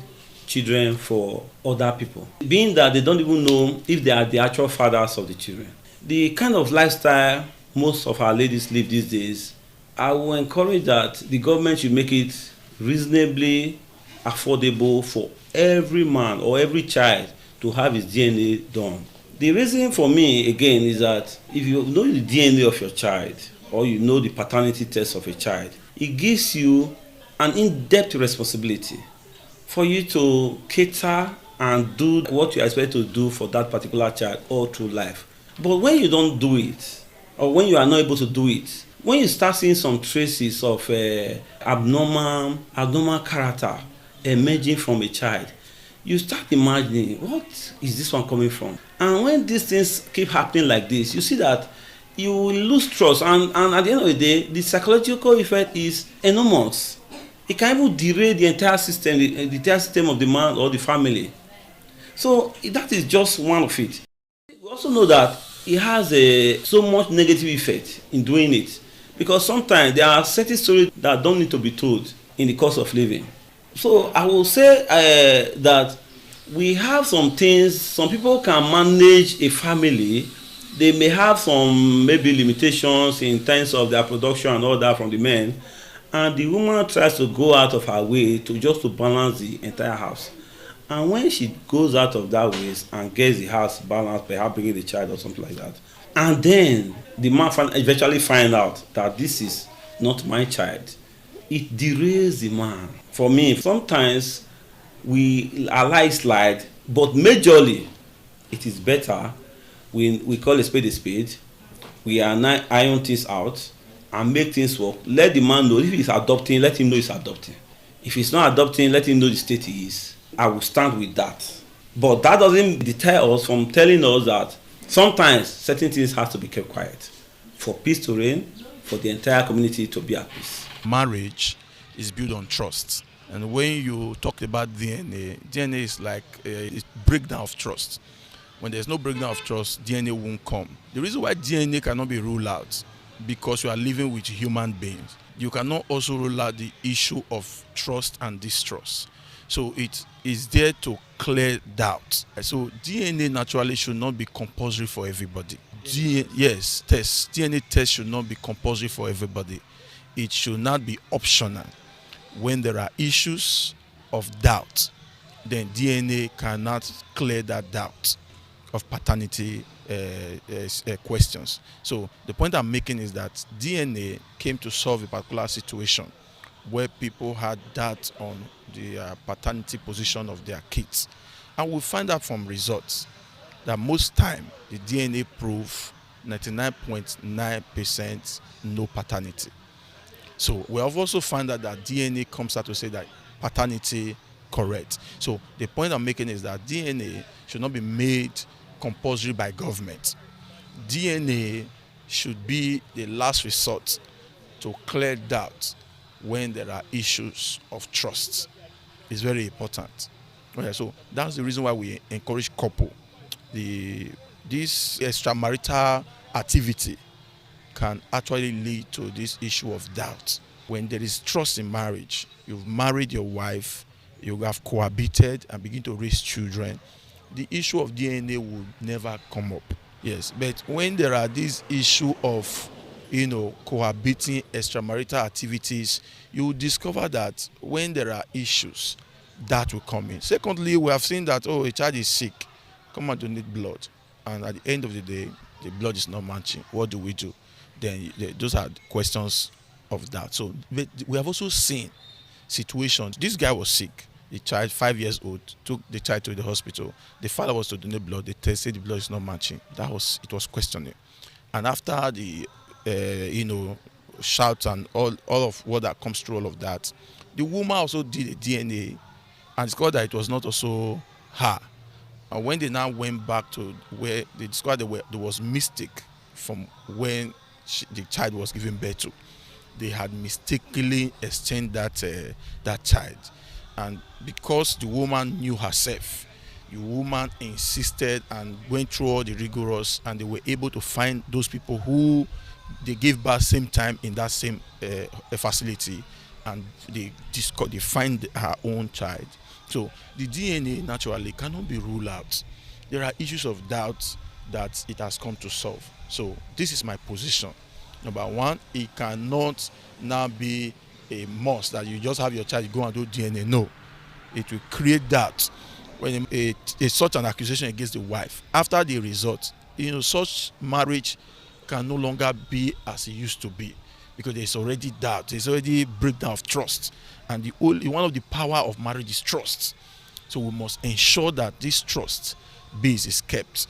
It is only when the trust is no longer there, then the paternity test becomes very important. Emotional relationship security. The intention to trap a partner, keep a relationship together, or create a two-parent household. This is where the woman picks on any man of her choice that she felt will be able to stand the test when she gets pregnant, not minding that she's already in a relationship with another man that she intends to get married to, or she's already a married woman living in her husband's house. This may not be the same for every woman, because we have most women in Nigeria that respect relationship and of course respect the tenets of marriage, irrespective of the pressure built upon by society and family to bear male children or still to have children. Other case is uncertainty and concealment. In case where the mother is unsure of the biological father, she may choose a partner to be the legal father. This goes for women with multiple sexual partners. They may not know the guy that got them pregnant. On realizing they are pregnant, they choose from the retinue of sexual partners, especially the one they feel is financially stable and responsible, to be the father of their unborn child. Cultural factors. Pressure to have children, particularly male children, in some cultures can drive women to hide the true paternity. This can happen in a traditional setting when the line of succession must be maintained. In order to maintain the lineage of the throne, some women will go out of their way to bear a male child or children to maintain the rulership of the clan. The question that is somewhat difficult to answer is whether families should be encouraged to go for paternity tests when the children are born to prevent a foreseen heartache. To ensure clarity in raising a family, a man is sure of. Another nagging thought is how many Nigerians can afford the money to go for a paternity test. It's quite expensive, and an average Nigerian will not be able to foot the bill for a child paternity test, talk less of 2 or 3 children. With a high level of infidelity in Nigerian society today, how can a man secure his home without doubt, know for sure that the children he's fathering are his? There are causes and effects, actions and reactions are equal and opposite. Men, if you must travel out of the country, try everything within your power to take your wife along. After some months or years, let it not be for too long. Women, the choices you have to make as a mother goes a long way to affect the family. Maintain your dignity as a woman or a mother. Put your emotions in check no matter the pressure. Family members, do not put undue pressure on the husband or wife because of the absence of children in your son's marriage. Remember, be it male or female child, they are all gifts from God. Do not put yourself under undue pressure because you want a male child. Men have died of heartache or heart attack on realizing that the children they raised as their children were never theirs. Families shattered on finding out that though they grew up together, did everything together for a long time, were never of the same father. Look around families in Nigeria today, many divided beyond recognition as the battle for paternity is tearing the fabric of the society apart. Trust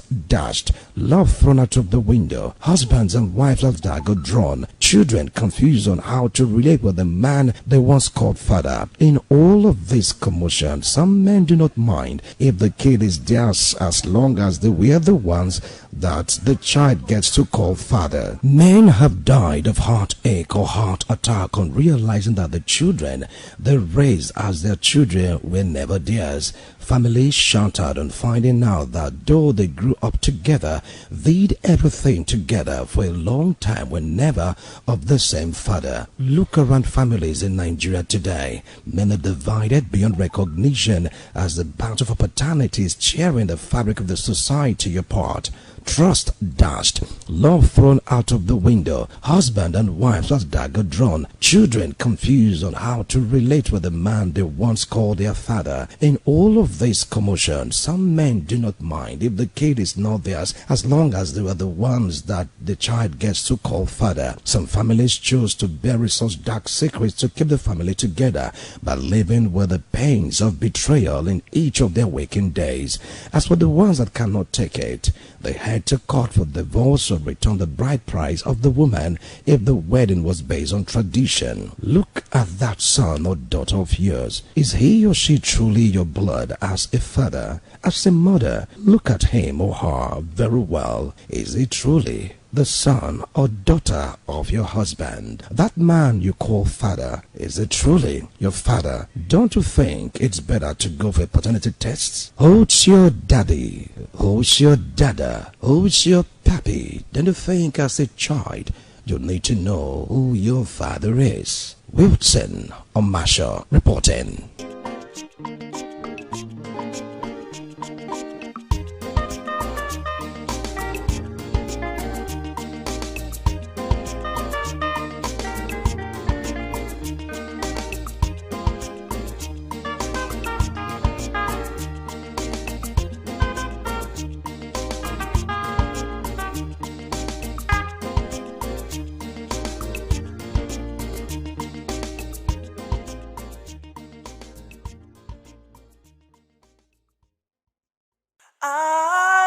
ITV, certainly the best.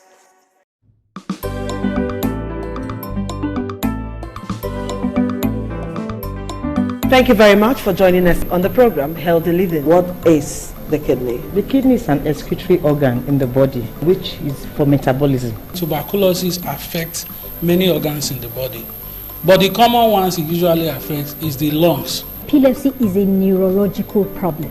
Okay. It is an injury in the brain which causes someone to begin to convulse, to go into fits. It is curable, but the cure is a long-term thing. If you eat well and avoid those risk factors that will make your immunity to be down, then the risk of contracting tuberculosis will be reduced. If you're healthy, then you're wealthy.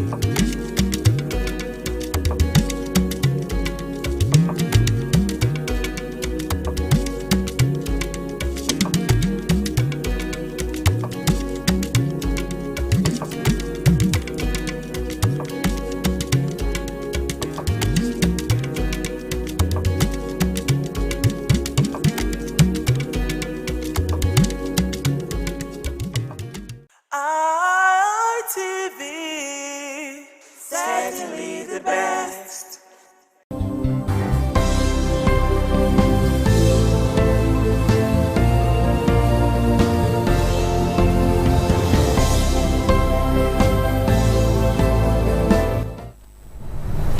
Thank you so much for joining us this afternoon.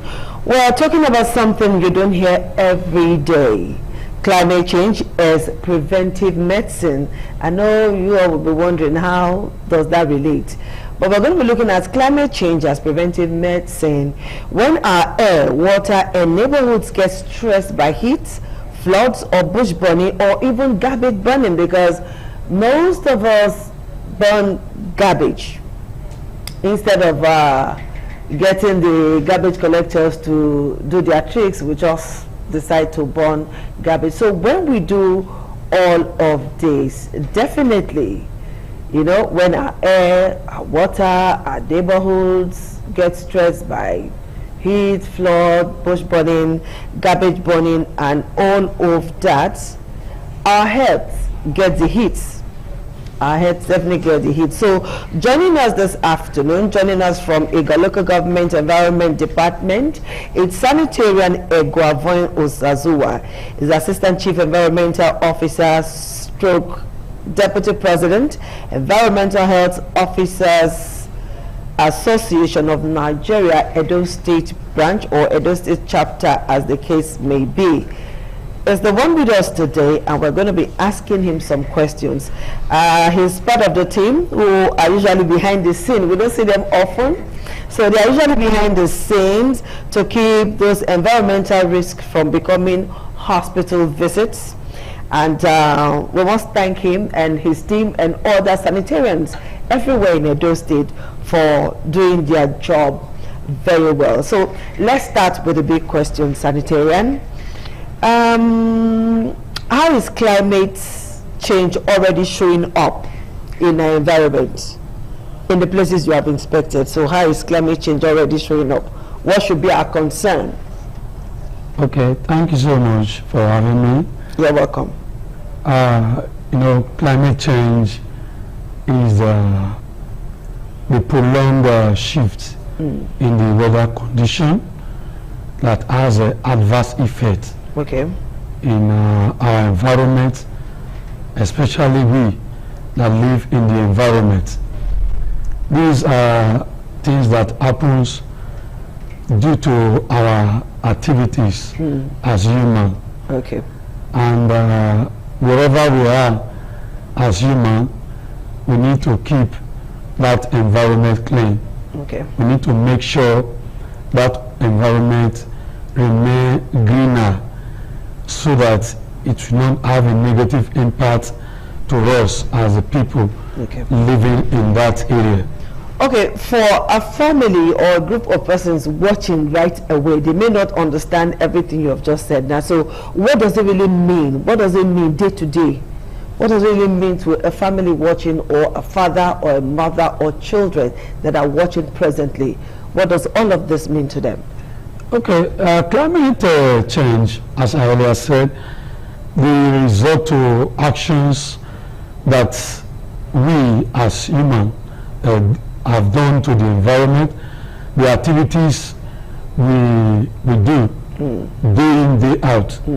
Like we that are in this environment, we need not to carry out refuse burning, because refuse burning as individual we lead to environmental pollution, and we have greenhouse gases that are trapped into the atmosphere. These greenhouse gases, they will go to the ozone, and they will begin to eat up the ozone layer. And the ozone layer is already depleted. Yeah, it's already depleted, and is the shield that covers human from the direct ultraviolet ray. So as human, if you deplete the ozone by burning refuse, certainly it will have impact on us back. All right. Last week Friday was World Environmental Sanitation Day and all of that. Please walk us through that. Oh, I want to really appreciate the United Nations for Environmental Program for finding it as a point of duty to always commemorate the World Environment Day. World Environment Day is to create awareness to everybody in the environment, to know that it is our duty to keep the environment clean, to keep the environment more healthier, because if you do anything to the environment, it will go back to you as an individual. So the thing you give to the environment surely has a repercussion that will come back. It is like a mirror. Whatever you do to the environment, it's like a mirror. Someone looking at his or herself. Yes. It will come back. Certainly, it will come back. Okay, so with that in mind, most people think of climate as an environmental issue. And then why should we not start thinking of it as preventive medicine? Oh, yes, preventive medicine in the sense we are not going to apply medicine as a doctor, we apply medicine. Okay. We have levels of health care. We have the preventive aspect. We also have the curative. Okay. The preventive belongs to the environmental health officers and other preventive officers. Like the climate change we are talking about, it is the sole responsibility of environmental health officer to ensure that the environment is not being depleted, it's not being tampered with, because anything that makes a man tampers with the environment, certainly it will lead to different health challenges to the person. Just like what I said before now, if you decide to practice open burning regularly, what you have succeeded in doing, you have released greenhouse gases into the atmosphere, and certainly these gases will be trapped into the atmosphere, and when rain fall, certainly it will now lead to acid rain. You remember those days when we were small, when we drink rainwater, when we drink rainwater, you see the greenhouse gases that are being trapped in the atmosphere, when it come back to the roof of an individual and is being tapped as a source of water supply, certainly the person is going to consume acid rain. So it's a way of preventing health issues. If we are able to keep our climate, if we are able to make sure our climatic conditions are intact. Okay, so you talked about rainwater. Let me say, the climate of today, the world of today, is it still convenient and healthy to drink rainwater? The truth is that it is still convenient. Depends all of the acids in the atmosphere. Yes, depend on how you tap from the source of the water. Like when it's raining, you don't just tap it directly like that. You allow it to rain and rain and rain. After it rains for about 20 to 30 minutes before you cannot take that water. It's still okay like that. Okay. All right, that's good to know. Now, from your office as an assistant chief sanitarian, what's the clearest example of climate change that is already showing in the public space, in the public health care space? Yes, the first one is people, we have waste managers all over the place, especially in the local government. Yes. The first one is people practicing open burning. It is a problem to them and the general public if they still continue to practice such a thing. You also see people doing deforestation where they're supposed to plant trees. They fell trees, and these trees, they bring out what we call oxygen, and that is the air we're supposed to breathe in, the oxygen, and the carbon dioxide that we as humans breathe out. It is what the plant and the trees needs for their survival. Their survival. Wow. Okay, now we talked about the depletion of the ozone layer. Before the rain started, now the weather was very hot. Everywhere was really hot. People were going about with heat rashes and all of that. With that in mind, how is our food safety in restaurants, even at homes where food easily gets spoiled and all of that? You see, nowadays, you see the weather getting hotter. You see it getting hotter. Even sometimes you may not even know which is rainy season, which is dry season, because of the activities of human. It is the same activities of human.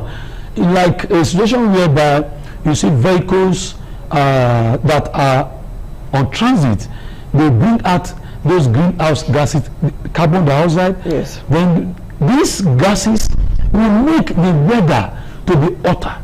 And when the weather is hotter, you see foods decide to spoil. And when food spoils and is being consumed, disease is bound to occur, especially canned foods. Okay. You see somebody was preparing food a particular day, and the next moment you see there is spoilage. These are some of the issues that occur when they are hotter climatic condition. Okay, now cities are usually hotter than villages and other areas that are not so developed as like the rural areas, so to speak.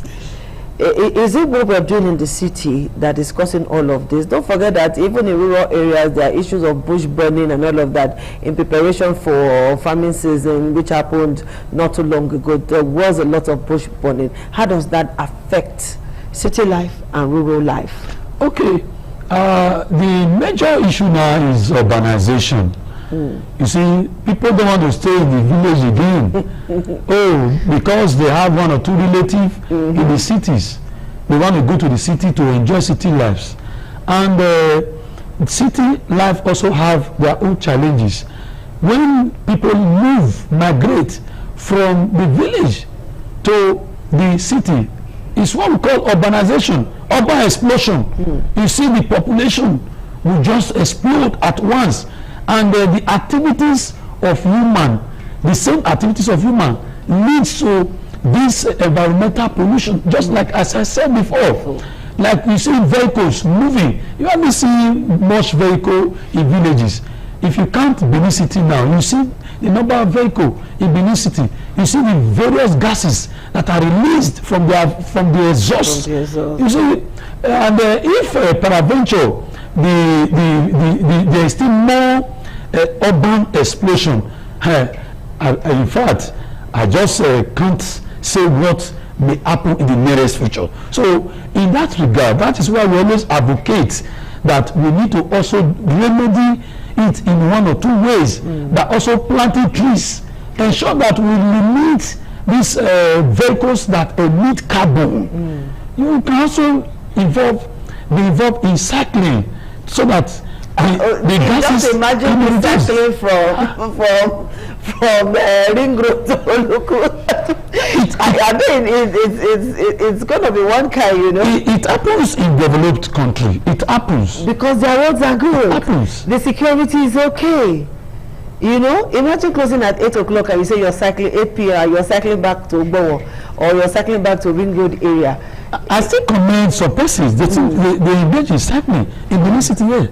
They still engage in cycling. So if we can engage as a professional cyclist or just individual, they still engage in it. Okay, Sanitary Egwavon, let's take a short break here. When we come back, we will continue with our show. Do stay tuned.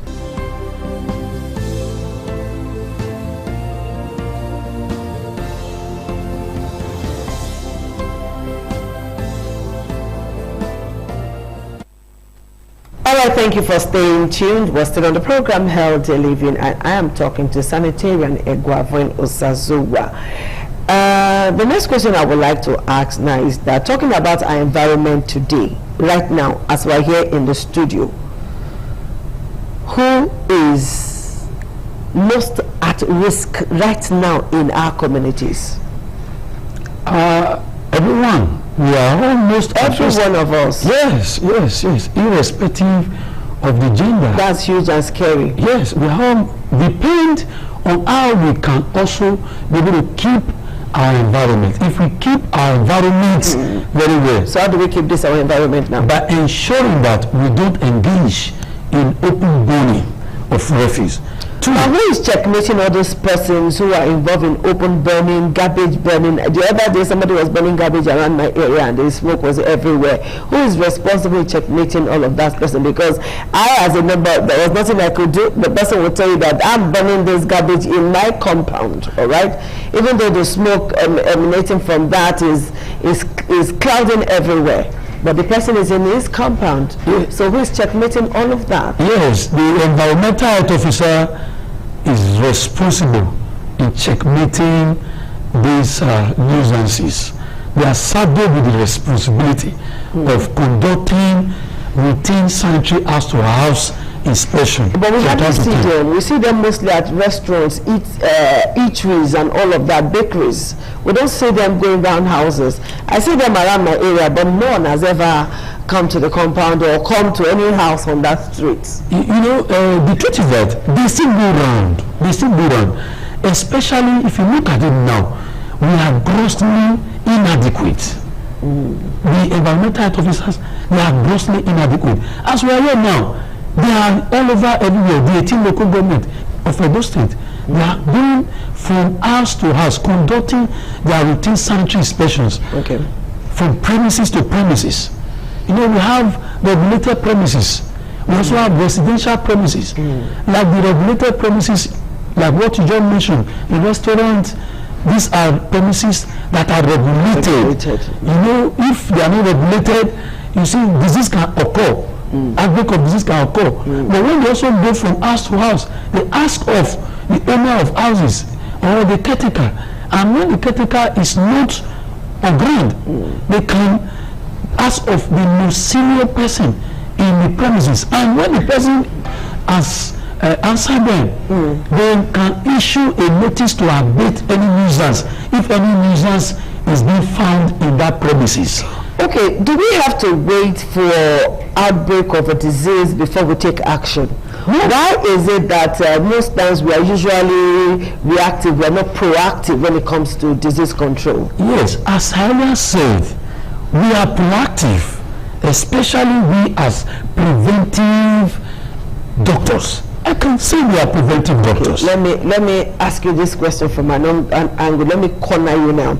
You know, during the Ebola, COVID-19 and all of that, when you go to public places, you see designated tap where you go wash your hands. You see where there are no taps, there are buckets with sanitizers and all of that. I can tell you for free that those measures now, the water thing has disappeared from public spaces.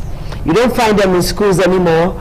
You don't find them in government offices. You don't find them in marketplaces. You don't find them anywhere as we speak now, because there's no outbreak of any disease now. Abi? Yeah.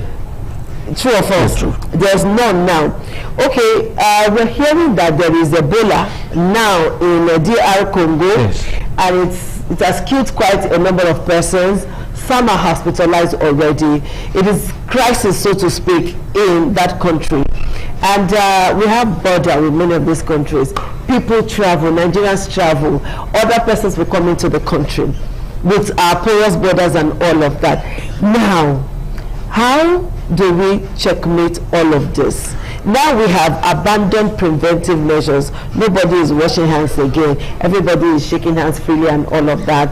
Nobody is covering nose and all of that. So walk us through that, sir. Okay, you know, the mentality of human, we always believe that once there is an episode of a disease outbreak, they can always take a preventive measure, and of which the environmental health officers will have always been going out to sensitize the general public from schools to schools, marketplace to marketplace. And that's why you see every Mondays we go from market to market in a local government. We go. And how many enforcement have you done so far as regards hand washing and general sanitation? Yes, there is still enforcement in place. Yes. And when we go to these markets, we tell them to ensure that they maintain a high standard of both personal and environmental hygiene by ensuring they do regular washing of hand, because whatsoever thing that your hands have touched, and if it gets to the mouth, and if the hand is infected, a disease is bound to occur. Okay, so one last question before I let you go. If nature is medicine, as we are advocating, what's your prescription as a sanitarian for this city, for Edo State in general, in the next 10 years? Let's see your projection. Okay, by the grace of God, health is wealth. A healthy people is a healthy people is a wealthy nation. Okay. Yes. Like what I would prescribe is the first one, to ensure that every individual plant a tree. Plant a tree. Flowers. I'm just wondering where around you plant the premises. In some houses where you hardly find place to park your car. Yes, you see, the truth is that some persons, they overbuild their house instead of making it a very smaller one, and also ensuring they plant trees and flowers, but they will tend to just build it because of their own personal gain, not knowing that they are also going to use it to affect themselves. And when you plant that particular tree or flower around the environment, you remember those days when you are coming from a far distance and it is sunny and the sun is very hot, and you come to a particular place where there is tree and there is shade there, you see the kind of air, the fresh air, the nature that comes out from that particular tree. So that is my prescription to the general public. All right, Senator Rene Bravo, this is where we wrap it up on our show. Thank you so much for finding time to be with us today on the program. Thank you so much. And for you watching and also listening, because you can turn on your television and just be listening without watching, a word they say is enough for the wise. The one that concerns you to keep the climate safe for you, for your unborn children, and your generation next. Do, so that the world will be a pleasant place to live in. Good afternoon. Thank you.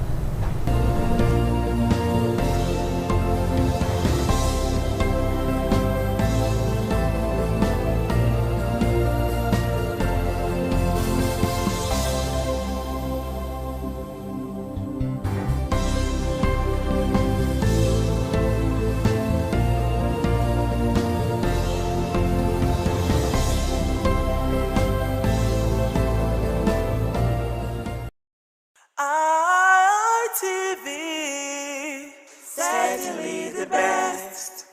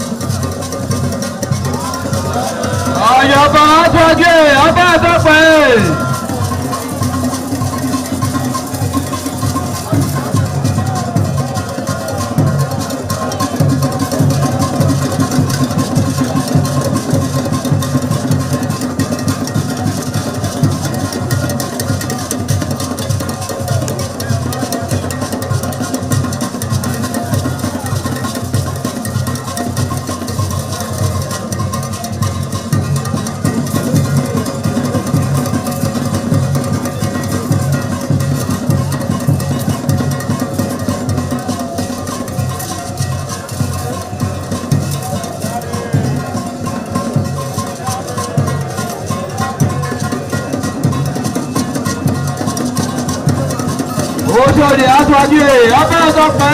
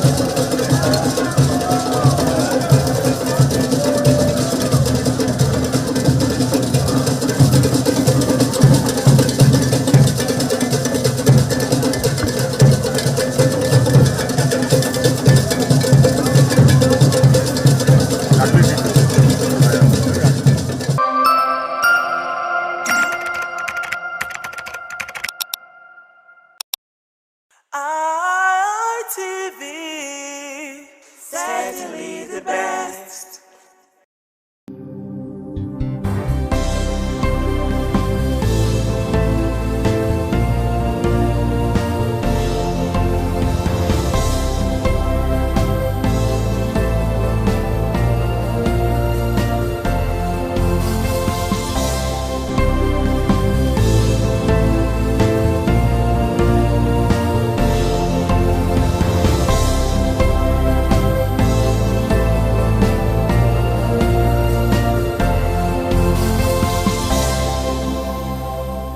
Welcome to the program News Review for today. I am Deborah Ibiogbe. Thank you so much for joining us on the program.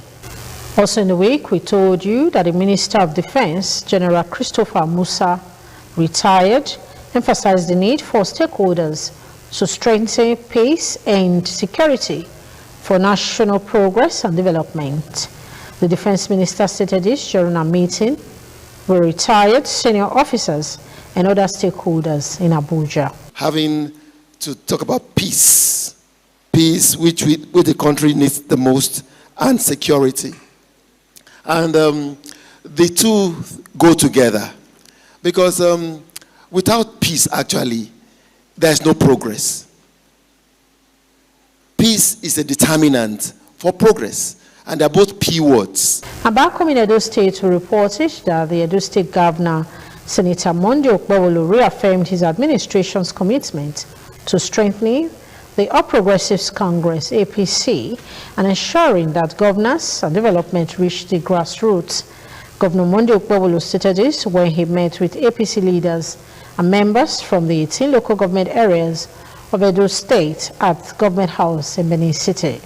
Governor Monday Okpebholo thanked APC members for their support, stressing that unity remains critical to the continued growth and success of the party in the state. He said his administration would continue to take development and opportunities to the grassroots, insisting that the benefits of governance must extend from the state level to local governments and wards. Governor Okpebholo also addressed the issue of the appointment of special assistants, saying the proposed appointments should not be viewed as a contentious matter, as the victory of the APC was achieved through the collective efforts of party members. We are taking the governance to the grassroots so that whatever is from the top will also go down to the bottom. Appointing 4,000 SSA or SA is not an issue at all. Earlier, APC State Chairman Jared Tenebe commended Governor Okpebholo for what he described as his efforts to reposition and strengthen the party since assuming office. Tenebe said the APC had become more vibrant and stable under the present administration, noting that several party members had been given opportunities to participate in governance. The APC chairman disclosed that the governor had approved the appointment of 25 special assistants for each of the 192 wards in the state. He explained that the meeting was convened to brief ward chairmen and other party stakeholders on the criteria and guidelines for selecting qualified beneficiaries. Tenebe said the APC State Working Committee had also constituted a committee to work with the various wards, ensure compliance with the guidelines, and compile the names of successful nominees for submission to the party headquarters. He added that arrangements were also being made to provide the party with a vehicle to facilitate its activities across the state. The meeting was attended by the Deputy Governor, Right Honorable Dennis Idahosa, Chief of Staff to the Governor, members of the APC State Working Committee, local government and ward leaders, among other party stakeholders. Oluwafemi Falayola, ITV News. Also in the week, we reported that the Edo State government was on week on Daribu, commended for her nursing, rich arts, cultural heritage, and tourism assets, focusing on digital innovation under the Shine Agenda in promoting the orange economy. This was a commendation from Course 48 Group 3 from the National Institutes for Strategic Studies, Karu Jos, who were in the state on a study tour. Edo is the headquarters of orange economy, just as Lagos is the route where we channel our products to the outside world. For the past 3 days, the team that has been with us has done very well. They've taken us around so many places, and we have confirmed my stand on the issue of Edo being the headquarters of orange economy. I want to encourage you, Your Excellencies, to please continue with this drive so that tomorrow other state governors will queue up behind you. The Esama Abini, an honorary Romanian consul to Edo and Delta states of Nigeria, His Excellency Sir Chief Dr. Gabriel Osawa Igbenedion, John Wikon Review commended students and teachers of Igbenedion Education Center, Benin City, for their outstanding performance in the 2026 Senior Secondary School examinations. Yesama gave the commendation when the management of the school presented the 2026 SSC results to him at his Garden of Eden residence in Benin City. Oh, happy day. Oh, happy day. Oh, happy day. Oh, happy day. When Jesus was, when Jesus was. The management team of Igbenedion Education Center, who include the principal of the senior secondary school, Collins Emokpa, principal junior secondary school, in company with the center's chief accountant, Ambassador Garrick Eboikwe, paid a courtesy visit to the Esama of Benin to present the school's 2026 examination results. Ambassador Eboikwe expressed delight over what he described as another record-breaking performance by the students. It was wonderful. All the students that sat for the exam got A1, and we have 3 distinctions of A1 or 2. I wish to use this medium to invite parents across Nigeria that the best school they can bring their children and get fantastic results is Igbenedion Education Center.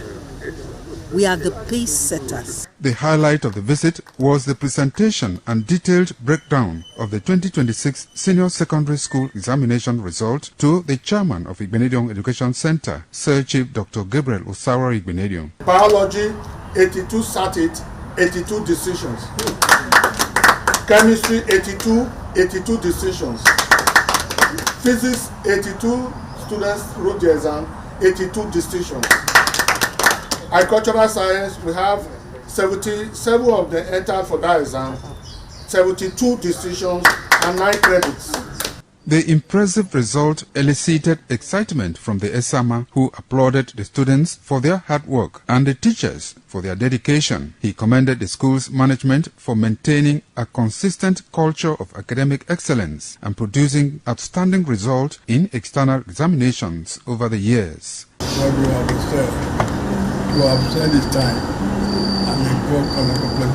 Amen. The The ESAMA said the consistency has distinguished Igbinedion Education Center and reflects the importance of discipline, commitment, and quality teaching in achieving academic success. With repeated strong performances in WAEC, NECO, and other external examinations, Igbinedion Education Center has continued to build a reputation for academic excellence in Benin City. The school management attributes the success to dedicated teachers, disciplined students, effective supervision, and the enduring commitment of the Igbinedion family to education. From Benin, Pius Nsogo, ITV News. Also, during the week on Dar Review, we told you that the residents of Edo State tasked the newly deployed Commissioner of Police, Patrick Dao, with the urgent responsibility of tackling insecurity and restoring public confidence in the state's security architecture. They want the new police boss to pay particular attention to kidnapping in Edo North and other areas affected by criminal activities while strengthening collaboration with communities and traditional institutions. Is to collaborate with the communities when it comes to community policing, to checkmate crime in society so that the state can be free from crime. The CP should talk to his officers because most of his officers are collaborators with most of the perpetrators of all those evils. Make sure say all those police when collect illegal money for youth hand for road block when we say now Yahoo boys now be their problem. Make him talk to them so that may not go cause problem for ground. From Lagos State House of Assembly, we reported during the week on Dar Review that the House called for urgent and decisive measures to curb a rising incidents of vandalism of public infrastructure across the state. The lawmakers made the call following a viral video showing suspected vandals removing iron rods, steel reinforcement, and cables from the Festac Town Alakija Link Bridge. The perennial flooding at S&T Barracks, Sesiho, along the Benin-Lagos Road in Benin City, suggested during the week on Dar Review that the ecological menace remains a major concern despite assurance by the Commissioner for Environment and Sustainability, Barrister Nusa Adams, that work was ongoing to address the menace. The flooding continues to affect motorists, residents, and business owners who lamented that every rainfall brings challenges and appealed for urgent government attention. A visit by the news crew to S&T Barracks revealed that the perennial flooding remains a major challenge with a pool of water obstructing movement along the road and surrounding areas. No sign of construction activity was observed as motorists, residents and business owners continue to contend with the effect of the flooding. For resident and business owners, the impact goes beyond movement. They said whenever it rains, flood enters their homes and business premises, damaging property, disrupting commercial activities, and leaving them worried about the safety of their belongings. Some residents lamented what they described as the slow pace of intervention and appealed to the Edo State government to urgently address the situation. If rain don't fall now, come join the water and go they pass on top of the fence. They enter house. I show now our house just now. Rain. Even our clothes they backyard when rain enter. My shop, my fridges, everything. Water they enter. If rain fall now, all of us they stand on top of something. Maybe they look how you want water. The water go climb on top of the fence. Go they come this side. No help us beg governor. I beg help us. We use God beg you. They say you be your talking and do. I dey do business for here. The water they worry us well. I beg governor may help us.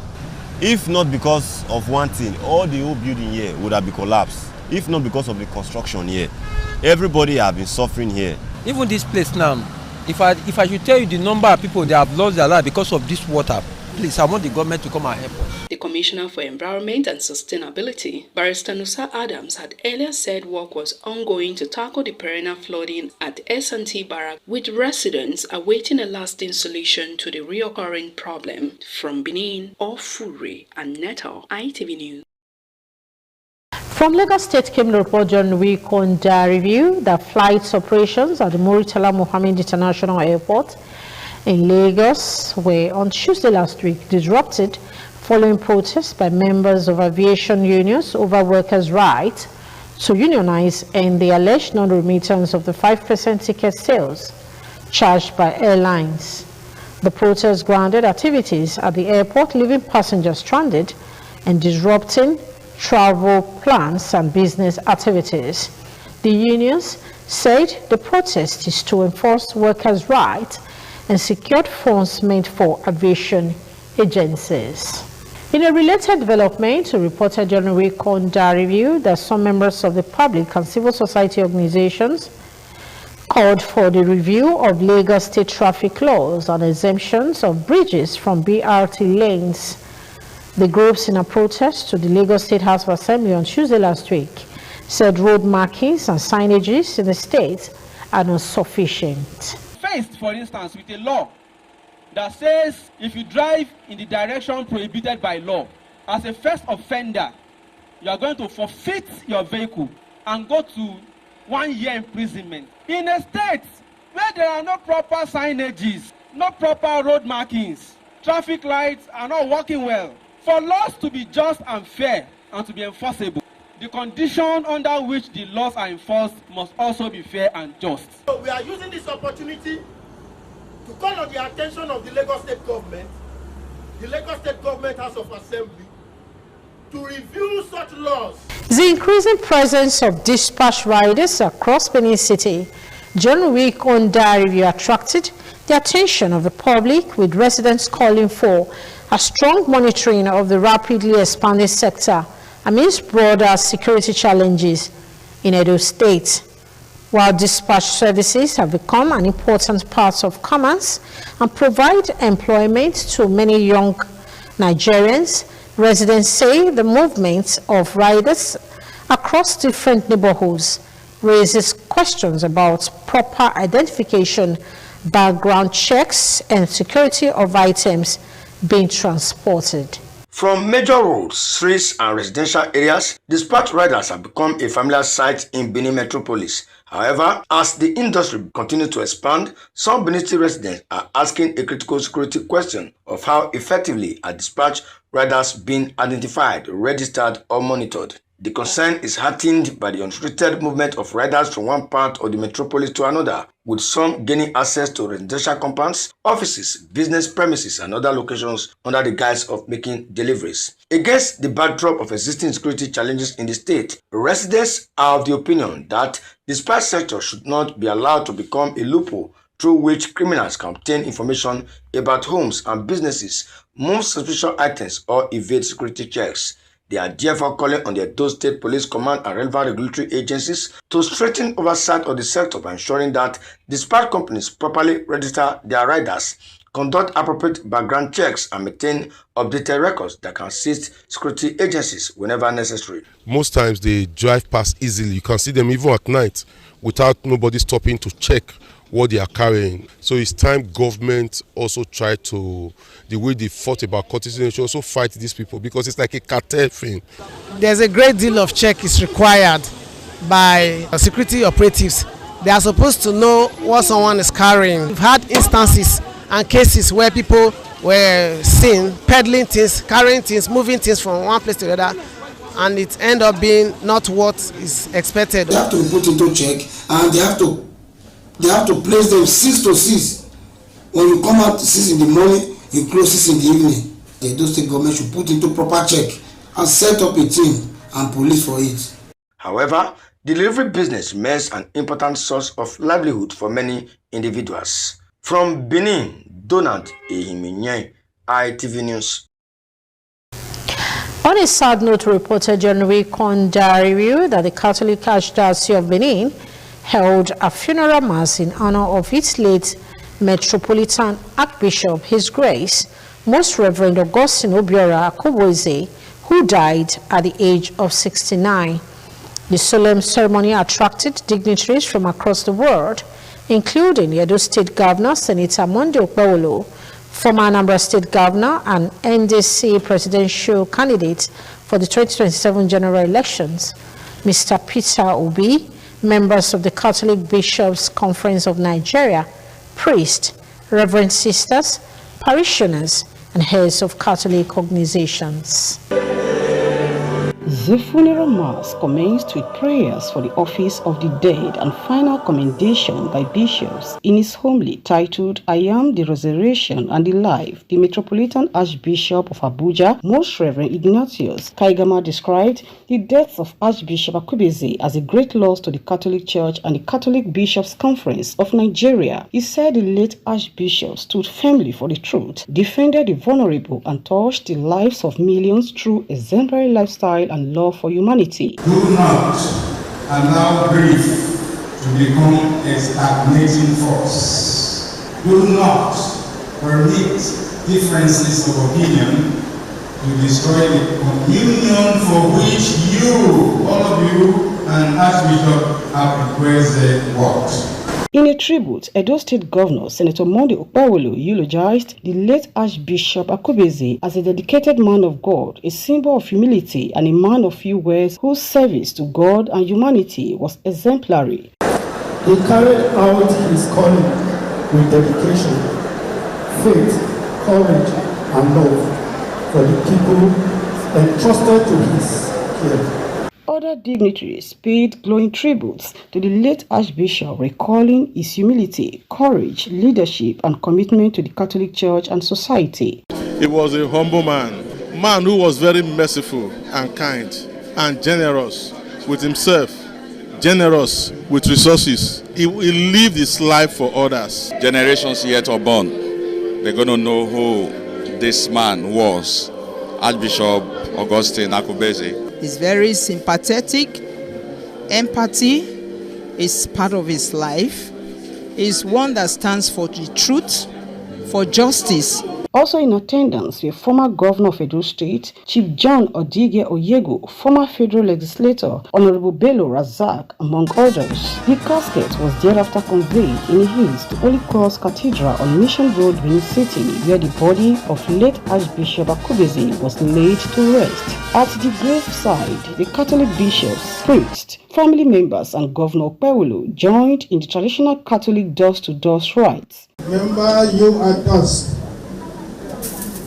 and unto dust you shall return.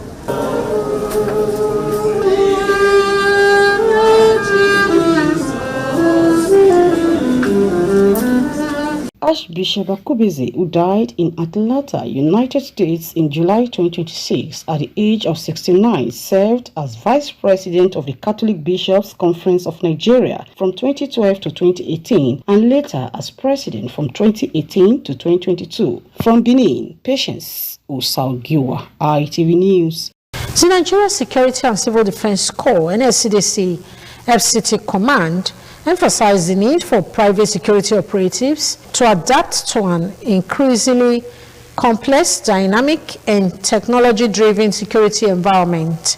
The commandant, Dr. Olushola Adumosu, said private security operatives must be able to identify threats, observe suspicious behavior, manage access, communicate effectively, respond to emergencies, protect critical facilities, preserve information, and collaborate with relevant security agencies. The Nigerian Security and Civil Defense Corps NSCDC FCT Command on Friday graduated 260 private guard operatives from 40 security companies, urging private guard firms to invest more in training, welfare, and professionalism. The passing out parade was held at the newly commissioned FCT Command Training Ground, marking the end of a 5-day refresher training course on modern security management held from August 10th to August 14th, 2026. Speaking, the Commandant, Dr. Olushola Adumosu, said private security operatives are important stakeholders in Nigeria's national security system, serving as the first line of observation and early warning. Modern security management is no longer about simply guarding gates and checking visitors. Today, private security operatives must be able to identify threats, observe suspicious behavior, manage access, communicate effectively, respond to emergencies, protect critical facilities, preserve information, and work collaboratively with relevant security agencies. And that is why this refresher training program is particularly significant. And the objective is not simply to teach participants new techniques, but to refresh existing knowledge, correct outdated practices, introduce contemporary security approaches, and prepare private guards to function effectively. When our personnel are trained, our companies grow, our industry is strengthened, the national security becomes better. Dr. Odumosu reiterated that the command will continue to engage the private security sector through training, supervision, professional guidance, constructive collaboration, and enforcement where necessary. He urged private guard companies to ensure their personnel are properly trained, adequately equipped, and treated with dignity. From Abuja, Victoria Lawal, ITV News. There was confusion at the Oba Market end of King Square in Benin City during a week under review, following a free-for-all between scavengers and some youths at Lagos Street over the stabbing of one of their members at Lagos Street. Commotion and confusion enveloped the popular King Square, Benin City, as some scavengers tried to revenge the assault of one of their members who was stabbed with a barrel. The situation later degenerated into a chaotic scene as residents scampered for safety while the affected scrap scavenger laid helplessly on the ground. Some eyewitnesses said trouble started when the victim and one of the sons of a popular native of Lagos Street engaged in an argument. They said before they knew what was happening, somebody was on the ground with a barrel pierced into one of his eyes. He called a blow the wheelbarrow boy. They give and blow. The next thing, now he used barrow with their hand, choke the guy for eye. Government, Muna, I beg, may help us. My brother, may you not die. I beg government. My brother won't die. Now that guy come took barrow inside my brother eye. What may government look our eye, may help us for that thing. That guy will do the thing, may they arrest her. At the time of filing the report, Oba Market police officers has rushed the victim to the hospital. From Benin, Efosa Wangwe, ITV News.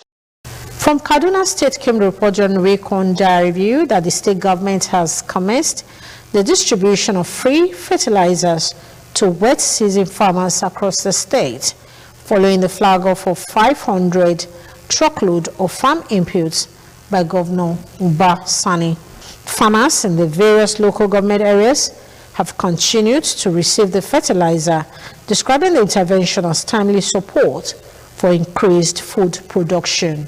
The Kaduna State government has last month flagged off the distribution of 500 trucks of free fertilizer to wet season farmers as part of measures to strengthen agricultural production and support farmers. The exercise has now moved to the local government areas where beneficiaries are collecting bags of NPK, urea and other agricultural inputs. At Kachia and Igabi local government areas, farmers were seen as designated redemption centers receiving their allocations. Although some farmers described the distribution as coming late in the farming season, they said the inputs will still help improve the cultivation of various crops and reduce the cost of production. Speaking on the exercise, Kaduna State Commissioner for Agriculture, Murtala Muhammad Dabo, said 69 redemption centers have been established across the state's 23 local government areas. He explained that each local government has 3 redemption centers, with every qualified farmer entitled to 2 bags of fertilizer. Where we started with Gachimo, where we saw food production exercise smoothly. The same with the Minyoro Redemption Center, visited and to see farmers doing their fertilizer. Here in Gadagan, which is the third local government, they are just offloading the goods. Tomorrow morning, they've already started receiving text messages. Tomorrow morning, they are up and running. Where we have 69 redemption centers across the state, 3 in each local government. The commissioner urged beneficiaries to apply the fertilizer appropriately to improve crop yields and contribute to food security in the state. From Kaduna, Umar Mohammed, ITV News. With that report, we call it a wrap on today's edition of the program News Review. Do not forget to keep it there to test next week Sunday. We shall be bringing you the program News Review again. I am Deborah Ivie Ugwefun. I'll see you next week. Do have a great week ahead. Bye for now.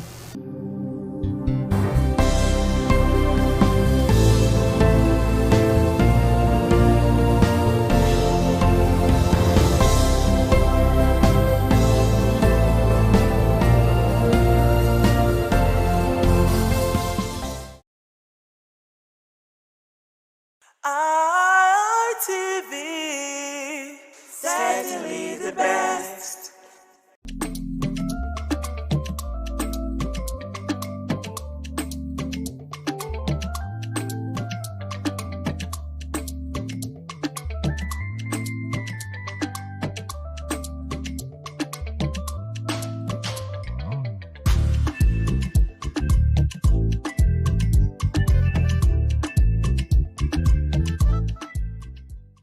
And welcome to WIC Women in Conversation. This is a table where we sit down to discuss things that are pertaining the family, pertaining the society, pertaining Nigeria at large, and we talk about ourselves, things that will make us also, be the women that we're meant to be, things that will help us to grow in our marriages, in our businesses, in our place of work, and how to take care of the children, and of course our husbands. I am Patricia Uwenu-Vedos. To just do this with me today on the table is on my right, I have Ms. Bola Ige Oyebade.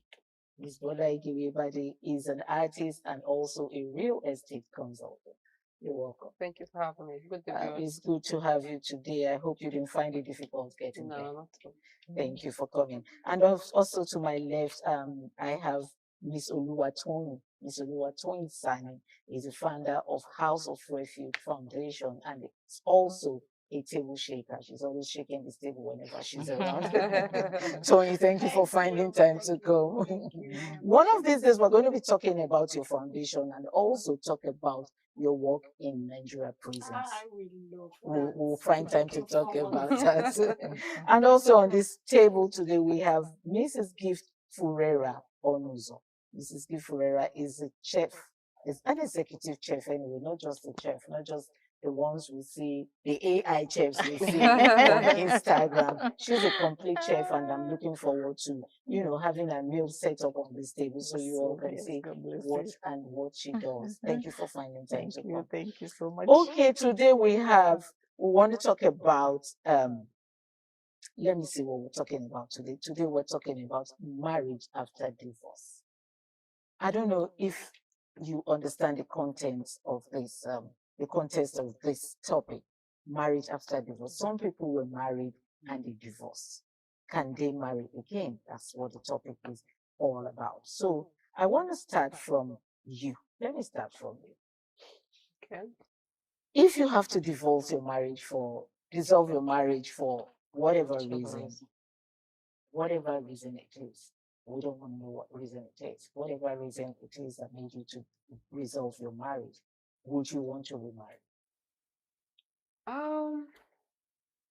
If I see someone that we have the same values and we're compatible, I would want to give it a try. Again, yes, I would want to, because it's all about companionship. So sometimes you might think you don't want to because of maybe your past experiences.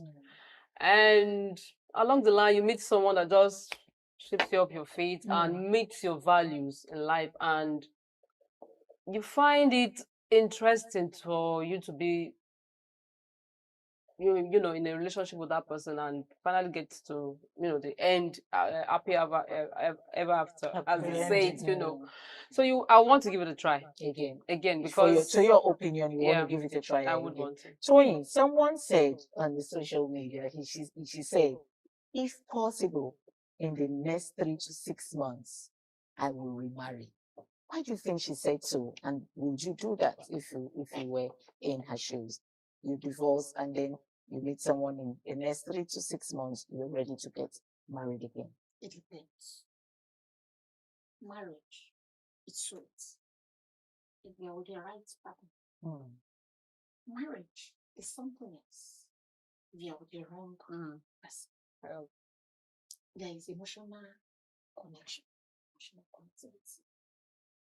And most of the time, we will always leave the maturity out of it. Maturity play a very good role in understanding in marriage. I'm still saying it to everybody tomorrow that the best marriage is the marriage between two friends.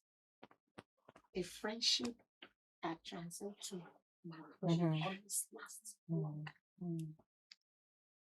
Whatever that can make us choose to be apart, there will be reasons, different reasons.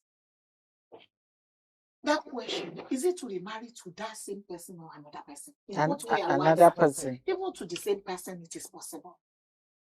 Because at times there's immaturity.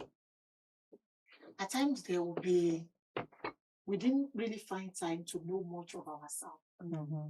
Or we are still baby. So many things that we're supposed to ignore. We take it to be a capital issue and end up breaking the hope. By the time we went on holiday and we now come back. That's separation. That's separation. We now see a better of ourselves that is more mature. She's more understanding. Mature, more understanding, more tolerance, more days. We can go back and make a perfect marriage. I keep saying it, that marriage is the only black market that I've ever seen in life. Because what you are buying, you don't know. No matter how beautiful the package is, initially, you can never know the content until you get inside it. And do you know it might take more than 5 years to know your partner? Even more. So if I now say, it depends on the connectivity. You might leave somebody in 3 months. I know good day say yes. Because that's too short. That's too short a time for you to recover from the other one. Whatever bring that marriage down, then can still bring this down. Because you need to study. Marriage is a lifetime institution. It's not that I will go. I know in 5 years' time I will graduate. You are going for till death do both of the partners' parts. So you have to give it a deeper foundation. Know who you are. No matter, even I keep saying it, even if you court for 10 years, that does not mean you will know your partner well until you start living together, bonding together before you can answer. So if for whatever reason there's a partner, if they leave you, you go even pray, maybe you won't be there forever. Okay, so that's where I want to come to, Gift. If the divorce was as a result of domestic violence, and you got married to a man who was always maltreating you, beating you up, and all of that, would you want to remarry after some time? Well, in that situation, first of all, of course, I'll be traumatized.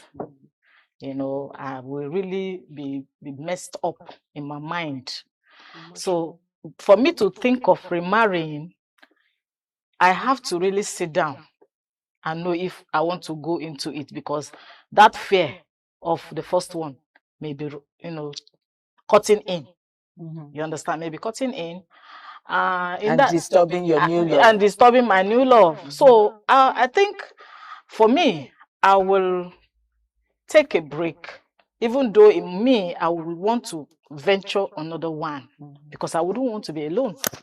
You understand? Especially that I'm still, age is still on my side. You understand? Except, okay, so, but I will still want to venture another one, but I would definitely take a break. At least let me get a new, fresh orientation, like, working on therapy, kind of. And let me just get a new, because at that time I am broken. And in that my broken state, I don't need to enter into marriage in that, because marriage, I need a whole lot of me to go in. So I must go in with my complete self. So the former must have to completely be erased. If not, it will affect or reflect in the new one. So, that is why I need to make sure that my mindset is reset. and I properly get ready emotionally, spiritually, even mentally, you know, I need to get Physically. yes, physically self. You know, I need to get ready for the new one, not diving in because I don't want, I'm afraid of loneliness or I want to be with a man or whatever. No, no, no. You know, because it's good, because it should be a whole new thing again for me. Okay. Yes. Then, Toyin, you heard her say that she will want to give it another trial, you know, but she has to be ready physically, Yes. mentally, emotionally, and all of the lees. Yes. Yeah. All of the lees. Okay, so now she also said she has to be prepared and be sure of what she's getting into. Let's leave getting prepared out of it. I want to find out from you. How are you sure of this one that you're getting into again? How do you identify that this person won't also come to beat me afterwards? After do the same. There's an adage in the Yoruba language that says, if a child fall down, you look into the front. Please, there. You start running again. Because let me tell you why I asked this particular question. There's also an adage that says that if King would then take flog the first wife, and they go take flog, they wait for the second wife. So how do you now identify this person you want to, you know, try out again? But if the elderly person fall down, you first of all look, what's making me fall? And who are the people looking at me? Marriage, like she rightly said, that she has to be prepared. It is not an institution that it fails here, you are running to Calabar to pick another one. Okay, so it's not political parties. It is not APC that you come from there, you enter here. No. You have to think, go back to God. Am I the problem? Yeah, do I try my best? How am I at fault here? And do I supposed to tolerate more? Do I supposed to forge a little bit further to tolerate everything? You have to think. It is when you now see, I tried my best. It's from him. Okay, what are the things from him? You state it. This. Definitely when you have known what you cannot take from that man, if anybody is coming, you will first of all check that one. Yeah. Sorry, I'm bringing that story. I have a girl in Fini prison now. What's turned her life upside down is marriage. Wrong marriage. Wrong marriage. She got to the first one. They didn't check their genotype.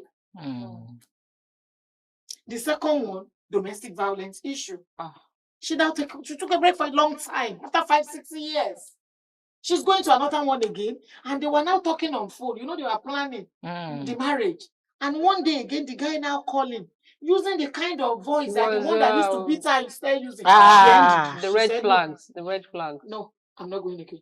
Those are the red flags. No matter what they said, everybody beg her. We booked the hall. He said, no, let me re-examine the again. Which was the right thing to do. If that voice was a mistake, let me know again. Maybe I've not really pressed him to that. And more issue will still press him beyond this level. So that is how it is. Domestic violence is not a small thing. It takes life. I want to hear the complete story. Some people, yes. So how did she find herself in the prison? Thank you. Yeah. Do you now know she chose not to do the marriage? Not to do, but she had a child with the first one. So she said, let me be taking care of my child. And she was to relocate from another state to go ahead and get the marriage maybe like a 2 weeks thing. So she has sold all her things from that state, preparing for before she get the wrong. So she just came to Lagos. But whatever she brought to Lagos, when you are starting in a new life, it's not going to be easy. Yeah. So she was exhausted financially. And the daughter, she's the only one taking care of the child. She now ran back, started looking for the father of the child that's not ready to take the responsibility. Okay, you promised to pay the school fee, pay part of the log back on so that I can sustain and pay and sort the guy. The guy refused, despite the fact that the guy is rich and the wife is at home. They were comfortable. She chose not to take care of this girl. Do you know what's now happened? The girl is depressed and nobody knows she's depressed. I learned a lot from that lady because, you know, she started reaching out to people to talk to people, and nobody is picking a call. Nobody's ready to listen to her. Nobody's She ready started to help. They'll see her as a failure. Yeah, they see her as a failure. Even her father rejected her and the child. Nobody to come, no friend come to her head. She started telling the guy that help us now. Don't let the hunger kill us. I'm like a failed mother. I can't be watching my daughter going through this. Send us money. If you don't do this, I will kill myself. I will kill the child. I will end everything. And the guy is reading the text without replying. Do you know she used the last money she has to go and see her cousin just to pour her? Immediately she get the cousin said, "I'm going for a party. I will call you back. You can't wait for me. I will not call you back on that." As they were now going back, they go to a bus stop. The daughter said, "I'm now very hungry." They used the last money to buy the drink. The remaining change she bought sniper. And killed the daughter. Not the daughter she wanted to kill. They shared it. She told the daughter that we can't go beyond this level. I can't be watching you do all this. So the drink, the remaining one, she poured the snapper of the daughter inside and drink the remaining one. The daughter didn't survive and she survived. That is the serious case in my hand in female prison. Now as I'm talking to you, the case is there. The lady is there. Because attempted murder is an offense. It's an offense. It wasn't attempted. You know, she killed the guy. No, what I mean is she killed the guy and also attempted suicide. She does not even. She has not even forgiven herself because she thought she would die. She would be the one that would die. But for her to now come out to see herself alive and the daughter, she has not get rid of it. That is the one of what this marriages can cause. Oh my God. Well, this is a very sad story, trust me. We're going for a very short break. We'll be back to continue this conversation. Please sit. Don't go away.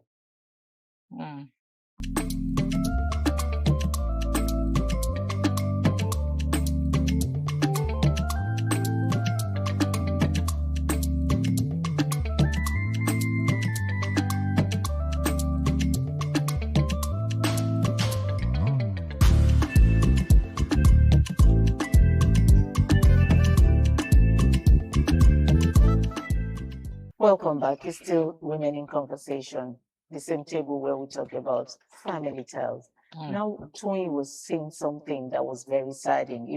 If you see how low my voice had come, it's a very sad story. We're talking about divorce.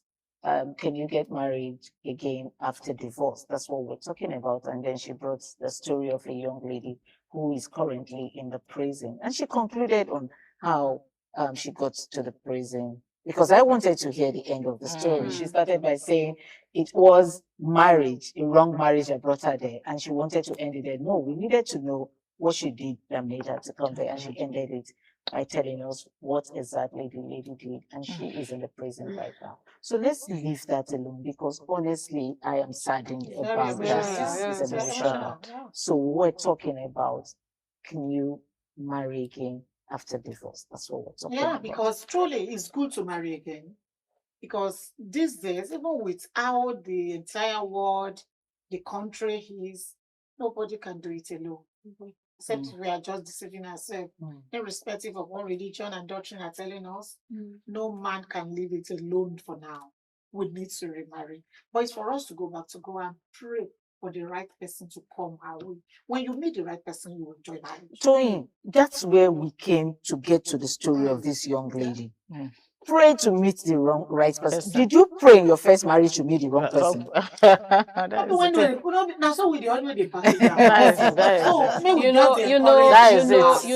Let me hear from you. I think at the first stage, when you want to get married as a young person, the youthful exuberance, the love thing shocks you, and you don't pay attention to the red flags, the details. Now that leads you into a bad marriage. But when you want to get to the second marriage, you pay attention to every little details. Every dot. Every dot. Every dot. you might not know it all, like you said. You might not know the person you get married to, not even in the next five or more years, you know. But there are some things you would see, and you will know if you're to go into it or not to go into it. And also, like you said, you pray that God gives you the right person, because God has your best interest at heart. He knows what you have gone through. He knows where you are. And again, that's the question I asked earlier on. Is it that as a young girl, when you were getting married, you didn't pray? No, it's not that you didn't pray. You prayed, but you did not pay attention to the warnings or to the signs. The thing is that you know, because like in the first one, it can be excused that you didn't love Shaki. There were a lot of cloud on your head that you were not cleared. But the second one, and that is why, like you said, that she was already getting married to the third husband, right? Yeah, okay. The second that was she was about to get married to the third one, and then she picked a call, and the voice sounded like the first one. You see, that is where the problem is again, because when you experience the first one, when you're about to go to the second one, it's not a mountain before you, because everything you are suspecting everything. You are just being careful, over careful, and you tend to miss out even in the real one. So that is another issue again. You understand that one has to I want to answer the question. The question is, share within pray. One problem with us in prayer is many of us in relationship, we have picked our choice before taking it to God. True. So even if God is speaking, you are not hearing. You're not hearing whatever it. God is saying, you don't hear again. Especially when you have seen the desired, you are attached. When you have seen the desired figure you want and the things you want. That, you've even connected yourself. Yes. You have attached yourself. You have the feelings has grown already. So if you are now praying at that level, it is good to pray when you just meet. Before you say, I won't go think about it. Before you say yes, pray. That time, whatever answer God is bringing is clear.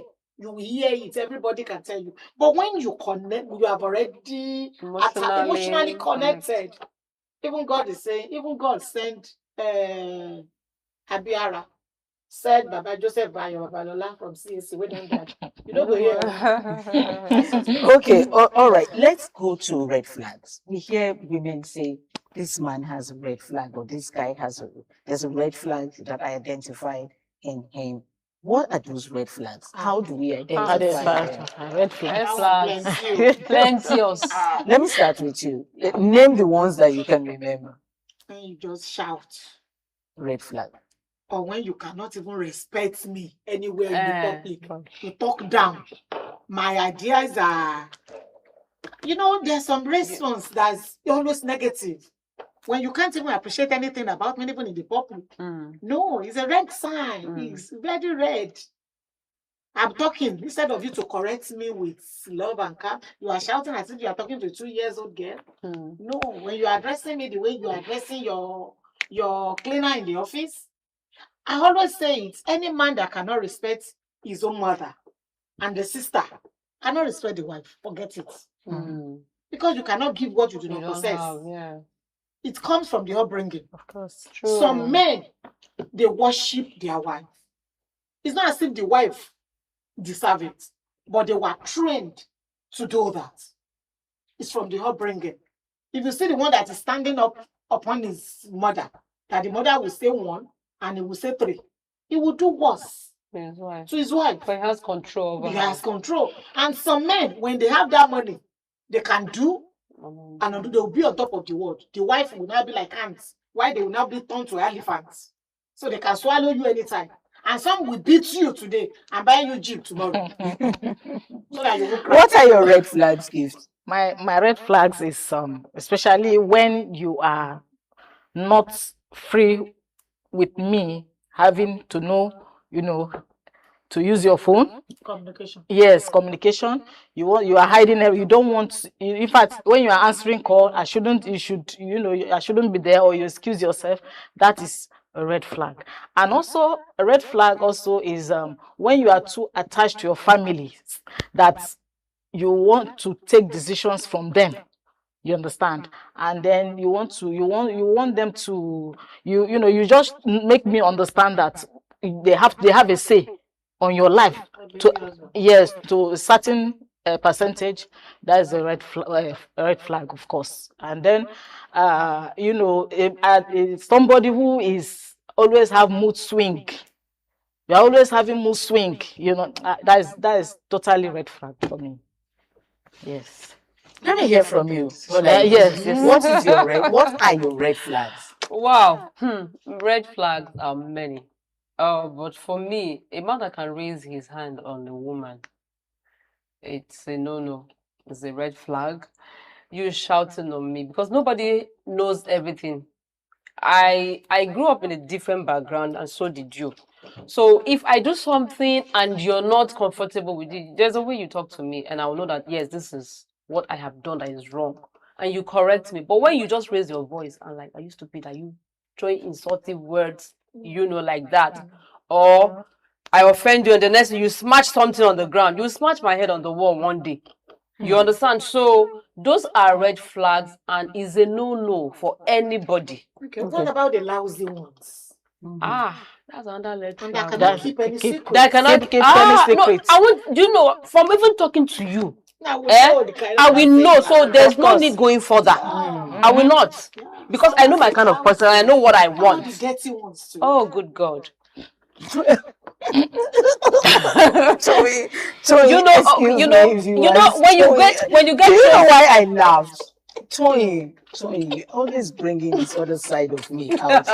Toyin, I am the TV presenter. Okay, so this is the reason why I laugh.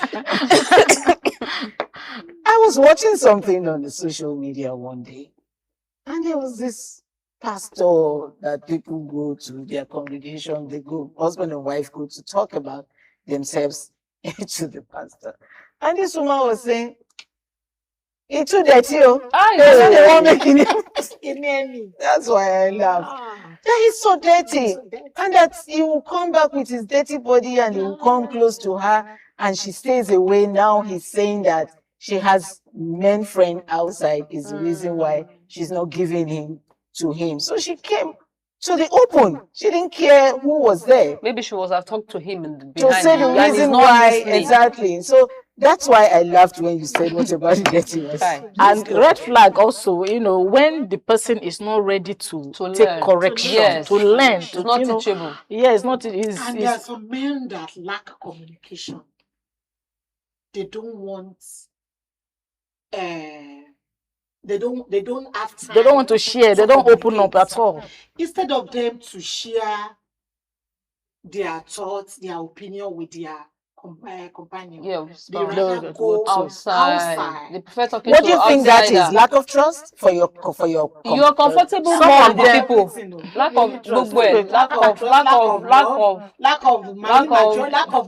of everything. So there's no need even being there. Because why am I at home?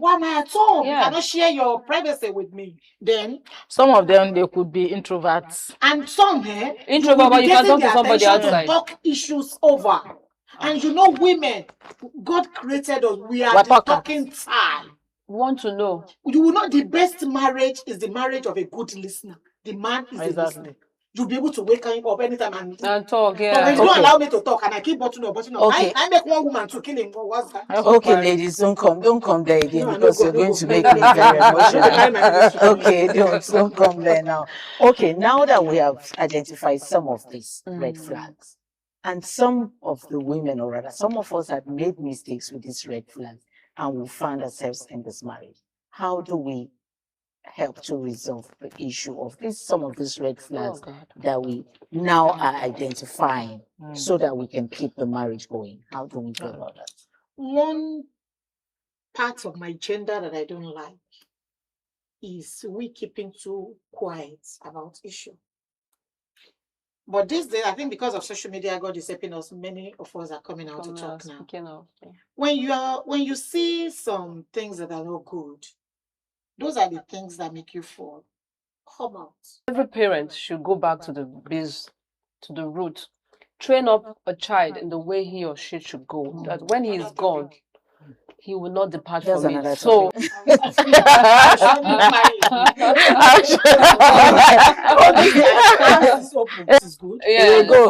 Okay, Kenan, thank you so much. Thank you, ladies, for coming on to this episode of Women in Conversation.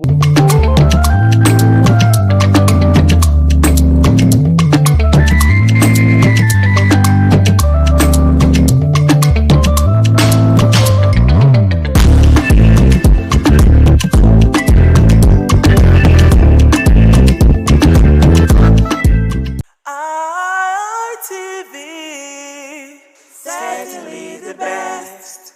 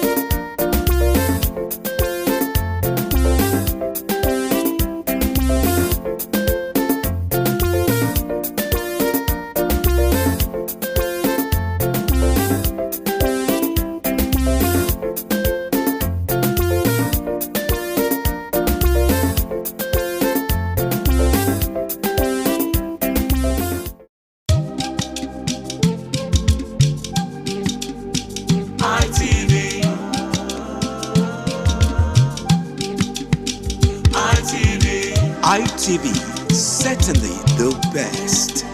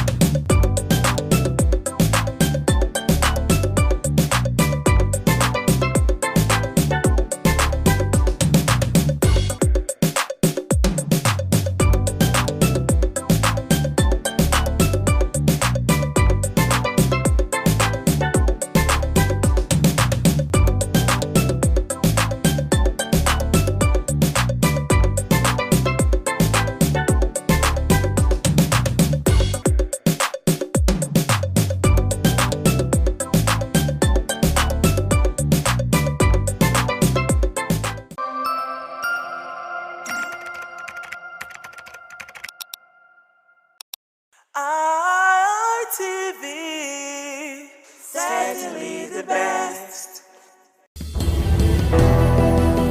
Hello viewers, welcome to Viewpoint on ITV. I am Caroline Okonji. Let's talk about youth in politics. Are youth now being considered as campaign tools, or they are real decision makers when it comes to election? Because during campaigns they are seen everywhere, during rally they are seen, even on the posters they are seen, on social media, off social media, on social media they are tweeting, off social media they are still talking about it, and not just talking about it, but rather they want to be part of the political space. They want to get involved in politics. They want to occupy some vital positions. As they say, youth are the leaders of tomorrow. But it seems that the leaders of tomorrow want to take the future now. So let's go talk to persons and hear what they have to say about youth in politics. Are they campaign tools, or they are real decision makers? I am Caroline Okonji on Viewpoint. I think youth should be given a chance. Unlike before, when there was apathy to youth in politics, where it was perceived that only those who have supposedly washed their hands very clean are the ones that should participate in the political space. But right now, there's a paradigm shift there's a hunger for youth involvement. But I think also that the youth are not getting it right. You see that a lot of youths who have come up to say they want to participate in politics either being greedy or they cannot even put themselves together. You know, the problem we are having is the political maturity and ability to carry power. Many people still have not been able to grasp it. There's always a parable I make every time. To whom much power is given, greater responsibility also follows. The ability for you to manage power, either political or spiritual power or whatever, depends on your ability, the ability you have. For example, like myself, I was very, very young. I was around 29 years old when Goodluck Jonathan picked me up and started to nurture me politically through the help of Alhaji Sa'ad Abubakar III, the Sultan.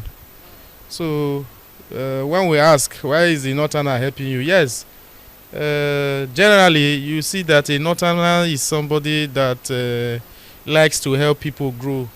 You know, and you look at it also, you see that those people who are participating in politics majorly are northern youths. You know, we have more northern youths participating in politics than southern youths. The reason is because the northerners usually like to project their own. They like to make or help the younger ones to grow, you know. But here in the south, we like to push the younger ones down, and we want to have it all.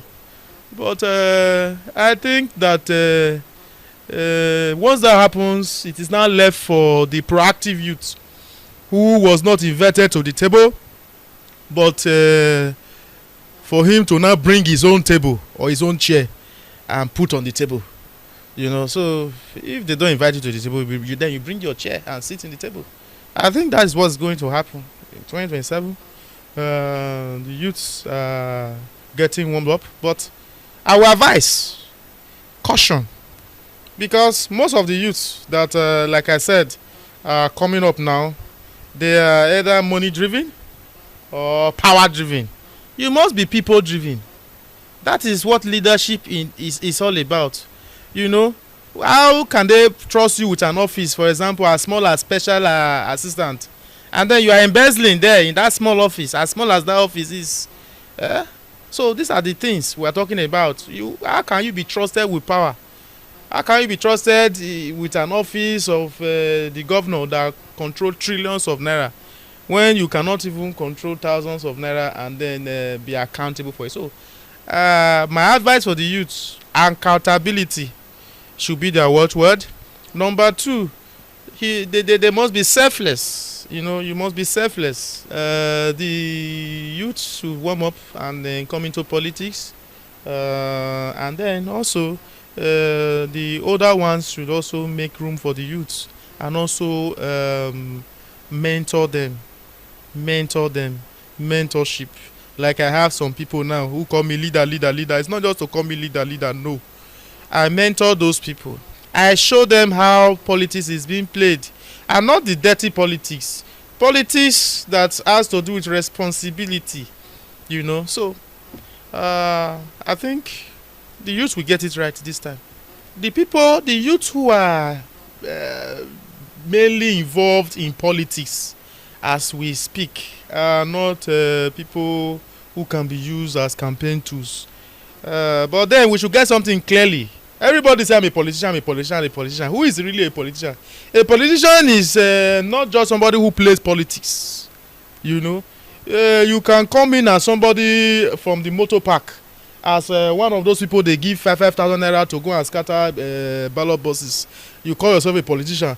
Some people can come in as those people who they see in wards when we go to ward meetings. And then when we are leaving, we share 20,000 for them. And then they say, Rankadede. They call themselves politicians. Why some people who are kingmakers, who neither hold any political office, nor are involved in money.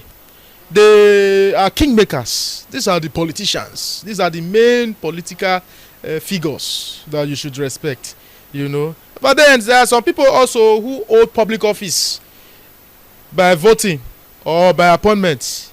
Then those people are also politicians. So you can see there are many strata that politicians fall into. But however, I'm talking about those people who are kingmakers, and I'm talking about those people who have held political office either by election or by appointment. These are the people I'm talking about here.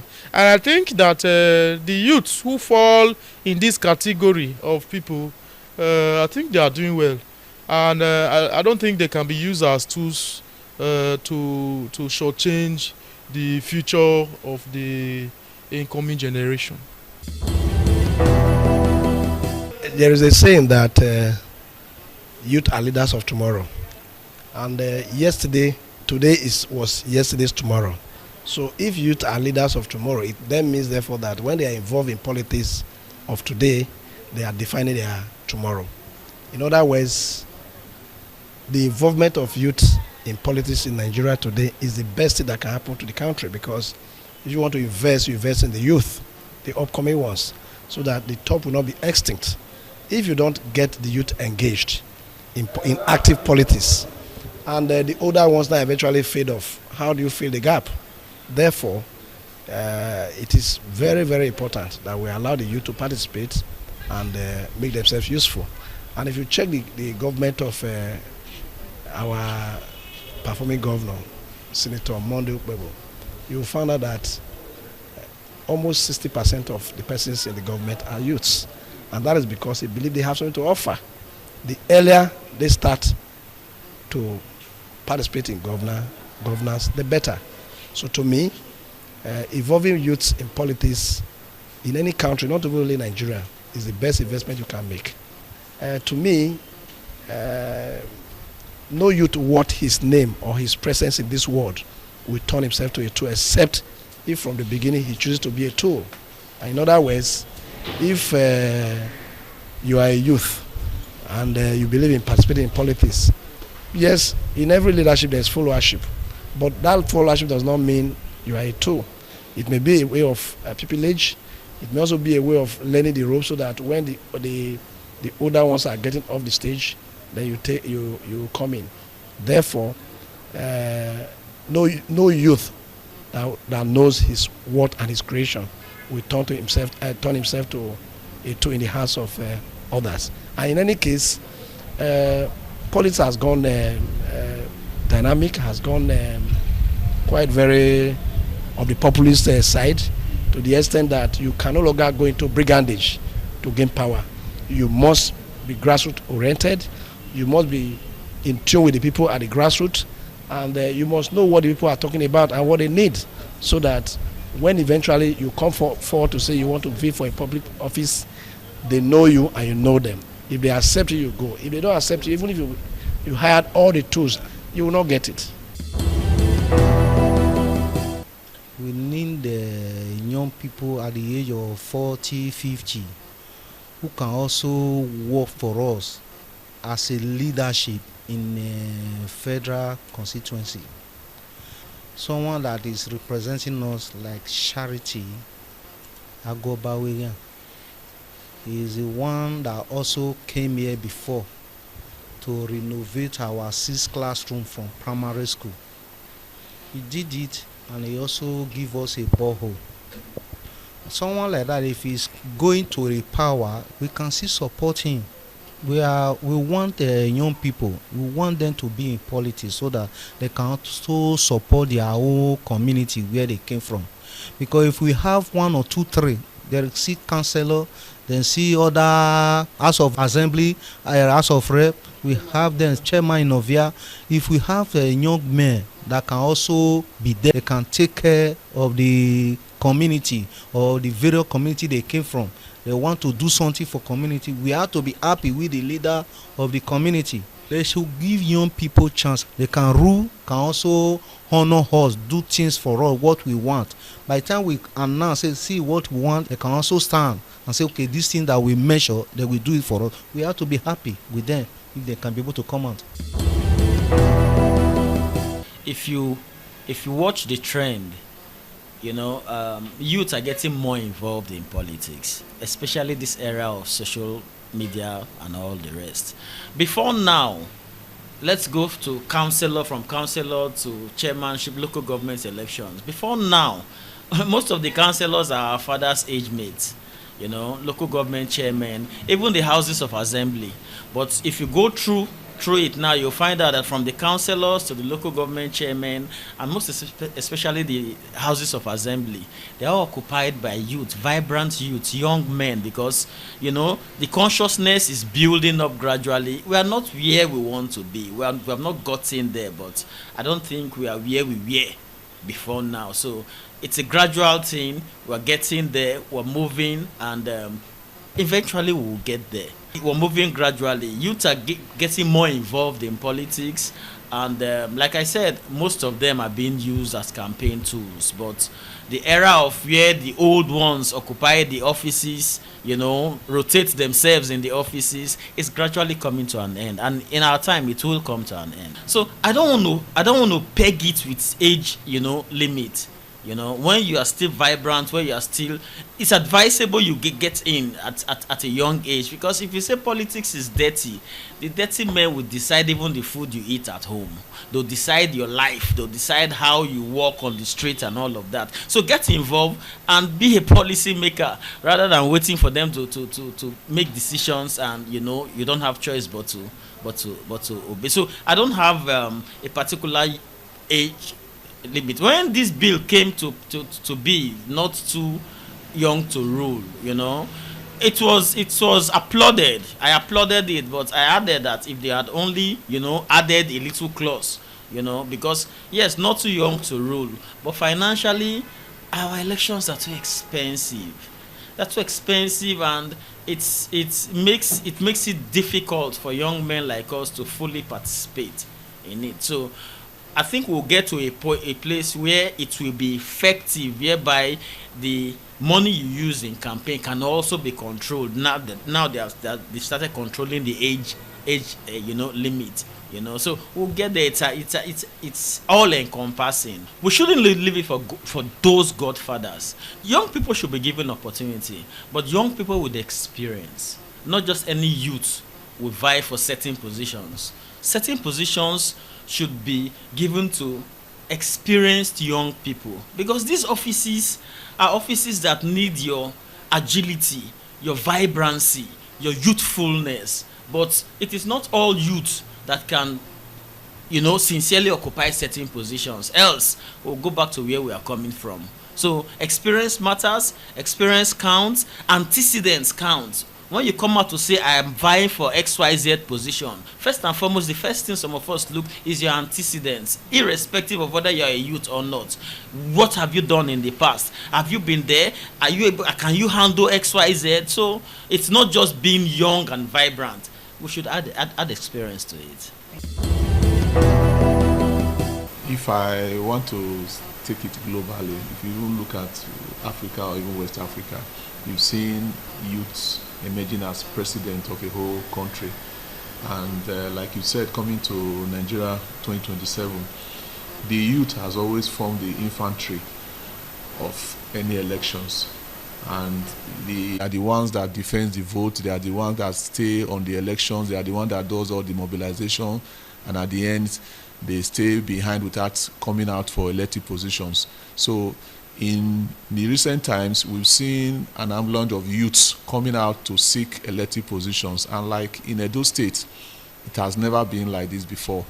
His Excellency Distinguished Senator Monday Okpebholo has provided the greatest platform for youths to take up leadership positions. If you look at the last recently concluded Edo State local government elections, 2/3 of all the chairmanship positions that was won by my party were all youths. And that was not just an election. It demonstrated the fact that the youth have now seen it as a platform whereby they need to exhibit all their skills and also exhibit what they know that will be there to serve that youth populations. As they will say, it is he that wears the shoes that know where it pitches hard. As a youth, when you are at the aim of leadership, you know how to drive youth policies because you are in that constituency. So it's going to continue like that, whether as a lady or as a guy or as a man or a woman. The idea now is that every youth want to be on the driving seat. So even on the social media, even right in every platform, the majority of participants are youth. And it also reflects in the populations. We have over 60-70% of Nigerian population. So why do we need even to now leave the central power to our leaders? So we are ready, and the youth are taking that advantage. Initially, they were used as campaign tools, and that is the clothes that they've dropped now, that they don't want to be seen anymore as thugs or ballot snatchers. They now want to be the person on the ballots. They now want to be those that you are now going to be voting for. And that is why, whether in the local government, in the House of Representatives, in the Senate, youth are now taking up those elected positions. So they are now being voted for, not them carrying ballot papers or now being taken as thugs or mobilizers for other members of the society or the political class. So the youth are now taking the central stage by themselves now. My point of view, it has been very clear from day one and still remain the way it is till tomorrow, is that it is very important and imperative for youth, a lot of youth, to participate in politics. Because politics is a way of life. Once you allow the mediocres to be in the aim of affair, they will make laws that will govern you. But thank God for the executive governor of Edo State, today Senator Monday Okpebholo. He has been doing very well in the area of appointing a lot of youth into various positions. E.g., for example, when you look at the chairmanship in the 18 local government across Edo State, most of them are all youths. They are less than 45 years old. When you look at his commissioners, he has one of the youngest commissioners in this country. He has a commissioner of less than 40 years old, commissioner of power, very young. Another commissioner, special advisor. Virtually, this administration, let me talk about the administration that I am part of as a serving councillor. I am still a youth compared to those olden days where you find a councillor 70 years, 60 years. But today, the paradigm shift have changed. The youths are now almost in charge of almost all the sectors in politics. When you go to the party structures, you see a lot of youths, but there are still a few elders, and we like them so that they can put us to touch whenever we are going out of our way, because experience counts in everything you do. So, but basically, it is very important and imperative that youth, more youth, should come out and join politics. As 2027 draws closer, we find out, you take statistics that majority of those that will come out to vote, they are youth. And the last INEC registration in Edo State, over 70% of them that came out to registers, they are all youths. So it's very encouraging, and we are very happy for that development. So far so good. We can be able to encourage our youth who is buoyant so that they can hold a position and have the people mind to do something right for the people. I want to let people know that they should give them their opportunity so that they can be in power, so that they can know what to do. It's not for the old people. What the youth can think, the old people cannot think it. I'm using this medium to let the government know that the youth are there to serve the country, to serve the community.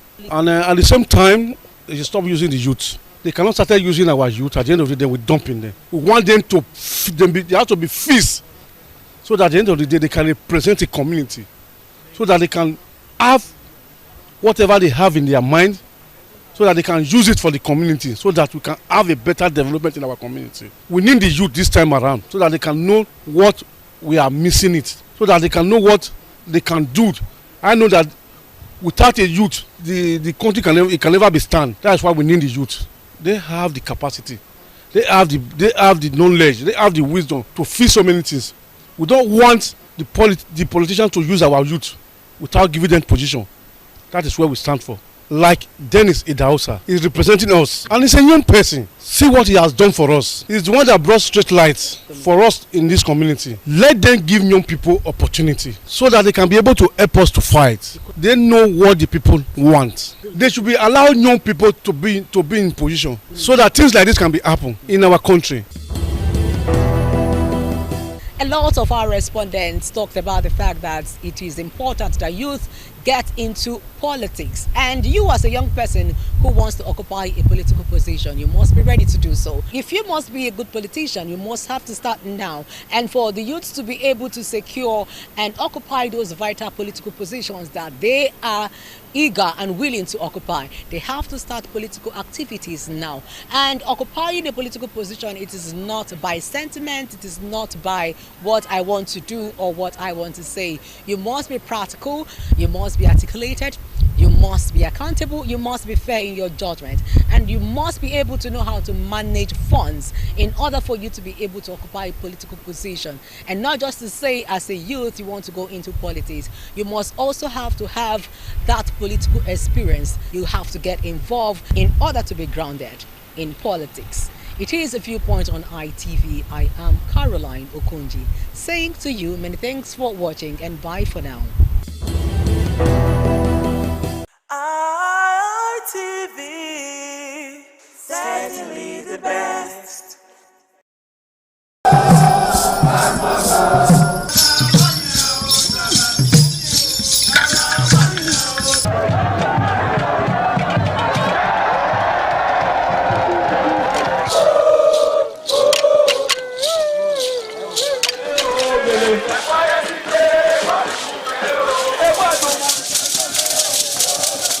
This is Aqua Game, a popular game in Africa played by our ancestors to entertain themselves after each day of farming.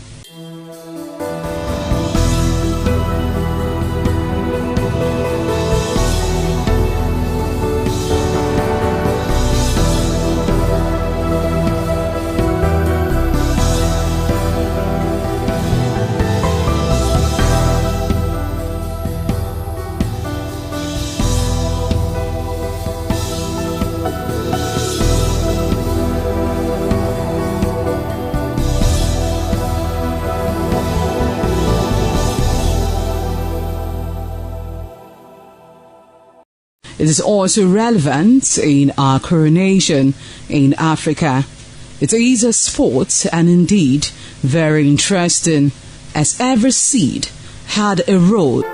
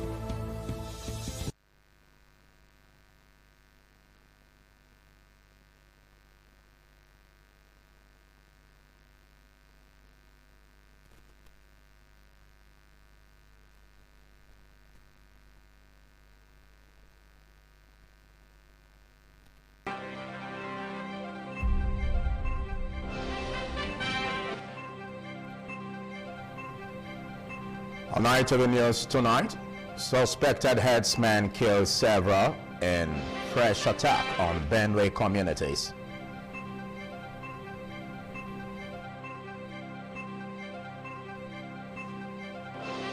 NIMET predicts 3-day cloudy, thundery weather.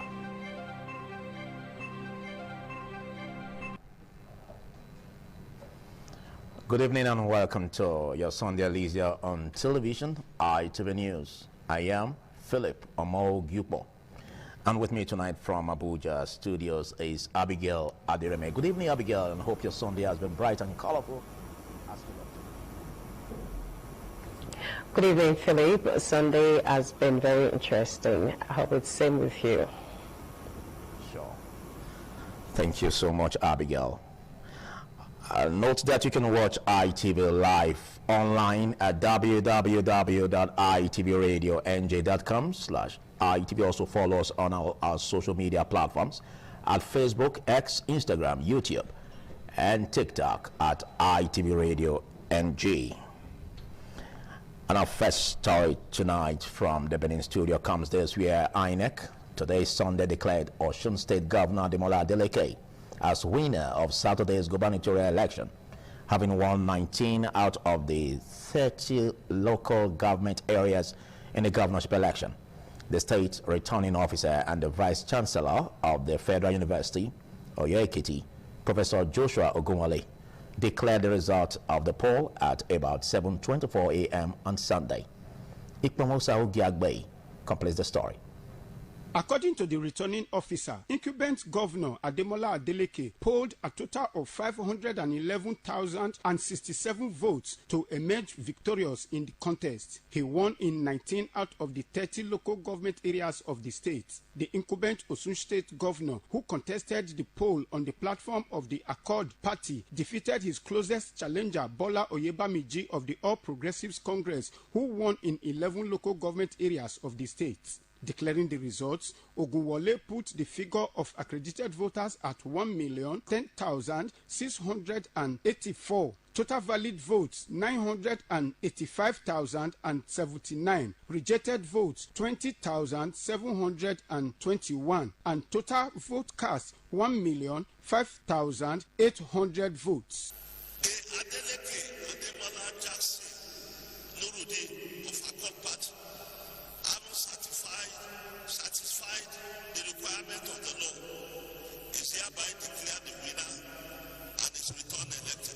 Agents of the political parties signed the results of the election, with Ademola Adeleke returned as the governor of Osun State for another term of 4 years in office. Ikmomosa Ugiagbe, ITV News.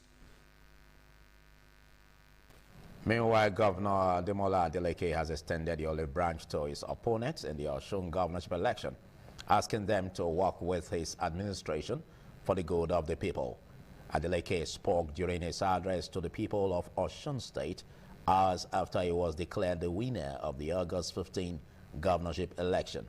The governor observed that his state was on the march again and says that we shall expand development and widen the net of good governance, insisting that he is the governor of all Osun people.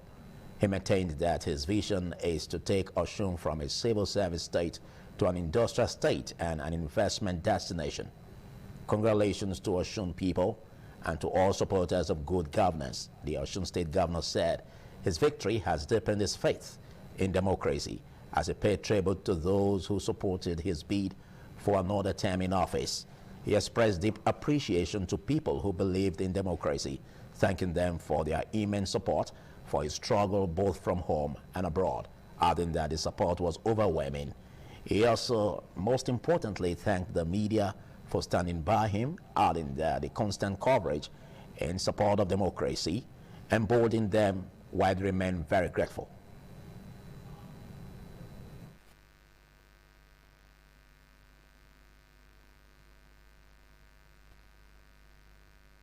To all lovers of democracy, I thank you for supporting our struggle from home and abroad. The support is overwhelming. My faith in democracy is deepened. Most importantly, I thank the media for standing by me, by us. The constant coverage in support of democracy emboldened us. We are grateful. Osun State is on the march again. We shall expand development and widen the net of good governance. In this race, there is no victor, no vanquished. I extend my olive branch to my co-contestants. I am the governor of all Osun State people.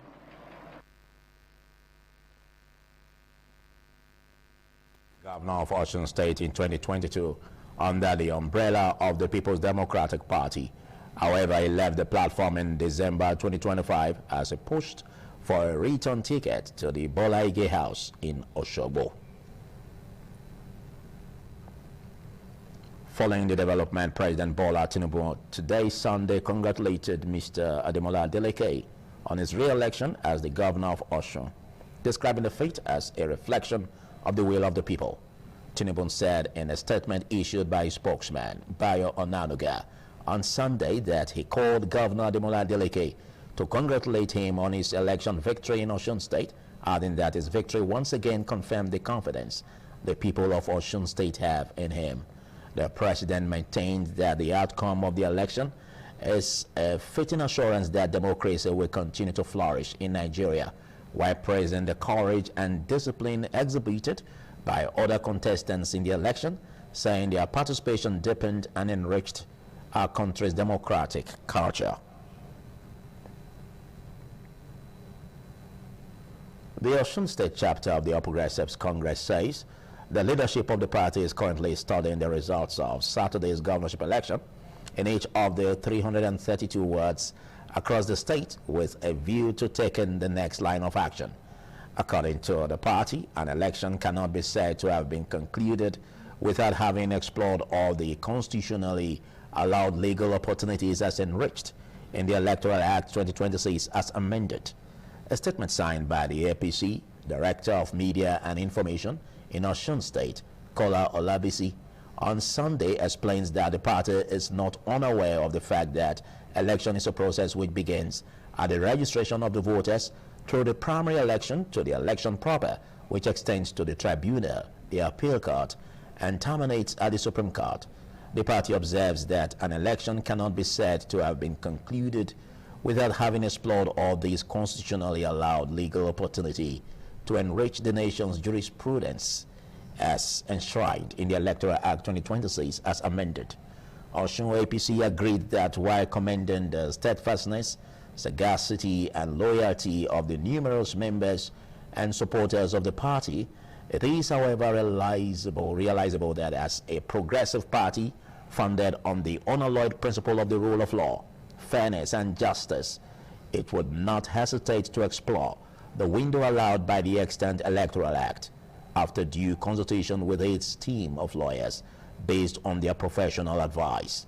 APC notes that as a result of the foregoing, they are employing their ever-loyal members and supporters to remain calm while they carry on with their businesses and refuse to respond to any provocative action or inaction from any of the members of the ruling party across the state. It added that it was necessary to assure their members and supporters to remain steadfast about the current situation and have it in mind that it is not over until it is over. The party also appealed to the Nigeria Police Force to come to the aid and rescue of its members and supporters who have been needlessly molested by the opposition. The APC noted that the current situation in the political history of the state is a passing phase which will soon become part of history.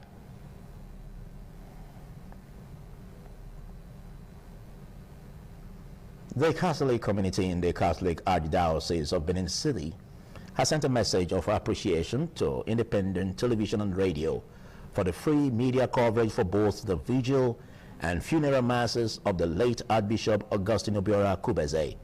In a letter addressed to the Managing Director, Independent Television and Radio, Engineer Elvis Obaseki, by the Director of Catholic Social Communication, Archdiocese of Benin, Reverend Father Jude Ora, says ITV and radio's general support and commitment helped the Catholic community to reach a wider audience and ensure that people who could not attend physically were able to participate virtually. According to the letter, the Catholic Church is truly grateful for ITV and radio partnership and invaluable contribution. It said it looks forward to continued collaboration in the future.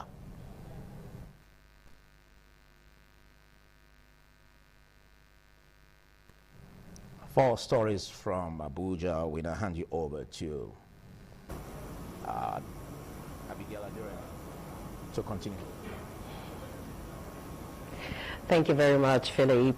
And from the capital city, we begin with a story from Benue State, where suspected armed herdsmen have reportedly killed several people in a fresh attack on communities in Mbatarem Ukom local government area of Benue State in the early hours of Sunday. The attackers, reportedly riding motorcycles, invaded Ayaba, Upen, Bom, Obajio and Yina communities at about 5 a.m., shooting sporadically and forcing residents to flee into the bushes for safety. A resident, Emmanuel Oyinam, said 4 people had been confirmed dead in Obajio alone, while residents continued searching for missing family members. He added that the casualty figure could rise as the search continues. The executive chairman of the Ukom local government area, Honorable Jonathan Modi, confirmed that an attack occurred, but said the exact number of casualties was yet to be established. He said security operatives were still in the bush assessing the situation. When contacted, the spokesman of the Benue State Police Command, DSP Ochia Andogo, also confirmed that there was an attack in Ukom local government area. He said more details will be communicated as soon as possible. Now, the Nigeria Meteorological Agency has predicted cloudy conditions and thunderstorms across the country from Sunday to Tuesday. NIMET, in its weather outlook released in Abuja, envisaged sunny skies with patches of clouds over the northern region with chances of early morning thunderstorms. It anticipated light rains over parts of Sokoto, Kebbi, Zamfara, Kaduna, Borno, Taraba, and Adamawa states. The agency predicted cloudy skies over the southern region with chances of light rains over parts of Oyo, Delta, Bayelsa, Cross River, and Akwa Ibom states during the morning hours. It forecast moderate rains over parts of Ondo, Ekiti, Osun, Imo, Abia, Anambra, Enugu, Ebonyi, Delta, Edo, Bayelsa, Rivers, Cross River, and Akwa Ibom State later in the day. According to the agency, sunny skies with patches of clouds are expected over the northern region on Monday, with predictions of thunderstorms accompanied by moderate rains over parts of Kebbi, Sokoto, and Zamfara states during the morning hours. NIMET predicted a cloudy atmosphere over the southern region with prospects of light rains over most part of the southwest during the morning hours. It forecast moderate rains over south, and southeastern part of the country later in the day. You're watching your Sunday Leagues here on television, ITV News. We turn to more stories after this short break. Do stay.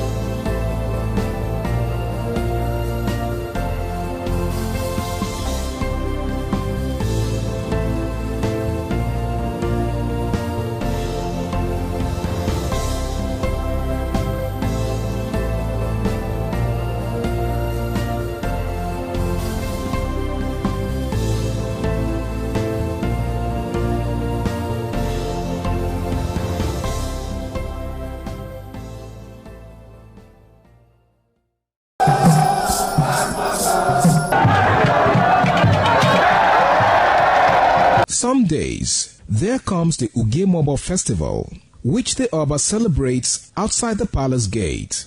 A pavilion is built of red cloth where rites are performed to drive away all evil spirits still unsatisfied by the year's sacrifices. The Emobo Festival is to commemorate an event in Benin history which dates back to 1504 AD.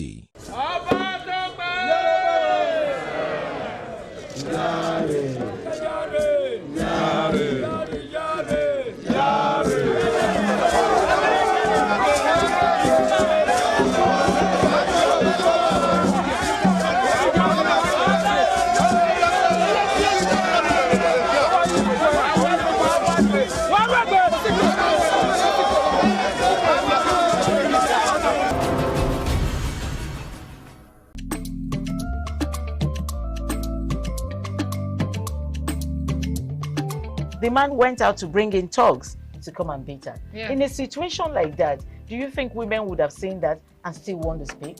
Really, we're talking That's about... what I said. So So that's- when they bullied her, Yeah. now, if she's not bold enough, she will shut up. What is your advice for girls out there that are so desperate to be married? We women, we have to be really intentional about our parenting.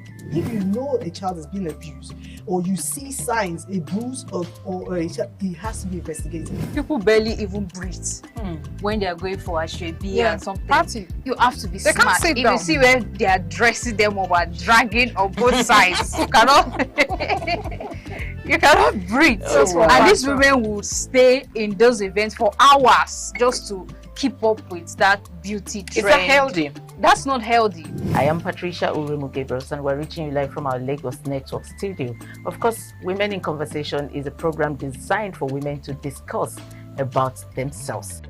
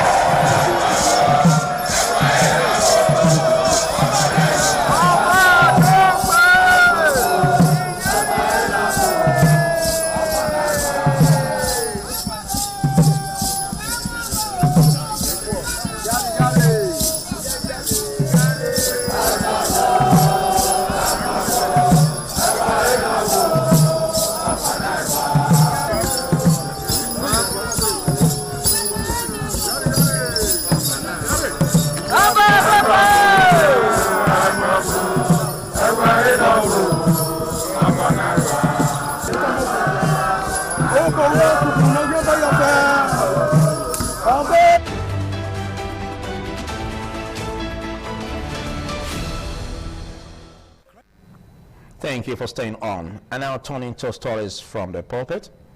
Christians have been urged to reject division, discrimination, and segregation, and embrace unity as members of one body of Christ. The call was made by the parish priest of St. Gabriel the Archangel Catholic Church, Sapele Road, Benin City, Reverend Father Jerome Idebe, during the celebration of the 20th Sunday in Ordinary Time, Year A. Joy Obai Siagbon completes the story.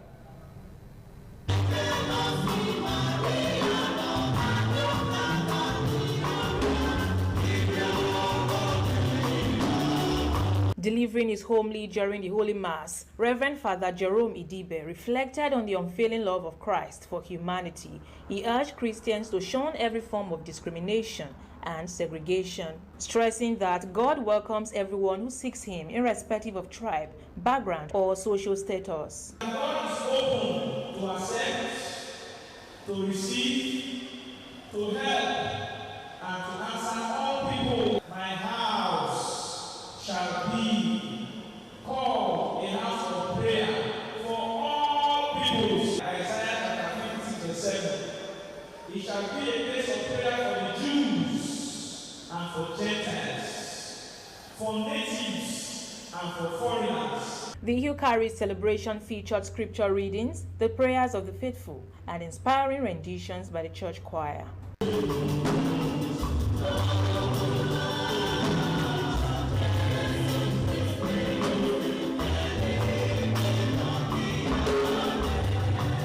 From Benin, Joy Obaisiagbon, ITV News. Christian parents have been urged to raise their children in obedience to God through prayer, fasting, and proper counseling as a way of attracting divine blessings and success in their lives. The spiritual leader of Christ Chosen Church of God International, Senior Apostle David Unuefe, gave the advice during a special open-air prayer session in Benin City. The story is presented by Zainab Mohammed.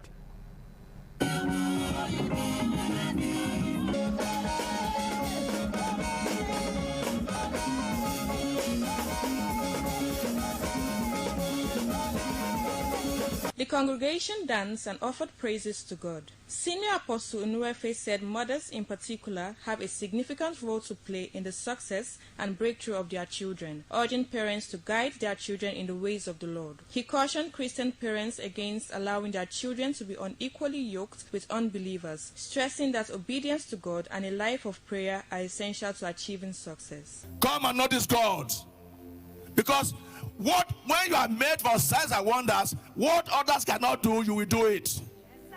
God will use you to do them. When others are falling, you'll be rising. Amen. When they are crying, you will be rejoicing. Amen. When they are lying down sick, you'll be bubbling with zeal and zest. Amen. Tell your children, if they want to reign, they want to become signs and wonders, if we want God to use them for signs and wonders, they should not call yoke together with unbelievers. Mothers and fathers are present. Train your children. Know who their friends are. Give your children to God. The church leader also warned Christians against becoming what he described as spiritual prostitutes within the church, urging them to remain committed to their faith and the teachings of Christ. Meanwhile, the 2026 annual convention of Christ Chosen Church of God International begins on Wednesday, August 19th at the new Central Cathedral along the Benin-Asaba Road, Benin City. Senior Apostle Unuefe has invited Christians and members of the public to attend the convention. Zainab Mohammed, ITV News. Christians have been enjoined to live worthy of the faith they proclaim as strictly adhere to the commandments of God. The resident pastor of God's Historic Church, GROA Benin City, Reverend Osamudia Afe, handed down the admonition on Sunday in a sermon titled Glowing in Love in the Glory of God. The story by Osamuyi Ogbomo is given by Ofuri Anita. The resident pastor, God's Historic Church, GRA Benin City, Reverend Osamudia Afe, observed that Christianity is not just about people proclaiming with their mouth, but showing strongly in the characters they exhibit as true Christians while they adhere strictly to the commandment as handed down by the Lord Jesus Christ. The clergy said true Christians must be fruitful by winning souls for Christ. He said a Christian must not be easily deceived by worldly attraction, as he or she must always hold on to God in any situation. Reverend Osamudia Afe said a good Christian must show love, encourage one another by reaching out to people in their period of difficulties, why they should regularly attend church services to learn the word of God and remain strong in Him. He urged members of the church not to be tired of doing good, because it is what is required of true Christians. Encourage somebody who is discouraged. Good works should glorify God.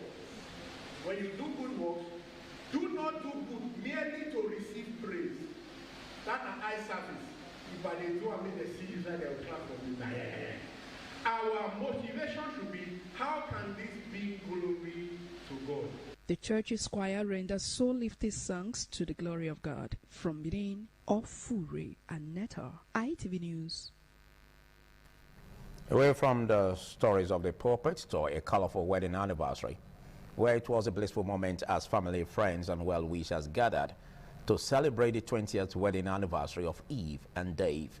The celebration held at Thames Event Center, Benin City, featured musical performances, tributes, and congratulatory messages as guests celebrated the couple's 2 decades of love and togetherness. The story by Ivio Ben is given by Thomas Sado. Thames Event Center, Benin City, came alive as Eve and Dave celebrated their 20th wedding anniversary in grand style. The event featured a spectacular performance by legendary Benin musician Advisor Nwamagbe, adding color and excitement to the celebration.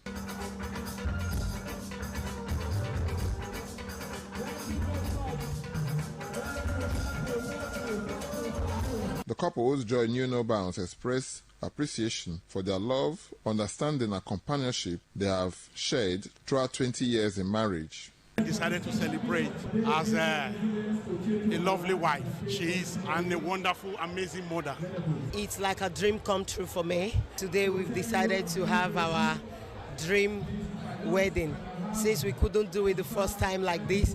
So 20th anniversary is like a way of commemorating our love. The wife's father, Emmanuel Gariwa, also acknowledged the couple's enduring love, describing their relationship as one of a kind. No quarrel, no fight, and they are very lovely to themselves. I'm very happy. Family members, friends, and other guests congratulated the couple, commending their commitment to one another and wished them many years of love, peace, and happiness. The bond that they saw at that time, they have maintained it up till now. I want to wish them long life, prosperity, and they have been along this journey along the way for 20 years. I'm very, very happy. So I wish them love and unity. I wish him more years, and they will celebrate a silver and golden jubilee. They are wonderful people, and I'm so happy to be here. Thomas Sado, ITV News. You're watching your Sunday League on television. More stories after this short break.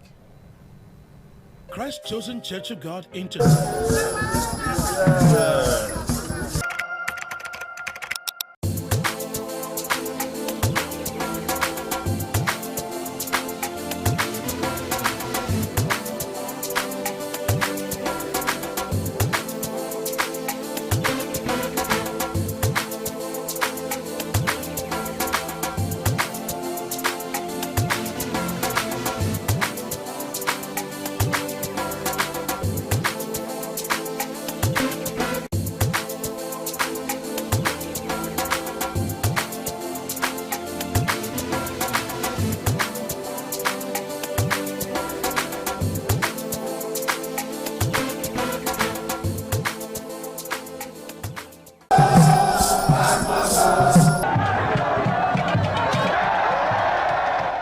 Onwa is rich in culture and traditions.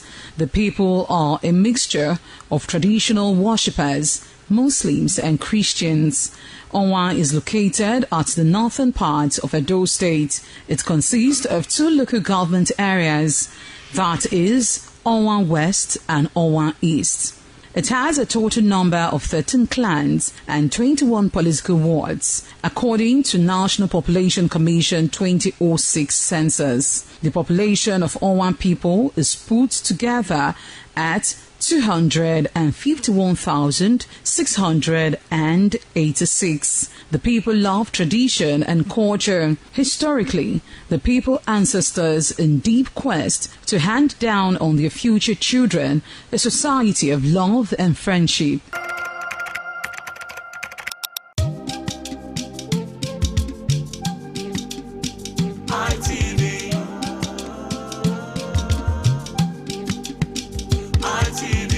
ITV, certainly the best.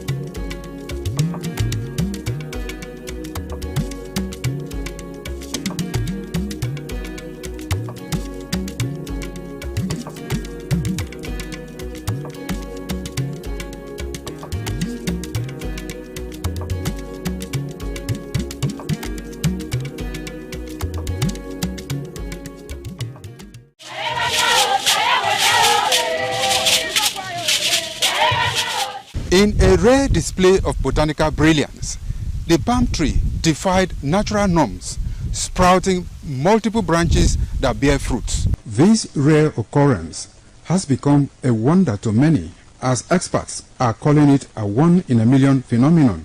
Could this multiple-headed marvel hold secret to agricultural breakthroughs, or is it simply a freak accident of nature? An agronomist with Nigeria Institute for Oil Palm Research, NIFOR Benin, the strange palm tree also raises issues of a blend of science with human interest and cultural significance for maximum impact.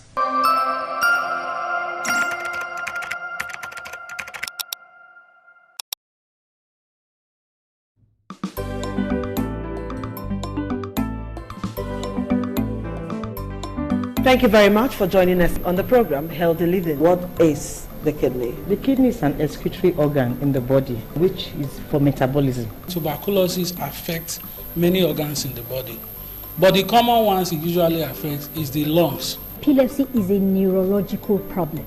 Okay. It is an injury in the brain which causes someone to begin to convulse, to go into fits. It is curable, but the cure is a long-term thing. If you eat well and avoid those risk factors that will make your immunity to be down, then the risk of contracting tuberculosis will be reduced. If you're healthy, then you're wealthy.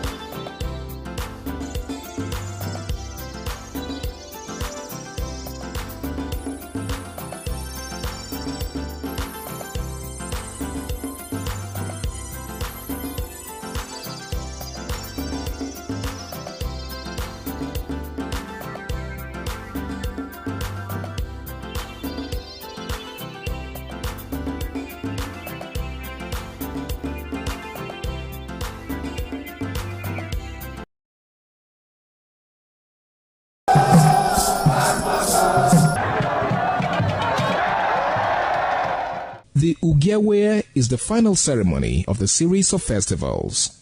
It is one of peace and lightheartedness, following the more solemn of the ritual year. Ugewe is the festival of the Ewe leaves, a symbol of good luck and joy. It is the most popular of all that heralds the dawn of a Benin New Year, new vow, newness of life and freshness of life, and a new hope for the future. In the evening, the Ewe leaves are presented. Congress Atiku Abubakar has congratulated Governor Ademola Adeleke on his re-election as Governor of Osun State. Atiku, in a post shared on his X handle on Sunday, said Adeleke's victory reflected the will of Osun residents as expressed at the polls. He commended residents of the state for their peaceful conduct during the exercise. The ADC presidential flag bearer also wished the governor a successful second term as he continues to serve the people of Osun State. Meanwhile, Nigeria Democratic Congress presidential candidate Peter Obi and former Senate President Bukola Saraki have congratulated Osun State Governor on his re-election. In a statement posted on his X handle on Sunday, Obi said the election demonstrated that the people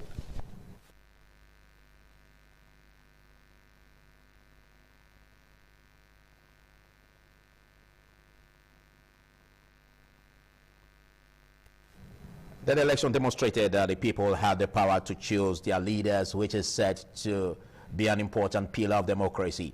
Obi, who commended Osun youths for what he described as peacefully defending their democratic mandate, said the outcome offered lessons ahead of the 2027 general election. According to him, the lesson from Osun is clear.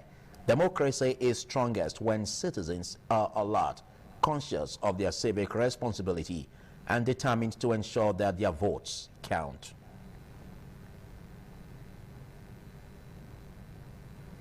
And moving on, the chairman of the Independent National Electoral Commission, Josh Umupitan, SAN, has formally declared the Osun 2026 Situation Room closed, bringing to an end the Commission's central monitoring and oversight operations for the Osun State governorship election.